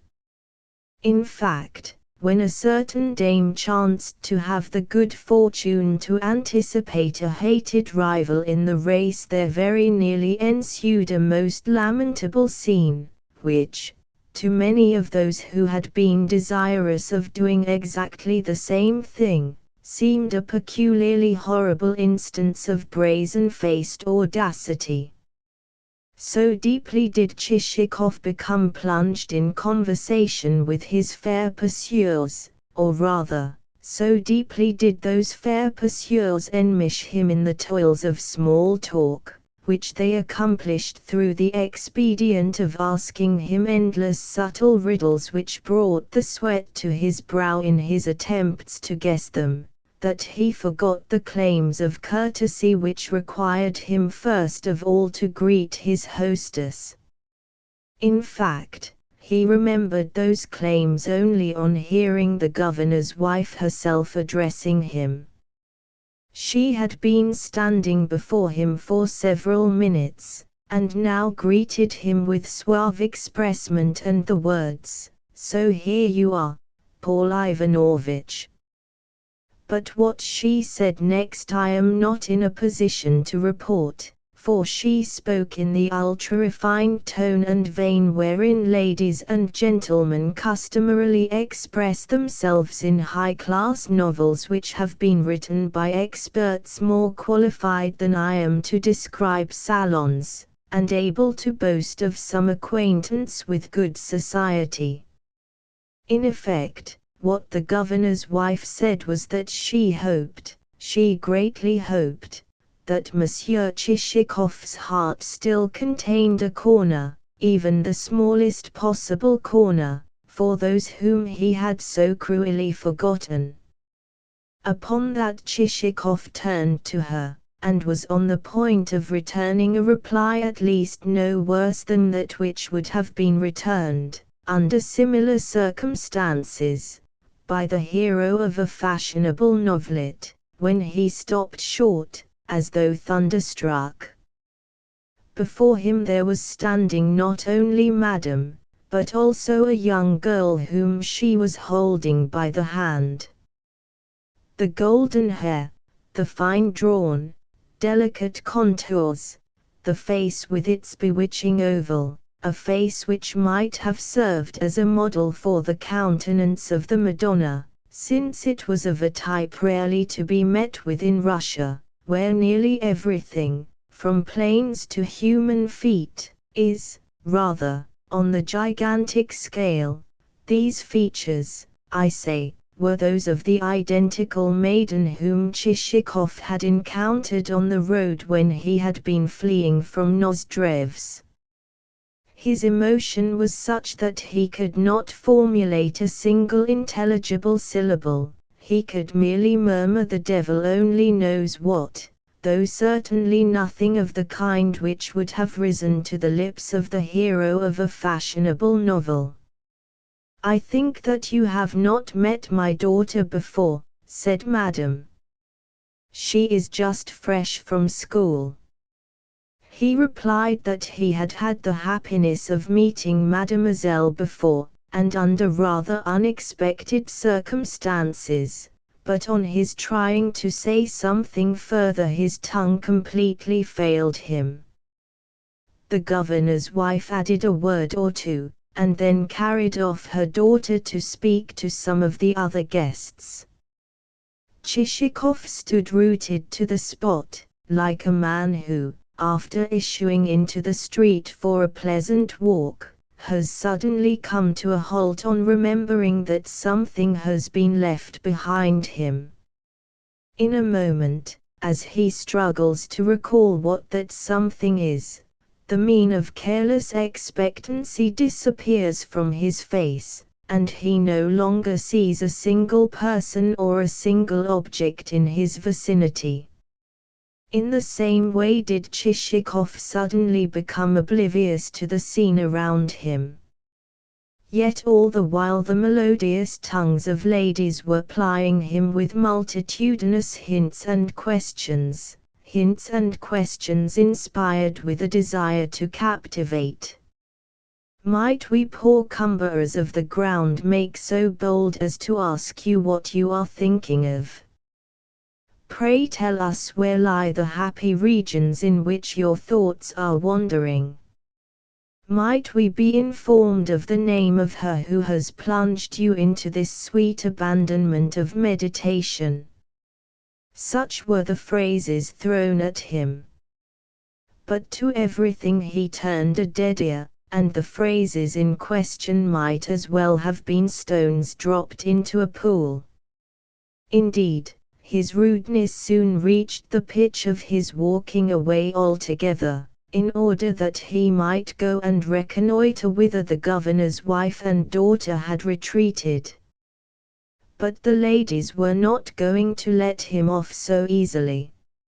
Every one of them had made up her mind to use upon him her every weapon, and to exhibit whatsoever might chance to constitute her best point. Yet the ladies' wiles proved useless, for Chichikov paid not the smallest attention to them, even when the dancing had begun, but kept raising himself on tiptoe to peer over people's heads and ascertain in which direction the bewitching maiden with the golden hair had gone.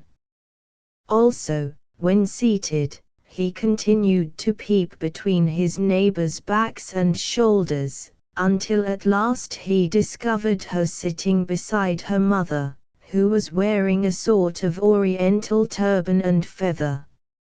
Upon that one would have thought that his purpose was to carry the position by storm, for, whether moved by the influence of spring, or whether moved by a push from behind, he pressed forward with such desperate resolution that his elbow caused the Commissioner of Taxes to stagger on his feet, and would have caused him to lose his balance altogether but for the supporting row of guests in the rear.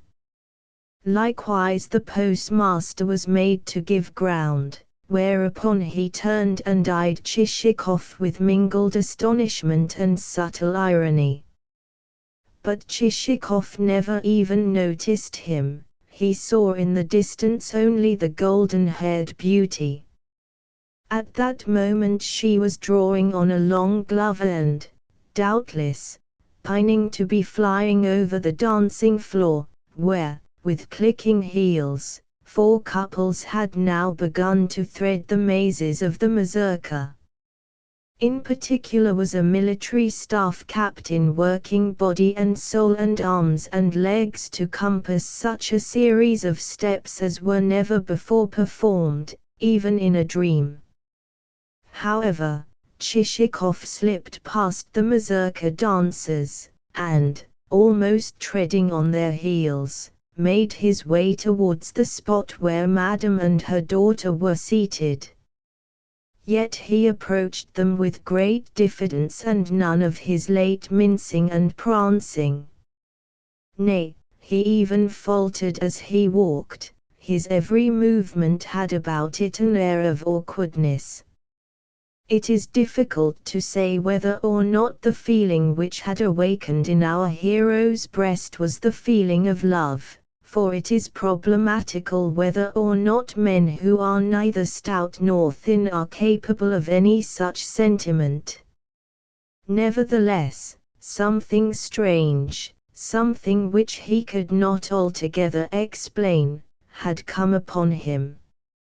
It seemed as though the ball, with its talk and its clatter, had suddenly become a thing remote, that the orchestra had withdrawn behind a hill, and the scene grown misty, like the carelessly painted-in background of a picture.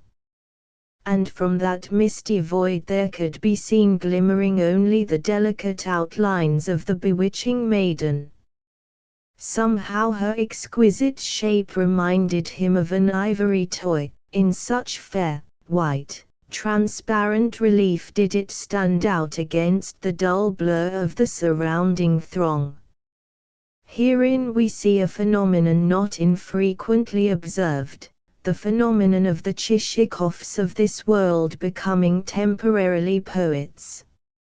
At all events, for a moment or two our Chichikov felt that he was a young man again, if not exactly a military officer. On perceiving an empty chair beside the mother and daughter, he hastened to occupy it, and though conversation at first hung fire, things gradually improved, and he acquired more confidence.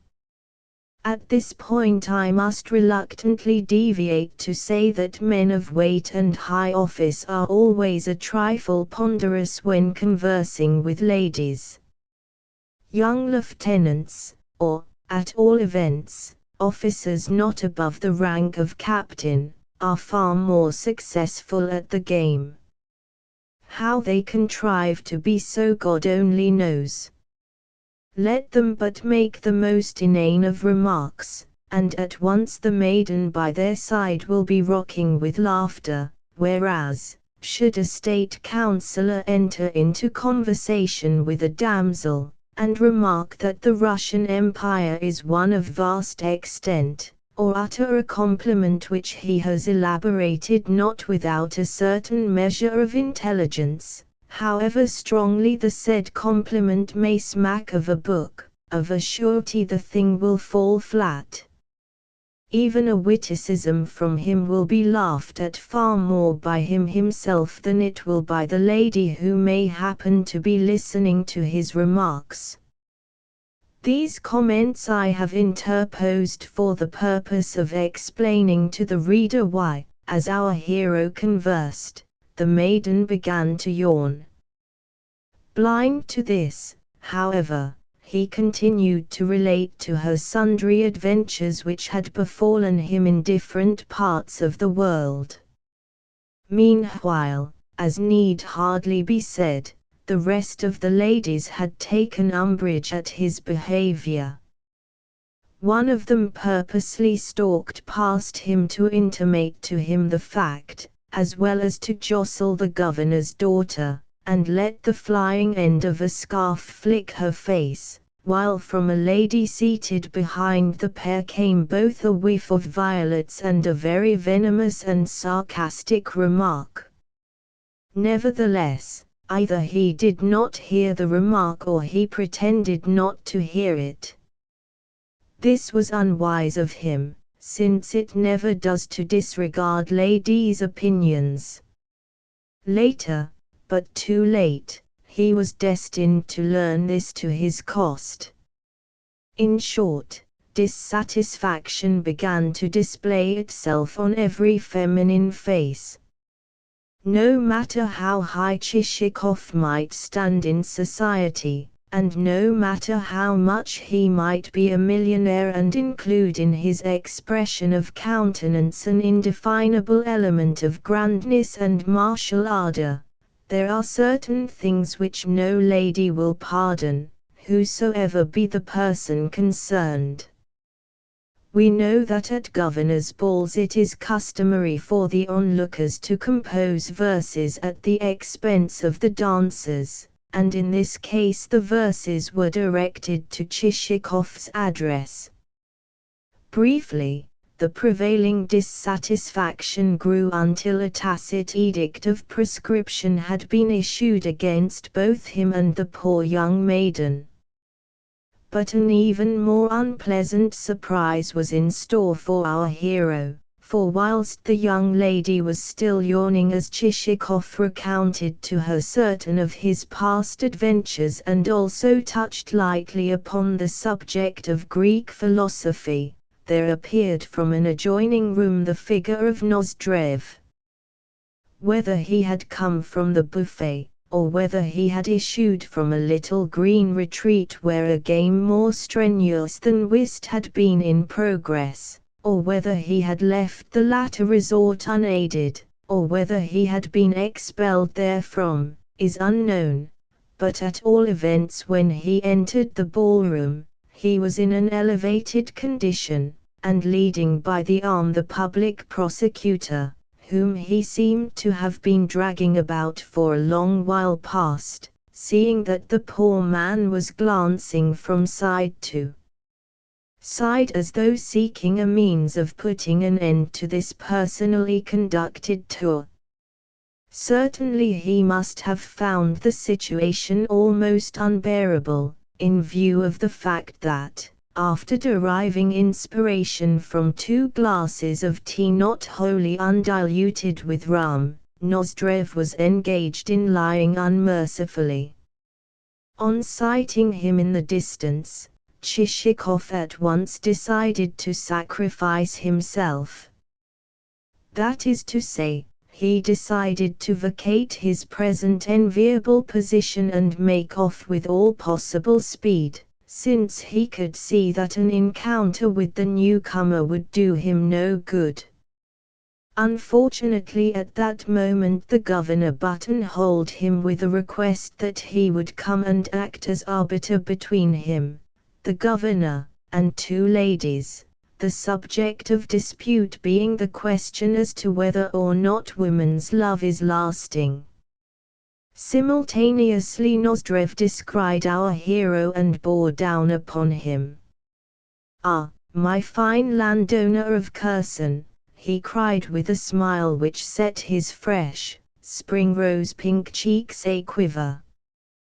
"Have you been doing much trade in departed souls lately?"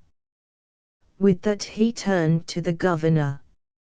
"I suppose your excellency knows that this man traffics in dead peasants," he bawled. "Look here, Chichikov. I tell you in the most friendly way possible that everyone here likes you, yes, including even the governor. Nevertheless, had I my way, I would hang you.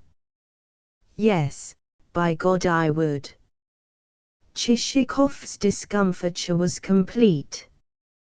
"And, would you believe it, your excellency," went on Nozdrev, "but this fellow actually said to me, 'Sell me your dead souls.' Why, I laughed till I nearly became as dead as the souls. And, behold, no sooner do I arrive here than I am told that he has bought 3 million rubles worth of peasants for transferment. For transferment, indeed. And he wanted to bargain with me for my dead ones. Look here, Chichikov. You are a swine. Yes, by God, you are an utter swine. Is not that so, your excellency? Is not that so, friend Procurator 34? But both his excellency, the public prosecutor, and Chichikov were too taken aback to reply. The half-tipsy Nozdrev, without noticing them, continued his harangue as before. "Ah, my fine sir," he cried. "This time I don't mean to let you go. No, not until I have learnt what all this purchasing of dead peasants means. Look here. You ought to be ashamed of yourself. Yes, I say that, I who am one of your best friends." Here he turned to the governor again. "Your excellency," he continued, "you would never believe what inseparables this man and I have been. Indeed, if you had stood there and said to me, 'Nozdrev, tell me on your honor which of the two you love best, your father or Chichikov?' I should have replied, 'Chichikov, by God.'" With that he tackled our hero again. "Come, come, my friend," he urged. "Let me imprint upon your cheeks a bisa or two. You will excuse me if I kiss him, will you not, your excellency? No, do not resist me, Chichikov, but allow me to imprint at least one bisa upon your lily-white cheek." And in his efforts to force upon Chichikov what he termed his biceps, he came near to measuring his length upon the floor. Everyone now edged away, and turned a deaf ear to his further babblings, but his words on the subject of the purchase of dead souls had nonetheless been uttered at the top of his voice, and been accompanied with such uproarious laughter that the curiosity even of those who had happened to be sitting or standing in the remoter corners of the room had been aroused. So strange and novel seemed the idea that the company stood with faces expressive of nothing but a dumb, dull wonder. Only some of the ladies, as Chichikov did not fail to remark, exchanged meaning, ill-natured winks and a series of sarcastic smiles, which circumstance still further increased his confusion. That Nozdrev was a notorious liar everyone, of course, knew, and that he should have given vent to an idiotic outburst of this sort had surprised no one.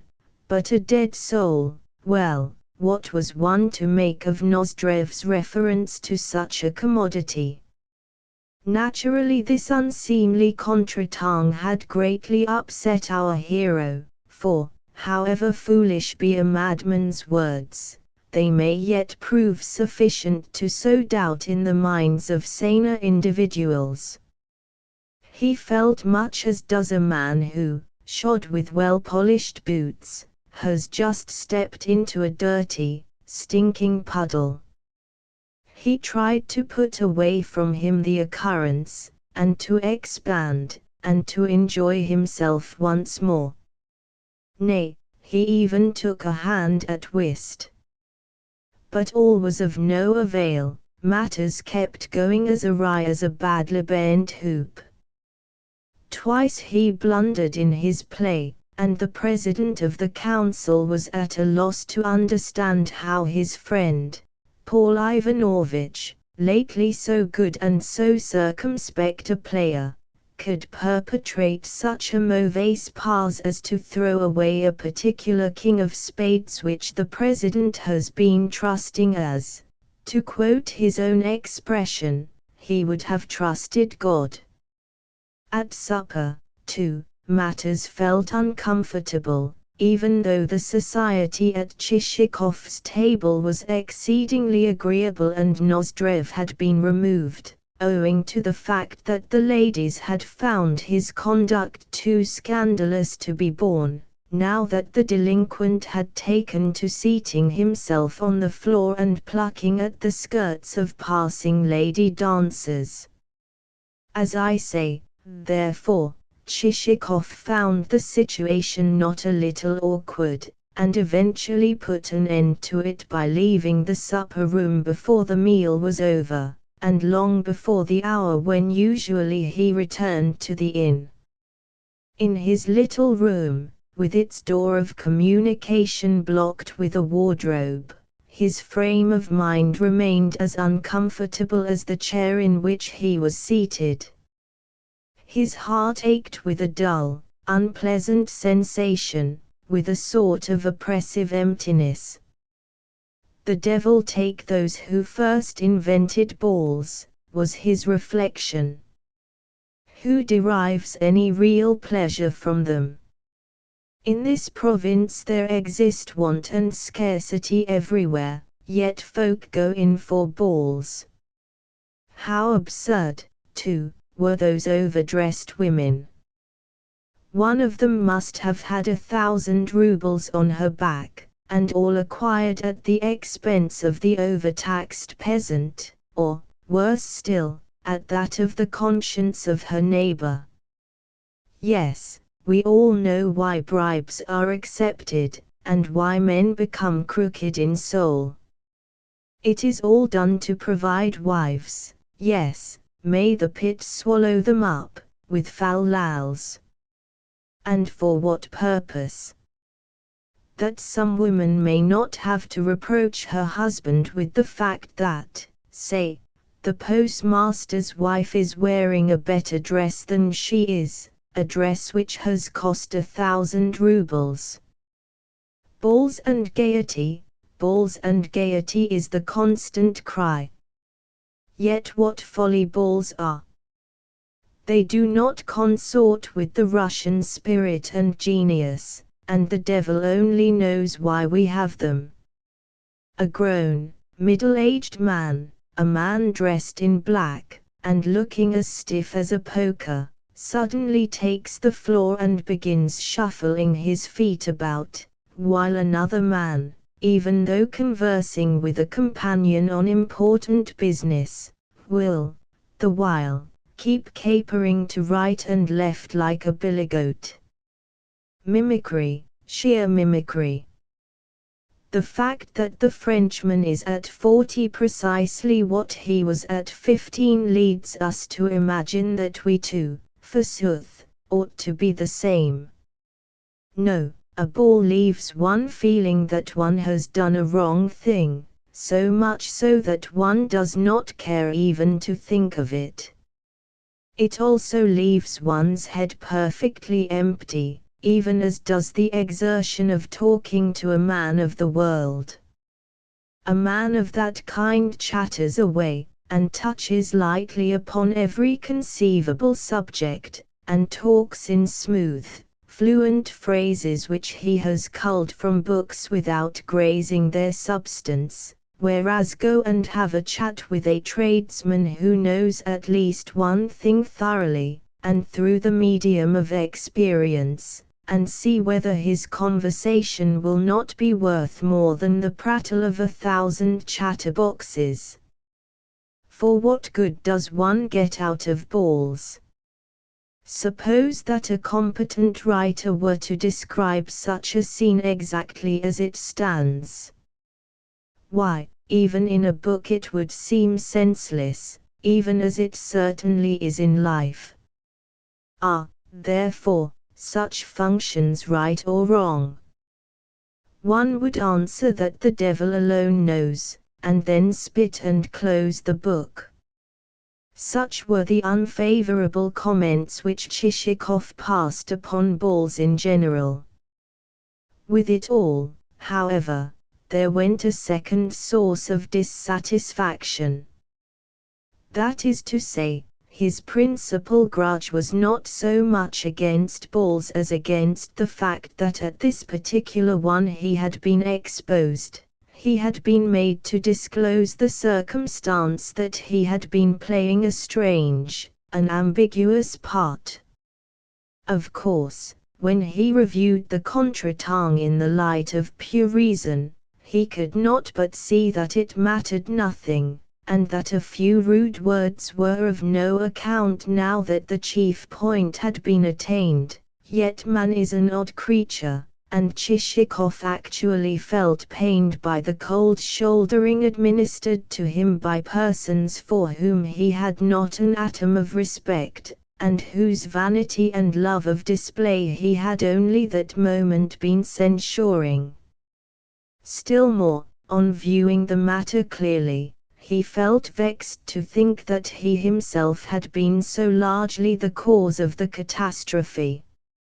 Yet he was not angry with himself, of that you may be sure, seeing that all of us have a slight weakness for sparing our own faults, and always do our best to find some fellow creature upon whom to vent our displeasure, whether that fellow creature be a servant, a subordinate official, or a wife. In the same way Chichikov sought a scapegoat upon whose shoulders he could lay the blame for all that had annoyed him. He found one in Nozdrev, and you may be sure that the scapegoat in question received a good drubbing from every side, even as an experienced captain or chief of police will give a knavish starosta or postboy a rating not only in the terms become classical, but also in such terms as the said captain or chief of police may invent for himself. In short, Nozdrev's whole lineage was passed in review, and many of its members in the ascending line fared badly in the process. Meanwhile, at the other end of the town there was in progress an event which was destined to augment still further the unpleasantness of our hero's position. That is to say, through the outlying streets and alleys of the town there was clattering a vehicle to which it would be difficult precisely to assign a name, seeing that, though it was of a species peculiar to itself, it most nearly resembled a large, rickety watermelon on wheels.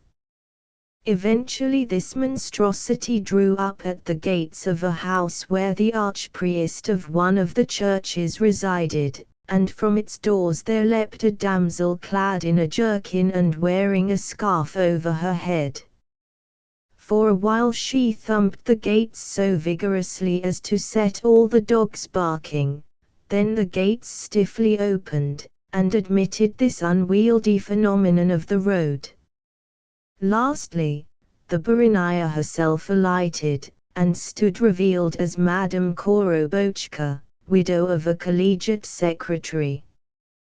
The reason of her sudden arrival was that she had felt so uneasy about the possible outcome of Chichikov's whim, that during the 3 nights following his departure she had been unable to sleep a wink, whereafter, in spite of the fact that her horses were not shod, she had set off for the town, in order to learn at first hand how the dead souls were faring, and whether, which might God forfend, she had not sold them at something like 1/3 of their true value. The consequences of her venture the reader will learn from a conversation between 2 ladies. We will reserve it for the ensuing chapter. Chapter 9. Next morning, before the usual hour for paying calls, there tripped from the portals of an orange-colored wooden house with an attic story and a row of blue pillars a lady in an elegant plaid cloak. With her came a footman in a many-caped greatcoat and a polished top hat with a gold band. Hastily, but gracefully, the lady ascended the steps let down from a kolieska which was standing before the entrance, and as soon as she had done so the footman shut her in, put up the steps again, and, catching hold of the strap behind the vehicle, shouted to the coachman, "Right away." The reason of all this was that the lady was the possessor of a piece of intelligence that she was burning to communicate to a fellow creature. Every moment she kept looking out of the carriage window, and perceiving, with almost speechless vexation, that, as yet, she was but halfway on her journey. The fronts of the houses appeared to her longer than usual, and in particular did the front of the white stone hospital, with its rows of narrow windows, seem interminable to a degree which at length forced her to ejaculate, "Oh, the cursed building! Positively there is no end to it." Also, she twice adjured the coachman with the words, "Go quicker, Andrusha. You are a horribly long time over the journey this morning." But at length the goal was reached, and the kolieska stopped before a 1-storied wooden mansion, dark grey in color, and having white carvings over the windows, a tall wooden fence and narrow garden in front of the latter, and a few meager trees looming white with an incongruous coating of road dust. In the windows of the building were also a few flower pots and a parrot that kept alternately dancing on the floor of its cage and hanging on to the ring of the same with its beak. Also, in the sunshine before the door 2 pet dogs were sleeping. Here there lived the lady's bosom friend. As soon as the bosom friend in question learnt of the newcomer's arrival, she ran down into the hall, and the 2 ladies kissed and embraced one another. Then they adjourned to the drawing-room. "How glad I am to see you," said the bosom friend. "When I heard someone arriving I wondered who could possibly be calling so early." Parashar declared that it must be the vice-governor's wife, so, as I did not want to be bored with her, I gave orders that I was to be reported not at home. For her part, the guest would have liked to have proceeded to business by communicating her tidings, but a sudden exclamation from the hostess imparted, temporarily, a new direction to the conversation. "What a pretty chintz!" she cried, gazing at the other's gown. "Yes, it is pretty," agreed the visitor. "On the other hand, Praskovia Thedorovna thinks that, in other words, the ladies proceeded to indulge in a conversation on the subject of dress, and only after this had lasted for a considerable while did the visitor let fall a remark which led her entertainer to inquire, "And how is the universal charmer?" "My God," replied the other, "there has been such a business. In fact, do you know why I am here at all?" And the visitor's breathing became more hurried, and further words seemed to be hovering between her lips like hawks preparing to stoop upon their prey.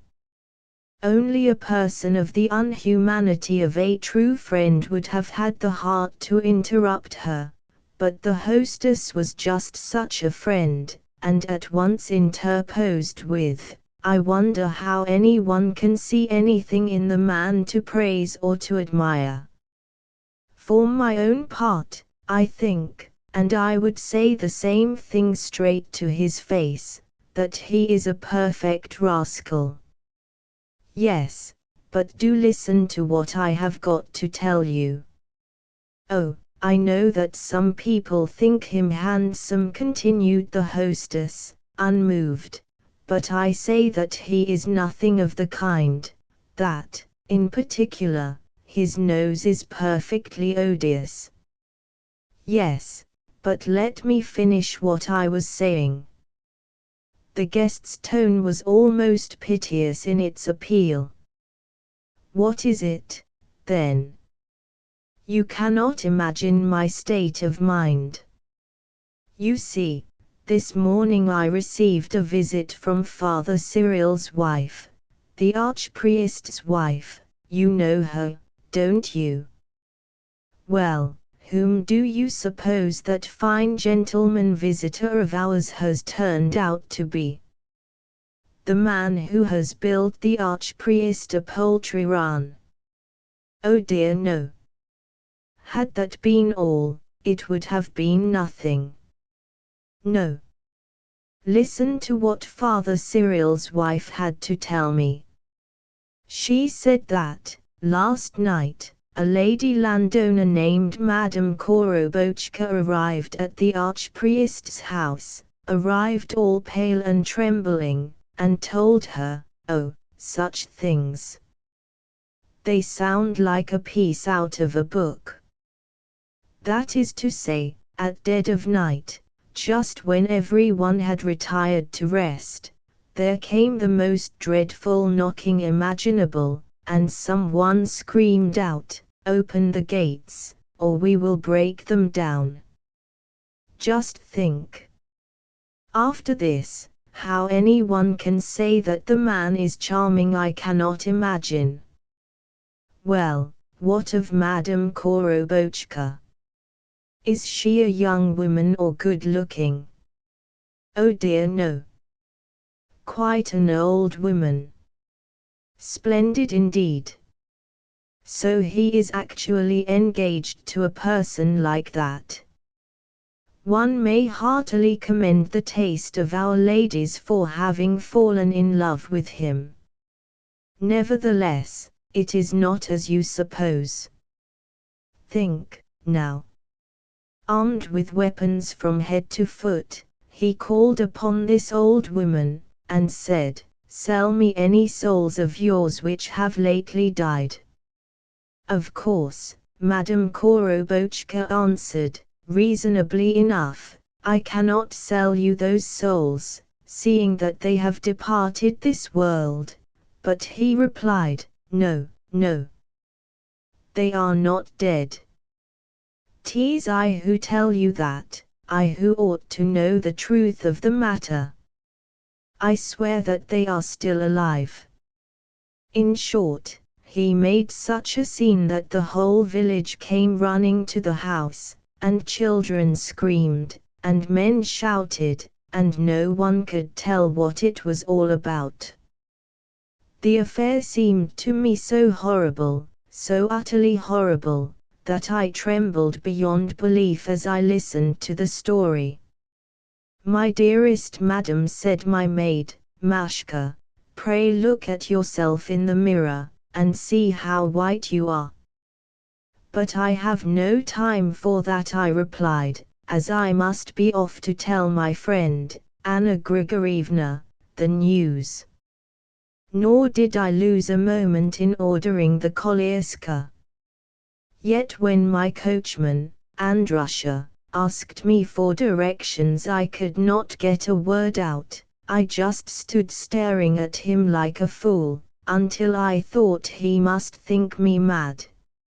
"Oh, Anna Grigorievna, if you but knew how upset I am." "What a strange affair," commented the hostess. "What on earth can the man have meant by dead souls?" I confess that the words pass my understanding.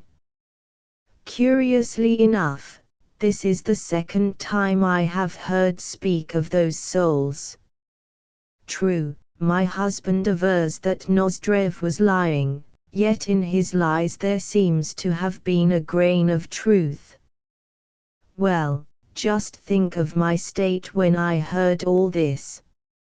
"And now apparently," said Korobochka to the archpriest's wife, "I am altogether at a loss what to do, for, throwing me 15 rubles, the man forced me to sign a worthless paper. Yes, me, an inexperienced, defenseless widow who knows nothing of business.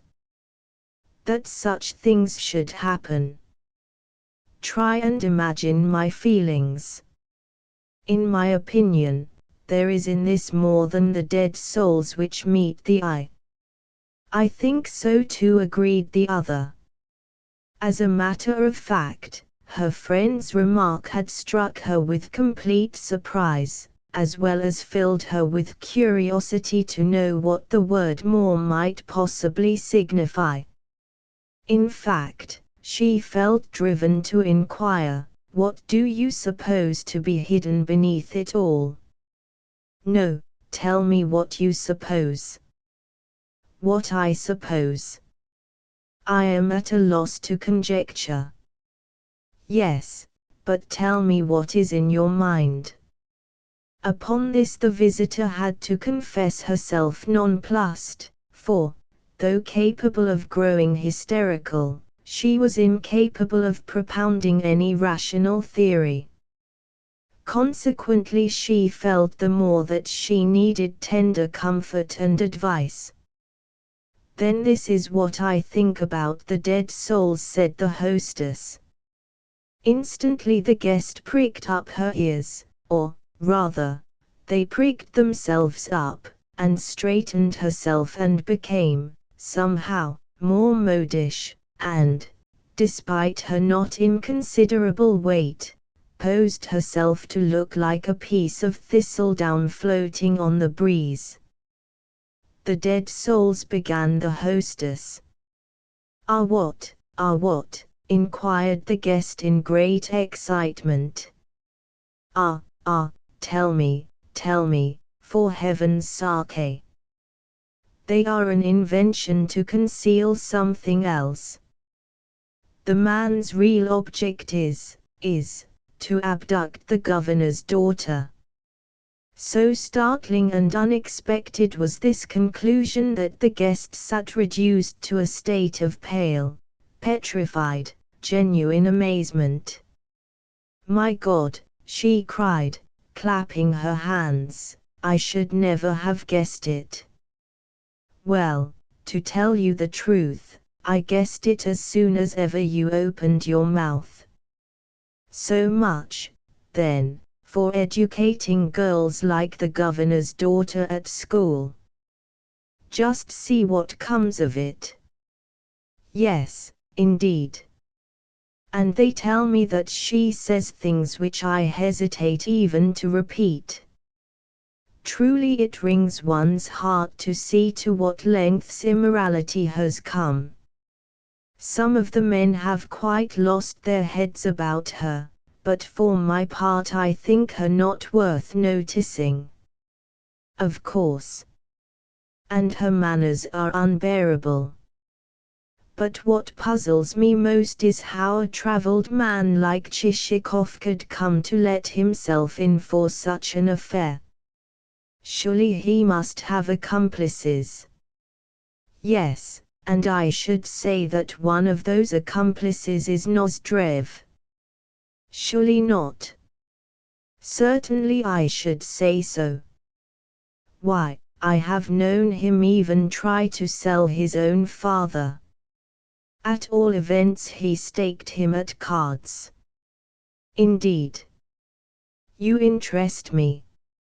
I should never had thought him capable of such things. I always guessed him to be so. The two ladies were still discussing the matter with acumen and success when there walked into the room the public prosecutor, bushy eyebrows, motionless features, blinking eyes, and all. At once the ladies hastened to inform him of the events related, adducing therewith full details both as to the purchase of dead souls and as to the scheme to abduct the governor's daughter, after which they departed in different directions, for the purpose of raising the rest of the town. For the execution of this undertaking not more than half an hour was required.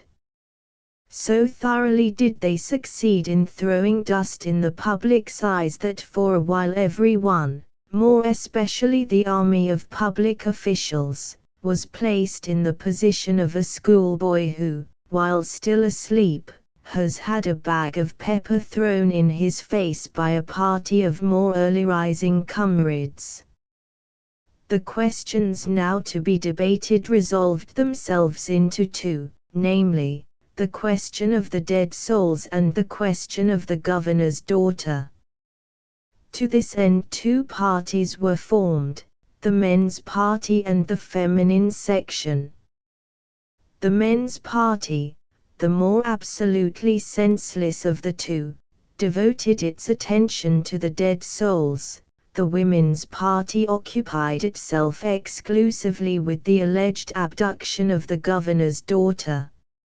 And here it may be said, to the ladies' credit, that the women's party displayed far more method and caution than did its rival faction, probably because the function in life of its members had always been that of managing and administering a household.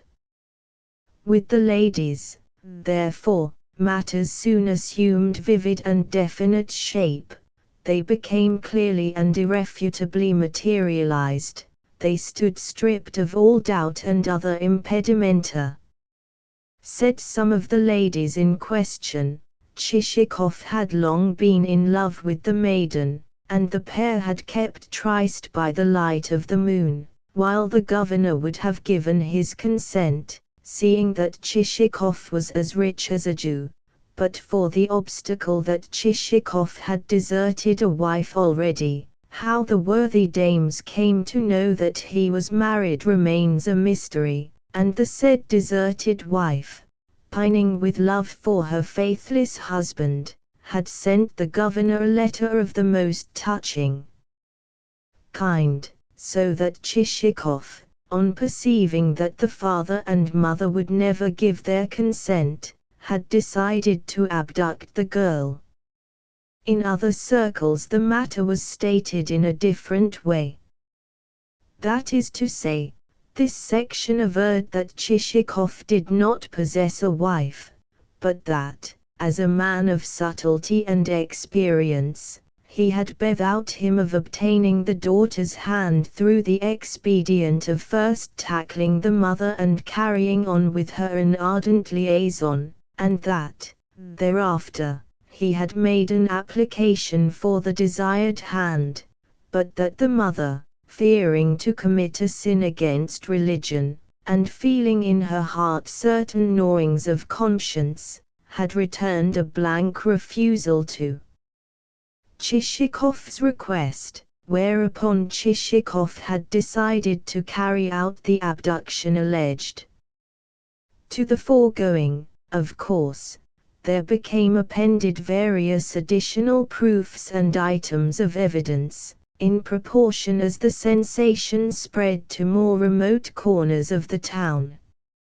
At length, with these perfectings, the affair reached the ears of the governor's wife herself.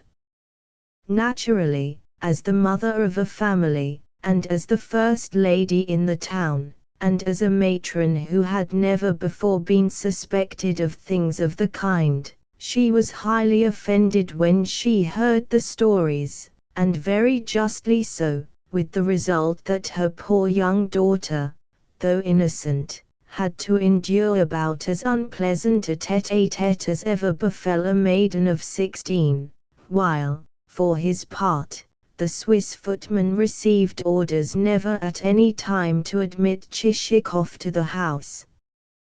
Having done their business with the governor's wife, the ladies' party descended upon the male section, with a view to influencing it to their own side by asserting that the dead souls were an invention used solely for the purpose of diverting suspicion and successfully effecting the abduction.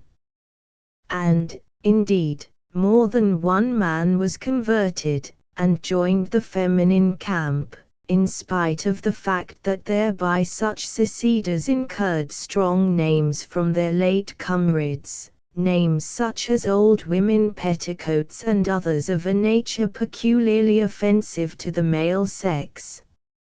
Also, however much they might arm themselves and take the field, the men could not compass such orderliness within their ranks as could the women. With the former everything was of the antiquated and rough-hewn and ill-fitting and unsuitable and badly adapted and inferior kind. Their heads were full of nothing but discord and triviality and confusion and slovenliness of thought. In brief, they displayed everywhere the male bent, the rude, ponderous nature which is incapable either of managing a household or of jumping to a conclusion, as well as remains always distrustful and lazy and full of constant doubt and everlasting timidity. For instance, the men's party declared that the whole story was rubbish, that the alleged abduction of the governor's daughter was the work rather of a military than of a civilian culprit, that the ladies were lying when they accused Chichikov of the deed, that a woman was like a money-bag, whatsoever you put into her she thenceforth retained, that the subject which really demanded attention was the dead souls, of which the devil only knew the meaning, but in which there certainly lurked something that was contrary to good order and discipline. One reason why the men's party was so certain that the dead souls connoted something contrary to good order and discipline, was that there had just been appointed to the province a new governor-general, an event which, of course, had thrown the whole army of provincial chinovniks into a state of great excitement, seeing that they knew that before long there would ensue transferments and sentences of censure, as well as the series of official dinners with which a governor-general is accustomed to entertain his subordinates. Alas, thought the army of chinovniks, it is probable that, should he learn of the gross reports at present afloat in our town, he will make such a fuss that we shall never hear the last of them. In particular did the director of the medical department turn pale at the thought that possibly the new governor-general would surmise the term dead folk to connote patients in the local hospitals who, for want of proper preventative measures, had died of sporadic fever. Indeed, might it not be that Chichikov was neither more nor less than an emissary of the said governor-general, sent to conduct a secret inquiry? Accordingly he, the director of the medical department, communicated this last supposition to the president of the council, who, though at first inclined to ejaculate rubbish, suddenly turned pale on propounding to himself the theory. What if the souls purchased by Chichikov should really be dead ones? A terrible thought, considering that he, the president, had permitted their transferment to be registered, and had himself acted as Plushkin's representative. What if these things should reach the Governor-General's ears? He mentioned the matter to one friend and another, and they, in their turn, went white to the lips, for panic spreads faster and is even more destructive than the dreaded Black Death. Also, to add to the chinovnik's troubles, it so befell that just at this juncture there came into the local governor's hands two documents of great importance. The first of them contained advices that, according to received evidence and reports, there was operating in the province a forger of ruble notes who had been passing under various aliases and must therefore be sought for with the utmost diligence, while the second document was a letter from the governor of a neighboring province with regard to a malefactor who had there evaded apprehension, a letter conveying also a warning that, if in the province of the town of N there should appear any suspicious individual who could produce neither references nor passports, he was to be arrested forthwith. These two documents left everyone thunderstruck, for they knocked on the head all previous conceptions and theories. Not for a moment could it be supposed that the former document referred to Chichikov, yet, as each man pondered the position from his own point of view, he remembered that no one really knew who Chichikov was, as also that his vague references to himself had, yes, included statements that his career in the service had suffered much to the cause of truth, and that he possessed a number of enemies who were seeking his life. This gave the chinovniks further food for thought. Perhaps his life really did stand in danger. Perhaps he really was being sought for by someone. Perhaps he really had done something of the kind above referred to. As a matter of fact, who was he? Not that it could actually be supposed that he was a forger of notes, still less a brigand, seeing that his exterior was respectable in the highest degree. Yet who was he? At length the chinovniks decided to make enquiries among those of whom he had purchased souls, in order that at least it might be learned what the purchases had consisted of, and what exactly underlay them, and whether, in passing, he had explained to anyone his real intentions, or revealed to anyone his identity. In the first instance, therefore, resort was had to Korobochka.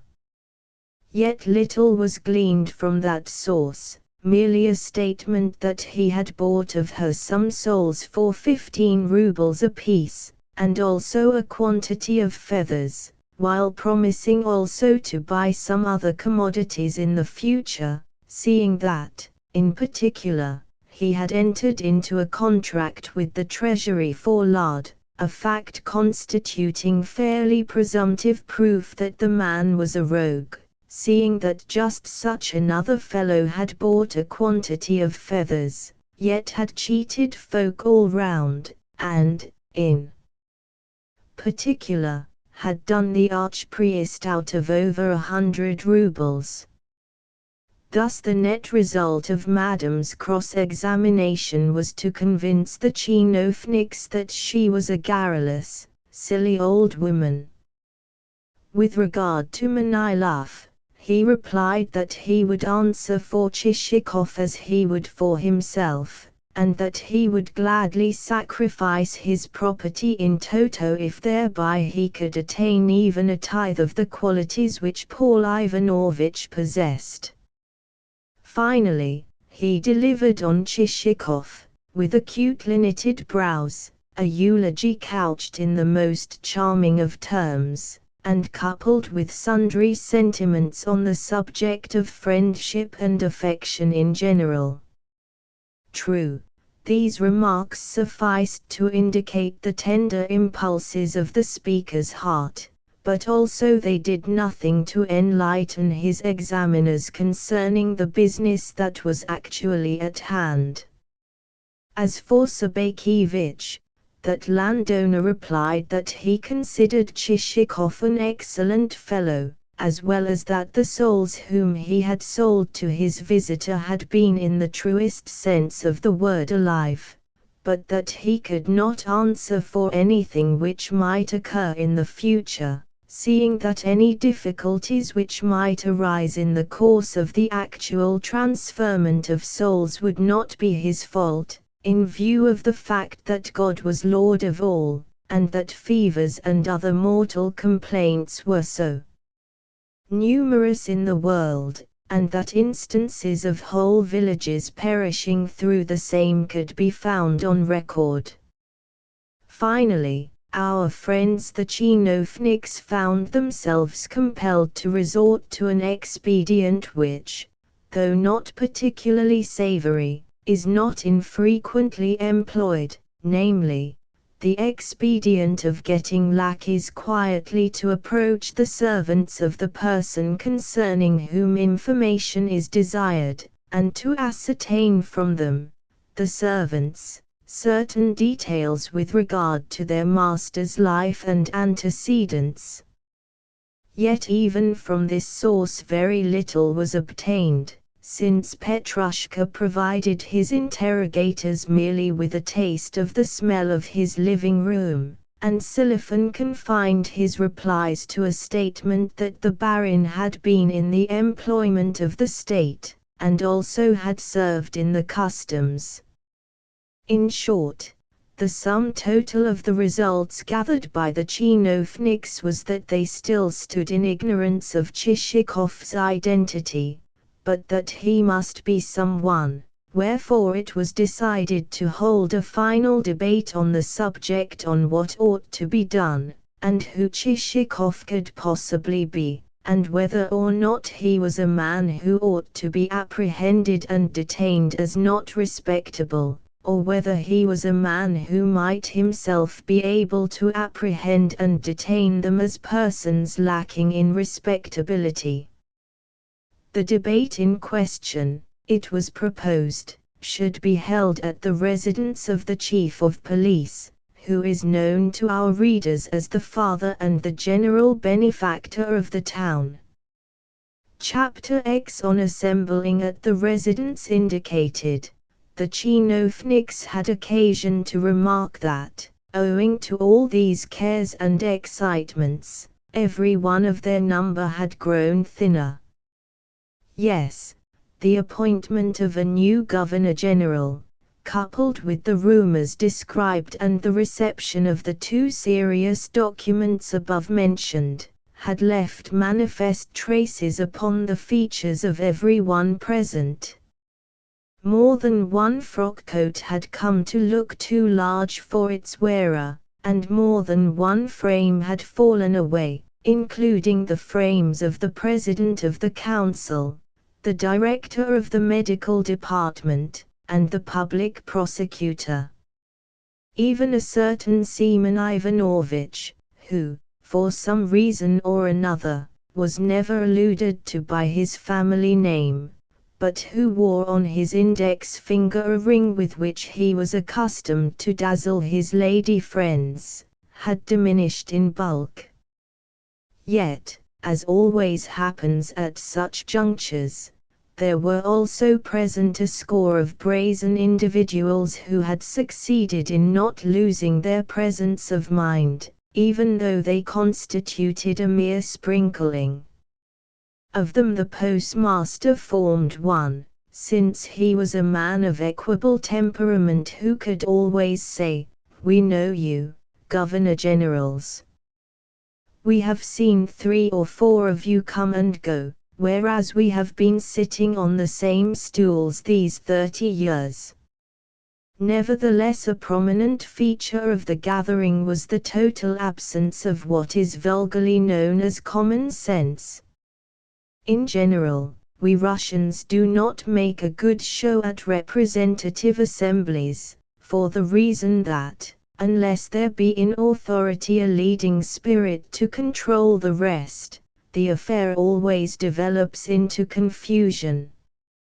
Why this should be so one could hardly say, but at all events a success is scored only by such gatherings as have for their object dining and festivity, to wit, gatherings at clubs or in German-run restaurants.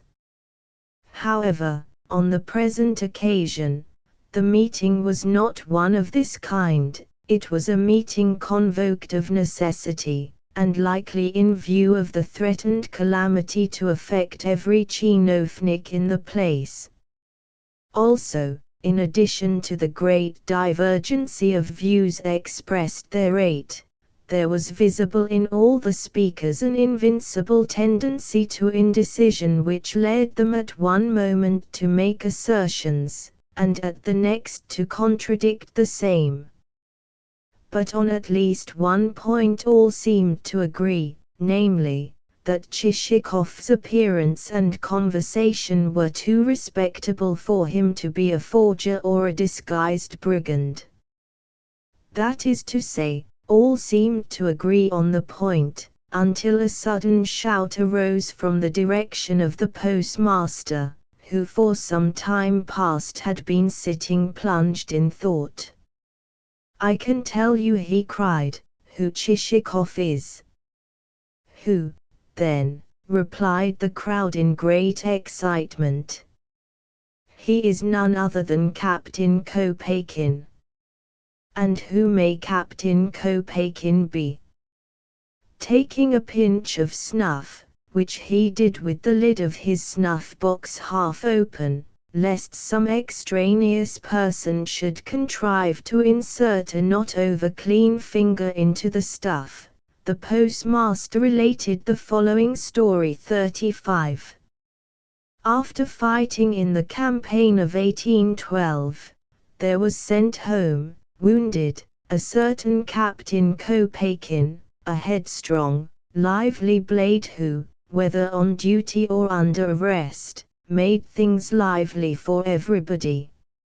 Now, since at Krasny or at Leipzig, it matters not which, he had lost an arm and a leg, and in those days no provision was made for wounded soldiers, and he could not work with his left arm alone, he set out to see his father.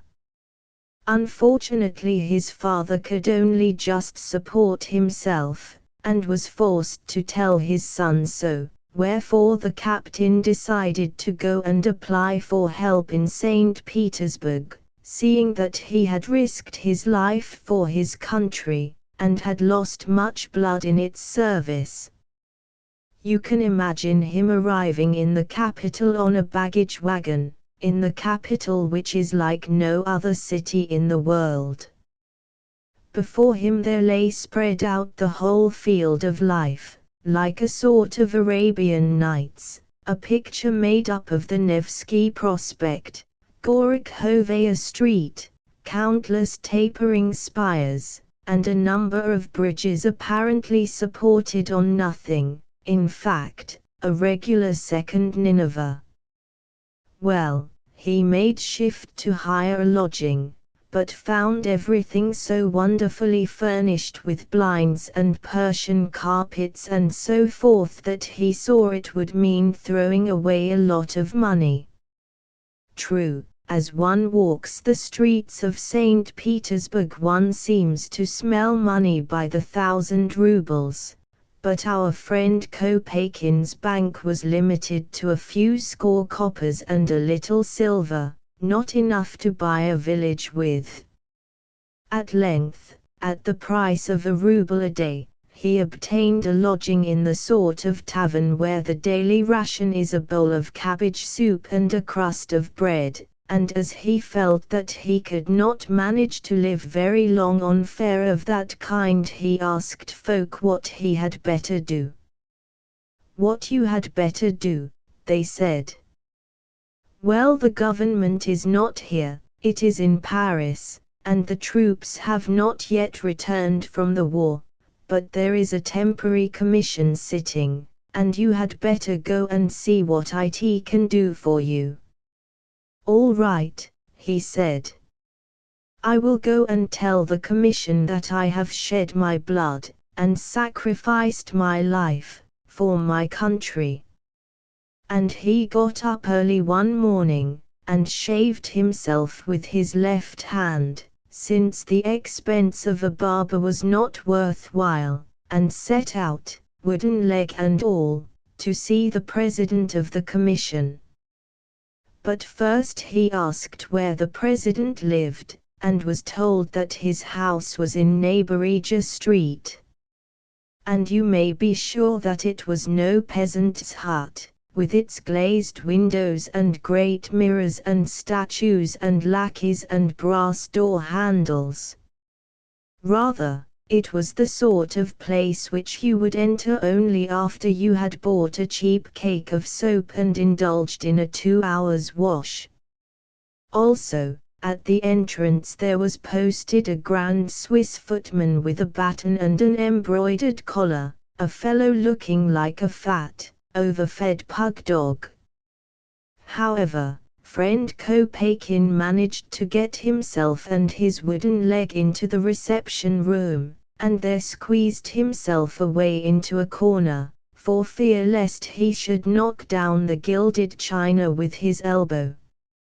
And he stood waiting in great satisfaction at having arrived before the president had so much as left his bed and been served with his silver wash basin. Nevertheless, it was only when Kopeikin had been waiting 4 hours that a breakfast waiter entered to say, "The president will soon be here." By now the room was as full of people as a plate is of beans. And when the president left the breakfast room he brought with him, oh, such dignity and refinement, and such an air of the metropolis. First he walked up to one person, and then up to another, saying, "What do you want? And what do you want? What can I do for you? What is your business?"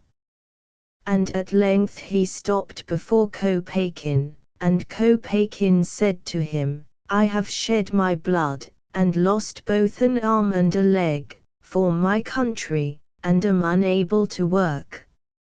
Might I therefore dare to ask you for a little help, if the regulations should permit of it, or for a gratuity, or for a pension, or something of the kind?" Then the president looked at him, and saw that one of his legs was indeed a wooden one, and that an empty right sleeve was pinned to his uniform. "Very well," he said. "Come to me again in a few days' time." Upon this friend Kopeikin felt delighted. "Now I have done my job," he thought to himself, and you may imagine how gaily he trotted along the pavement, and how he dropped into a tavern for a glass of vodka, and how he ordered a cutlet and some caper sauce and some other things for luncheon, and how he called for a bottle of wine, and how he went to the theatre in the evening.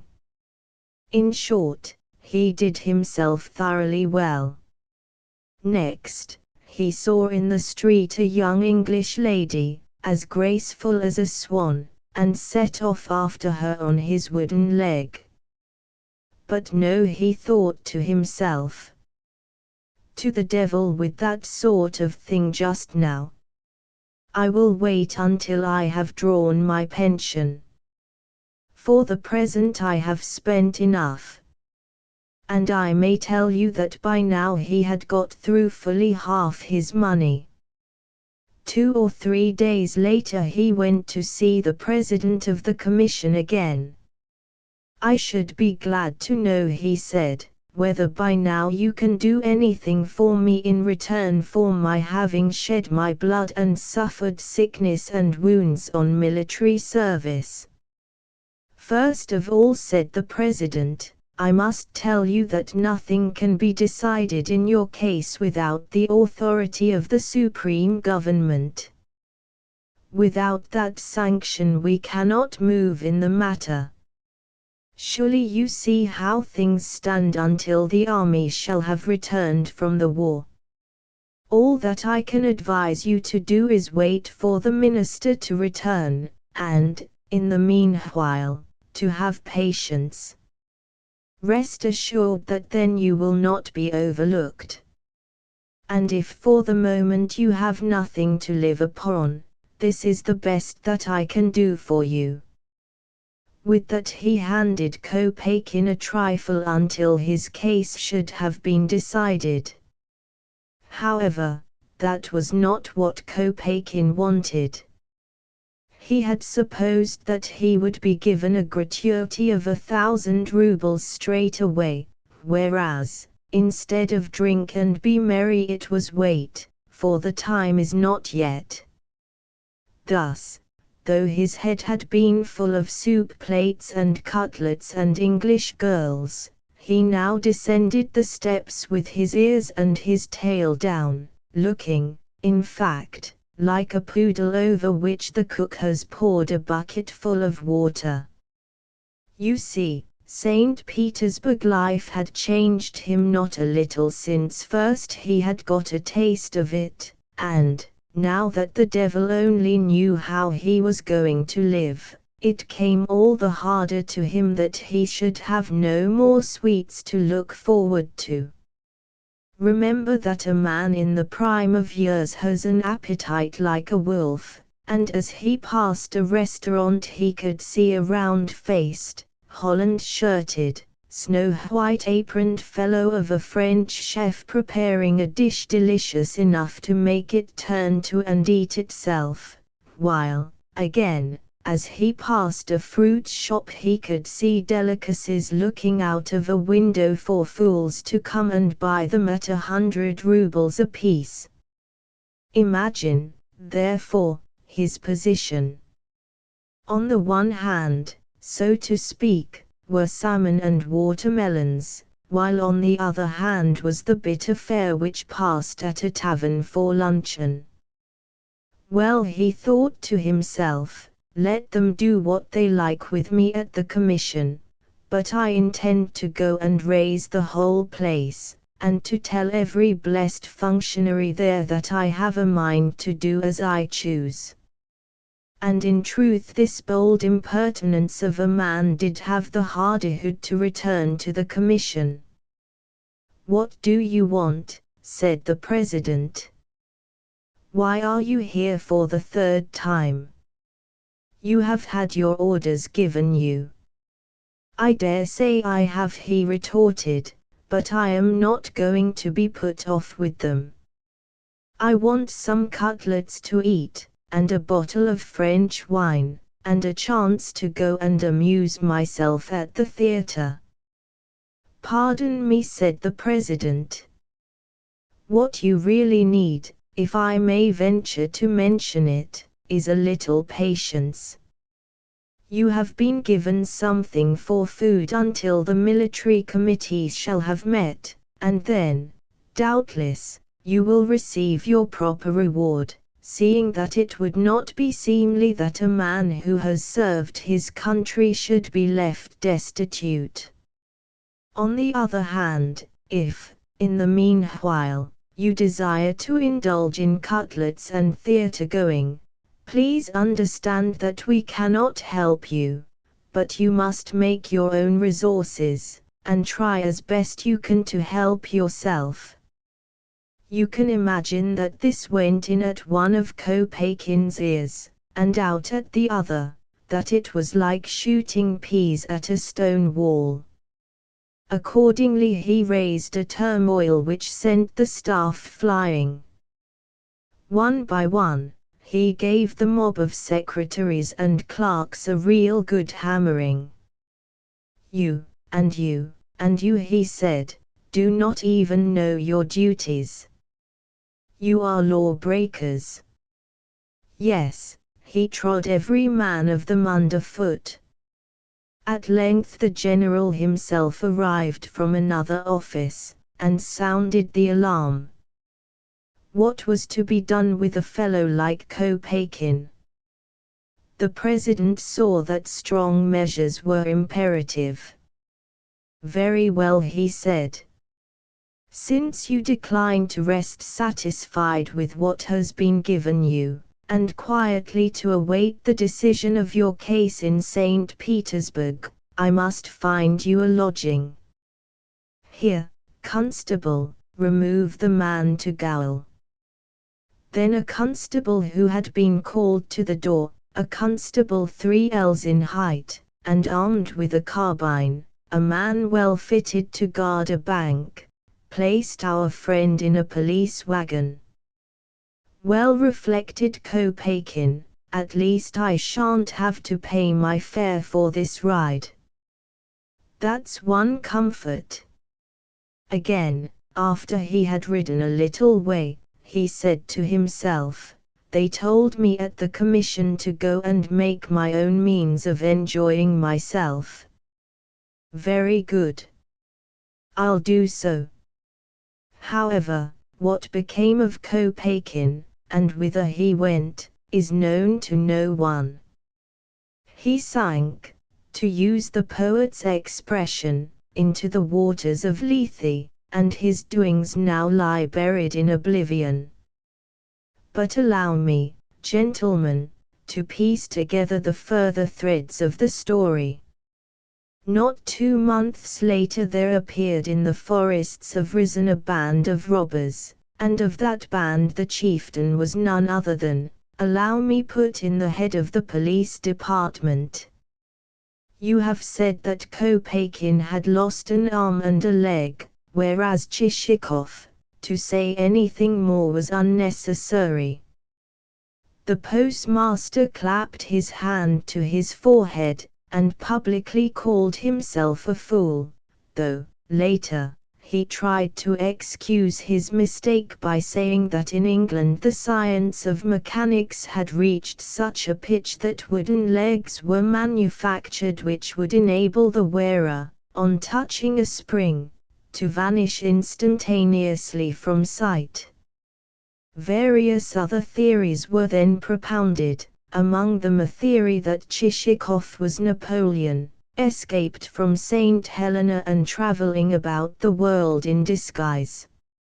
And if it should be supposed that no such notion could possibly have been broached, let the reader remember that these events took place not many years after the French had been driven out of Russia, and that various prophets had since declared that Napoleon was Antichrist, and would one day escape from his island prison to exercise universal sway on earth.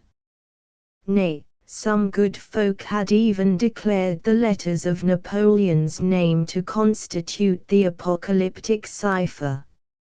As a last resort, the chinovniks decided to question Nozdrev, since not only had the latter been the first to mention the dead souls, but also he was supposed to stand on terms of intimacy with Chichikov. Accordingly the chief of police dispatched a note by the hand of a commissionaire. At the time Nozdrev was engaged on some very important business, so much so that he had not left his room for 4 days, and was receiving his meals through the window, and no visitors at all. The business referred to consisted of the marking of several dozen selected cards in such a way as to permit of his relying upon them as upon his bosom friend. Naturally he did not like having his retirement invaded, and at first consigned the commissionaire to the devil.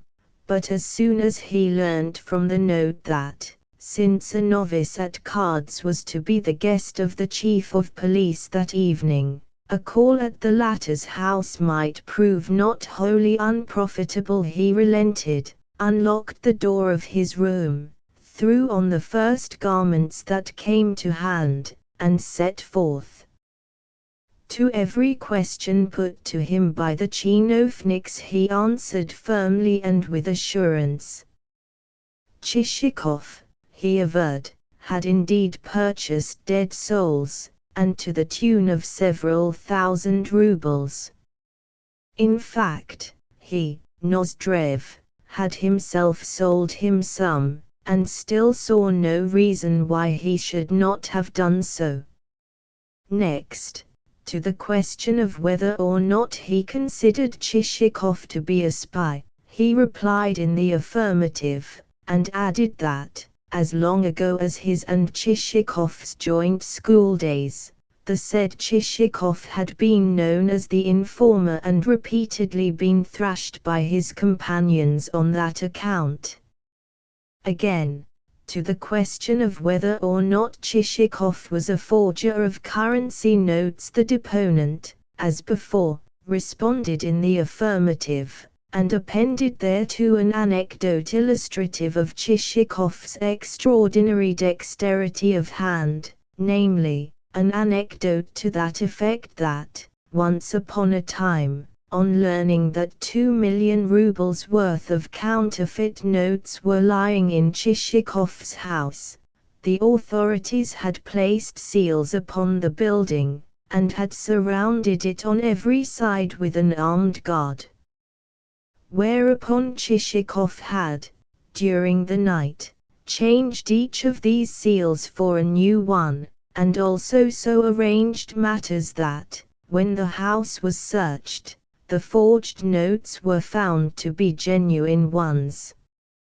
Again, to the question of whether or not Chichikov had schemed to abduct the governor's daughter, and also whether it was true that he, Nozdrev, had undertaken to aid and abet him in the act, the witness replied that, had he not undertaken to do so, the affair would never have come off. At this point the witness pulled himself up, on realizing that he had told a lie which might get him into trouble, but his tongue was not to be denied, the details trembling on its tip were too alluring, and he even went on to cite the name of the village church where the pair had arranged to be married, that of the priest who had performed the ceremony, the amount of the fees paid for the same, 75 rubles, and statements, 1. That the priest had refused to solemnize the wedding until Chichikov had frightened him by threatening to expose the fact that he, the priest, had married Mikhail, a local corn dealer, to his paramour, and, 2. That Chichikov had ordered both a kolieska for the couple's conveyance and relays of horses from the post houses on the road. Nay, the narrative, as detailed by Nozdrev, even reached the point of his mentioning certain of the postilions by name. Next, the chinovniks sounded him on the question of Chichikov's possible identity with Napoleon, but before long they had reason to regret the step, for Nozdrev responded with a rambling rigmarole such as bore no resemblance to anything possibly conceivable. Finally, the majority of the audience left the room, and only the chief of police remained to listen, in the hope of gathering something more. But at last even he found himself forced to disclaim the speaker with a gesture which said, "The devil only knows what the fellow is talking about," and so voiced the general opinion that it was no use trying to gather figs of thistles. Meanwhile Chichikov knew nothing of these events, for, Having contracted a slight chill, coupled with a sore throat, he had decided to keep his room for 3 days, during which time he gargled his throat with milk and fig juice, consumed the fruit from which the juice had been extracted, and wore around his neck a poultice of chamomile and camphor. Also, to while away the hours, he made new and more detailed lists of the souls which he had bought, perused a work by the Duchesse de la Vallière 36, rummaged in his portmanteau, looked through various articles and papers which he discovered in his dispatch box, and found every one of these occupations tedious.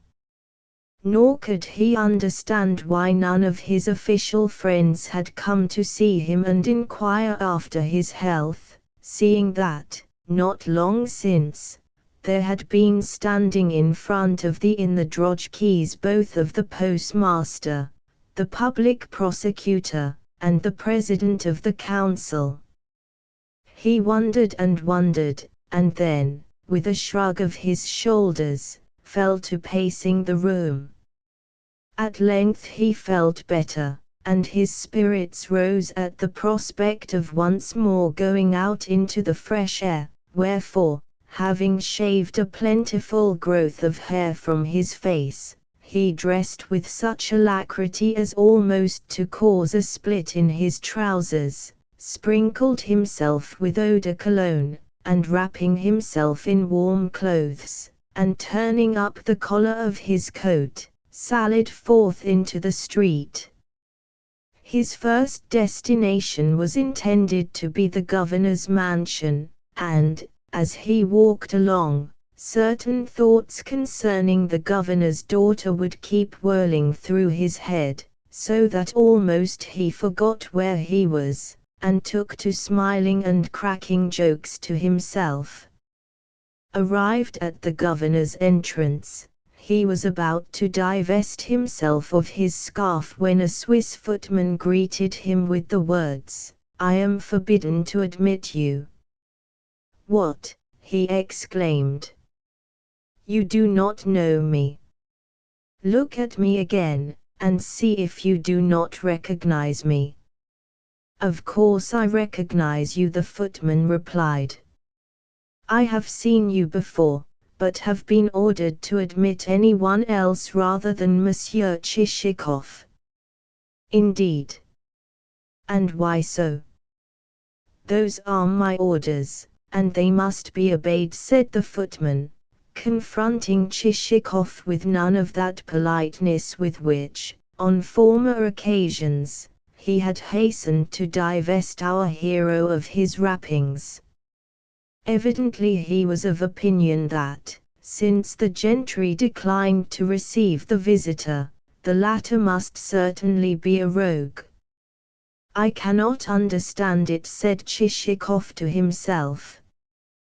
Then he departed, and made his way to the house of the president of the council. But so put about was that official by Chichikov's entry that he could not utter 2 consecutive words. He could only murmur some rubbish which left both his visitor and himself out of countenance. Chichikov wondered, as he left the house, what the president's muttered words could have meant, but failed to make head or tail of them. Next, he visited, in turn, the chief of police, the vice-governor, the postmaster, and others, but in each case he either failed to be accorded admittance or was received so strangely, and with such a measure of constraint and conversational awkwardness and absence of mind and embarrassment, that he began to fear for the sanity of his hosts. Again and again did he strive to divine the cause, but could not do so, so he went wandering aimlessly about the town, without succeeding in making up his mind whether he or the officials had gone crazy. At length, in a state bordering upon bewilderment, he returned to the inn, to the establishment whence, that every afternoon, he had set forth in such exuberance of spirits. Feeling the need of something to do, he ordered tea, and, still marveling at the strangeness of his position, was about to pour out the beverage when the door opened and Nozdrev made his appearance. "What says the proverb?" he began. "To see a friend, 7 versts is not too long a round to make. I happened to be passing the house, saw a light in your window, and thought to myself, now, suppose I were to run up and pay him a visit. It is unlikely that he will be asleep. Ah, ha! I see tea on your table. Good. Then I will drink a cup with you, for I had wretched stuff for dinner, and it is beginning to lie heavy on my stomach. Also, tell your man to fill me a pipe." "Where is your own pipe?" "I never smoke," rejoined Chichikov dryly. "Rubbish! As if I did not know what a chimney-pot you are. What is your man's name?" "Hi, Vakramir. Come here." "Petrushka is his name, not Vakramir." "Indeed. But you used to have a man called Vakramir, didn't you?" "No, never." "Oh, well. Then it must be Derbin's man I am thinking of. What a lucky fellow that Derbin is. An aunt of his has gone and quarrelled with her son for marrying a serf woman, and has left all her property to him, to Derbin. Would that I had an aunt of that kind to provide against future contingencies. But why have you been hiding yourself away? I suppose the reason has been that you go in for abstruse subjects and are fond of reading. Why Nozdrev should have drawn these conclusions no one could possibly have said, least of all Chichikov himself. By the way, I can tell you of something that would have found you scope for your satirical vein." The conclusion as to Chichikov's satirical vein was, as before, altogether unwarranted on Nozdrev's part. "That is to say, you would have seen Merchant Likhashev losing a pile of money at play. My word, you would have laughed. A fellow with me named Perependev said, would that Chichikov had been here. It would have been the very thing for him. As a matter of fact, never since the day of his birth had Nozdrev met anyone of the name of Perependev. However, my friend, you must admit that you treated me rather badly the day that we played that game of chess, but, as I won the game, I bear you no malice. Apropos, I am just from the President's, and ought to tell you that the feeling against you in the town is very strong, for everyone believes you to be a forger of currency notes. I myself was sent for and questioned about you, but I stuck up for you through thick and thin, and told the chinovniks that I had been at school with you, and had known your father. In fact, I gave the fellows a knock or two for themselves." "You say that I am believed to be a forger," said Chichikov, starting from his seat. "Yes," said Nozdrev. "Why have you gone and frightened everybody as you have done? Some of our folk are almost out of their minds about it, and declare you to be either a brigand in disguise or a spy. Yesterday the public prosecutor even died of it, and is to be buried tomorrow." This was true in so far as that, on the previous day, the official in question had had a fatal stroke, probably induced by the excitement of the public meeting. Of course, I don't suppose you to be anything of the kind, but, you see, these fellows are in a blue funk about the new Governor General, for they think he will make trouble for them over your affair. Apropos, he is believed to be a man who puts on airs, and turns up his nose at everything, and if so, he will get on badly with the Dvorian, seeing that fellows of that sort need to be humored a bit. Yes, my word. Should the new Governor General shut himself up in his study, and give no balls, there will be the very devil to pay. By the way, Chichikov, that is a risky scheme of yours. What scheme do you mean? Chichikov asked uneasily. Why, that scheme of carrying off the governor's daughter. However, to tell the truth, I was expecting something of the kind.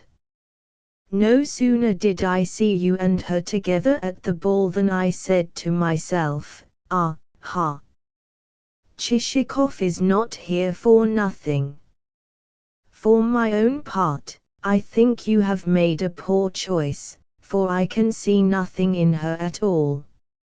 On the other hand, the niece of a friend of mine named Bikasov, she is a girl, and no mistake.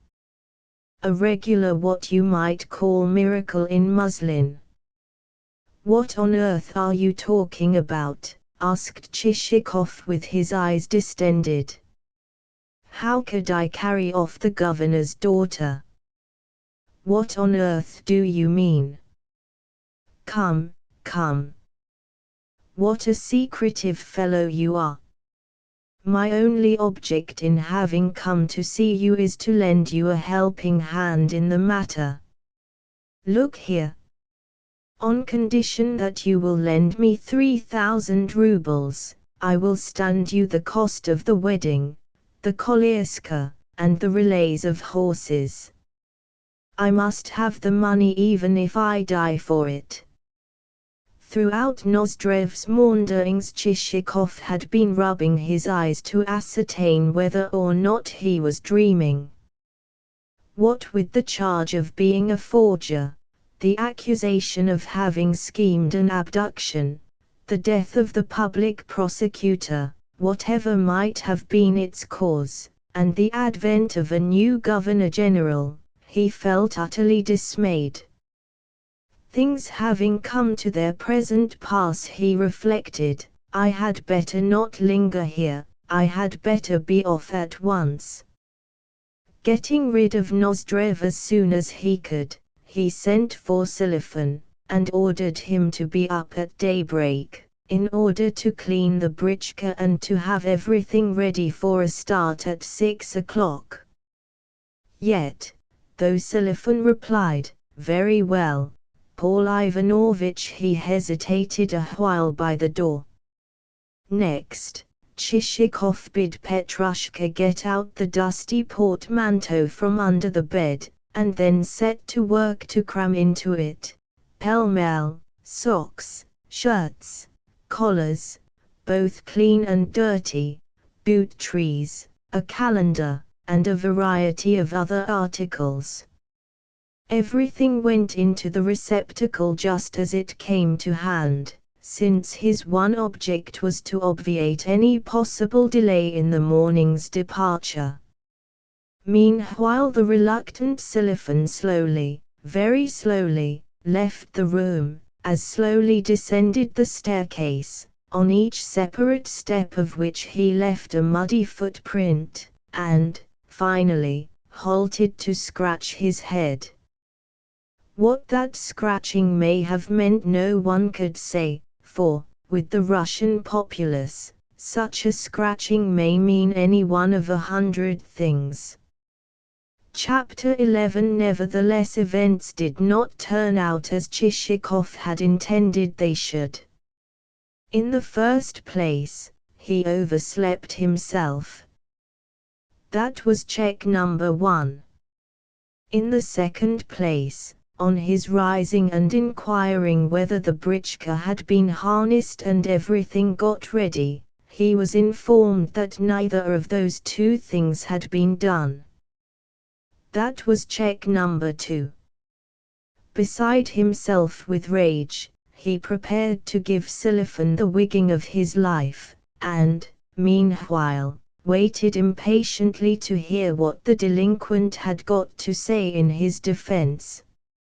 It goes without saying that when Silifan made his appearance in the doorway he had only the usual excuses to offer, the sort of excuses usually offered by servants when a hasty departure has become imperatively necessary. "Paul Ivanovich," he said, "the horses require shoeing." "Blockhead!" exclaimed Chichikov. "Why did you not tell me of that before, you damned fool? Was there not time enough for them to be shod?" "Yes, I suppose there was," agreed Silifan. "Also one of the wheels is in want of a new tire, for the roads are so rough that the old tire is worn through. Also, the body of the britchka is so rickety that probably it will not last more than a couple of stages." "Rascal!" shouted Chichikov, clenching his fists and approaching Silifan in such a manner that, fearing to receive a blow, the man backed and dodged aside. "Do you mean to ruin me, and to break all our bones on the road, you cursed idiot? For these 3 weeks past you have been doing nothing at all, yet now, at the last moment, you come here stammering and playing the fool. Do you think I keep you just to eat and to drive yourself about? You must have known of this before. Did you, or did you not, know it? Answer me at once." "Yes, I did know it," replied Silifan, hanging his head. "Then why didn't you tell me about it?" Silifan had no reply immediately ready, so continued to hang his head while quietly saying to himself, "See how well I have managed things. I knew what was the matter, yet I did not say." "And now," continued Chichikov, "go you at once and fetch a blacksmith. Tell him that everything must be put right within 2 hours at the most. Do you hear? If that should not be done, I will give you the best flogging that ever you had in your life." Truly Chichikov was almost beside himself with fury. Turning towards the door, as though for the purpose of going and carrying out his orders, Silifan halted and added, "That skewbald barin, you might think it well to sell him, seeing that he is nothing but a rascal. A horse like that is more of a hindrance than a help. What? Do you expect me to go now to the marketplace and sell him? Well, Paul Ivanovich, he is good for nothing but show, since by nature he is a most cunning beast. Never in my life have I seen such a horse. Fool! Whenever I may wish to sell him I shall sell him. Meanwhile, don't you trouble your head about what doesn't concern you, but go and fetch a blacksmith, and see that everything is put right within 2 hours. Otherwise I will take the very hair off your head, and beat you till you haven't a face left. Be off. Hurry." Silifan departed, and Chichikov, his ill humour vented, threw down upon the floor the poignard which he always took with him as a means of instilling respect into whomsoever it might concern, and spent the next quarter of an hour in disputing with a couple of blacksmiths, men who, as usual, were rascals of the type which, on perceiving that something is wanted in a hurry, at once multiplies its terms for providing the same. Indeed, for all Chichikov's storming and raging as he dubbed the fellows robbers and extortioners and thieves, he could make no impression upon the pair, since, true to their character, they declined to abate their prices, and, even when they had begun their work, spent upon it, not 2 hours, but 5.5. Meanwhile he had the satisfaction of experiencing that delightful time with which all travelers are familiar, namely, the time during which one sits in a room where, except for a litter of string, waste paper, and so forth, everything else has been packed. But to all things there comes an end, and there arrived also the long-awaited moment when the britchka had received the luggage, the faulty wheel had been fitted with a new tire, the horses had been reshod, and the predatory blacksmiths had departed with their gains. Thank God, thought Chichikov as the britchka rolled out of the gates of the inn, and the vehicle began to jolt over the cobblestones. Yet a feeling which he could not altogether have defined filled his breast as he gazed upon the houses and the streets and the garden walls which he might never see again. Presently, on turning a corner, the britchka was brought to a halt through the fact that along the street there was filing a seemingly endless funeral procession. Leaning forward in his britchka, Chichikov asked Petrushka whose obsequies the procession represented, and was told that they represented those of the public prosecutor. Disagreeably shocked, our hero hastened to raise the hood of the vehicle, to draw the curtains across the windows, and to lean back into a corner. While the britchka remained thus halted, Silifan and Petrushka, their caps doffed, sat watching the progress of the cortege, after they had received strict instructions not to greet any fellow servant whom they might recognize. Behind the hearse walked the whole body of chinovniks, bareheaded, and though, for a moment or two, Chichikov feared that some of their number might discern him in his britchka, he need not have disturbed himself, since their attention was otherwise engaged. In fact, they were not even exchanging the small talk customary among members of such processions, but thinking exclusively of their own affairs, of the advent of the new Governor-General, and of the probable manner in which he would take up the reins of administration. Next came a number of carriages, from the windows of which peered the ladies in morning toilets.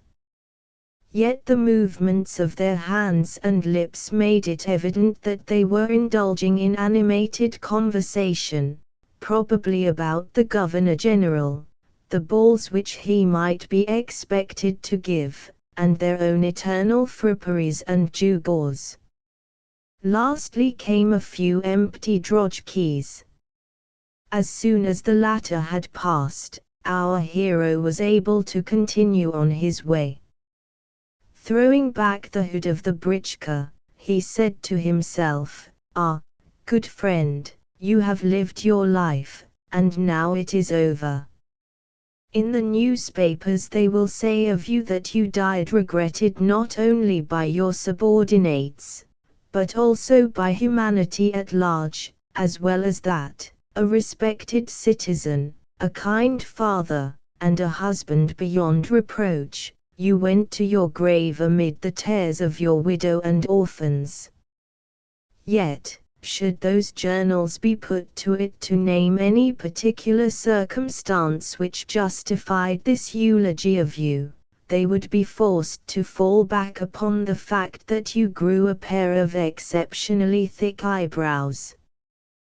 With that Chichikov bid Selifan quicken his pace, and concluded, "After all, it is as well that I encountered the procession, for they say that to meet a funeral is lucky." Presently the britchka turned into some less frequented streets. Lines of wooden fencing of the kind which mark the outskirts of a town began to file by, the cobblestones came to an end, the macadam of the highroad succeeded to them, and once more there began on either side of the turnpike a procession of vast stones, road menders, and grey villages, inns with samovars and peasant women and landlords who came running out of yards with sivefuls of oats, pedestrians in worn shoes which, it might be, had covered 800 versts, little towns, bright with booths for the sale of flour in barrels, boots, small loaves, and other trifles, heaps of slag, much repaired bridges, expanses of field to right and to left,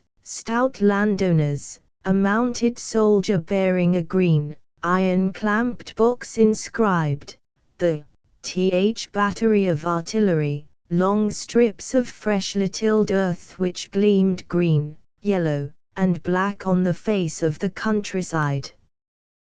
With it mingled long-drawn singing, glimpses of elm tops amid mist, the far-off notes of bells, endless clouds of rocks, and the illimitable line of the horizon.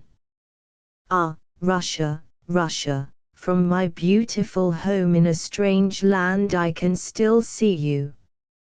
In you everything is poor and disordered and unhomely. In you the eye is neither cheered nor dismayed by temerities of nature which a yet more temerarious art has conquered. In you one beholds no cities with lofty, many-windowed mansions, lofty as crags, no picturesque trees, no ivy-clad ruins, no waterfalls with their everlasting spray and roar, no beetling precipices which confuse the brain with their stony immensity, no vistas of vines and ivy and millions of wild roses and ageless lines of blue hills which look almost unreal against the clear, silvery background of the sky. In you everything is flat and open. Your towns project like points or signals from smooth levels of plain, and nothing whatsoever enchants or deludes the eye. Yet what secret, what invincible force draws me to you? Why does there ceaselessly echo and re-echo in my ears the sad song which hovers throughout the length and the breadth of your borders? What is the burden of that song? Why does it wail and sob and catch at my heart? What say the notes which thus painfully caress and embrace my soul, and flit, uttering their lamentations, around me? What is it you seek of me, O Russia? What is the hidden bond which subsists between us? Why do you regard me as you do? Why does everything within you turn upon me eyes full of yearning? Even at this moment, as I stand dumbly, fixedly, perplexedly contemplating your vastness, a menacing cloud, charged with gathering rain, seems to overshadow my head. What is it that your boundless expanses presage? Do they not presage that one day there will arise in you ideas as boundless as yourself? Do they not presage that one day you too will know no limits? Do they not presage that one day, when again you shall have room for their exploits, there will spring to life the heroes of old? How the power of your immensity enfolds me, and reverberates through all my being with a wild, strange spell, and flashes in my eyes with an almost supernatural radiance. Yes, a strange, brilliant, unearthly vista indeed do you disclose, O Russia, country of mine. Stop, stop, you fool, shouted Chichikov to Silifan, and even as he spoke a troika, bound on government business, came chattering by, and disappeared in a cloud of dust. To Chichikov's curses at Silifan for not having drawn out of the way with more alacrity a rural constable with moustaches of the length of an arshin added his quota. What a curious and attractive, yet also what an unreal, fascination the term highway connotes. And how interesting for its own sake is a highway. Should the day be a fine one, though chilly, in mellowing autumn, press closer your travelling cloak, and draw down your cap over your ears, and snuggle cosily, comfortably into a corner of the britchka before a last shiver shall course through your limbs, and the ensuing warmth shall put to flight the autumnal cold and damp.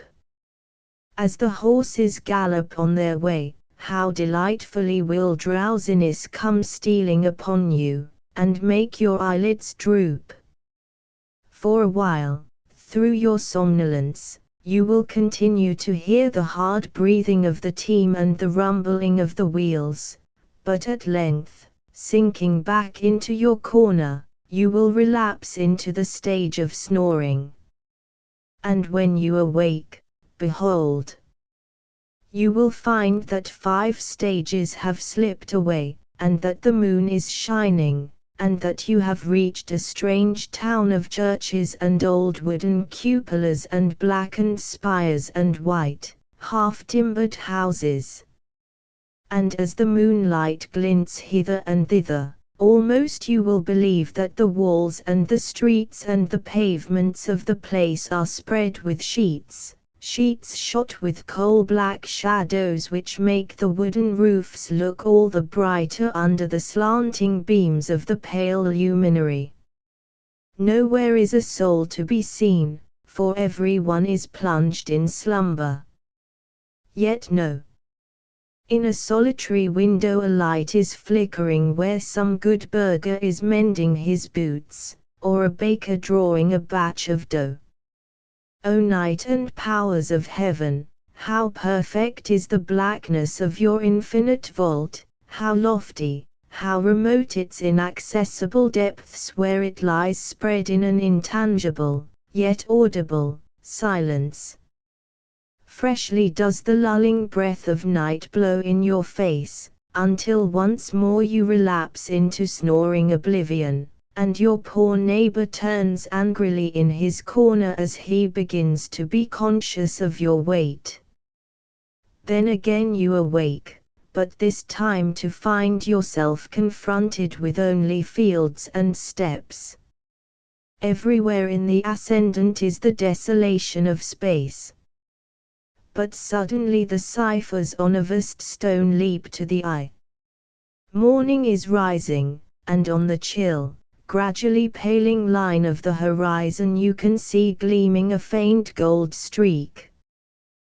The wind freshens and grows keener, and you snuggle closer in your cloak, yet how glorious is that freshness, and how marvelous the sleep in which once again you become enfolded. A jolt, and for the last time you return to consciousness. By now the sun is high in the heavens, and you hear a voice cry gently, gently, as a farm wagon issues from a byroad. Below, enclosed within an ample dike, stretches a sheet of water which glistens like copper in the sunlight. Beyond, on the side of a slope, lie some scattered peasants' huts, a manor house, and, flanking the latter, a village church with its cross flashing like a star. There also comes wafted to your ear the sound of peasants' laughter, while in your inner man you are becoming conscious of an appetite which is not to be withstood. O long-drawn highway, how excellent you are! How often have I in weariness and despondency set forth upon your length, and found in you salvation and rest. How often, as I followed your leading, have I been visited with wonderful thoughts and poetic dreams and curious, wild impressions. At this moment our friend Chichikov also was experiencing visions of a not wholly prosaic nature. Let us peep into his soul and share them. At first he remained unconscious of anything whatsoever, for he was too much engaged in making sure that he was really clear of the town. But as soon as he saw that it had completely disappeared, with its mills and factories and other urban appurtenances, and that even the steeples of the white stone churches had sunk below the horizon, he turned his attention to the road, and the town of N vanished from his thoughts as completely as though he had not seen it since childhood. Again, in its turn, the road ceased to interest him, and he began to close his eyes and to loll his head against the cushions. Of this let the author take advantage, in order to speak at length concerning his hero, since hitherto he, the author, has been prevented from so doing by Nozdrev and balls and ladies and local intrigues, by those thousand trifles which seem trifles only when they are introduced into a book, but which, in life, figure as affairs of importance. Let us lay them aside, and betake ourselves to business. Whether the character whom I have selected for my hero has pleased my readers is, of course, exceedingly doubtful. At all events the ladies will have failed to approve him, for the fair sex demands in a hero perfection, and, should there be the least mental or physical stain on him, well, woe betide. Yes, no matter how profoundly the author may probe that hero's soul, no matter how clearly he may portray his figure as in a mirror, he will be given no credit for the achievement. Indeed, Chichikov's very stoutness and plenitude of years may have militated against him, for never is a hero pardoned for the former, and the majority of ladies will, in such case, turn away, and mutter to themselves, "Phew! What a beast!" Yes, the author is well aware of this.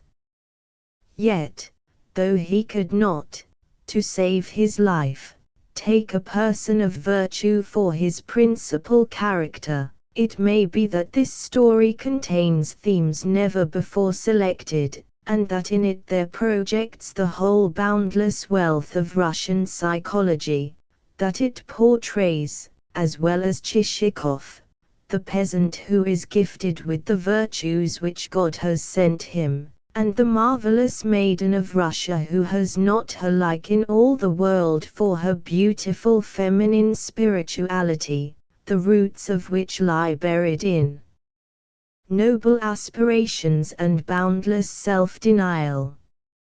In fact, compared with these types, the virtues of other races seem lifeless, as does an inanimate volume when compared with the living word. Yes, each time that there arises in Russia a movement of thought, it becomes clear that the movement sinks deep into the Slavonic nature where it would but have skimmed the surface of other nations. But why am I talking like this? Whither am I tending? It is indeed shameful that an author who long ago reached man's estate, and was brought up to a course of severe introspection and sober, solitary self-enlightenment, should give way to such jejune wandering from the point. To everything its proper time and place and turn. As I was saying, it does not lie in me to take a virtuous character for my hero, and I will tell you why. It is because it is high time that a rest were given to the poor, but virtuous individual. It is because the phrase "a man of worth" has grown into a byword. It is because the man of worth has become converted into a horse, and there is not a writer but rides him and flogs him, in and out of season. It is because the man of worth has been starved until he has not a shred of his virtue left, and all that remains of his body is but the ribs and the hide. It is because the man of worth is forever being smuggled upon the scene. It is because the man of worth has at length forfeited everyone's respect. For these reasons do I reaffirm that it is high time to yoke a rascal to the shafts. Let us yoke that rascal. Our hero's beginnings were both modest and obscure. True, his parents were Dvorian, but he in no way resembled them. At all events, a short, squab female relative who was present at his birth exclaimed as she lifted up the baby, "He is altogether different from what I had expected him to be. He ought to have taken after his maternal grandmother, whereas he has been born, as the proverb has it, like not father nor mother, but like a chance passerby." Thus from the first life regarded the little Chichikov with sour distaste, and as through a dim, frost-encrusted window. A tiny room with diminutive casements which were never opened, summer or winter, an invalid father in a dressing gown lined with lambskin, and with an ailing foot swathed in bandages, a man who was continually drawing deep breaths, and walking up and down the room, and spitting into a sandbox, a period of perpetually sitting on a bench with pen in hand and ink on lips and fingers, a period of being eternally confronted with the copybook maxim, "Never tell a lie, but obey your superiors," and "cherish virtue in your heart," an everlasting scraping and shuffling of slippers up and down the room, a period of continually hearing a well-known, strident voice exclaim, "So you have been playing the fool again," at times when the child, weary of the mortal monotony of his task, had added a superfluous embellishment to his copy, a period of experiencing the ever-familiar, but ever unpleasant, sensation which ensued upon those words as the boy's ear was painfully twisted between two long fingers bent backwards at the tips. Such is the miserable picture of that youth of which, in later life, Chichikov preserved but the faintest of memories. But in this world everything is liable to swift and sudden change, and, one day in early spring, when the rivers had melted, the father set forth with his little son in a Telizhka 37 drawn by a sorrel steed of the kind known to horsey folk as a soroka, and having as coachman the diminutive hunchback who, father of the only serf family belonging to the elder Chichikov, served as general factotum in the Chichikov establishment. For a day and a half the soroka conveyed them on their way, during which time they spent the night at a roadside inn, crossed a river, dined off cold pie and roast mutton, and eventually arrived at the county town. To the lad the streets presented a spectacle of unwonted brilliancy, and he gaped with amazement.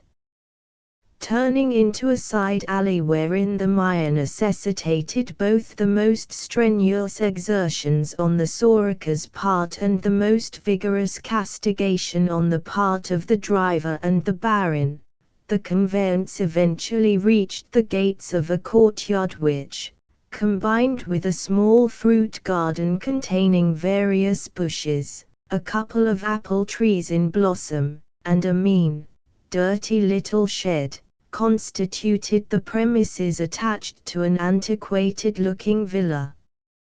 Here there lived a relative of the Chichikovs, a wizened old lady who went to market in person and dried her stockings at the samovar. On seeing the boy, she patted his cheek and expressed satisfaction at his physique, whereupon the fact became disclosed that here he was to abide for a while, for the purpose of attending a local school. After a night's rest his father prepared to betake himself homeward again, but no tears marked the parting between him and his son. He merely gave the lad a copper or two and, a far more important thing, the following injunctions. See here, my boy. Do your lessons well, do not idle or play the fool, and above all things, see that you please your teachers. So long as you observe these rules you will make progress, and surpass your fellows, even if God shall have denied you brains, and you should fail in your studies. Also, do not consort overmuch with your comrades, for they will do you no good, but, should you do so, then make friends with the richer of them, since one day they may be useful to you. Also, never entertain or treat anyone, but see that everyone entertains and treats you. Lastly, and above all else, keep and save your every kopeck. To save money is the most important thing in life.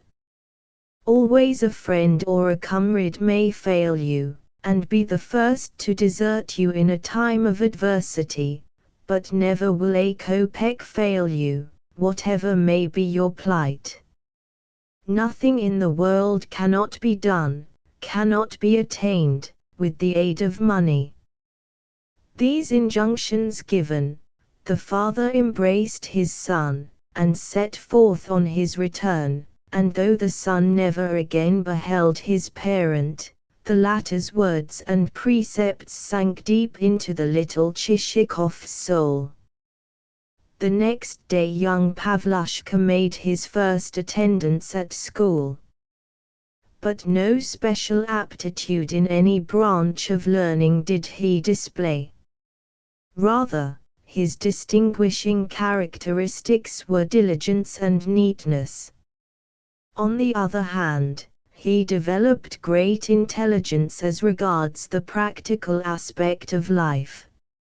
In a trice he divined and comprehended how things ought to be worked, and, from that time forth, bore himself towards his schoolfellows in such a way that, though they frequently gave him presents, he not only never returned the compliment, but even on occasions pocketed the gifts for the mere purpose of selling them again.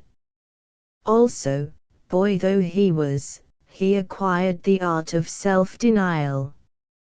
Of the trifle which his father had given him on parting he spent not a kopeck, but, the same year, actually added to his little store by fashioning a bullfinch of wax, painting it, and selling the same at a handsome profit.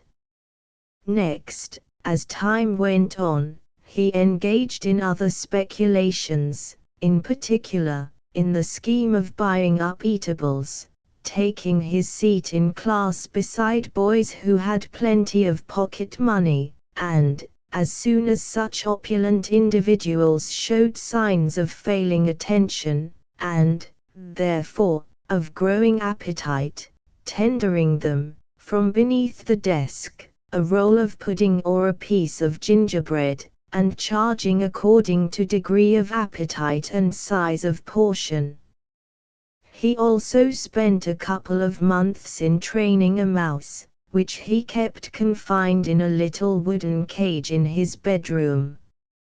At length, when the training had reached the point that, at the several words of command, the mouse would stand upon its hind legs, lie down, and get up again, he sold the creature for a respectable sum. Thus, in time, his gains attained the amount of 5 rubles, whereupon he made himself a purse and then started to fill a second receptacle of the kind. Still more studied was his attitude towards the authorities. No one could sit more quietly in his place on the bench than he.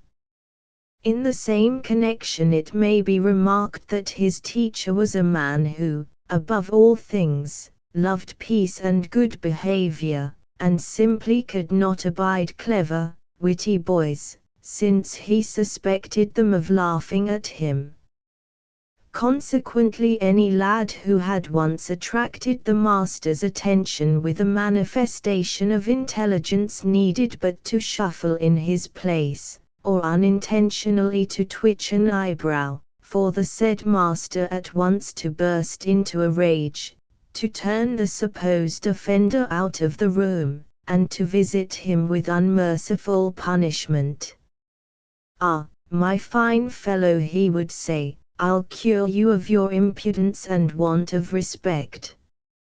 I know you through and through far better than you know yourself, and will take good care that you have to go down upon your knees and curb your appetite."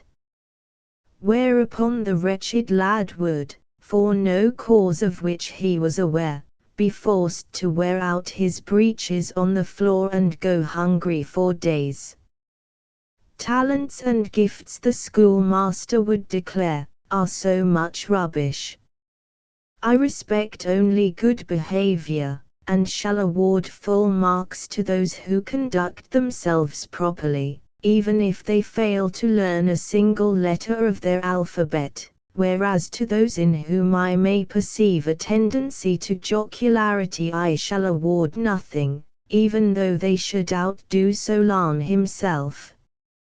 For the same reason he had no great love of the author Krylov, in that the latter says in one of his fables, "In my opinion, the more one sings, the better one works," and often the pedagogue would relate how, in a former school of his, the silence had been such that a fly could be heard buzzing on the wing, and for the space of a whole year not a single pupil sneezed or coughed in class, and so complete was the absence of all sound that no one could have told that there was a soul in the place.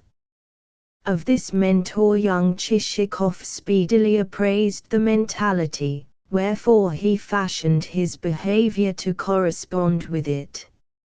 Not an eyelid, not an eyebrow, would he stir during school hours, howsoever many pinches he might receive from behind, and only when the bell rang would he run to anticipate his fellows in handing the master the 3-cornered cap which that dignitary customarily sported, and then to be the first to leave the classroom, and contrive to meet the master not less than 2 or 3 times as the latter walked homeward, in order that, on each occasion, he might doff his cap. And the scheme proved entirely successful.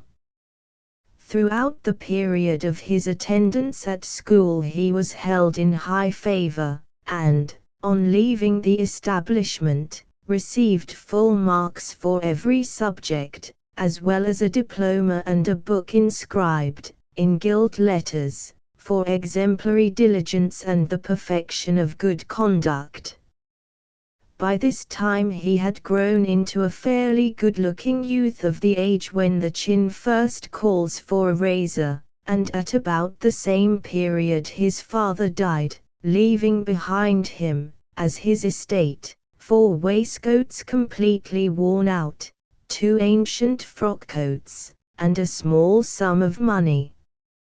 Apparently he had been skilled only in recommending the saving of kopecks, not in actually practicing the art. Upon that Chichikov sold the old house and its little parcel of land for 1,000 rubles, and removed, with his one serf and the serf's family, to the capital, where he set about organizing a new establishment and entering the civil service.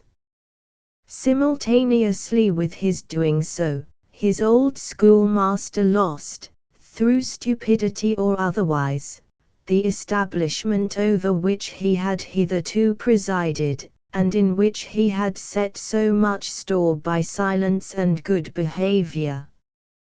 Grief drove him to drink, and when nothing was left, even for that purpose, he retired, ill, helpless, and starving, into a broken-down, cheerless hovel. But certain of his former pupils, the same clever, witty lads whom he had once been wont to accuse of impertinence and evil conduct generally, heard of his pitiable plight, and collected for him what money they could, even to the point of selling their own necessaries. Only Chichikov, when appealed to, pleaded inability, and compromised with a contribution of a single piatark 38, which his old schoolfellows straightway returned him, full in the face, and accompanied with a shout of "Oh, you skinflint!" As for the poor schoolmaster, when he heard what his former pupils had done, he buried his face in his hands, and the tears gushed from his failing eyes as from those of a helpless infant. "God has brought you but to weep over my deathbed," he murmured feebly, and added with a profound sigh, on hearing of Chichikov's conduct, "Ah, Pavlushka, how a human being may become changed! Once you were a good lad, and gave me no trouble, but now you are become proud indeed." Yet let it not be inferred from this that our hero's character had grown so blasé and hard, or his conscience so blunted, as to preclude his experiencing a particle of sympathy or compassion.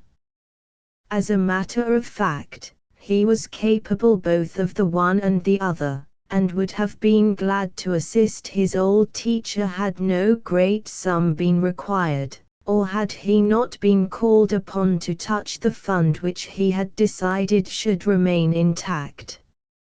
In other words, the father's injunction, "Guard and save every kopeck," had become a hard and fast rule of the son's. Yet the youth had no particular attachment to money for money's sake. He was not possessed with the true instinct for hoarding and niggardliness. Rather, before his eyes there floated ever a vision of life and its amenities and advantages, a vision of carriages and an elegantly furnished house and re-church dinners. And it was in the hope that some day he might attain these things that he saved every kopeck and, meanwhile, stinted both himself and others. Whenever a rich man passed him by in a splendid drozhki drawn by swift and handsome caparisoned horses, he would halt as though deep in thought, and say to himself, like a man awakening from a long sleep, "That gentleman must have been a financier, he has so little hair on his brow."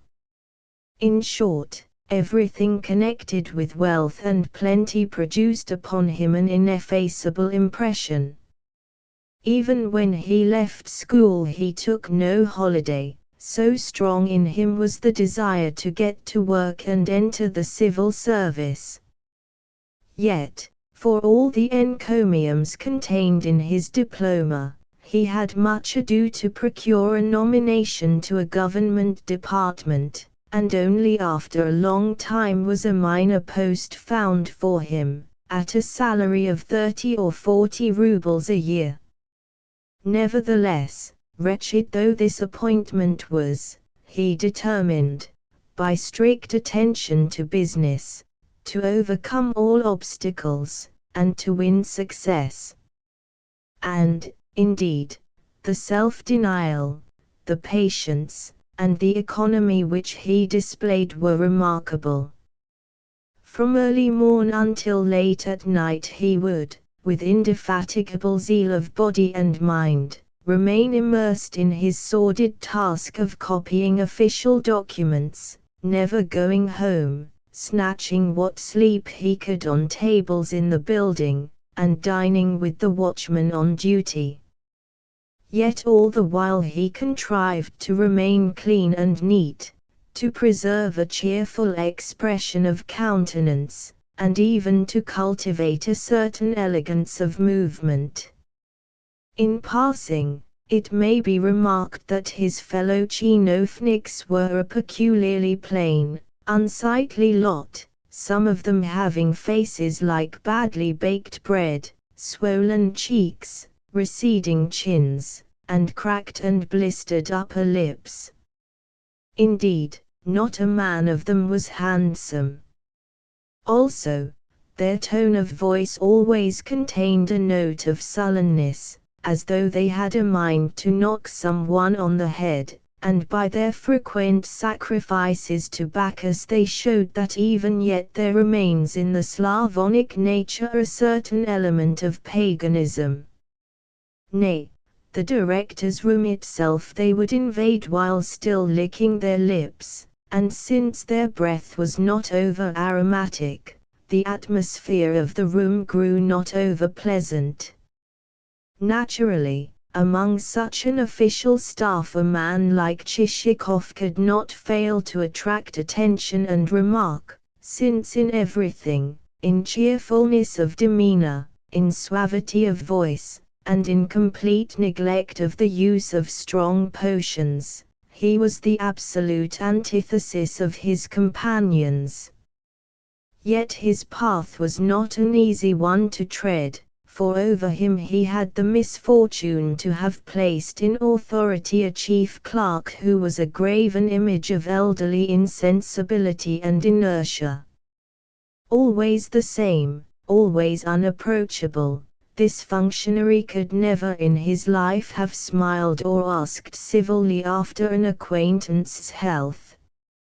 Nor had anyone ever seen him a whit different in the street or at his own home from what he was in the office, or showing the least interest in anything whatever, or getting drunk and relapsing into jollity in his cups, or indulging in that species of wild gaiety which, when intoxicated, even a burglar affects. No, not a particle of this was there in him. Nor, for that matter, was there in him a particle of anything at all, whether good or bad, which complete negativeness of character produced rather a strange effect. In the same way, his wizened, marble-like features reminded one of nothing in particular, so primly proportioned were they. Only the numerous pock-marks and dimples with which they were pitted placed him among the number of those over whose faces, to quote the popular saying, the devil has walked by night to grind peas. In short, it would seem that no human agency could have approached such a man and gained his goodwill. Yet Chichikov made the effort. As a first step, he took to consulting the others' convenience in all manner of insignificant trifles, to cleaning his pens carefully, and, when they had been prepared exactly to the chief clerk's liking, laying them ready at his elbow, to dusting and sweeping from his table all superfluous sand and tobacco ash, to procuring a new mat for his inkstand, to looking for his hat, the meanest looking hat that ever the world beheld, and having it ready for him at the exact moment when business came to an end, to brushing his back if it happened to become smeared with whitewash from a wall. Yet all this passed as unnoticed as though it had never been done. Finally, Chichikov sniffed into his superior's family and domestic life, and learned that he possessed a grown-up daughter on whose face also there had taken place a nocturnal, diabolical grinding of peas. Here was a quarter whence a fresh attack might be delivered. After ascertaining what church the daughter attended on Sundays, our hero took to contriving to meet her in a neat suit and a well-starched dicky, and soon the scheme began to work. The surly chief clerk wavered for a while, then ended by inviting Chichikov to tea. Nor could any man in the office have told you how it came about that before long Chichikov had removed to the chief clerk's house, and become a person necessary, indeed indispensable, to the household, seeing that he bought the flour and the sugar, treated the daughter as his betrothed, called the chief clerk Papenkar and occasionally kissed Papenkar's hand. In fact, everyone at the office supposed that, at the end of February, i.e. before the beginning of Lent, there would take place a wedding. Nay, the surly father even began to agitate with the authorities on Chichikov's behalf, and so enabled our hero, on a vacancy occurring, to attain the stool of a chief clerk. Apparently this marked the consummation of Chichikov's relations with his host, for he hastened stealthily to pack his trunk and, the next day, figured in a fresh lodging. Also, he ceased to call the chief clerk Papenkar or to kiss his hand, and the matter of the wedding came to as abrupt a termination as though it had never been mooted. Yet also he never failed to press his late host's hand, whenever he met him, and to invite him to tea, while, on the other hand, for all his immobility and dry indifference, the chief clerk never failed to shake his head with a muttered, "Ah, my fine fellow, you have grown too proud, you have grown too proud." The foregoing constituted the most difficult step that our hero had to negotiate. Thereafter things came with greater ease and swifter success. Everywhere he attracted notice, for he developed within himself everything necessary for this world, namely, charm of manner and bearing, and great diligence in business matters. Armed with these resources, he next obtained promotion to what is known as a fat post and used it to the best advantage, and even though, at that period, strict inquiry had begun to be made into the whole subject of bribes, such inquiry failed to alarm him, nay, he actually turned it to account and thereby manifested the Russian resourcefulness which never fails to attain its zenith where extortion is concerned. His method of working was the following. As soon as a petitioner or a suitor put his hand into his pocket, to extract thence the necessary letters of recommendation for signature, Chichikov would smilingly exclaim as he detained his interlocutor's hand, "No, no. Surely you do not think that I. But no, no. It is our duty, it is our obligation, and we do not require rewards for doing our work properly. So far as your matter is concerned, you may rest easy. Everything shall be carried through tomorrow. But may I have your address?" "There is no need to trouble yourself, seeing that the documents can easily be brought to you at your residence." upon which the delighted suitor would return home in raptures, thinking, "Here, at long last, is the sort of man so badly needed. A man of that kind is a jewel beyond price." Yet for a day, for 2 days, nay, even for 3, the suitor would wait in vain so far as any messengers with documents were concerned. Then he would repair to the office, to find that his business had not so much as been entered upon. Lastly, he would confront the jewel beyond price. "Oh, pardon me, pardon me," Chichikov would exclaim in the politest of tones as he seized and grasped the visitor's hands. "The truth is that we have such a quantity of business on hand. But the matter shall be put through tomorrow, and in the meanwhile I am most sorry about it." And with this would go the most fascinating of gestures. Yet neither on the morrow, nor on the day following, nor on the third would documents arrive at the suitor's abode. Upon that he would take thought as to whether something more ought not to have been done, and, sure enough, on his making inquiry, he would be informed that something will have to be given to the copyists. "Well, there can be no harm in that," he would reply. "As a matter of fact, I have ready a Chetvertuk 39 or 2. "Oh, no, no," the answer would come. "Not a Chetvertuk per copyist, but a rouble, is the fee." "What? A rouble per copyist?" "Certainly. What is there to grumble at in that? Of the money the copyists will receive a Chetvertuk apiece, and the rest will go to the government." Upon that the disillusioned suitor would fly out upon the new order of things brought about by the inquiry into illicit fees, and curse both the tchinovniks and their uppish, insolent behavior. Once upon a time, would the suitor lament, one did know what to do. Once one had tipped the director a banknote, one's affair was, so to speak, in the hat.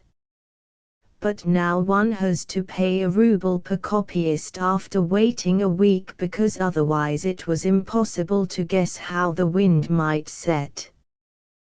The devil fly away with all disinterested and trustworthy tchinovniks. And certainly the aggrieved suitor had reason to grumble, seeing that, now that bribe-takers had ceased to exist, and directors had uniformly become men of honor and integrity, secretaries and clerks ought not with impunity to have continued their thievish ways. In time there opened out to Chichikov a still wider field, for a commission was appointed to supervise the erection of a government building, and, on his being nominated to that body, he proved himself one of its most active members.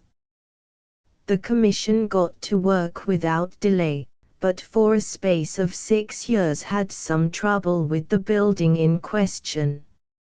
Either the climate hindered operations or the materials used were of the kind which prevents official edifices from ever rising higher than the basement. But, meanwhile, other quarters of the town saw arise, for each member of the commission, a handsome house of the non-official style of architecture. Clearly the foundation afforded by the soil of those parts was better than that where the government building was still engaged in hanging fire. Likewise the members of the commission began to look exceedingly prosperous, and to blossom out into family life, and, for the first time in his existence, even Chichikov also departed from the iron laws of his self-imposed restraint and inexorable self-denial, and so far mitigated his heretofore asceticism as to show himself a man not averse to those amenities which, during his youth, he had been capable of renouncing. That is to say, certain superfluities began to make their appearance in his establishment. He engaged a good cook, took to wearing linen shirts, bought for himself cloth of a pattern worn by no one else in the province, figured in checks shot with the brightest of reds and browns, fitted himself out with 2 splendid horses, which he drove with a single pair of reins, added to a ring attachment for the trace horse, developed a habit of washing with a sponge dipped in eau de cologne, and invested in soaps of the most expensive quality, in order to communicate to his skin a more elegant polish. But suddenly there appeared upon the scene a new director, a military man, and a martinet as regarded his hostility to bribe-takers and anything which might be called irregular. On the very day after his arrival he struck fear into every breast by calling for accounts, discovering hosts of deficits and missing sums, and directing his attention to the aforesaid fine houses of civilian architecture. Upon that there ensued a complete reshuffling. Chinovniks were retired wholesale, and the houses were sequestrated to the government, or else converted into various pious institutions and schools for soldiers' children. Thus the whole fabric, and especially Chichikov, came crashing to the ground. Particularly did our hero's agreeable face displease the new director. Why that was so it is impossible to say, but frequently, in cases of the kind, no reason exists. However, the director conceived a mortal dislike to him, and also extended that enmity to the whole of Chichikov's colleagues. But inasmuch as the said director was a military man, he was not fully acquainted with the myriad subtleties of the civilian mind, wherefore it was not long before, by dint of maintaining a discreet exterior, added to a faculty for humoring all and sundry, a fresh gang of chinovniks succeeded in restoring him to mildness, and the general found himself in the hands of greater thieves than before, but thieves whom he did not even suspect, seeing that he believed himself to have selected men fit and proper, and even ventured to boast of possessing a keen eye for talent. In a trice the chinovniks concerned appraised his spirit and character, with the result that the entire sphere over which he ruled became an agency for the detection of irregularities. Everywhere, and in every case, were those irregularities pursued as a fisherman pursues a fat sturgeon with a gaff, and to such an extent did the sport prove successful that almost in no time each participator in the hunt was seen to be in possession of several thousand rubles of capital. Upon that a large number of the former band of chinovniks also became converted to paths of rectitude, and were allowed to re-enter the service. But not by hook or by crook could Chichikov worm his way back, even though, incited thereto by sundry items of paper currency, the general's first secretary and principal bear leader did all he could on our hero's behalf. It seemed that the general was the kind of man who, though easily led by the nose, provided it was done without his knowledge, no sooner got an idea into his head than it stuck there like a nail, and could not possibly be extracted, and all that the wily secretary succeeded in procuring was the tearing up of a certain dirty fragment of paper, even that being effected only by an appeal to the general's compassion, on the score of the unhappy fate which, otherwise, would befall Chichikov's wife and children, who, luckily, had no existence in fact. "Well," said Chichikov to himself, "I have done my best, and now everything has failed. Lamenting my misfortune won't help me, but only action." And with that he decided to begin his career anew, and once more to arm himself with the weapons of patience and self-denial. The better to effect this, he had, of course, to remove to another town.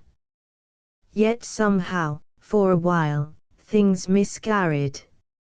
More than once he found himself forced to exchange one post for another, and at the briefest of notice, and all of them were posts of the meanest, the most wretched, order. Yet, being a man of the utmost nicety of feeling, the fact that he found himself rubbing shoulders with anything but nice companions did not prevent him from preserving intact his innate love of what was decent and seemly, or from cherishing the instinct which led him to hanker after office fittings of lacquered wood, with neatness and orderliness everywhere. Nor did he at any time permit a foul word to creep into his speech, and would feel hurt even if in the speech of others there occurred a scornful reference to anything which pertained to rank and dignity. Also, the reader will be pleased to know that our hero changed his linen every other day, and in summer, when the weather was very hot, every day, seeing that the very faintest suspicion of an unpleasant odor offended his fastidiousness. For the same reason it was his custom, before being valeted by Petrushka, always to plug his nostrils with a couple of cloves. In short, there were many occasions when his nerves suffered rackings as cruel as a young girl's, and so helped to increase his disgust at having once more to associate with men who set no store by the decencies of life. Yet, though he braced himself to the task, this period of adversity told upon his health, and he even grew a trifle shabby. More than once, on happening to catch sight of himself in the mirror, he could not forbear exclaiming, "Holy Mother of God, but what a nasty-looking brute I have become," and for a long while afterwards could not with anything like sang-froid contemplate his reflection. Yet throughout he bore up stoutly and patiently, and ended by being transferred to the customs department. It may be said that the department had long constituted the secret goal of his ambition, for he had noted the foreign elegances with which its officials always contrived to provide themselves, and had also observed that invariably they were able to send presents of china and cambric to their sisters and aunts, well, to their lady friends generally. Yes, more than once he had said to himself with a sigh, "That is the department to which I ought to belong, for, given a town near the frontier, and a sensible set of colleagues, I might be able to fit myself out with excellent linen shirts." Also, it may be said that most frequently of all had his thoughts turned towards a certain quality of French soap which imparted a peculiar whiteness to the skin and a peerless freshness to the cheeks. Its name is known to God alone, but at least it was to be procured only in the immediate neighborhood of the frontier.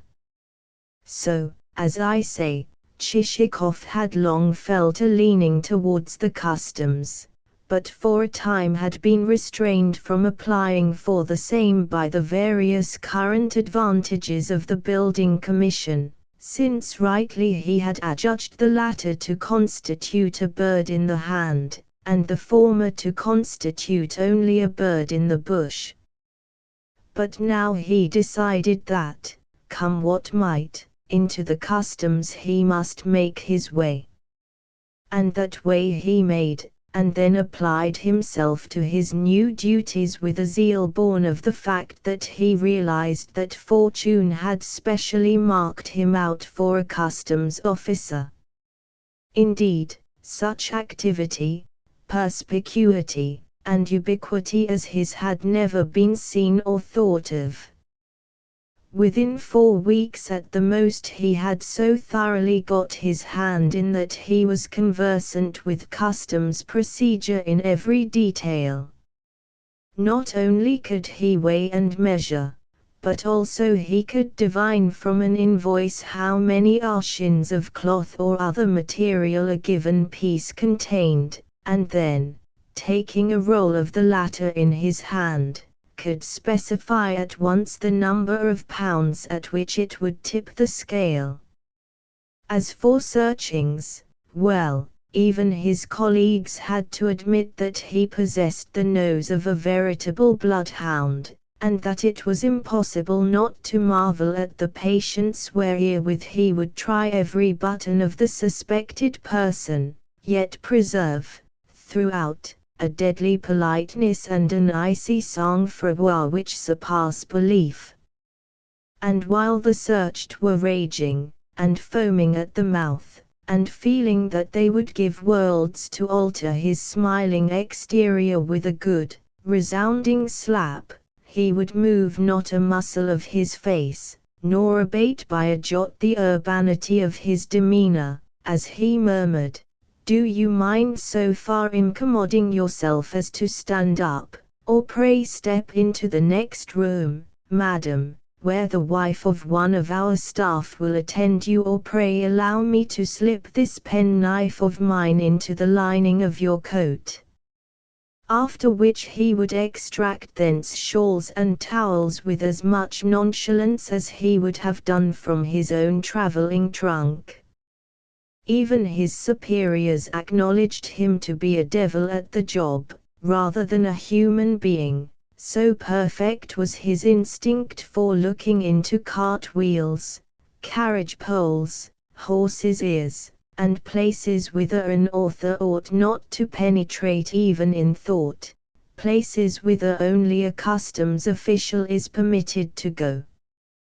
The result was that the wretched traveller who had just crossed the frontier would, within a few minutes, become wholly at sea, and, wiping away the perspiration, and breaking out into body flushes, would be reduced to crossing himself and muttering, "Well, well, well." In fact, such a traveller would feel in the position of a schoolboy who, having been summoned to the presence of the headmaster for the ostensible purpose of being given an order, has found that he receives, instead, a sound flogging. In short, for some time Chichikov made it impossible for smugglers to earn a living. In particular, he reduced Polish Jewry almost to despair, so invincible, so almost unnatural, was the rectitude, the incorruptibility which led him to refrain from converting himself into a small capitalist with the aid of confiscated goods and articles which, to save excessive clerical labor, had failed to be handed over to the government. Also, without saying it goes that such phenomenally zealous and disinterested service attracted general astonishment, and, eventually, the notice of the authorities, whereupon he received promotion, and followed that up by mooting a scheme for the infallible detection of contrabandists, provided that he could be furnished with the necessary authority for carrying out the same. At once such authority was accorded him, as also unlimited power to conduct every species of search and investigation. And that was all he wanted. It happened that previously there had been formed a well-founded association for smuggling on regular, carefully prepared lines, and that this daring scheme seemed to promise profit to the extent of some millions of money, yet, though he had long had knowledge of it, Chichikov had said to the association's emissaries, when sent to buy him over, "The time is not yet." But now that he had got all the reins into his hands, he sent word of the fact to the gang, and with it the remark, "The time is now." Nor was he wrong in his calculations, for, within the space of a year, he had acquired what he could not have made during 20 years of non-fraudulent service. With similar sagacity he had, during his early days in the department, declined altogether to enter into relations with the association, for the reason that he had then been a mere cipher, and would have come in for nothing large in the way of takings. But now, well, now it was another matter altogether, and he could dictate what terms he liked. Moreover, that the affair might progress the more smoothly, he suborned a fellow chinovnik of the type which, in spite of grey hairs, stands powerless against temptation, and, the contract concluded, the association duly proceeded to business. Certainly business began brilliantly. But probably most of my readers are familiar with the oft-repeated story of the passage of Spanish sheep across the frontier in double fleeces which carried between their outer layers and their inner enough lace of Brabant to sell to the tune of millions of rubles. Wherefore I will not recount the story again beyond saying that those journeys took place just when Chichikov had become head of the customs, and that, had he not a hand in the enterprise, not all the Jews in the world could have brought it to success.